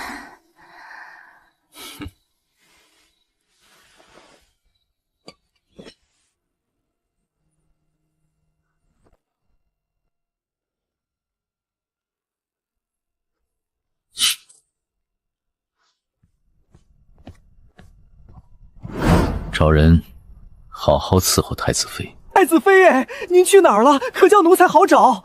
少废话，让你查的消息查到了吗？查到了，这是10具尸体的身份信息。你去买1笼包子，把信息藏进去，送去大牢给钟安国。本宫去布景阁等你。远来是客，把这壶好茶给几位锦州来的客官端下去。顾明珠，听说你还活着，这次锦州10亿，本宫定要你和你的孩子死得透透的。太子妃，事情都办妥了，那就回宫吧。谢小公爷当真是无双公子，如今身子大好，眼看又要得到皇上的重用了。听说就是他把晋王殿下勾结巡盐御史的罪证递上去的。谢玉锦，敢害我的晋王殿下，本宫要你们不得好死！皇上，谢小公爷来了。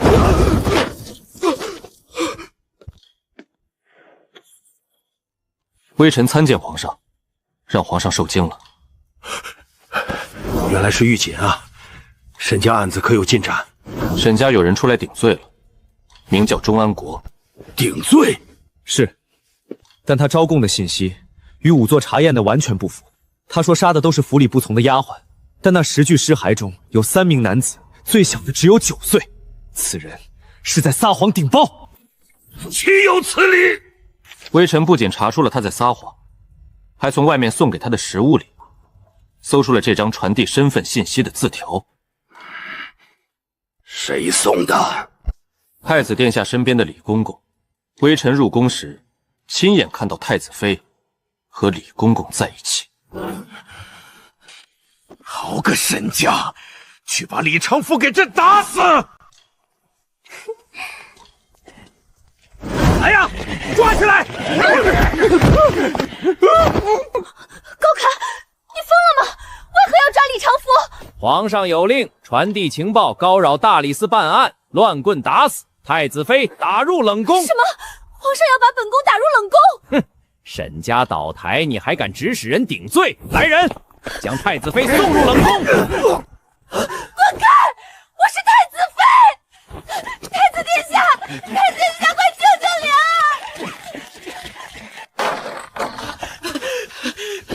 太子殿下，不好了，李公公在宫门被杖毙了。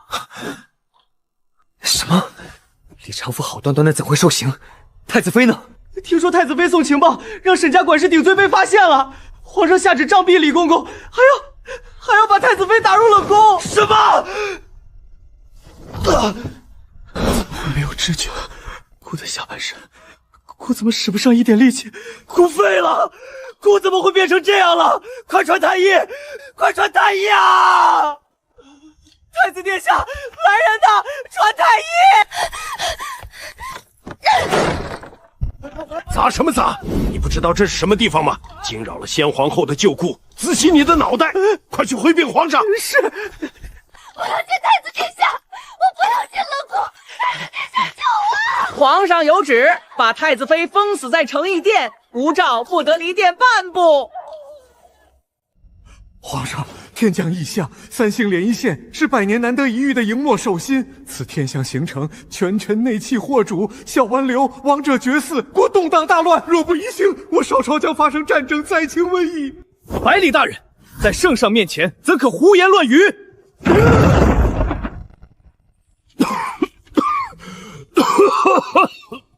皇上息怒，晋王殿下已有子嗣，皇上不可听信一面之词啊！你说若不宜兴，将有天灾人祸，此局能不能破？辽东末年也曾遇刺天象，将灾祸转移到大臣身上，赐死国舅，国运方才复苏。疑惑大臣，天意如此。关在大牢里的沈正一正好替朕挡了这场天谴。给朕拟旨！皇上不好了，锦州、泉州、东郡800里加急，爆发大规模失忆了。奉天承运，皇帝诏曰：沈正一在朝为官，营私结党，贪污国库银两，今又治家不力，管家不严，纵得冤案无数，引发人神共愤。朕听百姓重臣请愿，斩神府满门，明日行刑。什么？大理寺还没查出真凶，我沈家何时搜出过赃款？无凭无据，凭什么顶罪？我要见皇上！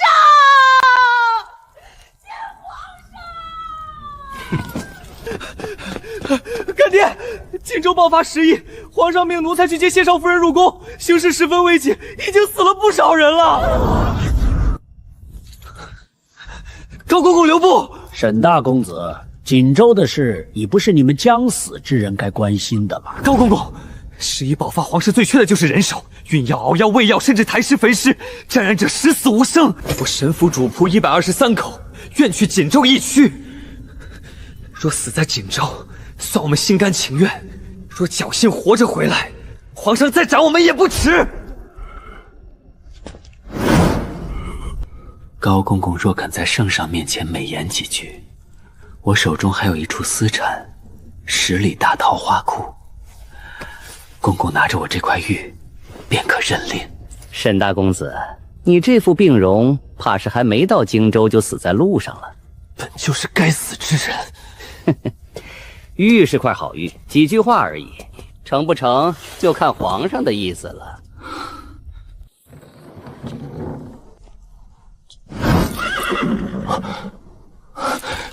阿宁，辛苦了。那是谢氏的族谱，出什么事了？听说锦州换10亿了。是啊，皇上为了移灾，原本下旨明天要连你一起斩了。我今夜本打算带着谢氏族谱与五哥强闯皇宫，就算拼了命也要把你捞出来。不过现在用不上了，因为锦州大疫，皇上知道我曾在仙医门学医，眼下正是用人之急，他舍不得杀我了。不仅舍不得杀，还要仰仗你。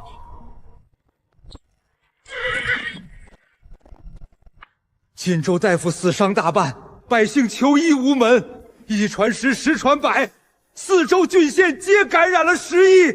是谁最先发现的10亿？禀皇上，微臣细问过报信的人，最先发现10亿的是一位年轻的妇人顾氏。他发现后，立刻叫地方官员和苦山寺主持关闭锦州城门，切断感染源，不得让百姓带病离开。前世锦州不曾发生过10亿，偏偏阿朱在，这绝非天灾，定是人祸。微臣愿意带着内子谢氏一同前往锦州。沈婉，你有几成把握控制住10亿，不让他在上城散播？臣父没有绝对的把握，但请皇上下令闭关锁道，城门派太医镇守，设城外收龙棚隔离发热者，呼吁百姓禁足勿出。皇上，锦州因封城已生暴动，仅派太医恐难平息百姓恐慌。那丞相有何打算？微臣以为，唯有派一名皇子前往，方能镇住民心。太子暴病，燕王云游，齐王闲散，唯有晋王殿下最合适。晋王是戴罪之身，怎可去锦州？正因是戴罪之身，才该去。若平息10亿，便可功过相抵；若不幸染病，晋王也已给皇室留下了皇长孙的血脉，后继有人。这群老狐狸，分明是想借着这场瘟疫解除晋王的禁足。传旨，封沈满为女医官，随太医院即刻启程。谢玉锦带1万御林军随行，一切听从晋王安排。朝中若有自愿前往锦州，也可站出来。皇上，微臣愿随晋王一同前往锦州。锦州凶险，你父子2人只能离开一个，那就顾兰臣吧。多谢皇上成全。整整1个月了，我成了一个彻头彻尾的废人。太子殿下，太子殿下，太子妃晕倒了。晕倒了找太医，跟姑喊什么？小陆太医说，太子妃有喜了。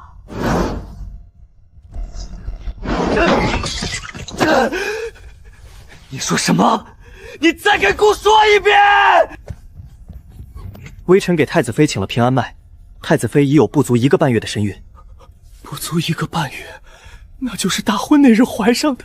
姑有孩子了，姑有后了，姑要把莲儿从成邑殿接回来。殿下不可，没有皇上口谕，太子妃不能离开冷宫。姑这就去乾清宫求父皇，莲儿有孕了，父皇一定会放她出来的。皇上，你把我关在这种鬼地方，却不知这床榻下藏着惊天大秘密，骗你留下这床榻的人才是最大的恶鬼，你真是个蠢货！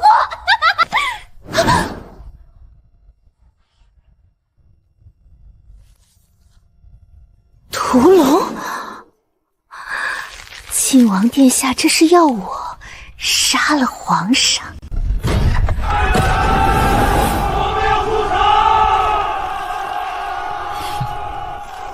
晋王，我们已经在此等候了4个时辰，该入城了。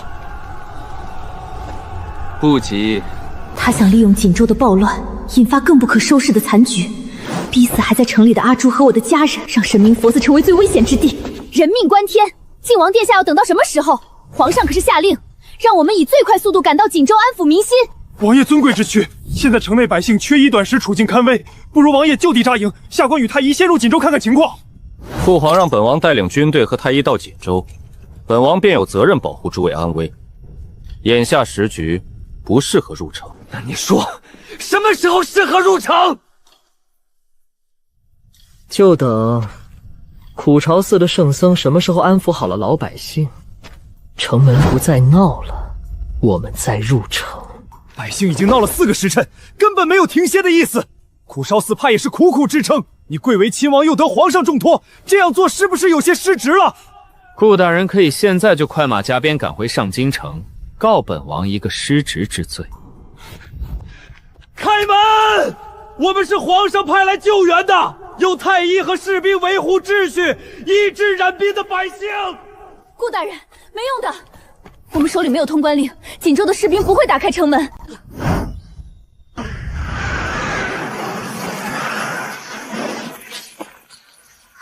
是谢家军特有的战阵黑鹰，原来阿锦早料到晋王会刁难，提前留了这张底牌。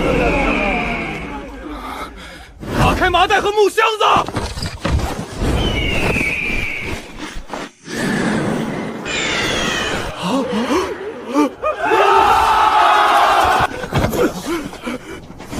我捡到了，是谢家军的干粮和药草。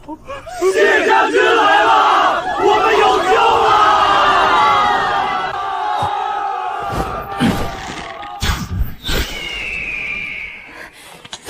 你敢！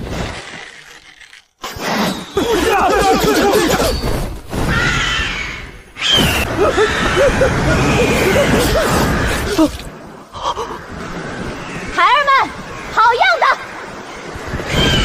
谢玉锦，申完，再不将这些畜生叫离，本王就屠了他们！我谢家军的黑鹰是得到先帝认可的战神鹰犬，当今皇上年谋时也曾被其所救，视为神鹰。晋王一口杀我12只鹰，那便要承受他们双倍的惩罚。快保护晋王殿下！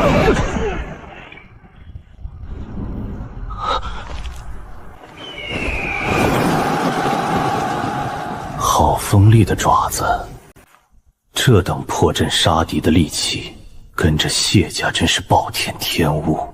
若是能落到本王的手里，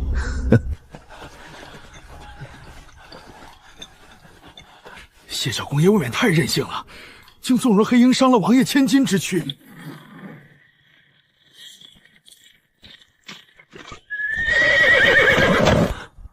阿朱，他果然在这里。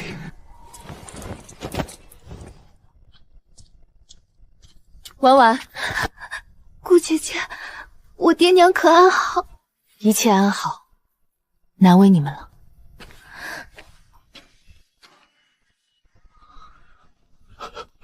阿朱，爹带太医和救命药来了，只要有爹在，定护你平安。本王说的对吧？等百姓不闹了，城门自然就开了，如此便能减少冲突。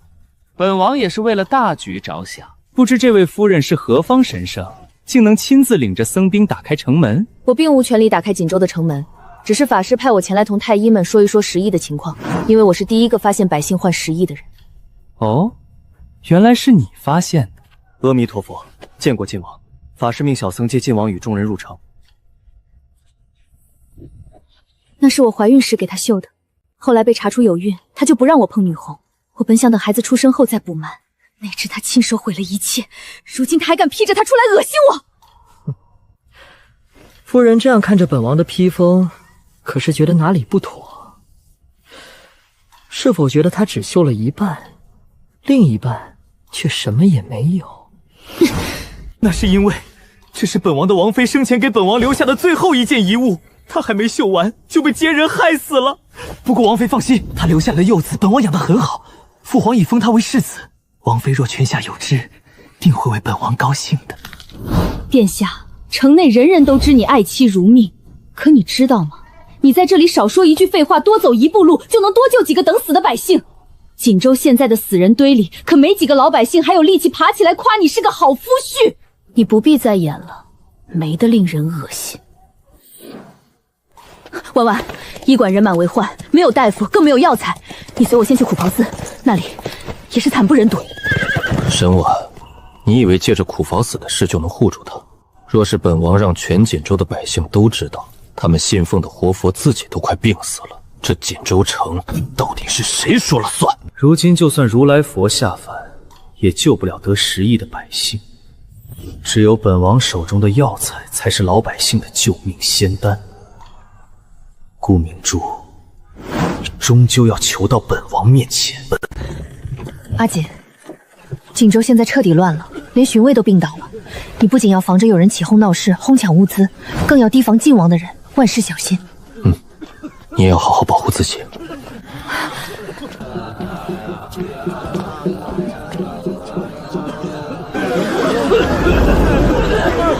胡闹！11最忌讳人群聚集，这么多人挤在一起，没病的也要被传染。寺内主事不管吗？管不了的。锦州百姓深信佛教，迦楼法师在他们眼里就是活佛，只要法师在，他们就觉得能消灾解难。这就是法师不敢病倒的原因。佛若倒了，百姓的信念就崩了。怎么会？他的脸竟然和晋王长得如此相似。不对，晋王的眼神充满了阴郁算计，而这个人的眼睛却很清澈。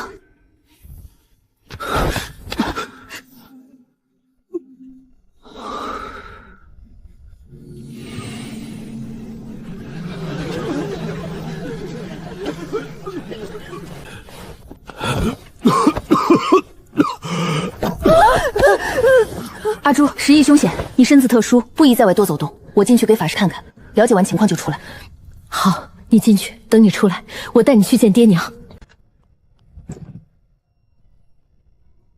烧得这么厉害，他病了多久了？已有8日了，高烧不退。师傅就坐在浴桶里用冷水泡洗降温，寺里的药全都施给了百姓，师傅根本无药可用。女仙下，求求你救救我师傅！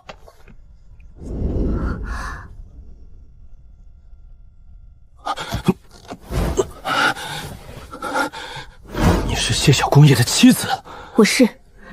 你放心，你的病情我不会外泄。听着，寺内2万僧兵也病倒不少，死去的尸首全藏在4号峰上，绝不能走漏风声。为什么？锦州僧兵是守国门的防线，此事一旦传出，陈国必会趁此时挑起战火，锦州将腹背受敌。让谢家军早做排兵布阵，加强国线防守。师傅啊！别哭了，我要找个地方给法师熬药。女菩萨，寺内没有熬药的地方。可我方才在侧廊看见几名病倒的僧兵，他们也没有熬药之处吗？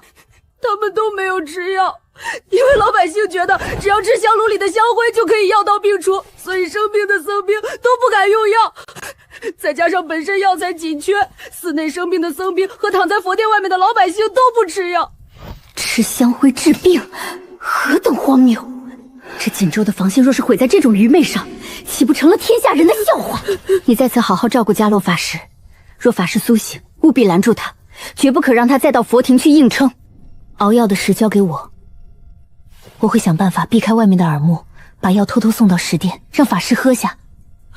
多谢女菩萨，多谢女菩萨救命之恩。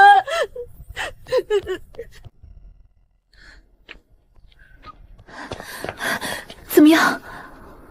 情况很不乐观，痰液堵塞肺腑，呼吸困难，必须立刻用药。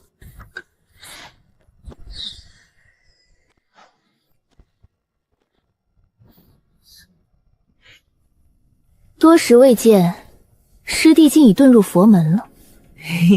大师姐，我还是你的小师弟。转过去。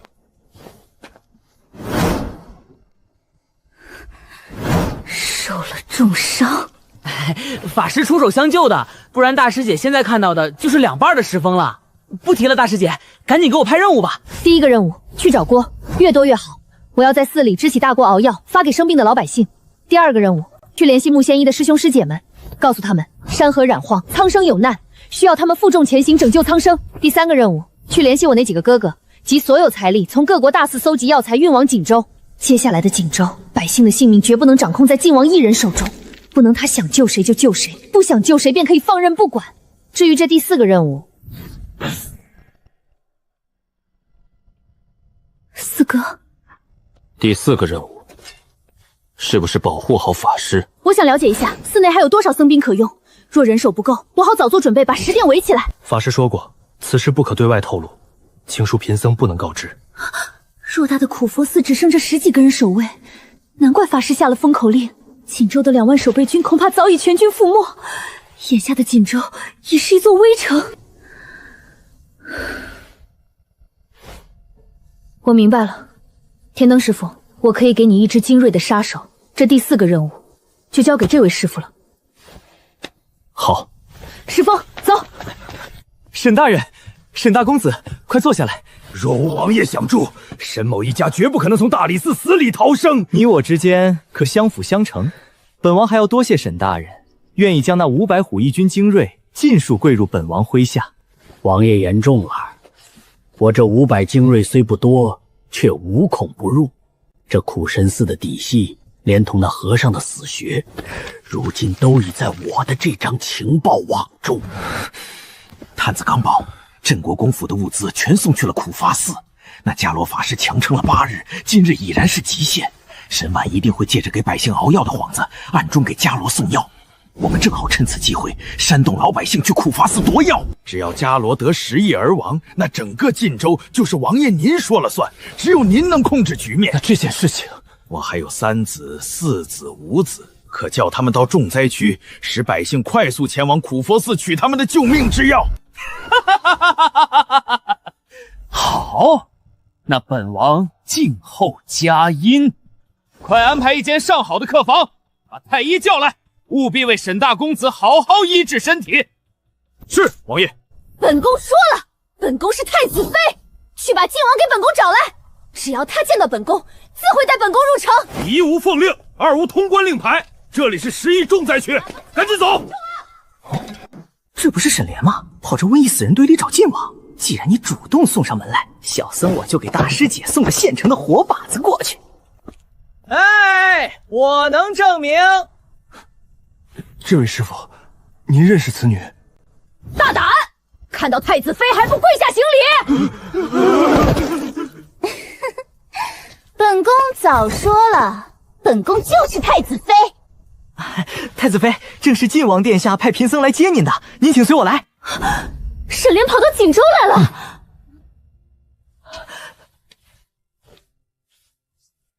是，他就是当年被沈家扔掉的那个弃婴。爹娘，11传染速度非常快，等我离开后，只能等到11过去，才敢再回来看望二老。你们这些日子就不要离开般若院了。阿朱，我也同你一起去。孩子托付给爹娘，晋王是冲着你来的。你若留在这里，他不敢轻易踏入；可你一旦出去，难保他不在背后耍阴招。只要他还活着一日，就不会放过我，也不会放过你。你给了我重生的机会，我绝不会眼睁睁看着你一个人战斗。好，我要的锅都准备好了吗？已经安排人按大师姐的方子熬药了，1个时辰后便有药可医。药材只够勉强支撑，如今必须先紧着伽罗法师，万万不可出差错。你担心那个人会煽动老百姓到苦山寺抢药？阿朱，你没有看到他之前在锦州城外的态度？我总觉得事情没有那么简单，不怕1万，就怕万一。那太子妃怎会跑到锦州来找晋王？她不是……你是不是想问，沈莲不是应该在东宫和太子待在一块儿吗？是啊，毕竟当初太子可是舍弃了你，硬要选她做太子妃的。莫君里怎么会这么轻易放她出宫，跑到这里来？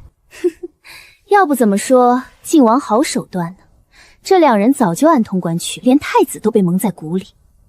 不过，既然太子妃跑来找晋王，咱们正好借她的手干件大事。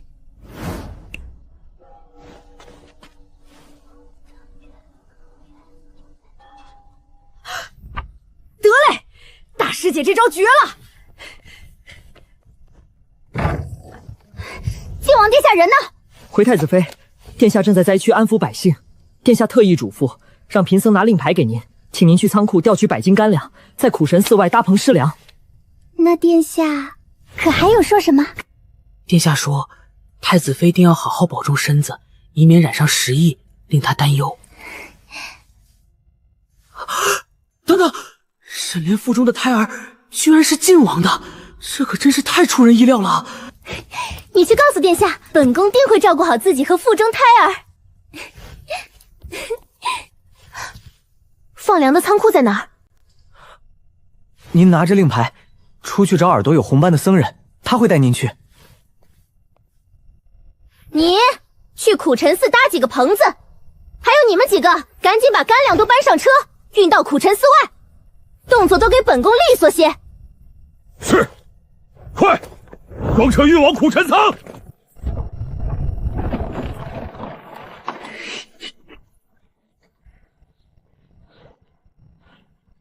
安宁，见到爹娘了吗？你放心，法师得知时疫后，第一时间就把他们安置在了佛殿后山的落泉峰，地方隐秘，暂时很安全。我给你们守着，你们进厢房谈。阿朱，此事关乎国之存亡，你也一起听听。对了，顾大人呢？顾大人，请一同入内。我要说的是伽罗法师拼死守住的军机要秘。苦山寺2万僧兵竟然病倒了7、7、8、8。好，果真是天助本王。沈大人，本王果然没有看错你。等暴民冲进寺庙，抢走沈丸手中的药，伽罗不出5日必死。等他一死，苦毛死的残局就全凭殿下您说了算。听话的僧兵赐药，不服从的便任由他们自生自灭。伽罗真是胆大包天，防守国县的僧兵倒下，他竟敢隐瞒不报。若赤果果此时来犯，锦州岂不危矣？所以此时殿下出面力挽狂澜，锦州百姓必定将您奉为神明。主子，暴民已安排妥当，随时可入苦佛寺夺药。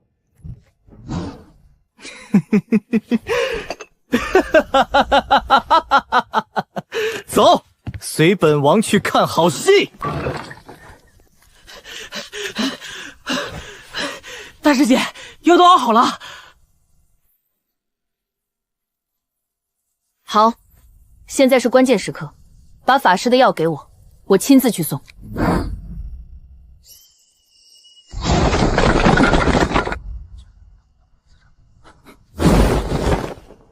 其余人随我镇守苦说寺大门。太子妃，上香的百姓来了。太好了，等本宫把这施粮的差事办得漂漂亮亮，晋王殿下肯定会夸本宫是他的福星。怎么这么多人？快拿本宫的帷帽和药水瓶来！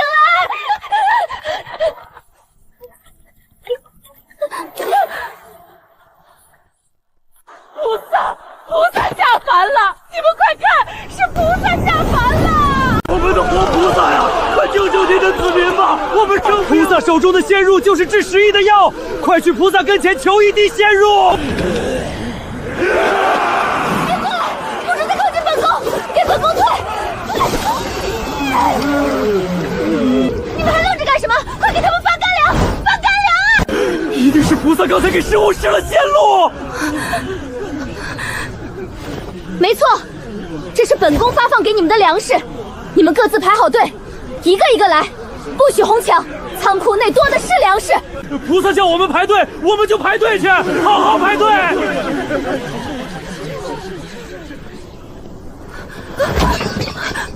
吓死本宫了，千万别把11传染给本宫，不行，我得要点解药傍身才行。太子妃，来的老百姓太多，恐怕粮食不够啊。这些都是来苦山寺上香的，会不会是方才百姓误以为太子妃是菩萨下凡，才引来更多百姓求助你？那这么多人是不是都得了11？你们一定要想办法拦住这些老百姓，别让他们靠近本宫。本宫可是奉旨前来，还怀上了皇孙，绝不能出任何差池。若是粮食不够，你们就拿着令牌回仓库调粮。总之，一定要完成晋王殿下安排的任务。主子明明安排这包报名抢草药，怎么全派队领干粮了？局势彻底偏了，得马上回禀主子。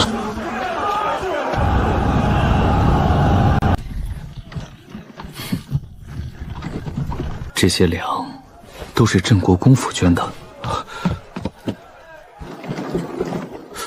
不对呀，镇国公府捐的粮早就运往苦佛寺了。好像是从东边那条巷子运出来的。那是朝廷粮筐的方向。王爷，您是不是让太子妃到苦佛寺搭棚饭给老百姓了？你刚才说谁到苦佛寺？太子妃啊！莲儿怎么会来锦州？你确定是太子妃？千真万确，太子妃拿着王爷您的令牌，去粮仓调出粮食运往苦佛寺了。去把他给本王带过来，快去！殿下，这定有误会。王爷，定是有人利用了莲儿，否则事情不会那么巧，正好把那些百姓堵在了苦守寺外。你当本王是傻子，不清楚沈莲被沈婉利用了吗？你养的好女儿。老百姓虽被拦在寺外，可如果我们现在入寺，让伽罗法师出席一场普渡会，给死去的老百姓超度，十疫不除，普渡会不结束，伽罗不是百姓心中的佛陀吗？那便让他如佛祖一般坐在神台上。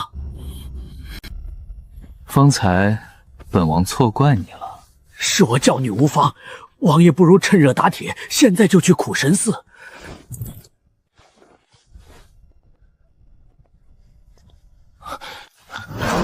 晋王带兵入寺了。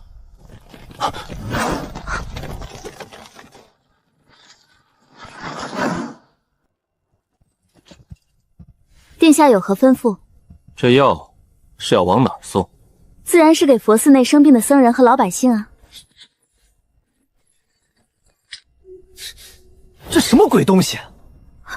殿下当心，这是刚从死时域的病患身上拿下来的，臣妇这样拿去销毁的。你说什么？殿下怎么如此不小心打翻了锅？这病患之物传染性极强啊！假的，根本没有什么染疫遗物，本王被这女人耍了。顾艳宁、谢玉琪，你们早在此处等着本王！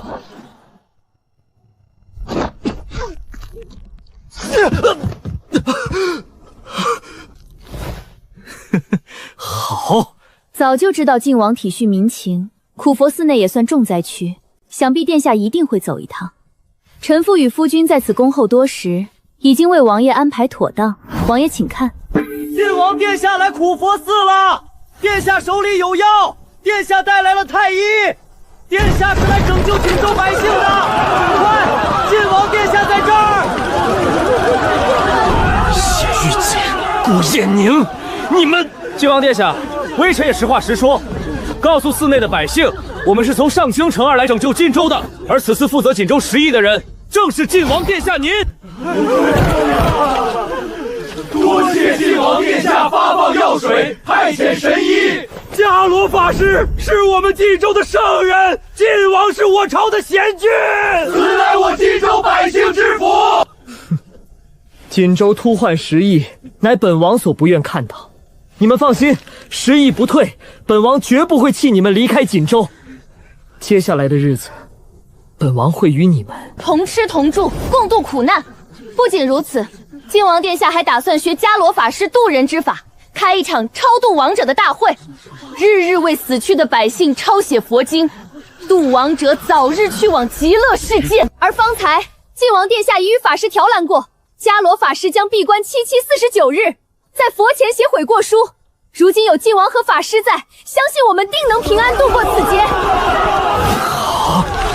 好得很。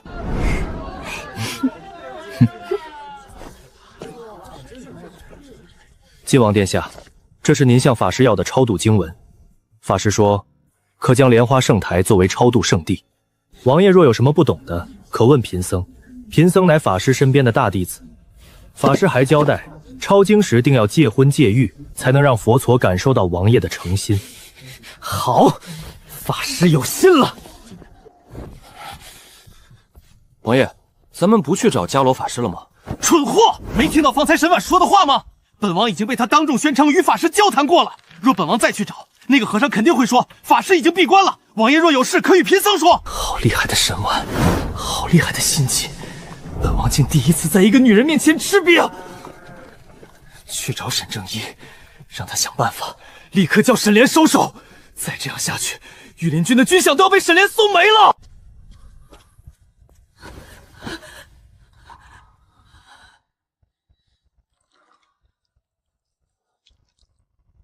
顾夫人，师傅他病得太重，根本喝不下药。你把法师扶正，我来喂他。这碗药必须喂下去。如今靖王的眼线死死盯着婉儿，把法师转移到这洛泉峰已是极限。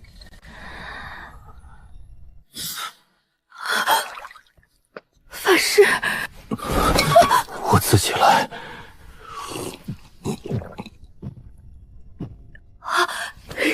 我心中一直有个疑惑，顾夫人和顾家人行事作风全无半点血脉亲人之感，连天灯对你也十分客气疏贤。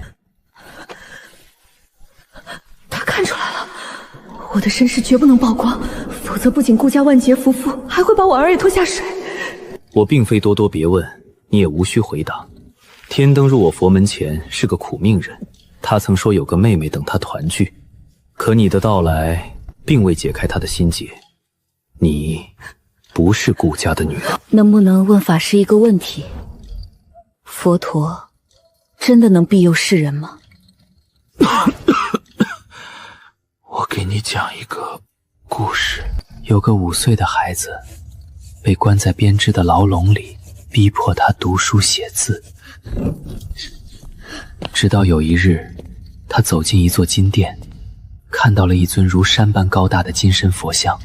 可第二天金殿走水，许多僧人葬身火海。他说那是佛陀的惩罚。自那以后，孩子日夜做噩梦，梦见烧焦的双手拉扯他，要把他拽进地狱。从此那场火成了他的心魔，哪怕金殿重建，他再也不敢踏入半步。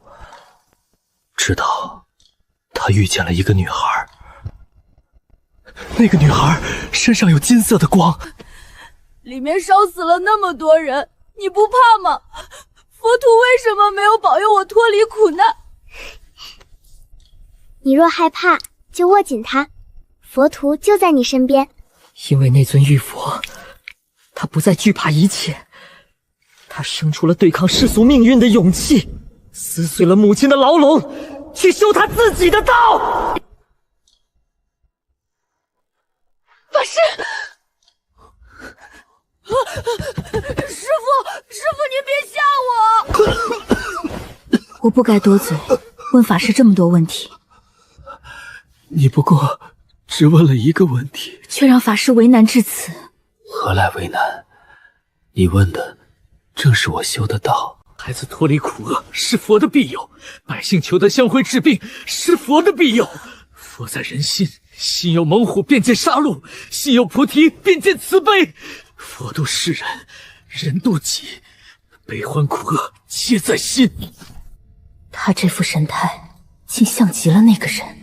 不，那个人阴险恶毒，根本不配与兼备的圣僧相提并论。天竺，外面有人会找法师的麻烦，这些日子非必要绝不可离开洛泉峰半步。会有人暗中来给法师送药。我知道了，顾夫人。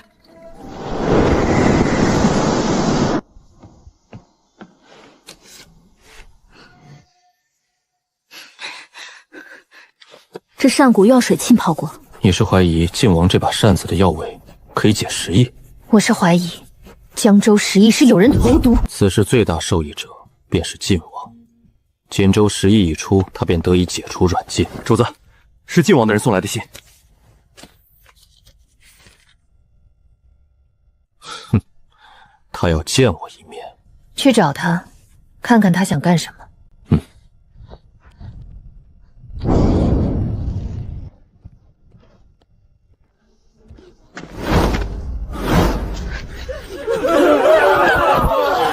萧云，在建州城门派几个自己人看着。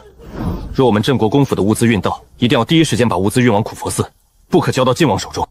主子，少夫人已提前安排了人，我们再派2个。晋王目的不明，定要时刻关注运往解州的东西。他若真心处理实意，就不会来找我们的麻烦。王爷，谢小公爷快到客栈了。王爷让我来亲口告诉他君临太子与他的关系，这更有说服力。您不如先退到内室听着。哼，你最好能说服谢玉锦，否则本王就只能把你们一家人全派到重灾区去干苦力搬东西。王爷息怒，不过是一个伽罗法师罢了。沈婉当着百姓的面说出那些话，无疑是在帮您建立名望。您只要每日坐在莲台上抄1-2个时辰经文，百姓就会对您感恩戴德，对王爷百利无害。沈婉、谢玉锦若能为本王所用，何愁大事不成？王爷，谢玉锦上楼了。门没关，直接进来吧。好久不见啊，谢小公爷。我不认为和你这种奸险小人有什么可聊的。你一直在调查你母亲和那块手帕，你难道不想直接问问我，你母亲和当年君临太子被屠一事到底有什么关系吗？用解毒杖的解药换一个关于你身世的秘密。那块帕子我自己会去查，至于解药，我有，但也绝不可能给你。你且守好你的秘密吧。你难道不想知道你母亲现在的情况？你们离开上京后，皇上可不会轻易放过她。皇上若要血洗镇国公府，第一个开刀的就是你娘，因为她就是当年的君临太子妃。你胡说！你们敢动我母亲试试？你别忘了我的身份，我是沈家人，沈宝坤是上一任皇后的哥哥。君临太子身上流着一半的沈氏血脉，当年东宫被屠，君临太子妃没有死，她和腹中不足3个月的胎儿活着离开皇宫了。那个孩子就是你。接下来你是不是要说，这都是皇上一手策划？确确实实是景隆帝。你可以派人去乾清宫龙凤墙后的暗室看看，那里挂满了皇上夜深人静时画的君临太子妃画像。现在的皇后也不过是因为长得像孟氏才坐进中宫，当年死在东宫里的只是孟氏的替身。当年孟氏被景隆帝救出来后，拿出发簪在景隆帝面前自尽。景隆帝看他一心寻死，给了他3天时间逃命，扬言若被他抓到，就必须做他的皇后。可皇上没想到孟氏遇见了神医，你听过换脸术吗？换脸术你都问得出口，你是不是还想说我娘那张脸是从死人脸上扒下来换上去？听起来荒唐，但你可以回去问沈婉，他医术高明，定能为你解答。讲了这么多话，口干舌燥了吧？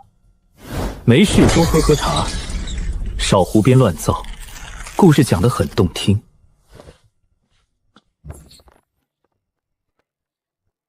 谢玉锦不相信你的话。王爷别急，他只是表面强作镇定，等他回去后，收到他母亲周氏失踪的消息，您看看他还能不能像现在这样嚣张。王爷，莲花塔已布置好。沈正一，希望本王不会选错人。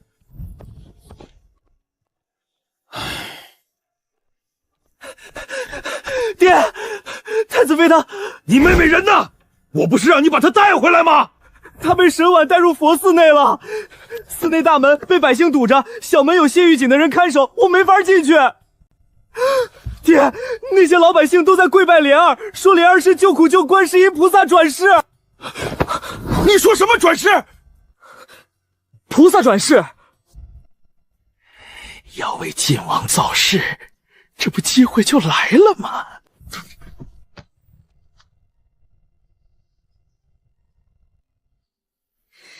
你到底什么时候带本宫去找晋王？晋王跟你有什么关系？你怎么会跑到锦州来？皇上把爹娘兄长流放锦州，本宫自然担心，哪像你个白眼狼！那你去找你爹娘便好，何必要找靖王？你，本宫和靖王的事你少管。对了，顾明珠和他生的那个野种也在苦巢寺吧？让他滚出来见本宫。看来靖王什么都跟你说了，他想利用你杀了顾明珠。是顾明珠不识趣，坏了靖王的大业。靖王府都对外宣称他已死，他何必还活着？明珠是名正言顺的靖王妃，而你身为太子妃，却在我面前过问靖王的事，不知太子妃是以什么身份过问？你喜欢靖王，那靖王喜欢你吗？殿下当然喜欢本宫，他答应过待他登基，本宫就是他的皇后。不可能，靖王绝不会喜欢一个怀着他人骨血的残废女人。你才是残废女人！本宫腹中的胎儿就是靖王殿下的。哦，原来太子妃怀的是靖王殿下的骨血。我什么都没说，快把他忘了，否则我杀了你！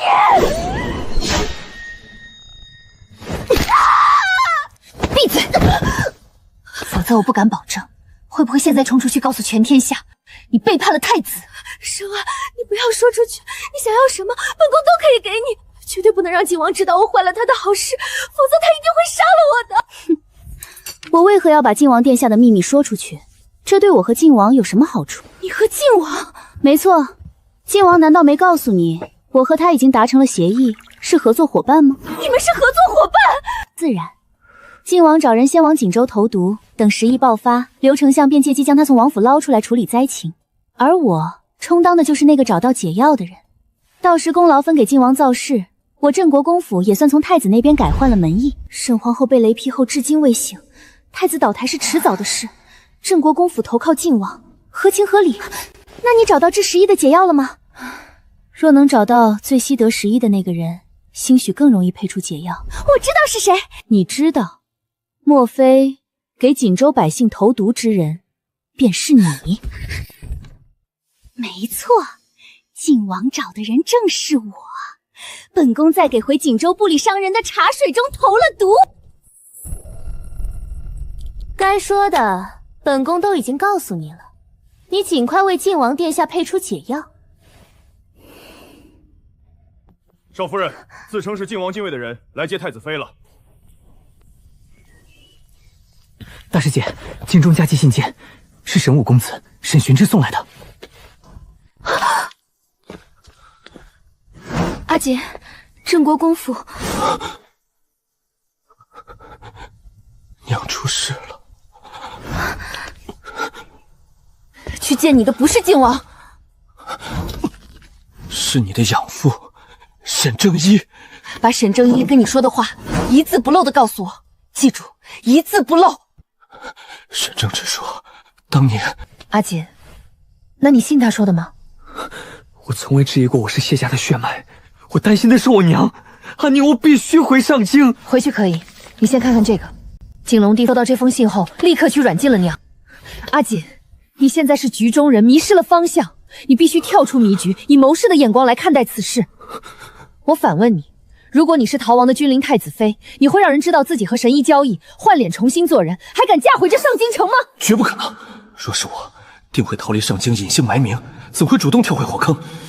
我若是皇上，我费尽心思谋求来的心爱之人，怎会轻易放手让他逃离？我一定会把他囚禁在黑暗中，生我骨血。阿宁，我们都被骗了。君临太子妃是自己逃的，景隆帝一直在找他。沈正一说的话半真半假，景隆帝设计屠灭东宫是真的，但我的身世是他们编织的网。一个面临生死的太子妃，哪有时间绣这块血手帕？这帕子是有人从娘房里偷出来的。那封给皇上的信就是沈正一写的，里面定有换脸的药方。靖王想借皇上的手屠我镇国公府，逼我和皇上彻底离心，因为他想要我谢家手里的兵权。你终于看清了，兵权才是靖王所求。你可知我刚才在沈莲那里套出了什么？这锦州的10亿根本就是晋王指使沈炼，让沈炼去自己名下的铺子，给来铺子采买的锦州商人下毒。这些喝过他茶水的商人，便是第一批换10亿的人。沈炼甚至亲口承认，他腹中的孩子是晋王的。晋王许诺他，事成之后立他为后。这群丧心病狂的畜生！阿锦，太子无法生育，沈皇后被下药至今未醒，晋王只要熬下去，皇位迟早是他的。可他偏要制造10亿，夺你兵权，控制佛寺，他最终的目的到底是什么？晋王想要谋反，他不入锦州城，是为了在民间建立神明般的威望。他想借我娘的死，曝光当年东宫被屠的真相，搅乱天下人心。最后，他再跳出来做正义之士，把谋反投毒的罪名全按在我这个太子伊夫尔的身上。我谢玉金就是他登基路上最大的替罪羊，而他便可踩着我们所有人坐晕江山，成为讨伐奸逆的千古一帝。我们绝不能坐以待毙，我们还有太子可以利用。如果我是景隆帝，寻了20年的女人失而复得，我绝不会轻易杀她，只会把她囚禁起来。但如果我是晋王，我早已在镇国公府外布下天罗地网，只等皇上的人一包围国公府，晋王的杀手就会立刻冲进去，杀了我娘，把罪名死死扣在景隆帝的头上。没错，因为景隆帝最想杀的从来不是你娘，而是夺臣妻必杀忠臣，他要我爹死。晋王要杀你娘嫁祸，皇上要杀你爹夺妻，镇国公府如今就是10面埋伏的死局。我去给娘和五哥写信，让他做好心理准备。我去找晋王，告诉他我愿意归顺他。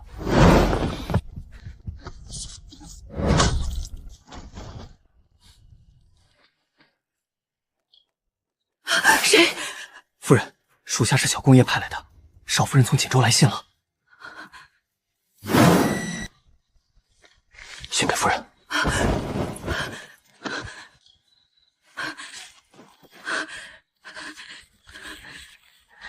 娘，我是沈婉。皇上突然封府，每日凌晨来说些莫名其妙的话，竟是因为他把我当成了死去的君临太子妃，太荒唐了。快进来，一会儿皇上要来了。夫人既已看信，便知眼下只有皇上能护您周全，外面有人想要夫人的命。您若想保命，便顺坡下驴，把自己伪装成君临太子妃。你让我背叛国公爷，做皇上的女人，我做不到。并非如此，这是少夫人给的换脸药方，困凤虽难，但国公爷和小公爷在外更是步步杀机。夫人只有让皇上深信不疑，才能活下去。这药方里的曼陀罗可致人忘却前尘，神志癫狂，夫人可借此拖延。夫人保重。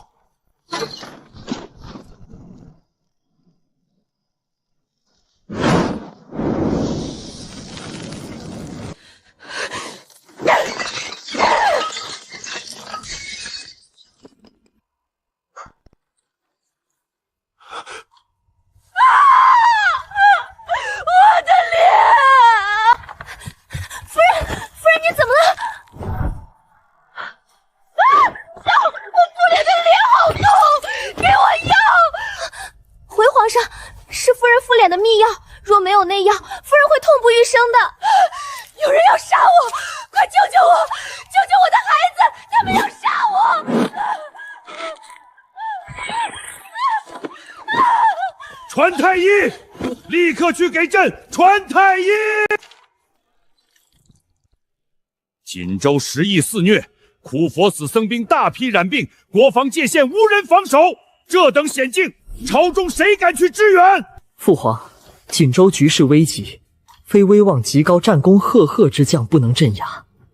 儿臣举荐镇国公带领2万谢家军前往平乱。若是镇国公死了，这世上就再也没有人能名正言顺地抢走我的女人。准奏，让镇国公即刻点兵，不得延误。邂后，你最好能为国尽忠，死在这锦州城里。晋王殿。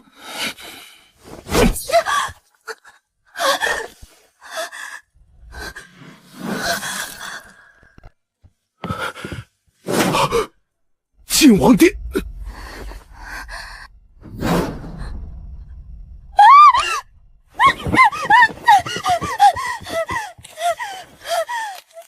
沈莲，你的脸不是已经治好了吗？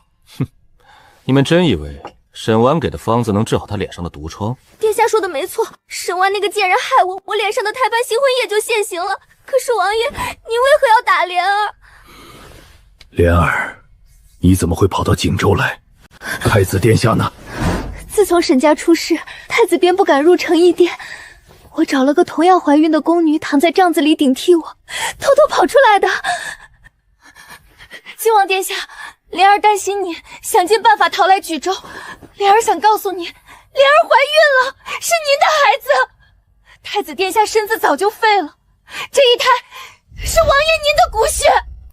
这沈莲真是又蠢又天真。不过，这不正是一颗绝佳的棋子吗？本王知道了，但你不能长留在锦州。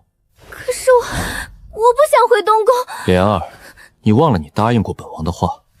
今日你父亲在此，本王可向你允诺，待本王问鼎帝位，必许你帝后之位，立你腹中孩子为太子。若让太子知道你我暗度陈仓，本王名声尽毁，太子定会拉拢谢家军杀我。你想本王死吗？不，莲儿不要殿下死。别怕，本王方才遇到些烦心事，在气头上失手打了你。本王向你道歉，别生本王的气，好吗？本王让你回京是有很重要的任务，皇上拨了禁军守在镇国公府外，你派去的杀手连院子都没进就被击杀了。本王低估了皇上对君临太子妃的执念，谢玉锦既然已经动摇，就必须立刻杀了周氏，断了他的后路。王爷，您是想让莲儿去？你觉得不行吗？殿下有什么任务，莲儿一定帮王爷完成。回京后想办法进镇国公府杀了周氏，放火下毒，白刃勒死，皆可。没问题，莲儿绝不辜负殿下。叶莹，护送太子妃秘密回宫。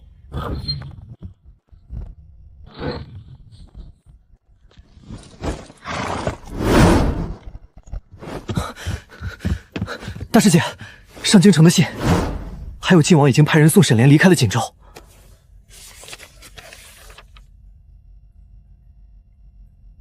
东宫竟无人知道沈莲私逃出宫。就凭他那个脑子，怎么可能不惊动后宫？哼，除非诚意殿内有暗道。若是这样，那就好办了。阿宁，库房里的药材全部耗尽了，一天要煮上万剂秋水。你们带来的百车药材，不到半个月已经见底，外面许多百姓挺不过去了。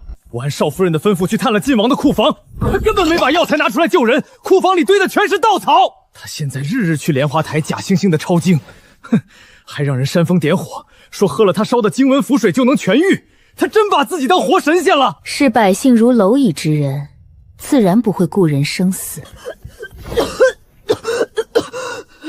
师兄，谢少夫人在吗？顾少夫人她发高烧了。阿朱染上失忆了，眼下没有药材，阿朱怎么挺得过去？晋王手里有药，他巴不得阿朱死，好掩盖丑事，怎会拿药救他？石峰，商队还要多久？各州县封锁，道路阻断，恐怕还需10天半个月。太久了，我们等不了。石峰，你去准备人手，今夜我定要挖出朝廷的药仓。阿黑，过来。这狗倒是很听你的话。司礼僧人病倒大半，他饿一顿饱一顿，如今饭归我管，自然听我的。唉，这场时疫，不知还要死多少无辜百姓。沈女叶，您的房间就在晋王殿下的隔壁。你要住在天香客栈？对，我已经好些日子没见到阿锦了，不知晋王把阿锦派往哪个区域，我想见一见他。时疫严重，他回不来。至于你，本王不是很建议你住在天香客栈。神女医，要不您还是换一家客栈吧？没问题。婉儿妹妹，并非本王故意为难你，实在是你太过聪明。若让你住在隔壁，本王定会寝食难安，夜不能寐，还望体谅本王的良仆用心啊。原来你也知道你自己蠢。并非本王愚蠢，而是你这般聪慧的女子世间少有。可惜啊，当年若知你如此聪明，本王定娶你为妃，又何苦绕大圈子找一群蠢货帮忙？你今日并非真心想住客栈吧？你想要本王手里的药材？哼，你的商队困在关卡进不来，你来天香客栈不过是想虚张声势。你想引本王心虚去查看药仓，借机看本王调兵的去向，好顺藤摸瓜，对吧？这就不必殿下费心了，你只需知道我今日就是来搞事情的。晋王殿下近日可要加派人手看好药仓哦。哼，本王绝不会上你的当。叫人送热水上来，本王要沐浴去病气。你自便吧。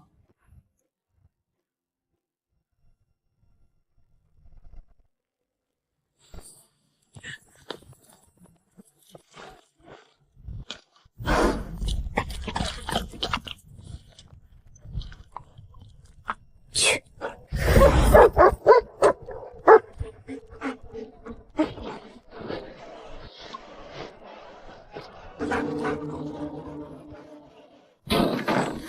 石峰，纸和笔，快，研墨。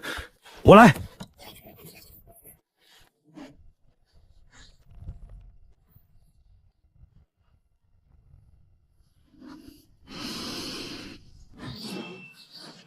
帕子上的气味太淡了，最后一味药被其他气味压住，无法分辨。大师姐，给我试试。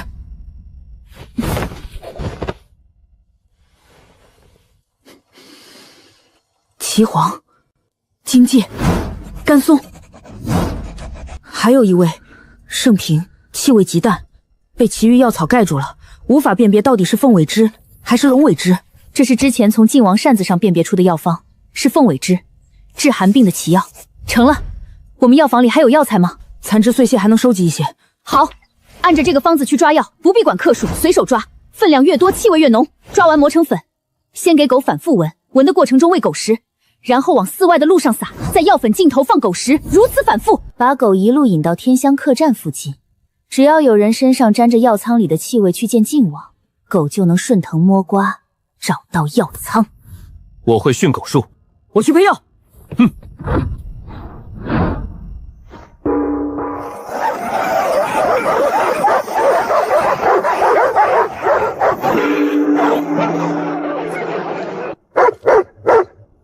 锦州时疫横行，百姓危难，师傅他也生病了，寺药材耗尽，死的人越来越多，我们需要你们，发誓需要你。来了来了！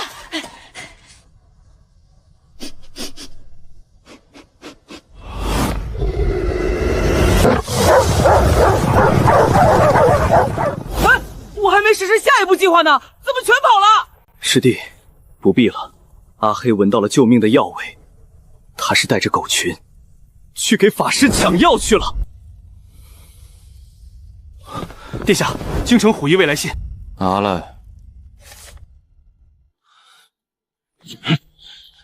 果然是一群废物，派去镇国公府的几波杀手全折在里面了，一个都没出来。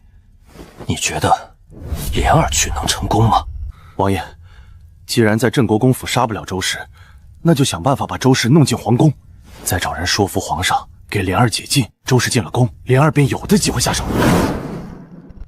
好主意，我会传信给刘丞相，让他去办此事。晋王步步算计，利用沈家，利用莲儿，将来他若真问鼎帝位，会愿意留下我们这些知道他不堪过往的棋子吗？近日多派人手盯着药仓，沈婉的药材已经耗尽，他盯上咱们。另外，若有外地商贩运物资入城，一律先扣下，直接运往咱们的粮仓。是。爹，事情不是有转机了吗？您为何一直皱着眉头？无事，按晋王的吩咐，好好当差。我先回去看看你娘。好，我去军营了。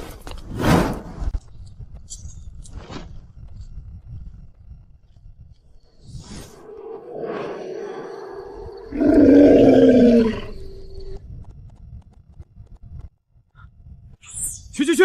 哪儿来的野狗，滚远点！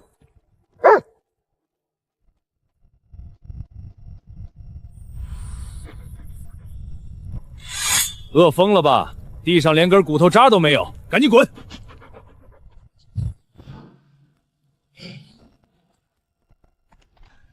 申婉，你真以为全天下只有你一人精通医理，无人知晓，本王乃是木仙山李仙医师哥的关门弟子。论医术，本王与你不相上下。本王亲手调配的这碗毒，你这辈子都别想解开。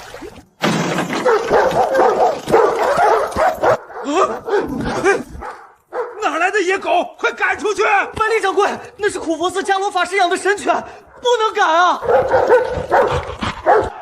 不好，他们往2楼去了。晋王殿下在上面，快拿肉来！是肉啊，香喷喷的肉！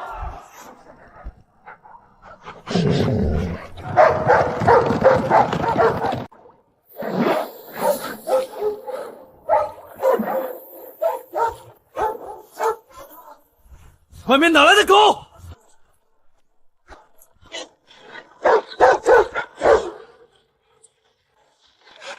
王爷，好多狗！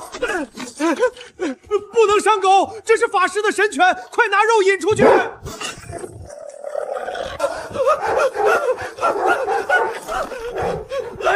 来人！护驾，快护本王！林州律法，杀狗受重刑啊！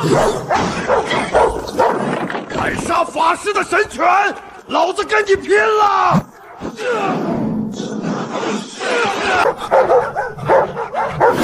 他们要的不是本王，是药，是申婉那个贱人干的。去死吧！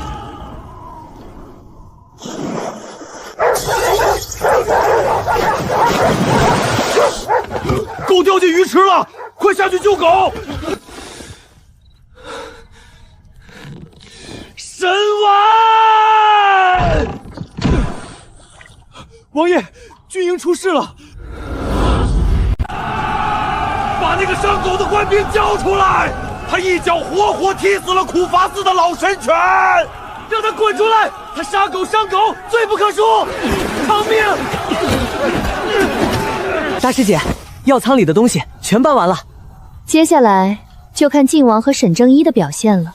阿黑，今天干得不错，晚上赏你大鸡腿。晋王殿下来了，大家安静一下。王爷，有人敢在锦州的地盘杀神犬，我们绝不容忍这等暴行！来人，把带头惹事的沈将军给本王绑起来，斩首示众！虎一卫最精锐的士兵一直由老四打理，晋王这是要卸磨杀驴，砍我儿子的脑袋！王爷，定是有人带头闹事啊！怎么会这么巧，又是狗又是百姓？本王会不知道是沈婉在夺药闹事，但绝不能让百姓知道我们的人杀狗，否则他们会生吞了我们。去，把沈四抓来。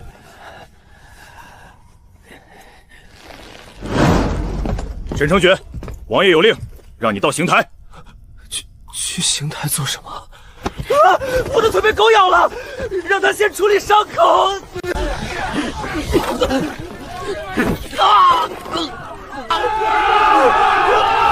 沈成觉，有人说你伤狗杀狗，可有此事？王爷，您来的正好。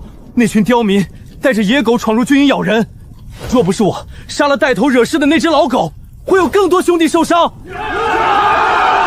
就是他杀了苦佛寺的狗，他还打伤了几个妇人。胡说！我什么时候打伤妇人了？我没有，我就杀了一只狗而已，用得着如此兴师动众吗？沈成觉，伤民杀犬，损我朝军威，请斩首示众，以儆效尤，即刻行刑。王爷！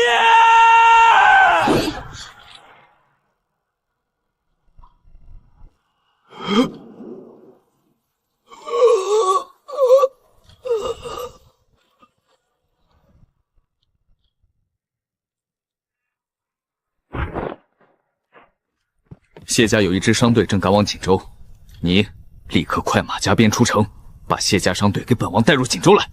是，王爷。大师姐，靖王派叶恒连夜出城了。他药仓空了，现在没人比他更怕染上时疫。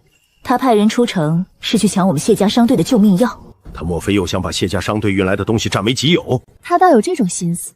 现在整个锦州都在他管控内，他的命令就如圣旨，所有人都得听他的。但若是锦州百姓知道朝廷要在城门发药，那我谢家商队的东西就不再是燕王一人说了算。顾伯伯，他不是想利用锦州百姓为自己造势，博一个贤君的名声吗？造势，我在行，此事交给我。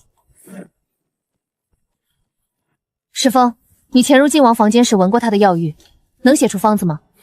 我试试。抓2份。给阿朱和法师用上，内服熏香，全都搞起来。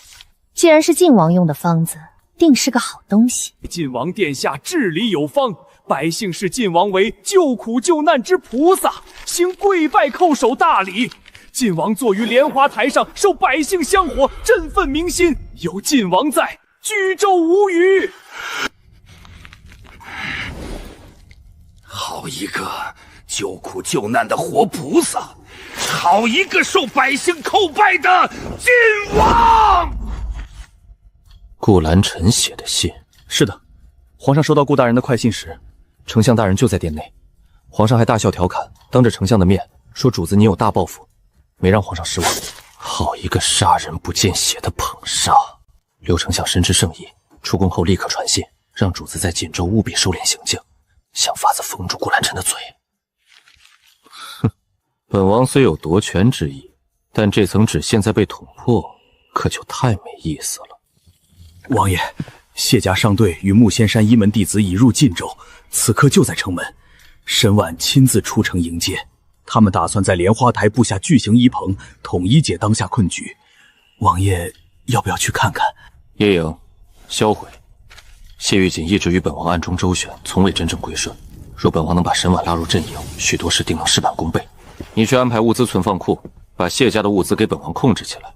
本王去和沈婉谈谈。谢氏族人向锦州百姓捐赠10万两药材、衣物及果蔬。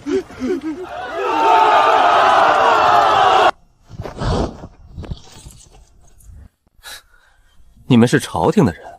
没错，本官沈承玉奉晋王之命安排这些东西。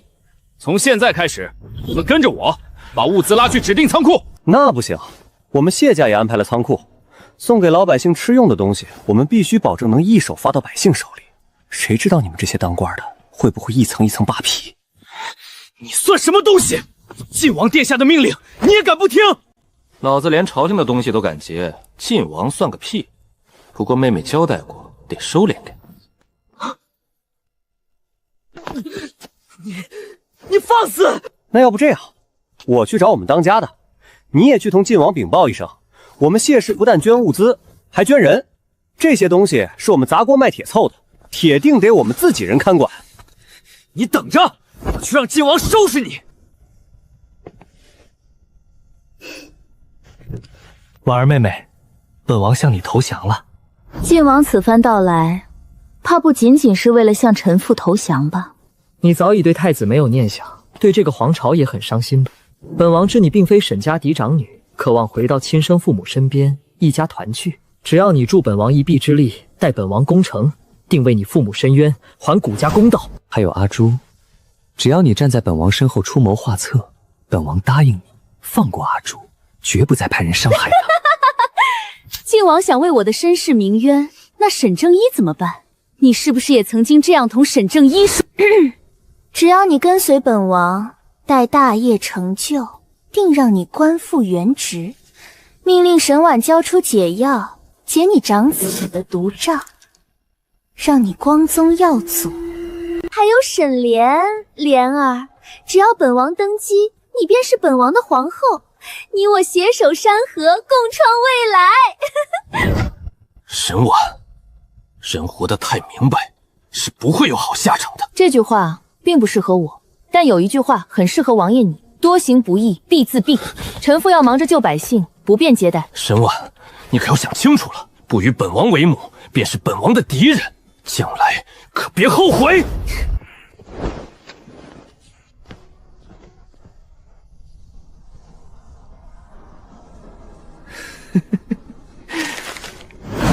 沈婉，你以为你藏得住？野营！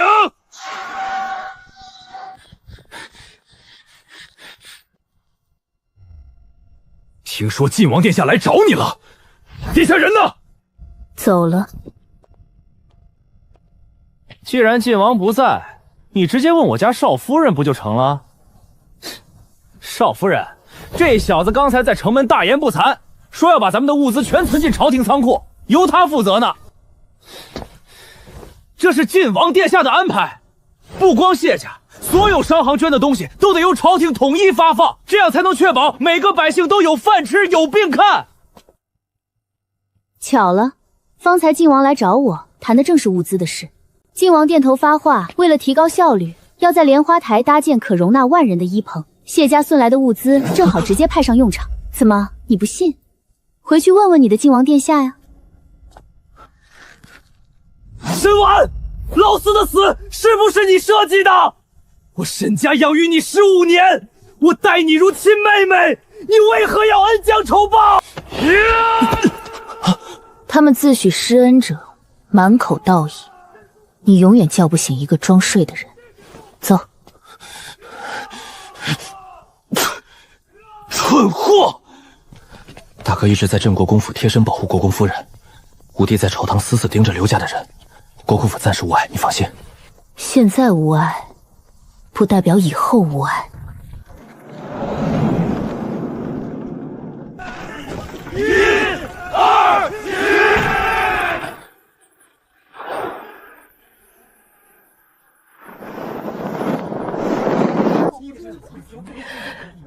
大师兄，师弟们，大师姐来了！大师姐！师妹，大师兄，石峰师弟说你已经找到破解11的方子了。目前来看，效果显著。顾明珠用了方子，高烧已退。伽罗法师昏睡多日，如今也不再复烧了。但锦州病患太多，我们需要立刻想一套方案。患病人数惊人，一棚绝对收容不下所有人。那就分流，一棚专门收治重症患者，派出一半的师弟，带上药材，挨家挨户去给轻症者发药。眼下只能如此，大家务必保护好自己。是。排好队，领药粉包和面罩，每人1份，进巷子前必须带好。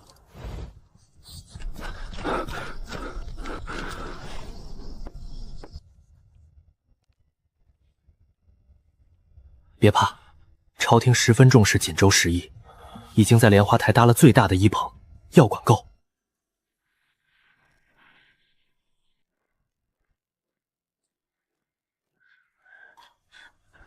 刘丞相怎会在此刻出现在贵妃的内殿？皇上驾！晋王这蠢货竟干蠢事，非我皇室血脉，注定成不了大器，无用之人。你刚才说谁不是皇室血脉？皇上，您听错了。朕没听错，刘西瑶，晋王到底是谁的野种？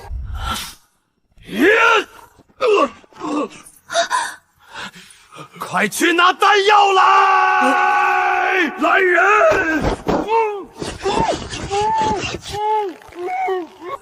哥，你要干什么？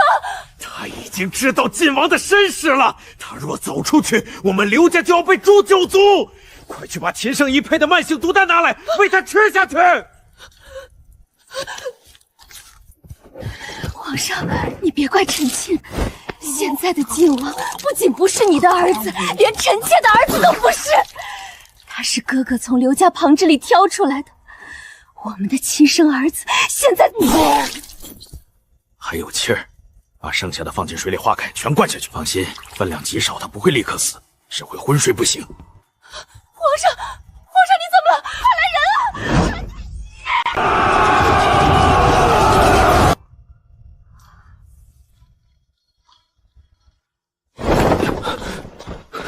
啊！四哥，您的脸怎么伤的？阿宁，快想办法！苦山寺被暴民围了，有人散布谣言，说洛泉峰的顾姓女子是伽罗法师养的女人，两人早已破戒生女，惹怒佛陀才降下10亿，推倒那个狗屁法师的金身，砸了莲花台。僧兵叛变了，他们正冲向洛泉峰，爹娘、顾氏和法师全被困在山上，形势危急。大师姐，是孙子在带头煽动。杀人了！扯我胡子做什么？大家快看，这里有法师的同伙，他们是一伙的。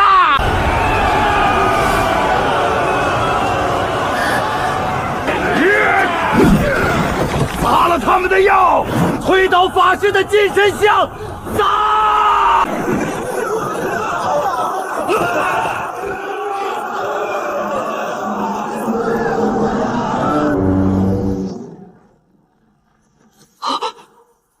爹！别管老子，快去救你媳妇儿！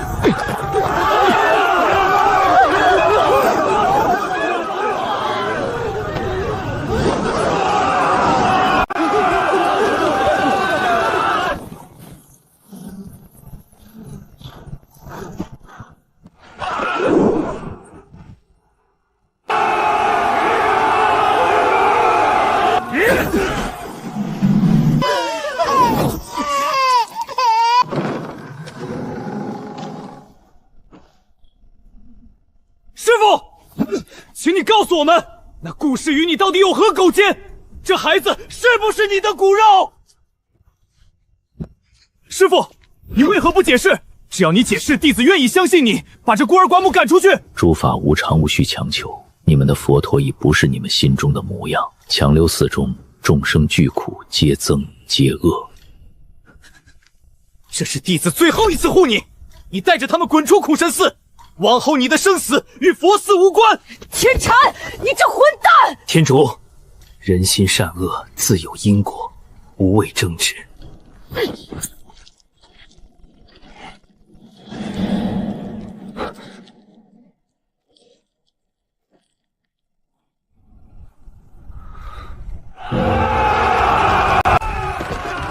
王爷，要不要趁机把伽罗赶尽杀绝？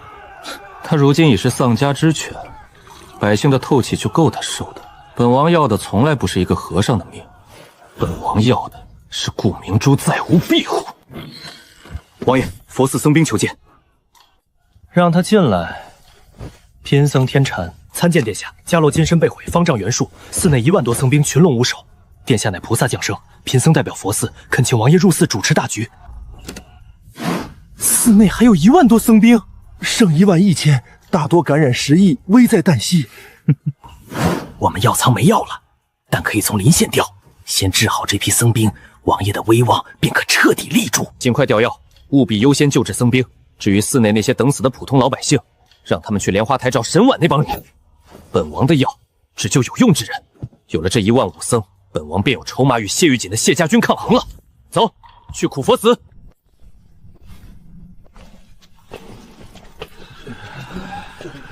这背影是师父，不是殿下。殿下像法师一样来救我们了。诸位受苦了，本王此立誓，定会治好你们的疫病，为锦州死去的亡魂超经普渡。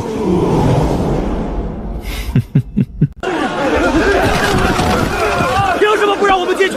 我们也染了10亿，里面那么多空床位，为什么不让我们躺进去？是不是要等我们病死了才管我们？快放我们进重症棚！不然今天大伙就把这棚子掀了！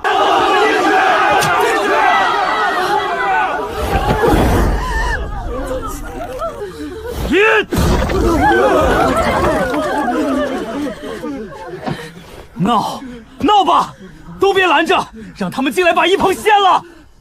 既然如此，谁都别想活了！石峰，把药罐子全给我砸了！所有木仙山弟子立刻回山！这药是我们谢家捐的，老子拿去喂狗也不给这帮白眼狼！砸！砸！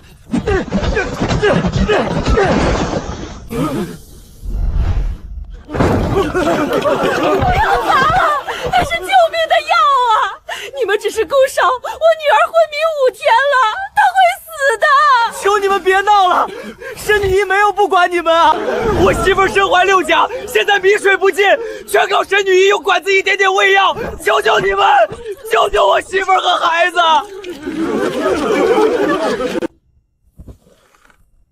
那不是神婆香囊吗？昨天还是一头黑发，怎么全白了？你们不要再抢了，我们家空出了34个床位，可以让给你们。34个，他家那8个孝顺儿子，1个亲闺女，还有那6个刚满地跑的胖孙子，全都没了！老天爷啊！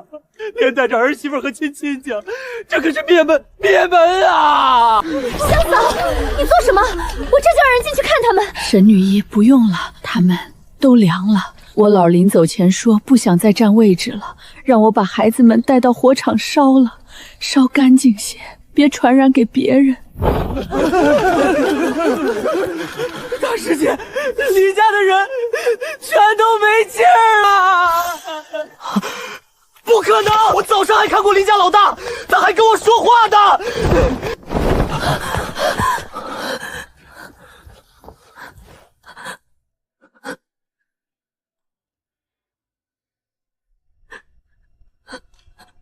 这些山的人都治不好，我们都会死，都会死！是伽罗，是他惹怒了天威，去找伽罗，把他们赶出锦州！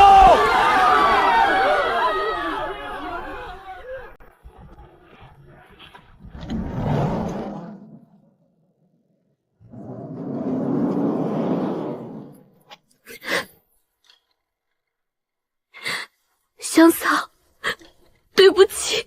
沈女一，你尽力了，谁也没资格怪你。我命硬，石一收不走我该走了。锦州还有一个更大的劫数快要来了，沈女一若想保全自己，尽早离开吧。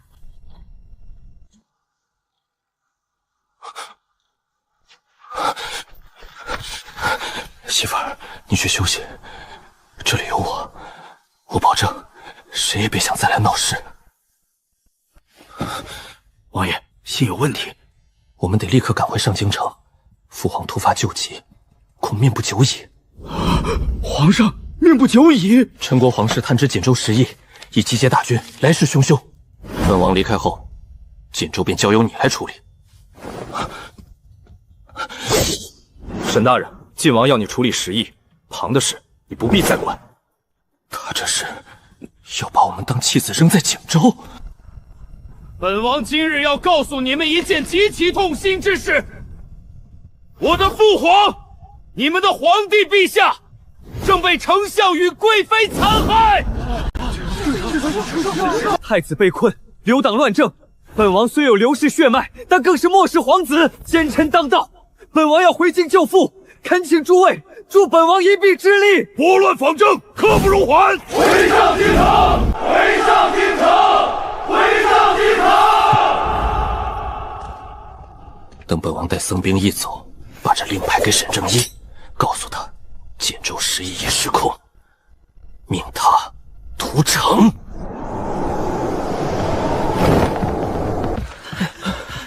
大师姐，京中快报，主子，陈国急报。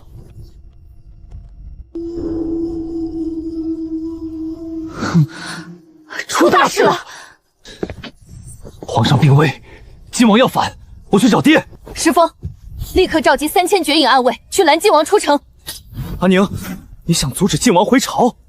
我阻止不了他回朝，但我可以阻止他走之前下令屠城。竟敢屠城！锦州还有一个更大的劫数，若想保全自己，尽早离开锦州。眼下的锦州已是人间地狱，我想送你出城，我也有私心，我怕你死。我懂，可这种事总要有人去做。好，一定要活下来。好，你快去找爹，派人去找伽罗法师，他镇守边境10年，最懂陈军的战法。法师被帮渔民逼到乱葬岗的石山上了，他们不准任何人送吃的，想活活饿死法师祭天。这帮蠢货！主子，我带人去杀上山。别冲动，现在是天灯师哥在利用野狗群，偷偷给法师送吃的和药，暂时无碍。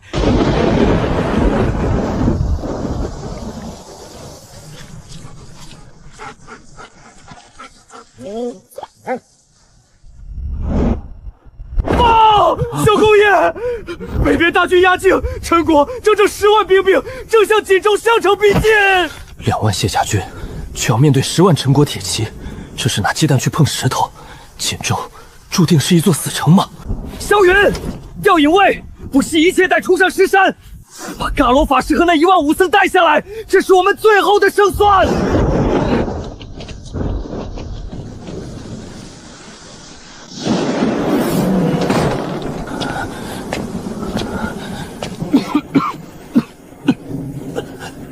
爹，萧儿，今夜变天了，风大，你快回去。爹，晋王带走僧兵，却把虎翼卫留给您，这是要沈家替他背着屠城的千古名作投名状啊！爹想用全城百姓的命逼沈婉交出解药，绝无可能。沈婉与沈家离心，是沈家负了他。这屠城的骂名，儿子来背，我会让人再开城门，送你和母亲、2弟、3弟武艺离开锦州。重兵听令！秀儿，不可！锦州时疫失控，10人9死。为了大烧潮不被传染，从今夜起，我沈承孝以沈家之名实行屠城令。武义卫，屠城！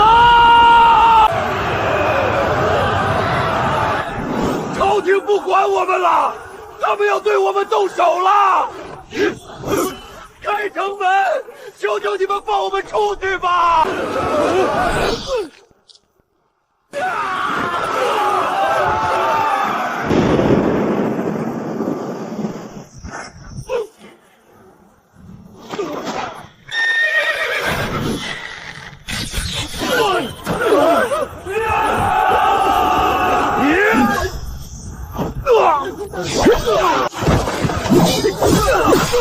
大家速退去莲花台！没用的沈婉，陈国10万大军已兵临城下，晋王也跑了，锦州就是死局。朝廷不管我们了，我们要出城！谁敢往城门迈进一步，格杀勿论！站住！锦州你们出不去了，再往前就是死在自己人的刀下。你们看看身后的妻儿父母。我是谢玉锦的妻子沈婉，我以性命担保，我和夫君还有2万谢家死守锦州，绝不退让半寸。请你们把刀刃对准城外的敌人，先杀来敌，后斩奸人。沈承孝，锦州不是你一个人说了算。的确不是我说了算，但这扇门我管定了，只许进，不许出。把家伙拉出来！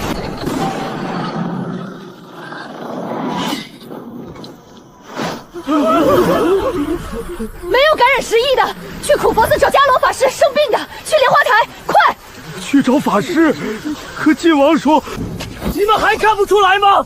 晋王根本不管你们死活，他骗你们说伽罗法师破戒，就是为了抢走那1万僧兵。现在皇上病危，他带着你们的救命稻草去上京城谋反当皇帝了。你凭什么说晋王是骗我们？谁能证明伽罗法师没有和那妖女苟后？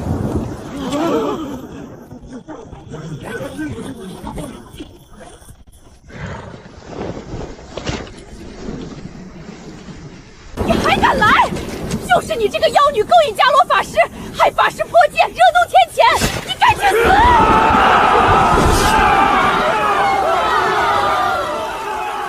我没有做错事，为何要去死？我和法师清清白白，从未逾越半步规矩。那你怀里的野种是谁的？陈晋王的！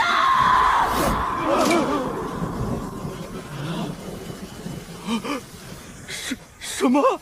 我是晋王养在外面的女人，我怀了他的亲骨肉，但他为了自己的名声，派人追杀我们母女。我走投无路时，锦州收留了我，去苦长寺护住了我全家性命，是伽罗法师用肉身挡住了杀手。这锦州的10亿，究竟是天灾还是人祸，日久见分晓。但法师是顾家的救命恩人，更是你们锦州的守护者，不要再被晋王骗了。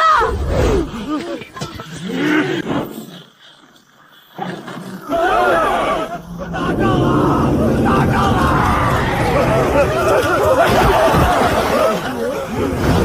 京城破了，陈国大军杀过来了！朝廷不管我们，我们自己管。还能走能跳的，捡起地上的刀，跟我去苦佛寺找法师。佛寺若无僧兵，老子就是兵。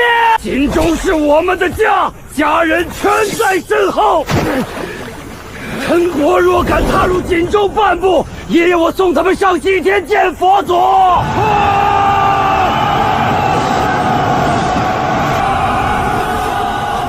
萧儿，你为何要帮他？你刚才分明可以拿屠城威胁他交出解药的。萧儿，爹，他不欠我的，我命不久矣。这个屠城的恶人，必须由我来做，必须由沈家来做。为什么？陈国杀来了，晋王带走了所有手续，锦州是死局。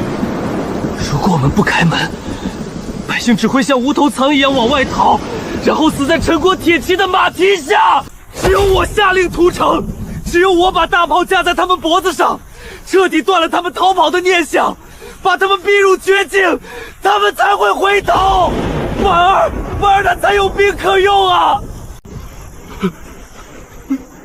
爹，我们害死了很多人，不能再杀百姓了，生生世世数不清的。可是萧儿，他们都染了食欲，没有内力，光靠蛮力去打10万铁骑，会输得一败涂地的。爹，当你捡起武器时，你就赢了。爹，快去吧，我在这里等胜利的号角声。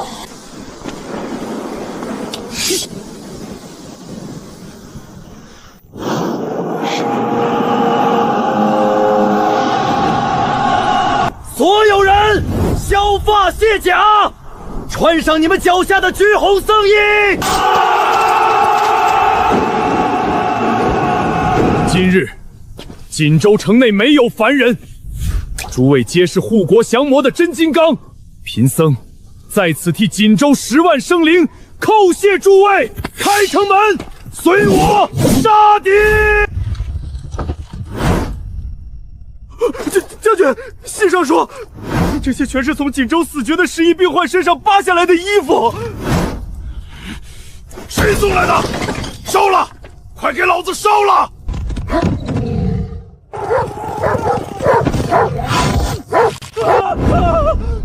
！10亿，我染上10亿了！不许躲！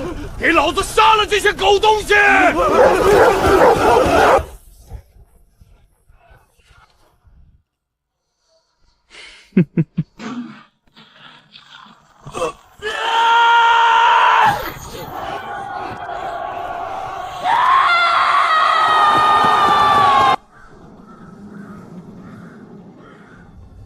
谢将军，让你的鹰给刘家送一封信。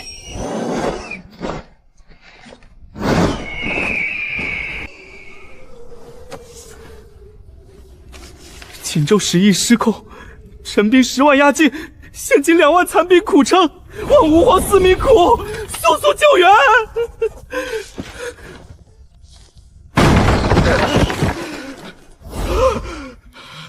老爷，宫里来人了，皇上不好了！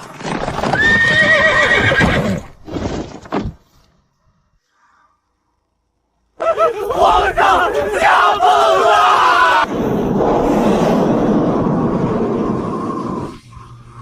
皇上，沈家在锦州任由时疫蔓延，母族有失，沈莲不宜为后。哼，沈家被贬的是锦州分支，与上京沈氏何干？你谁不知道刘家暗中支持的是晋王？刘家与沈家更是势如水火。这老狐狸今日不仅不咬死沈莲，反而推她当皇后。朝廷已经闲到只能一轮立后了吗？锦州10万火急，谁又推这良策？皇上，锦州时疫已失控，派兵去也是送死。微臣以为只有一个办法，等陈国攻破锦州，等陈军屠光锦州百姓。陈军屠城后必然时疫，我们借此机会将陈国暴行昭告天下，激起民愤。再派15万大军，在全县布下天罗地网，一举歼灭病弱的陈军。你放屁！那可是20几万条人命，国门都不要了，天理难容，殿下万万不可呀！太傅息怒，故定会以民为先，慎重考虑，退朝。传朕密旨，调大军前往全县设伏，锦州不可踏入半步。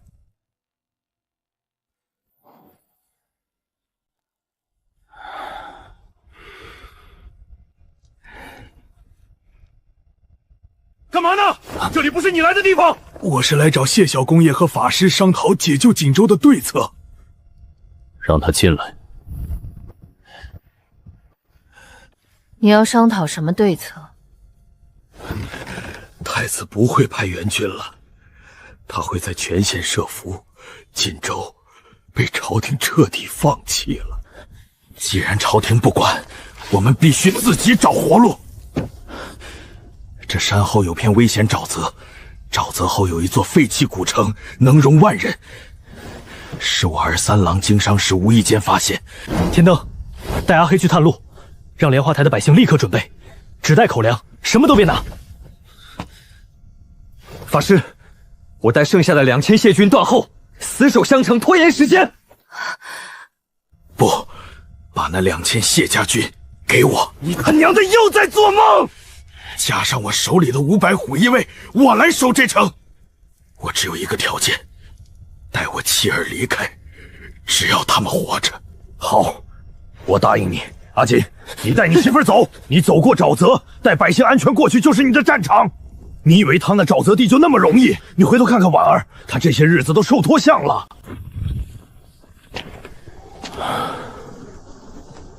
家主，大公子他死了！大公子离世前给大小姐留了信。婉儿，你大哥人真将死，其言也善。但他既然死了，信不看也罢。看一眼吧，算我求你。他一直说要赎罪，不管他以前做什么，他真的后悔了呀。晚了。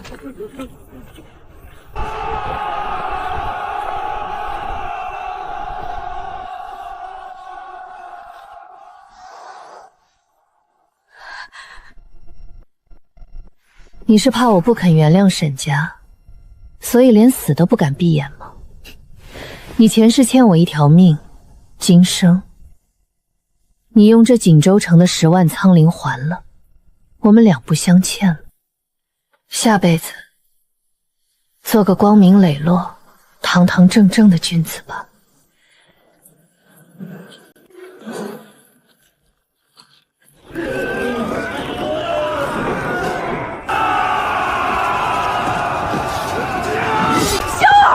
我的老三老四呢？你沈正义，你把我儿子带去哪儿了？我公爹答应带他走，我们做到了，但他非要跑回来找死。谁也拦不住，言尽于此。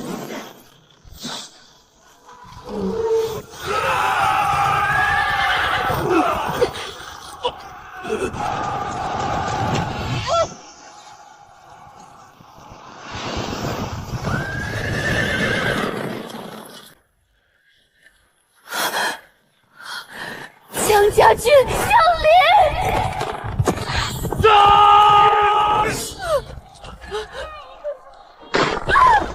夫君，秀儿，低头！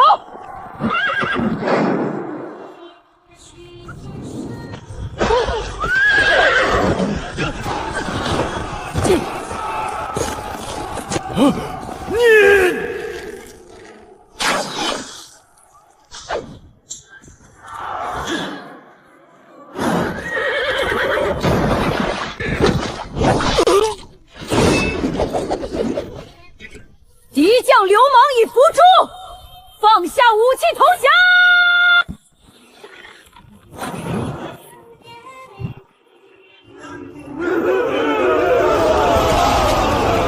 你来的真及时，太子居然会派你们来。我不是奉太子之命，我是奉一个手持王令、自称是王的人，带8万大军星夜驰援。朝廷的兵现在还在全县看戏呢。自称是王？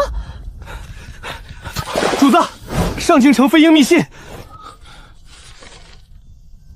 是一封普通的家书。不对，这纸的质地有问题。萧云，打水来。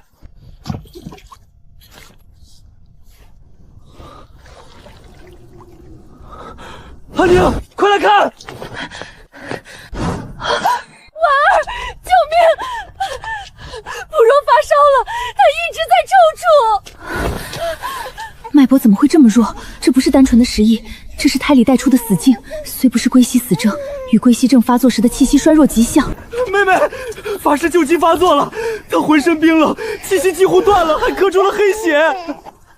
幸的是，给江离看。阿朱，跟我走，找法师。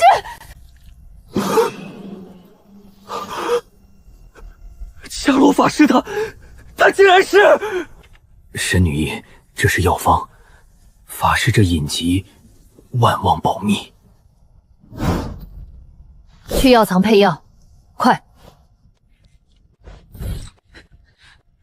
女医，贫僧希望法师另有隐疾之事。当年刘贵妃身边有一个最得力的太监，他叫丁阳。你虽剃了光头，可你行走时步子极轻。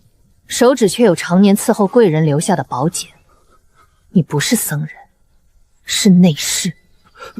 贫僧出家前确实叫丁阳，但如今刘家血难，每隔4代必有归西死症，此病传男不传女。当今晋王遇游医能奇迹痊愈，从此不发病，是因为他根本就不是刘贵妃的亲生儿子。你们的伽罗法师才是真正的皇子。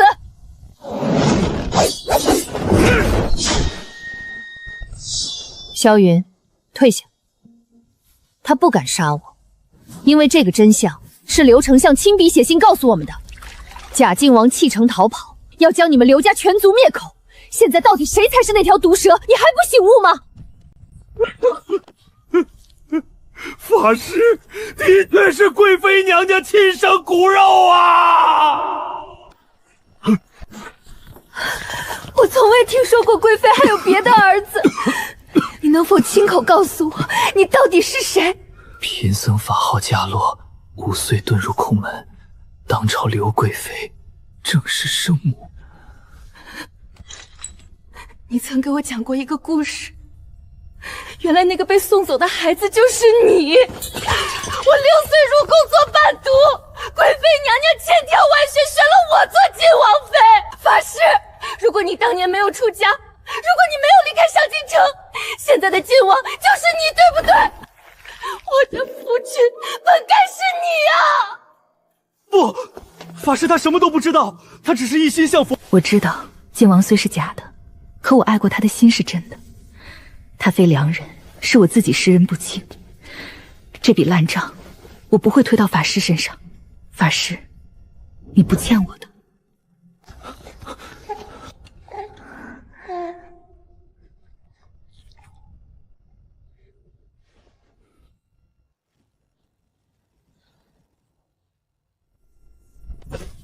山河破碎，奸人窃国，恳请法师回京主持大局。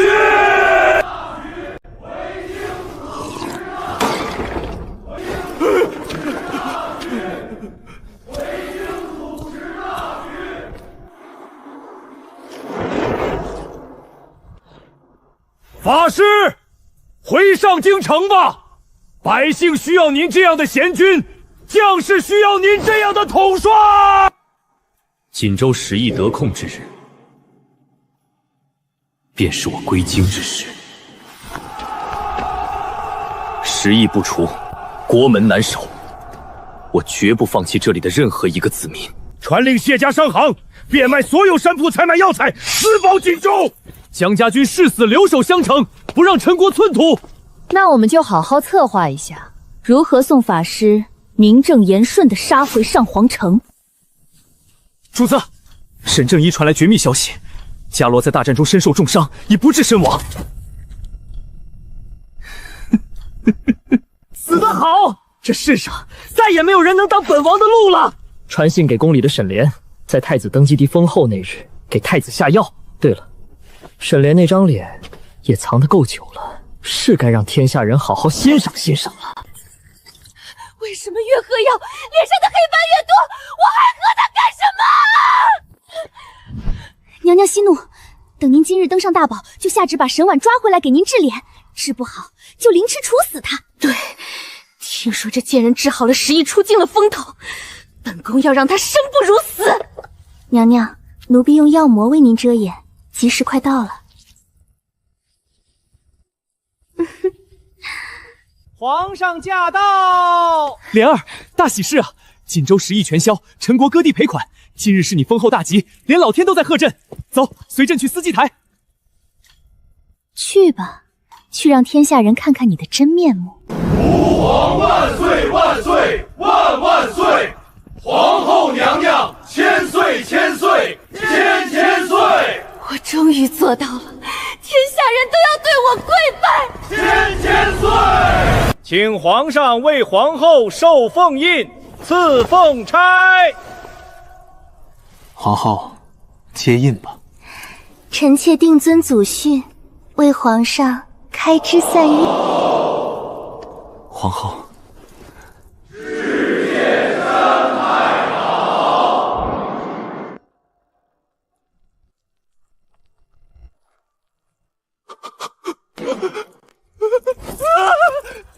鬼，有鬼啊！护驾！沈家女谋害新帝，把她拿下！本宫是皇后，你们谁敢动本宫？如此丑言，怎配为后？速速把皇上抬回乾正殿，快请太医！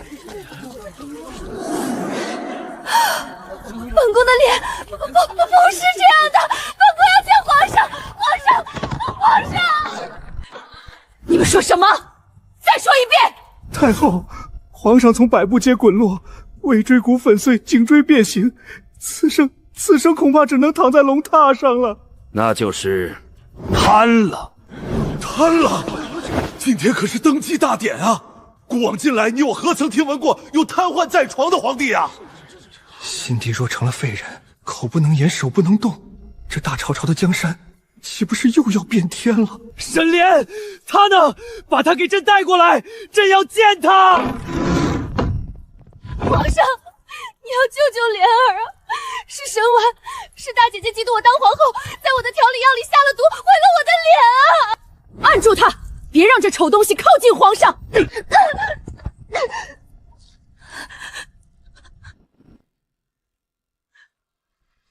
查，去翊葵宫给哀家搜查清楚。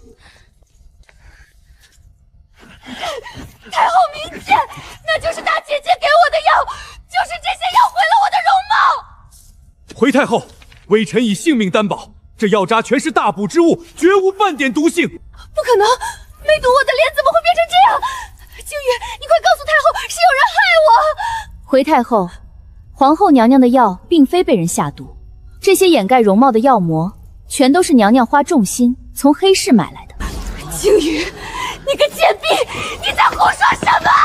奴婢没有胡说，娘娘脸上的根本不是什么毒，那是她娘胎里带出来的黑斑胎记。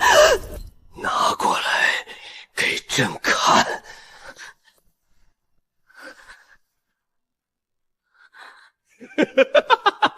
帮他戴上。奴婢不会。皇上，还是让奴婢来服侍娘娘吧。你们全都骗朕！不是这样的，皇上，臣妾没有骗你，是大姐姐害我。皇上，根本不是这样的。二小姐根本不是因为自幼体弱被送去庄子，而是因为面部天生长有黑胎记。算命先生说她克父克母才被送走。击毙那日，二小姐嫉妒大小姐，利用脸上的东西掩盖胎记，勾引还是太子的您。大小姐一直很无辜。你个贱人，我要撕烂你的嘴！皇上，你要相信莲儿啊，沈婉她根本就不是我爹的亲生女儿，她不配为后。沈大小姐不是沈正一的亲生女儿，那她是谁的女儿？她的亲生父母为了荣华富贵把我和沈湾交换，沈湾的亲生父母下毒害我，把我遗弃，我是被中管室收养。我爹妈发现沈湾是假货，便把我接回。是沈湾说会帮我治好脸，我的脸原本不是这样。你们不要听信这个贱婢的话。你还有何话要说？请太后明察，大小姐和二小姐是双生姐妹，如若真如二小姐所说，为何家主和夫人依旧对大小姐视如己出？当日大小姐嫁入镇国公府，更是准备了10里嫁礼，轰动全城。那是沈婉设计来的嫁妆，太后，你别信她。皇上，当日你也在沈府，最清楚家主和夫人的态度。夫人和老夫人一心想让大小姐做您的太子妃，你还为了二小姐的事与他们争执过。沈莲，你骗了朕，你骗得朕好苦。朕当日送你九尾凤钗时是把你当成婉儿，可你为何不告诉朕你不是她？你怎么敢接下朕的东西？你不是因为对我一见钟情喜欢我，才送我九尾凤钗的吗？不是，朕答应过婉儿，待她学艺归来，许她为妻。朕的皇后是婉媛，不是你。你看看你干过什么好事？朕的一切都被你毁了！滚！你滚！把她拉走！快把她拖回冷宫。太医，快给皇上瞧瞧！我不要回到冷宫。皇上，沈婉才是骗子，是他把我沈家弄进老元江城堡。把他嘴堵上，拖走。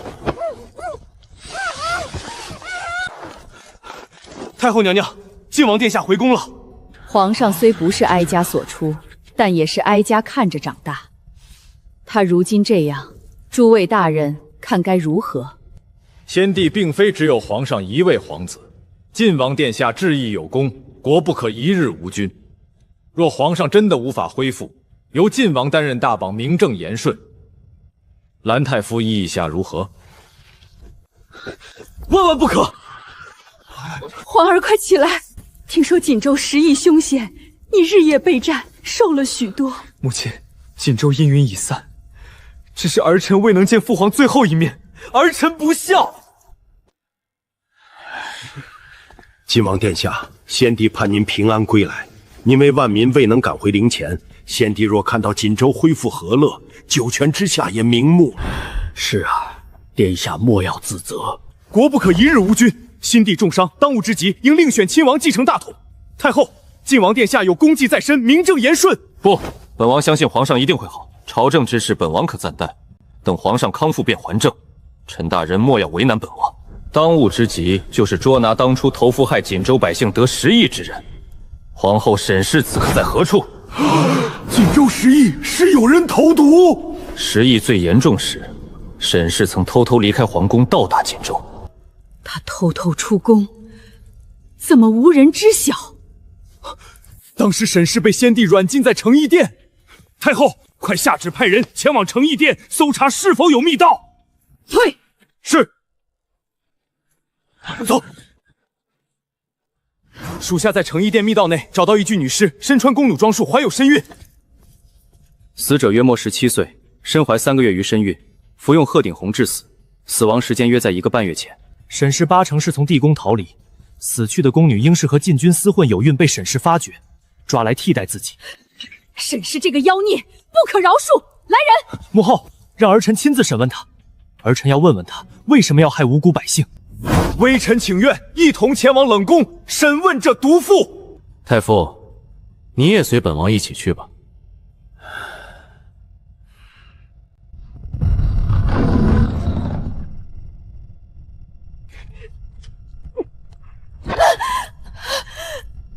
殿下，你终于来！住手！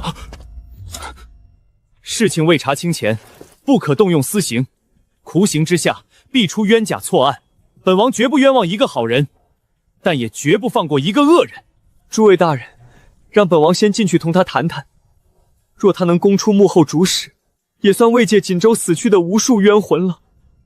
叶景，开着门，你守在门外。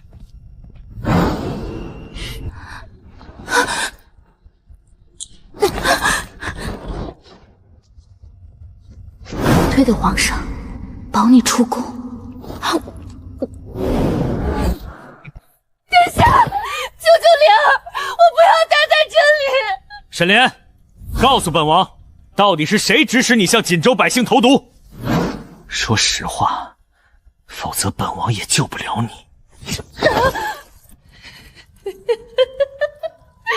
是皇上，是当今皇上指使我做的。皇上为何要这么做？因为皇上爱我大姐姐呀，太傅。皇上为了救因死尸案入狱的沈婉，故意让我去锦州下毒。只要时疫爆发，沈婉就能去锦州治病立功，就能救我全家。丧心病狂的妖后，你胡说！我没胡说，他错把我当成沈婉，赐我九尾凤钗。你们这些男人就是犯贱，越得不到的越想得到。他给了我一包毒药，我就拿着他的宫牌出宫，只要喝了本宫锦缎铺里的茶水，不出半月，必死无疑。你这毒妇，毒妇！太傅，太傅，快来人，快把太傅抬离冷宫！殿下，您怎么了？新帝残暴不仁，妖后恶毒当诛。殿下吐血了，快请太医！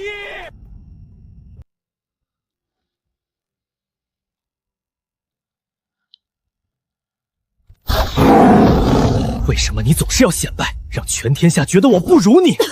这样的女子，才配得上我的保护。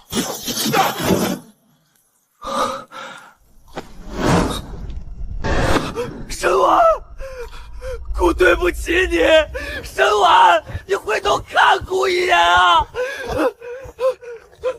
来人啊，人都死哪儿去了？来人！吾皇万岁万岁万万岁！万岁，万岁！这江山交给你，我也放心了。你就甘心把到手的龙椅让给他人？你确实太蠢了。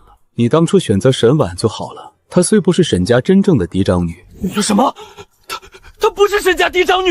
看在你被沈家人玩弄于股掌的份上，朕好心告诉你，沈莲才是沈家真正的嫡长女。她天生带有胎毒黑斑。沈正一为了保住未来的凤后之位，强行抢走了安陵村的顾家女，也就是沈婉，来顶替。你早就知道此事，你为何不告诉我？你指的是哪一件？是指朕早就知道沈婉不是亲生的，还是指朕早就知道沈莲那张脸上长着令人作呕的黑胎记？这两件事朕全都知道。那你知道沈莲肚子里怀的到底是谁的孩子吗？沈莲肚子里的孩子不是我的。怎么会是你的呢？她还未嫁入东宫前，就在朕的榻上被一群乞丐万人骑。可笑那蠢货竟然一直以为她怀的是朕的种。不，沈莲，你害了朕啊！我要去揭发你，我要去告诉大臣是你。揭发朕？你看看你这副连狗都不如的尊容。你以为乾政殿的工人为何被撤走？是众位大臣共同请求，要求太后下旨，任你自生自灭。顺便再告诉你，你以为区区司祭台能把你摔瘫？那是沈莲送到你嘴里的补药，早就被朕下了软骨散，日积月累，一摔必残。哦，对了，沈莲在冷宫亲口承认，是你为了救沈婉，指使他向荆州投毒。不过呢，其实投毒也是朕指使的。朕真庆幸你这瞎了眼的废物没有娶沈婉为妻，否则他一定会助你平步青云，哪有朕的今天啊！镇国公夫人扣在太后宫里了吗？回皇上，太后已找借口将她名正言顺的软禁，谢家人很快就会杀回上京。沈婉和谢玉锦知道朕太多底线，这两人若不能为朕所用，谢家满门就必须死。光困住一个老太婆还不够，明真楼吊着的丑妇断气了吗？回皇上，还剩最后一口气。此时弄下来送到冷宫，朕要演一出戏，让他带老太婆逃进密道。谢玉锦生性多疑，若朕派暗卫压人，他必猜到密道有诈。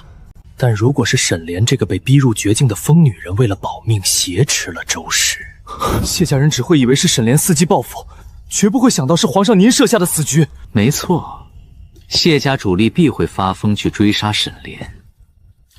你在密道布下重兵，只要谢家人一进去，连同沈莲和那老太婆乱箭射死，一个不留。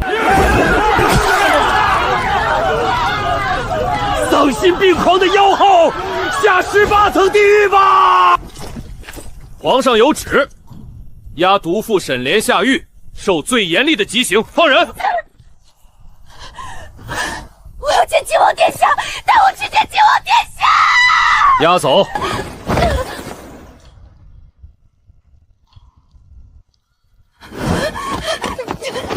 靖王殿下，皇上，皇上！莲儿，你受苦了，还好我们的孩子没事。对不起，莲儿，都是朕无用，让你一个人承担了所有的骂名。可眼下，朕遇到了天大的危机。莫君里曾下令屠城，沈婉和谢玉锦误以为是朕干的，他们带兵杀回来，绝不会服朕。莲儿，朕该怎么办？需要莲儿做什么？皇上，只要是您的事情，莲儿什么都能做。朕就知道，全天下只有你对朕最真心。朕想封你为后，但朝臣和百姓恨不得吃你的肉。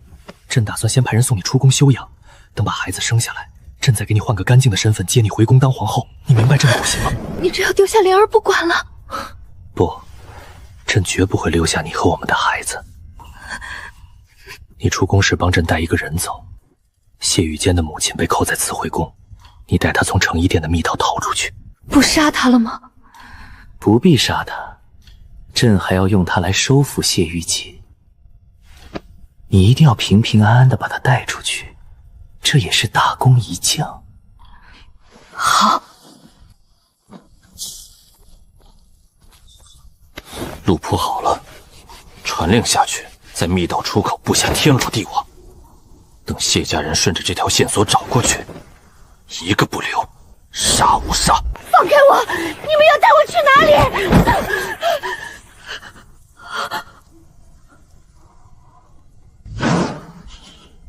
沈莲，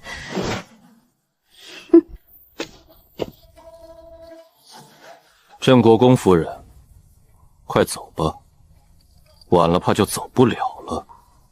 什么意思？你们……我是新帝身边的御前侍卫，刘氏一党欲借夫人逼迫谢家交出兵权。皇上说，谢家在锦州有功，他不愿看到另一个江家军的惨剧，特命我送夫人从皇宫密道离开。你说皇上不希望我谢家被害，那他为何不直接下旨召回谢军，或者直接下令放我出宫，允许谢家护卫入宫护我周全？何必要在半夜偷偷摸摸让我从密道离开？皇上若真信任，大可拟定圣旨震慑刘氏。你这番鬼话，骗得了谁？听过一句话吗？阎王要你3更死，绝不留人到5更。看来我今夜是必须走这条死路了。知道就好，进去吧。你知道你自己走的是什么路吗？靖王是要杀我，靖王要连我一起灭口。我不走，靖王殿下不会杀我的，我要回去见皇上。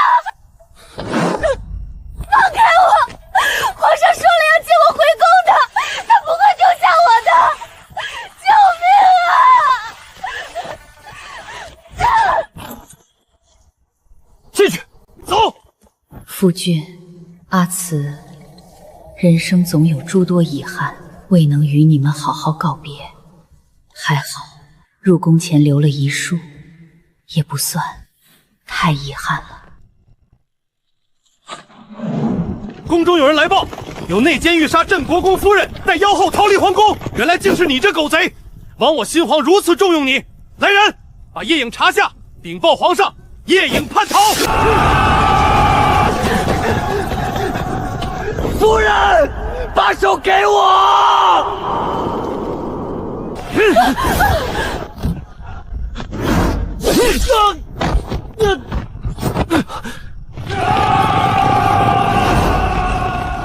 顾大人，快别管我，救镇宫夫人！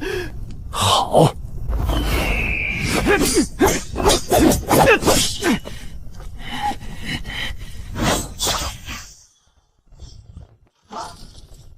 把门踢开！顾大人，住手！朕打听到叶颖手里握着剧毒，你切莫激怒他，反而害了镇国公夫人。有剧毒，那就更要撞开。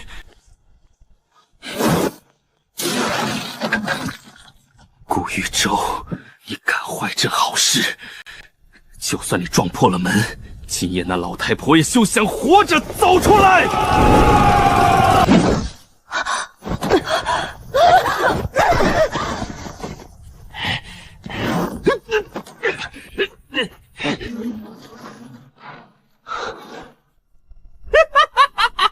你是不是想搜我身上的毒账？怎么可能在我身上呢？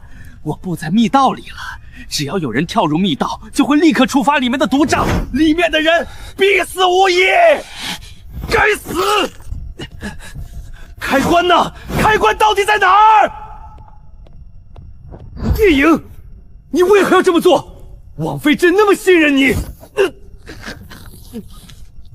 开关在哪里？快告诉朕，开关在哪里？开关被我剪断了。你们若想进密道救人，就只能去出口看看。对了，出口在北门郊外。这密道修得长，就是不知能不能等到你们去救人。你为什么要这么做？你疯了吗？这给你的还不够多吗？你到底对朕有什么不满？因为属下爱皇后，属下不忍看她再遭受非人的折磨。皇上，对不起，属下让你失望了。你杀了属下吧。你把解药拿出来，朕给你一次将功补过的机会。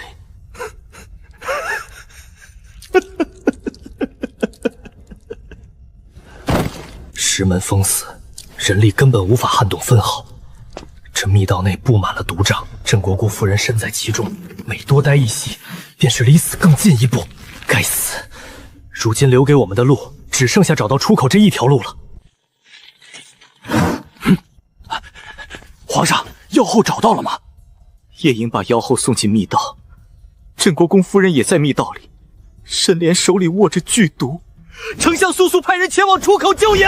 朕要让丞相给谢玉姐和沈婉写信，引二人入密道。这密道毒瘴是朕经手改良提炼的，沈婉手上的解药现在需服100粒，救得了周氏，就救不了谢玉姐。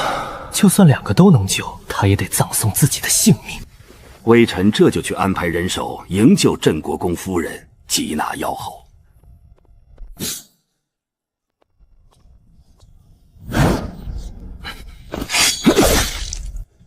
今夜月圆，是圆满的好时机。动手吧，动作轻些，先莫打草惊蛇。众卿，先回议政殿处理俘虏兵的事情吧。丞相定会安排人把镇国公夫人救出来的，朕会陪你们一起等。这2人现在还不是除掉的时候，只要那谢玉锦和沈婉在密道里死绝，谢家军群龙无首，届时这皇城还不是朕说了算？奇怪，宫中禁军朕皆有印象，这2个站岗的怎么换了人？听说太后因妖后之事受到惊吓，朕先去慈惠宫看望太后。众卿，你们先回议政殿吧。去看看宫门都有谁在把守。是。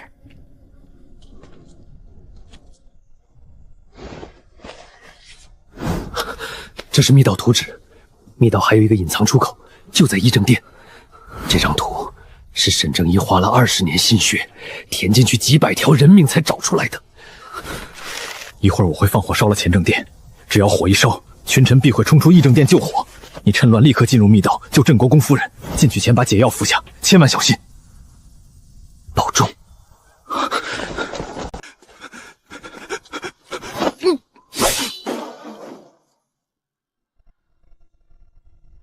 高湛回不来了，刘家竟敢先反了朕！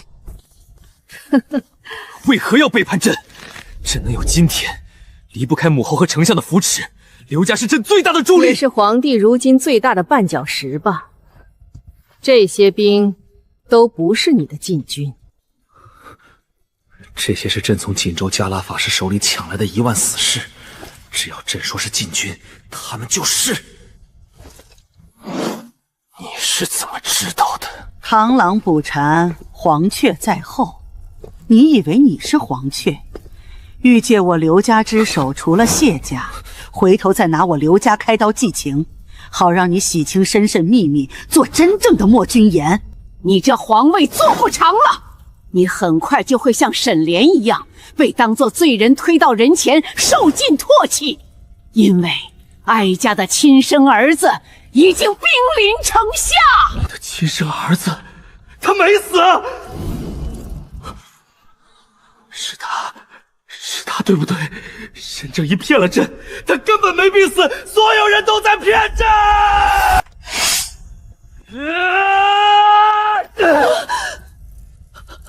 朕若是死了，你也得给朕垫背。朕倒要看看，伽罗是要这皇位，还是要你这个母后？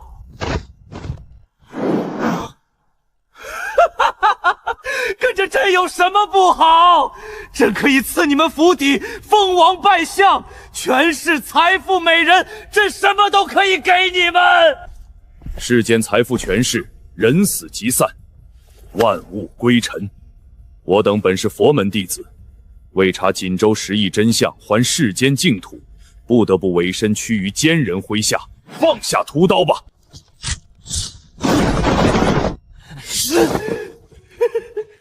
你们看破红尘，朕可不是你们这些假和尚！来人，有刺客！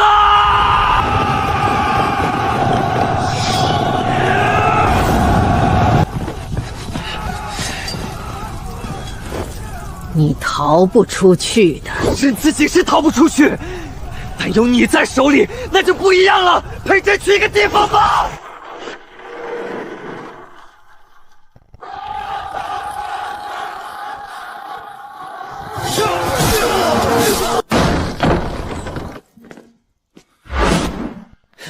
伯母，抓紧我的手，才问时间，快上来！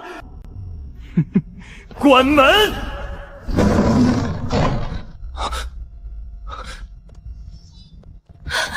真是好样的！你们竟然也知道这里有一个入口。顾大人竟然把镇国公夫人救出来了，朕是欣欣。不如就让镇国公夫人给太后作伴吧。拿下周氏，死活不乱！大哥呀，朕这次去锦州见着了阿朱。顾大人，小心啊！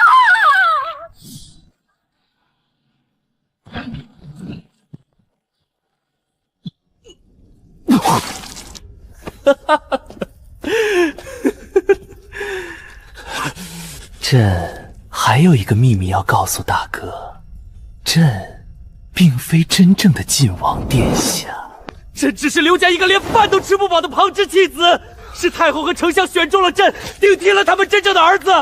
太后说，只有像顾明珠那样的高门贵女，才配得上朕这个晋王，所以朕只能娶她。他说的是不是真的？真正的晋王在何处？为何要找这种畜生来顶替？太后，你知道你们都干了什么吗？锦州十一死了整整8万人，8万人的命全死于这个畜生之手。你如今竟还能心安理得的做太后？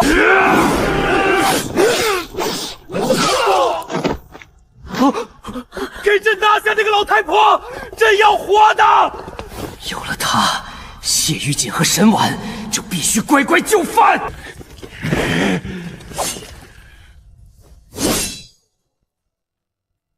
你们休想拿我做我儿子丈夫的人质！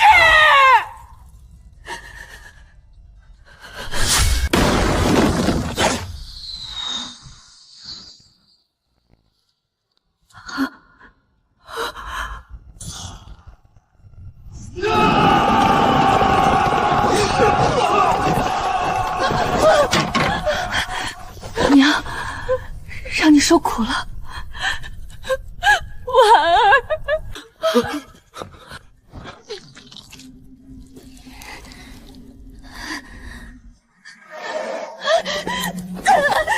殿下，救我，带我走！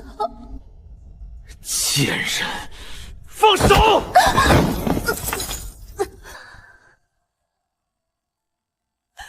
要丢下我！你答应过会护着我的，殿下！刘歆，沈莲可是怀了你的龙种，为了你付出一切，你不带上她吗？她算什么东西？朕怎会跟这种丑陋、蠢笨如猪的女人发生关系？沈婉，收起你的挑拨离间，朕从未把她放在眼里。一个被千人骑、万人睡，怀着街头老别恋野种的娼妇，哼！你以为她对朕有什么威胁吗？乞丐，不可能！殿下，你骗我的，对不对？这是你的骨肉啊！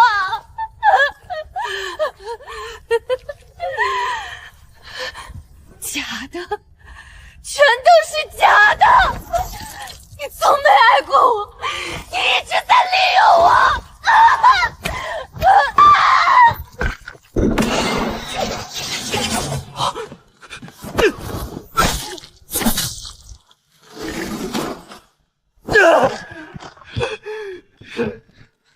开门！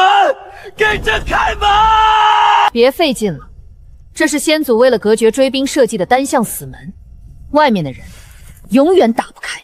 就算没有密道，朕手里还有他，立刻给朕准备马车，否则朕现在就让他身首异断。那你倒是杀呀！你以为朕不敢？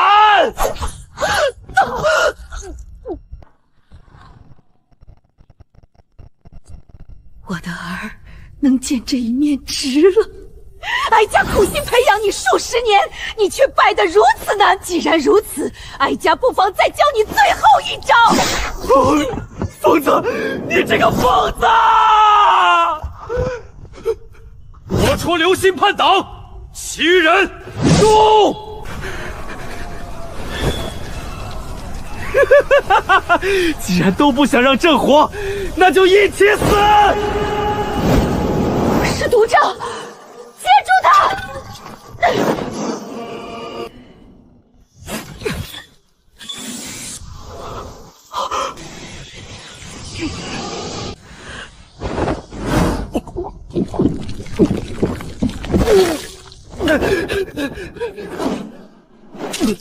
味道还挺甜的。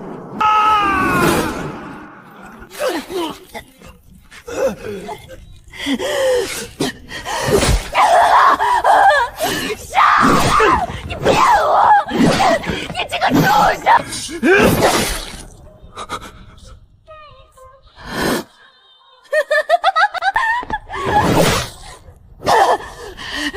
刘歆，我们一起下地狱吧！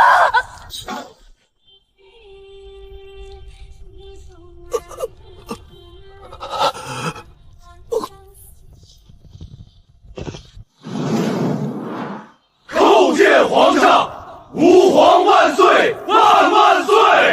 吾皇万岁，万万岁！那一夜，官员们被隔离在外，无人知晓偷换血脉的丑闻。伽罗也并未对外揭露真假皇子的实情。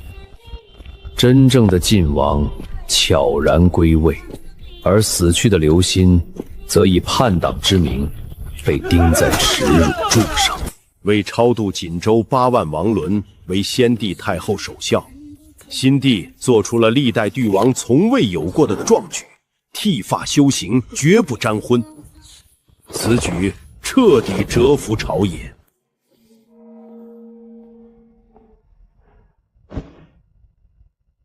谢少将军呢？为何他未上朝？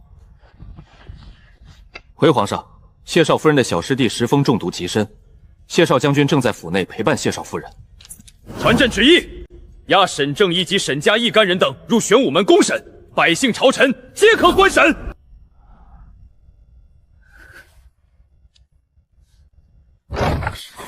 少夫人要审了，皇上要亲自在玄武门公审15年前沈家人偷换顾家孩子一案。阿宁，皇上要审沈家人了，你要不要去看看？我留下来照顾小师弟。大师姐，快去吧，姑爹姑娘都在等你，小公也陪你一块儿去。我不要他留下来照顾我，我其实有些怕他，就把那小子留下来给我断手断脚。少夫人，你去，属下会死死盯着他。他若是敢死，属下就追到黄泉路把他救回来。去吧，大师姐，我也想去看，可我这副身子走不出去了。你还有什么话想跟我说的吗？你帮我好好看看吧，大师姐，好好照顾自己，愿你余生顺累，百事无忧。对不起，你没有对不起我，是我对不起你，我没有护好你。你哭得我耳朵都疼了，我又困了，你这样老是盯着我，我睡得不踏实。你快走，等我睡醒了，你就回来了。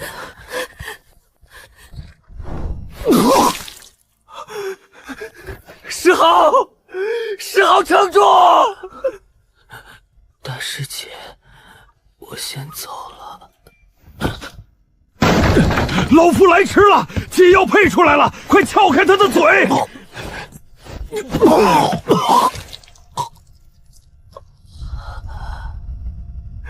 你这混小子，阎王爷都不敢收你！待沈正一经事及涉案奴牌上殿。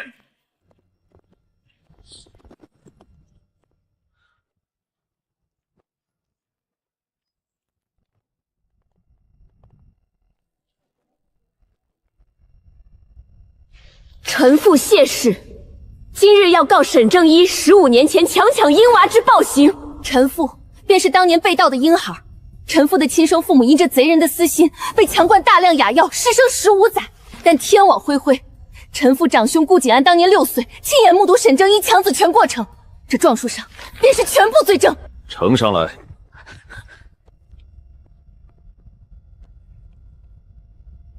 沈正一，15年前，你在安林村顾氏家中抢走一名才出生3日的女婴，可有此事？是。那一夜暴雨雷鸣，罪民之妻临盆借宿顾家，产婆抱出孩子，拉开襁褓，那孩子的左脸上竟有一块巨大的黑斑胎记。罪民一心指望沈家贵女入主中宫，老天却开了一个天大的玩笑。次日清晨，罪民被顾家新生女婴的啼哭声吵醒，罪民假意与顾平章饮酒，看了那女婴一眼，当真是白里透红，是个极其漂亮的女娃。这才该是我沈家的嫡女。当晚，罪民便带人闯入顾平章房中，抢走女婴，留下了那个面带黑斑的怪物，给顾家夫妇强灌哑药，连夜遁逃。披着人伦的皮囊，行尽恶鬼之事。来人，拖去殿门外，让天下人好好看看。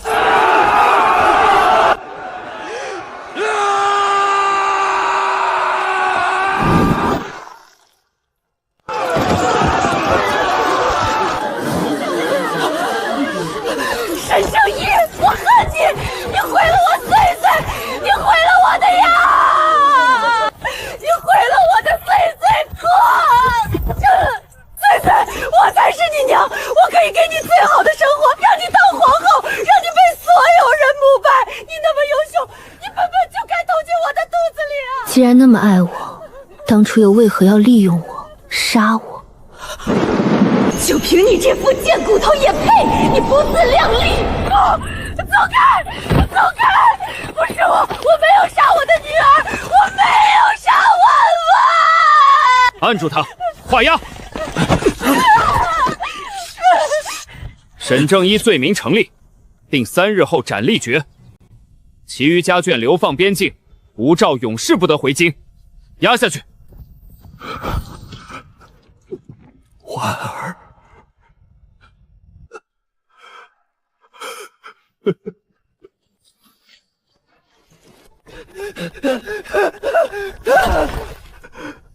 少夫人，石峰兄弟，石峰兄弟他，安宁，他活下来了，是李仙一，李仙一带来了毒瘴的解药。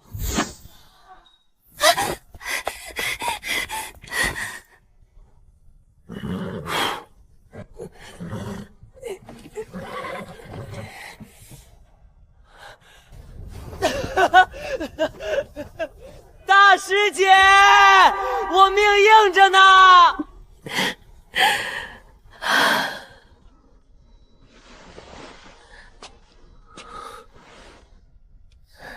阿七，我想离开上京城了。你想去哪里？安林村，我本该在那里长大，如今我想带着大家一起回去。好，我陪你回家。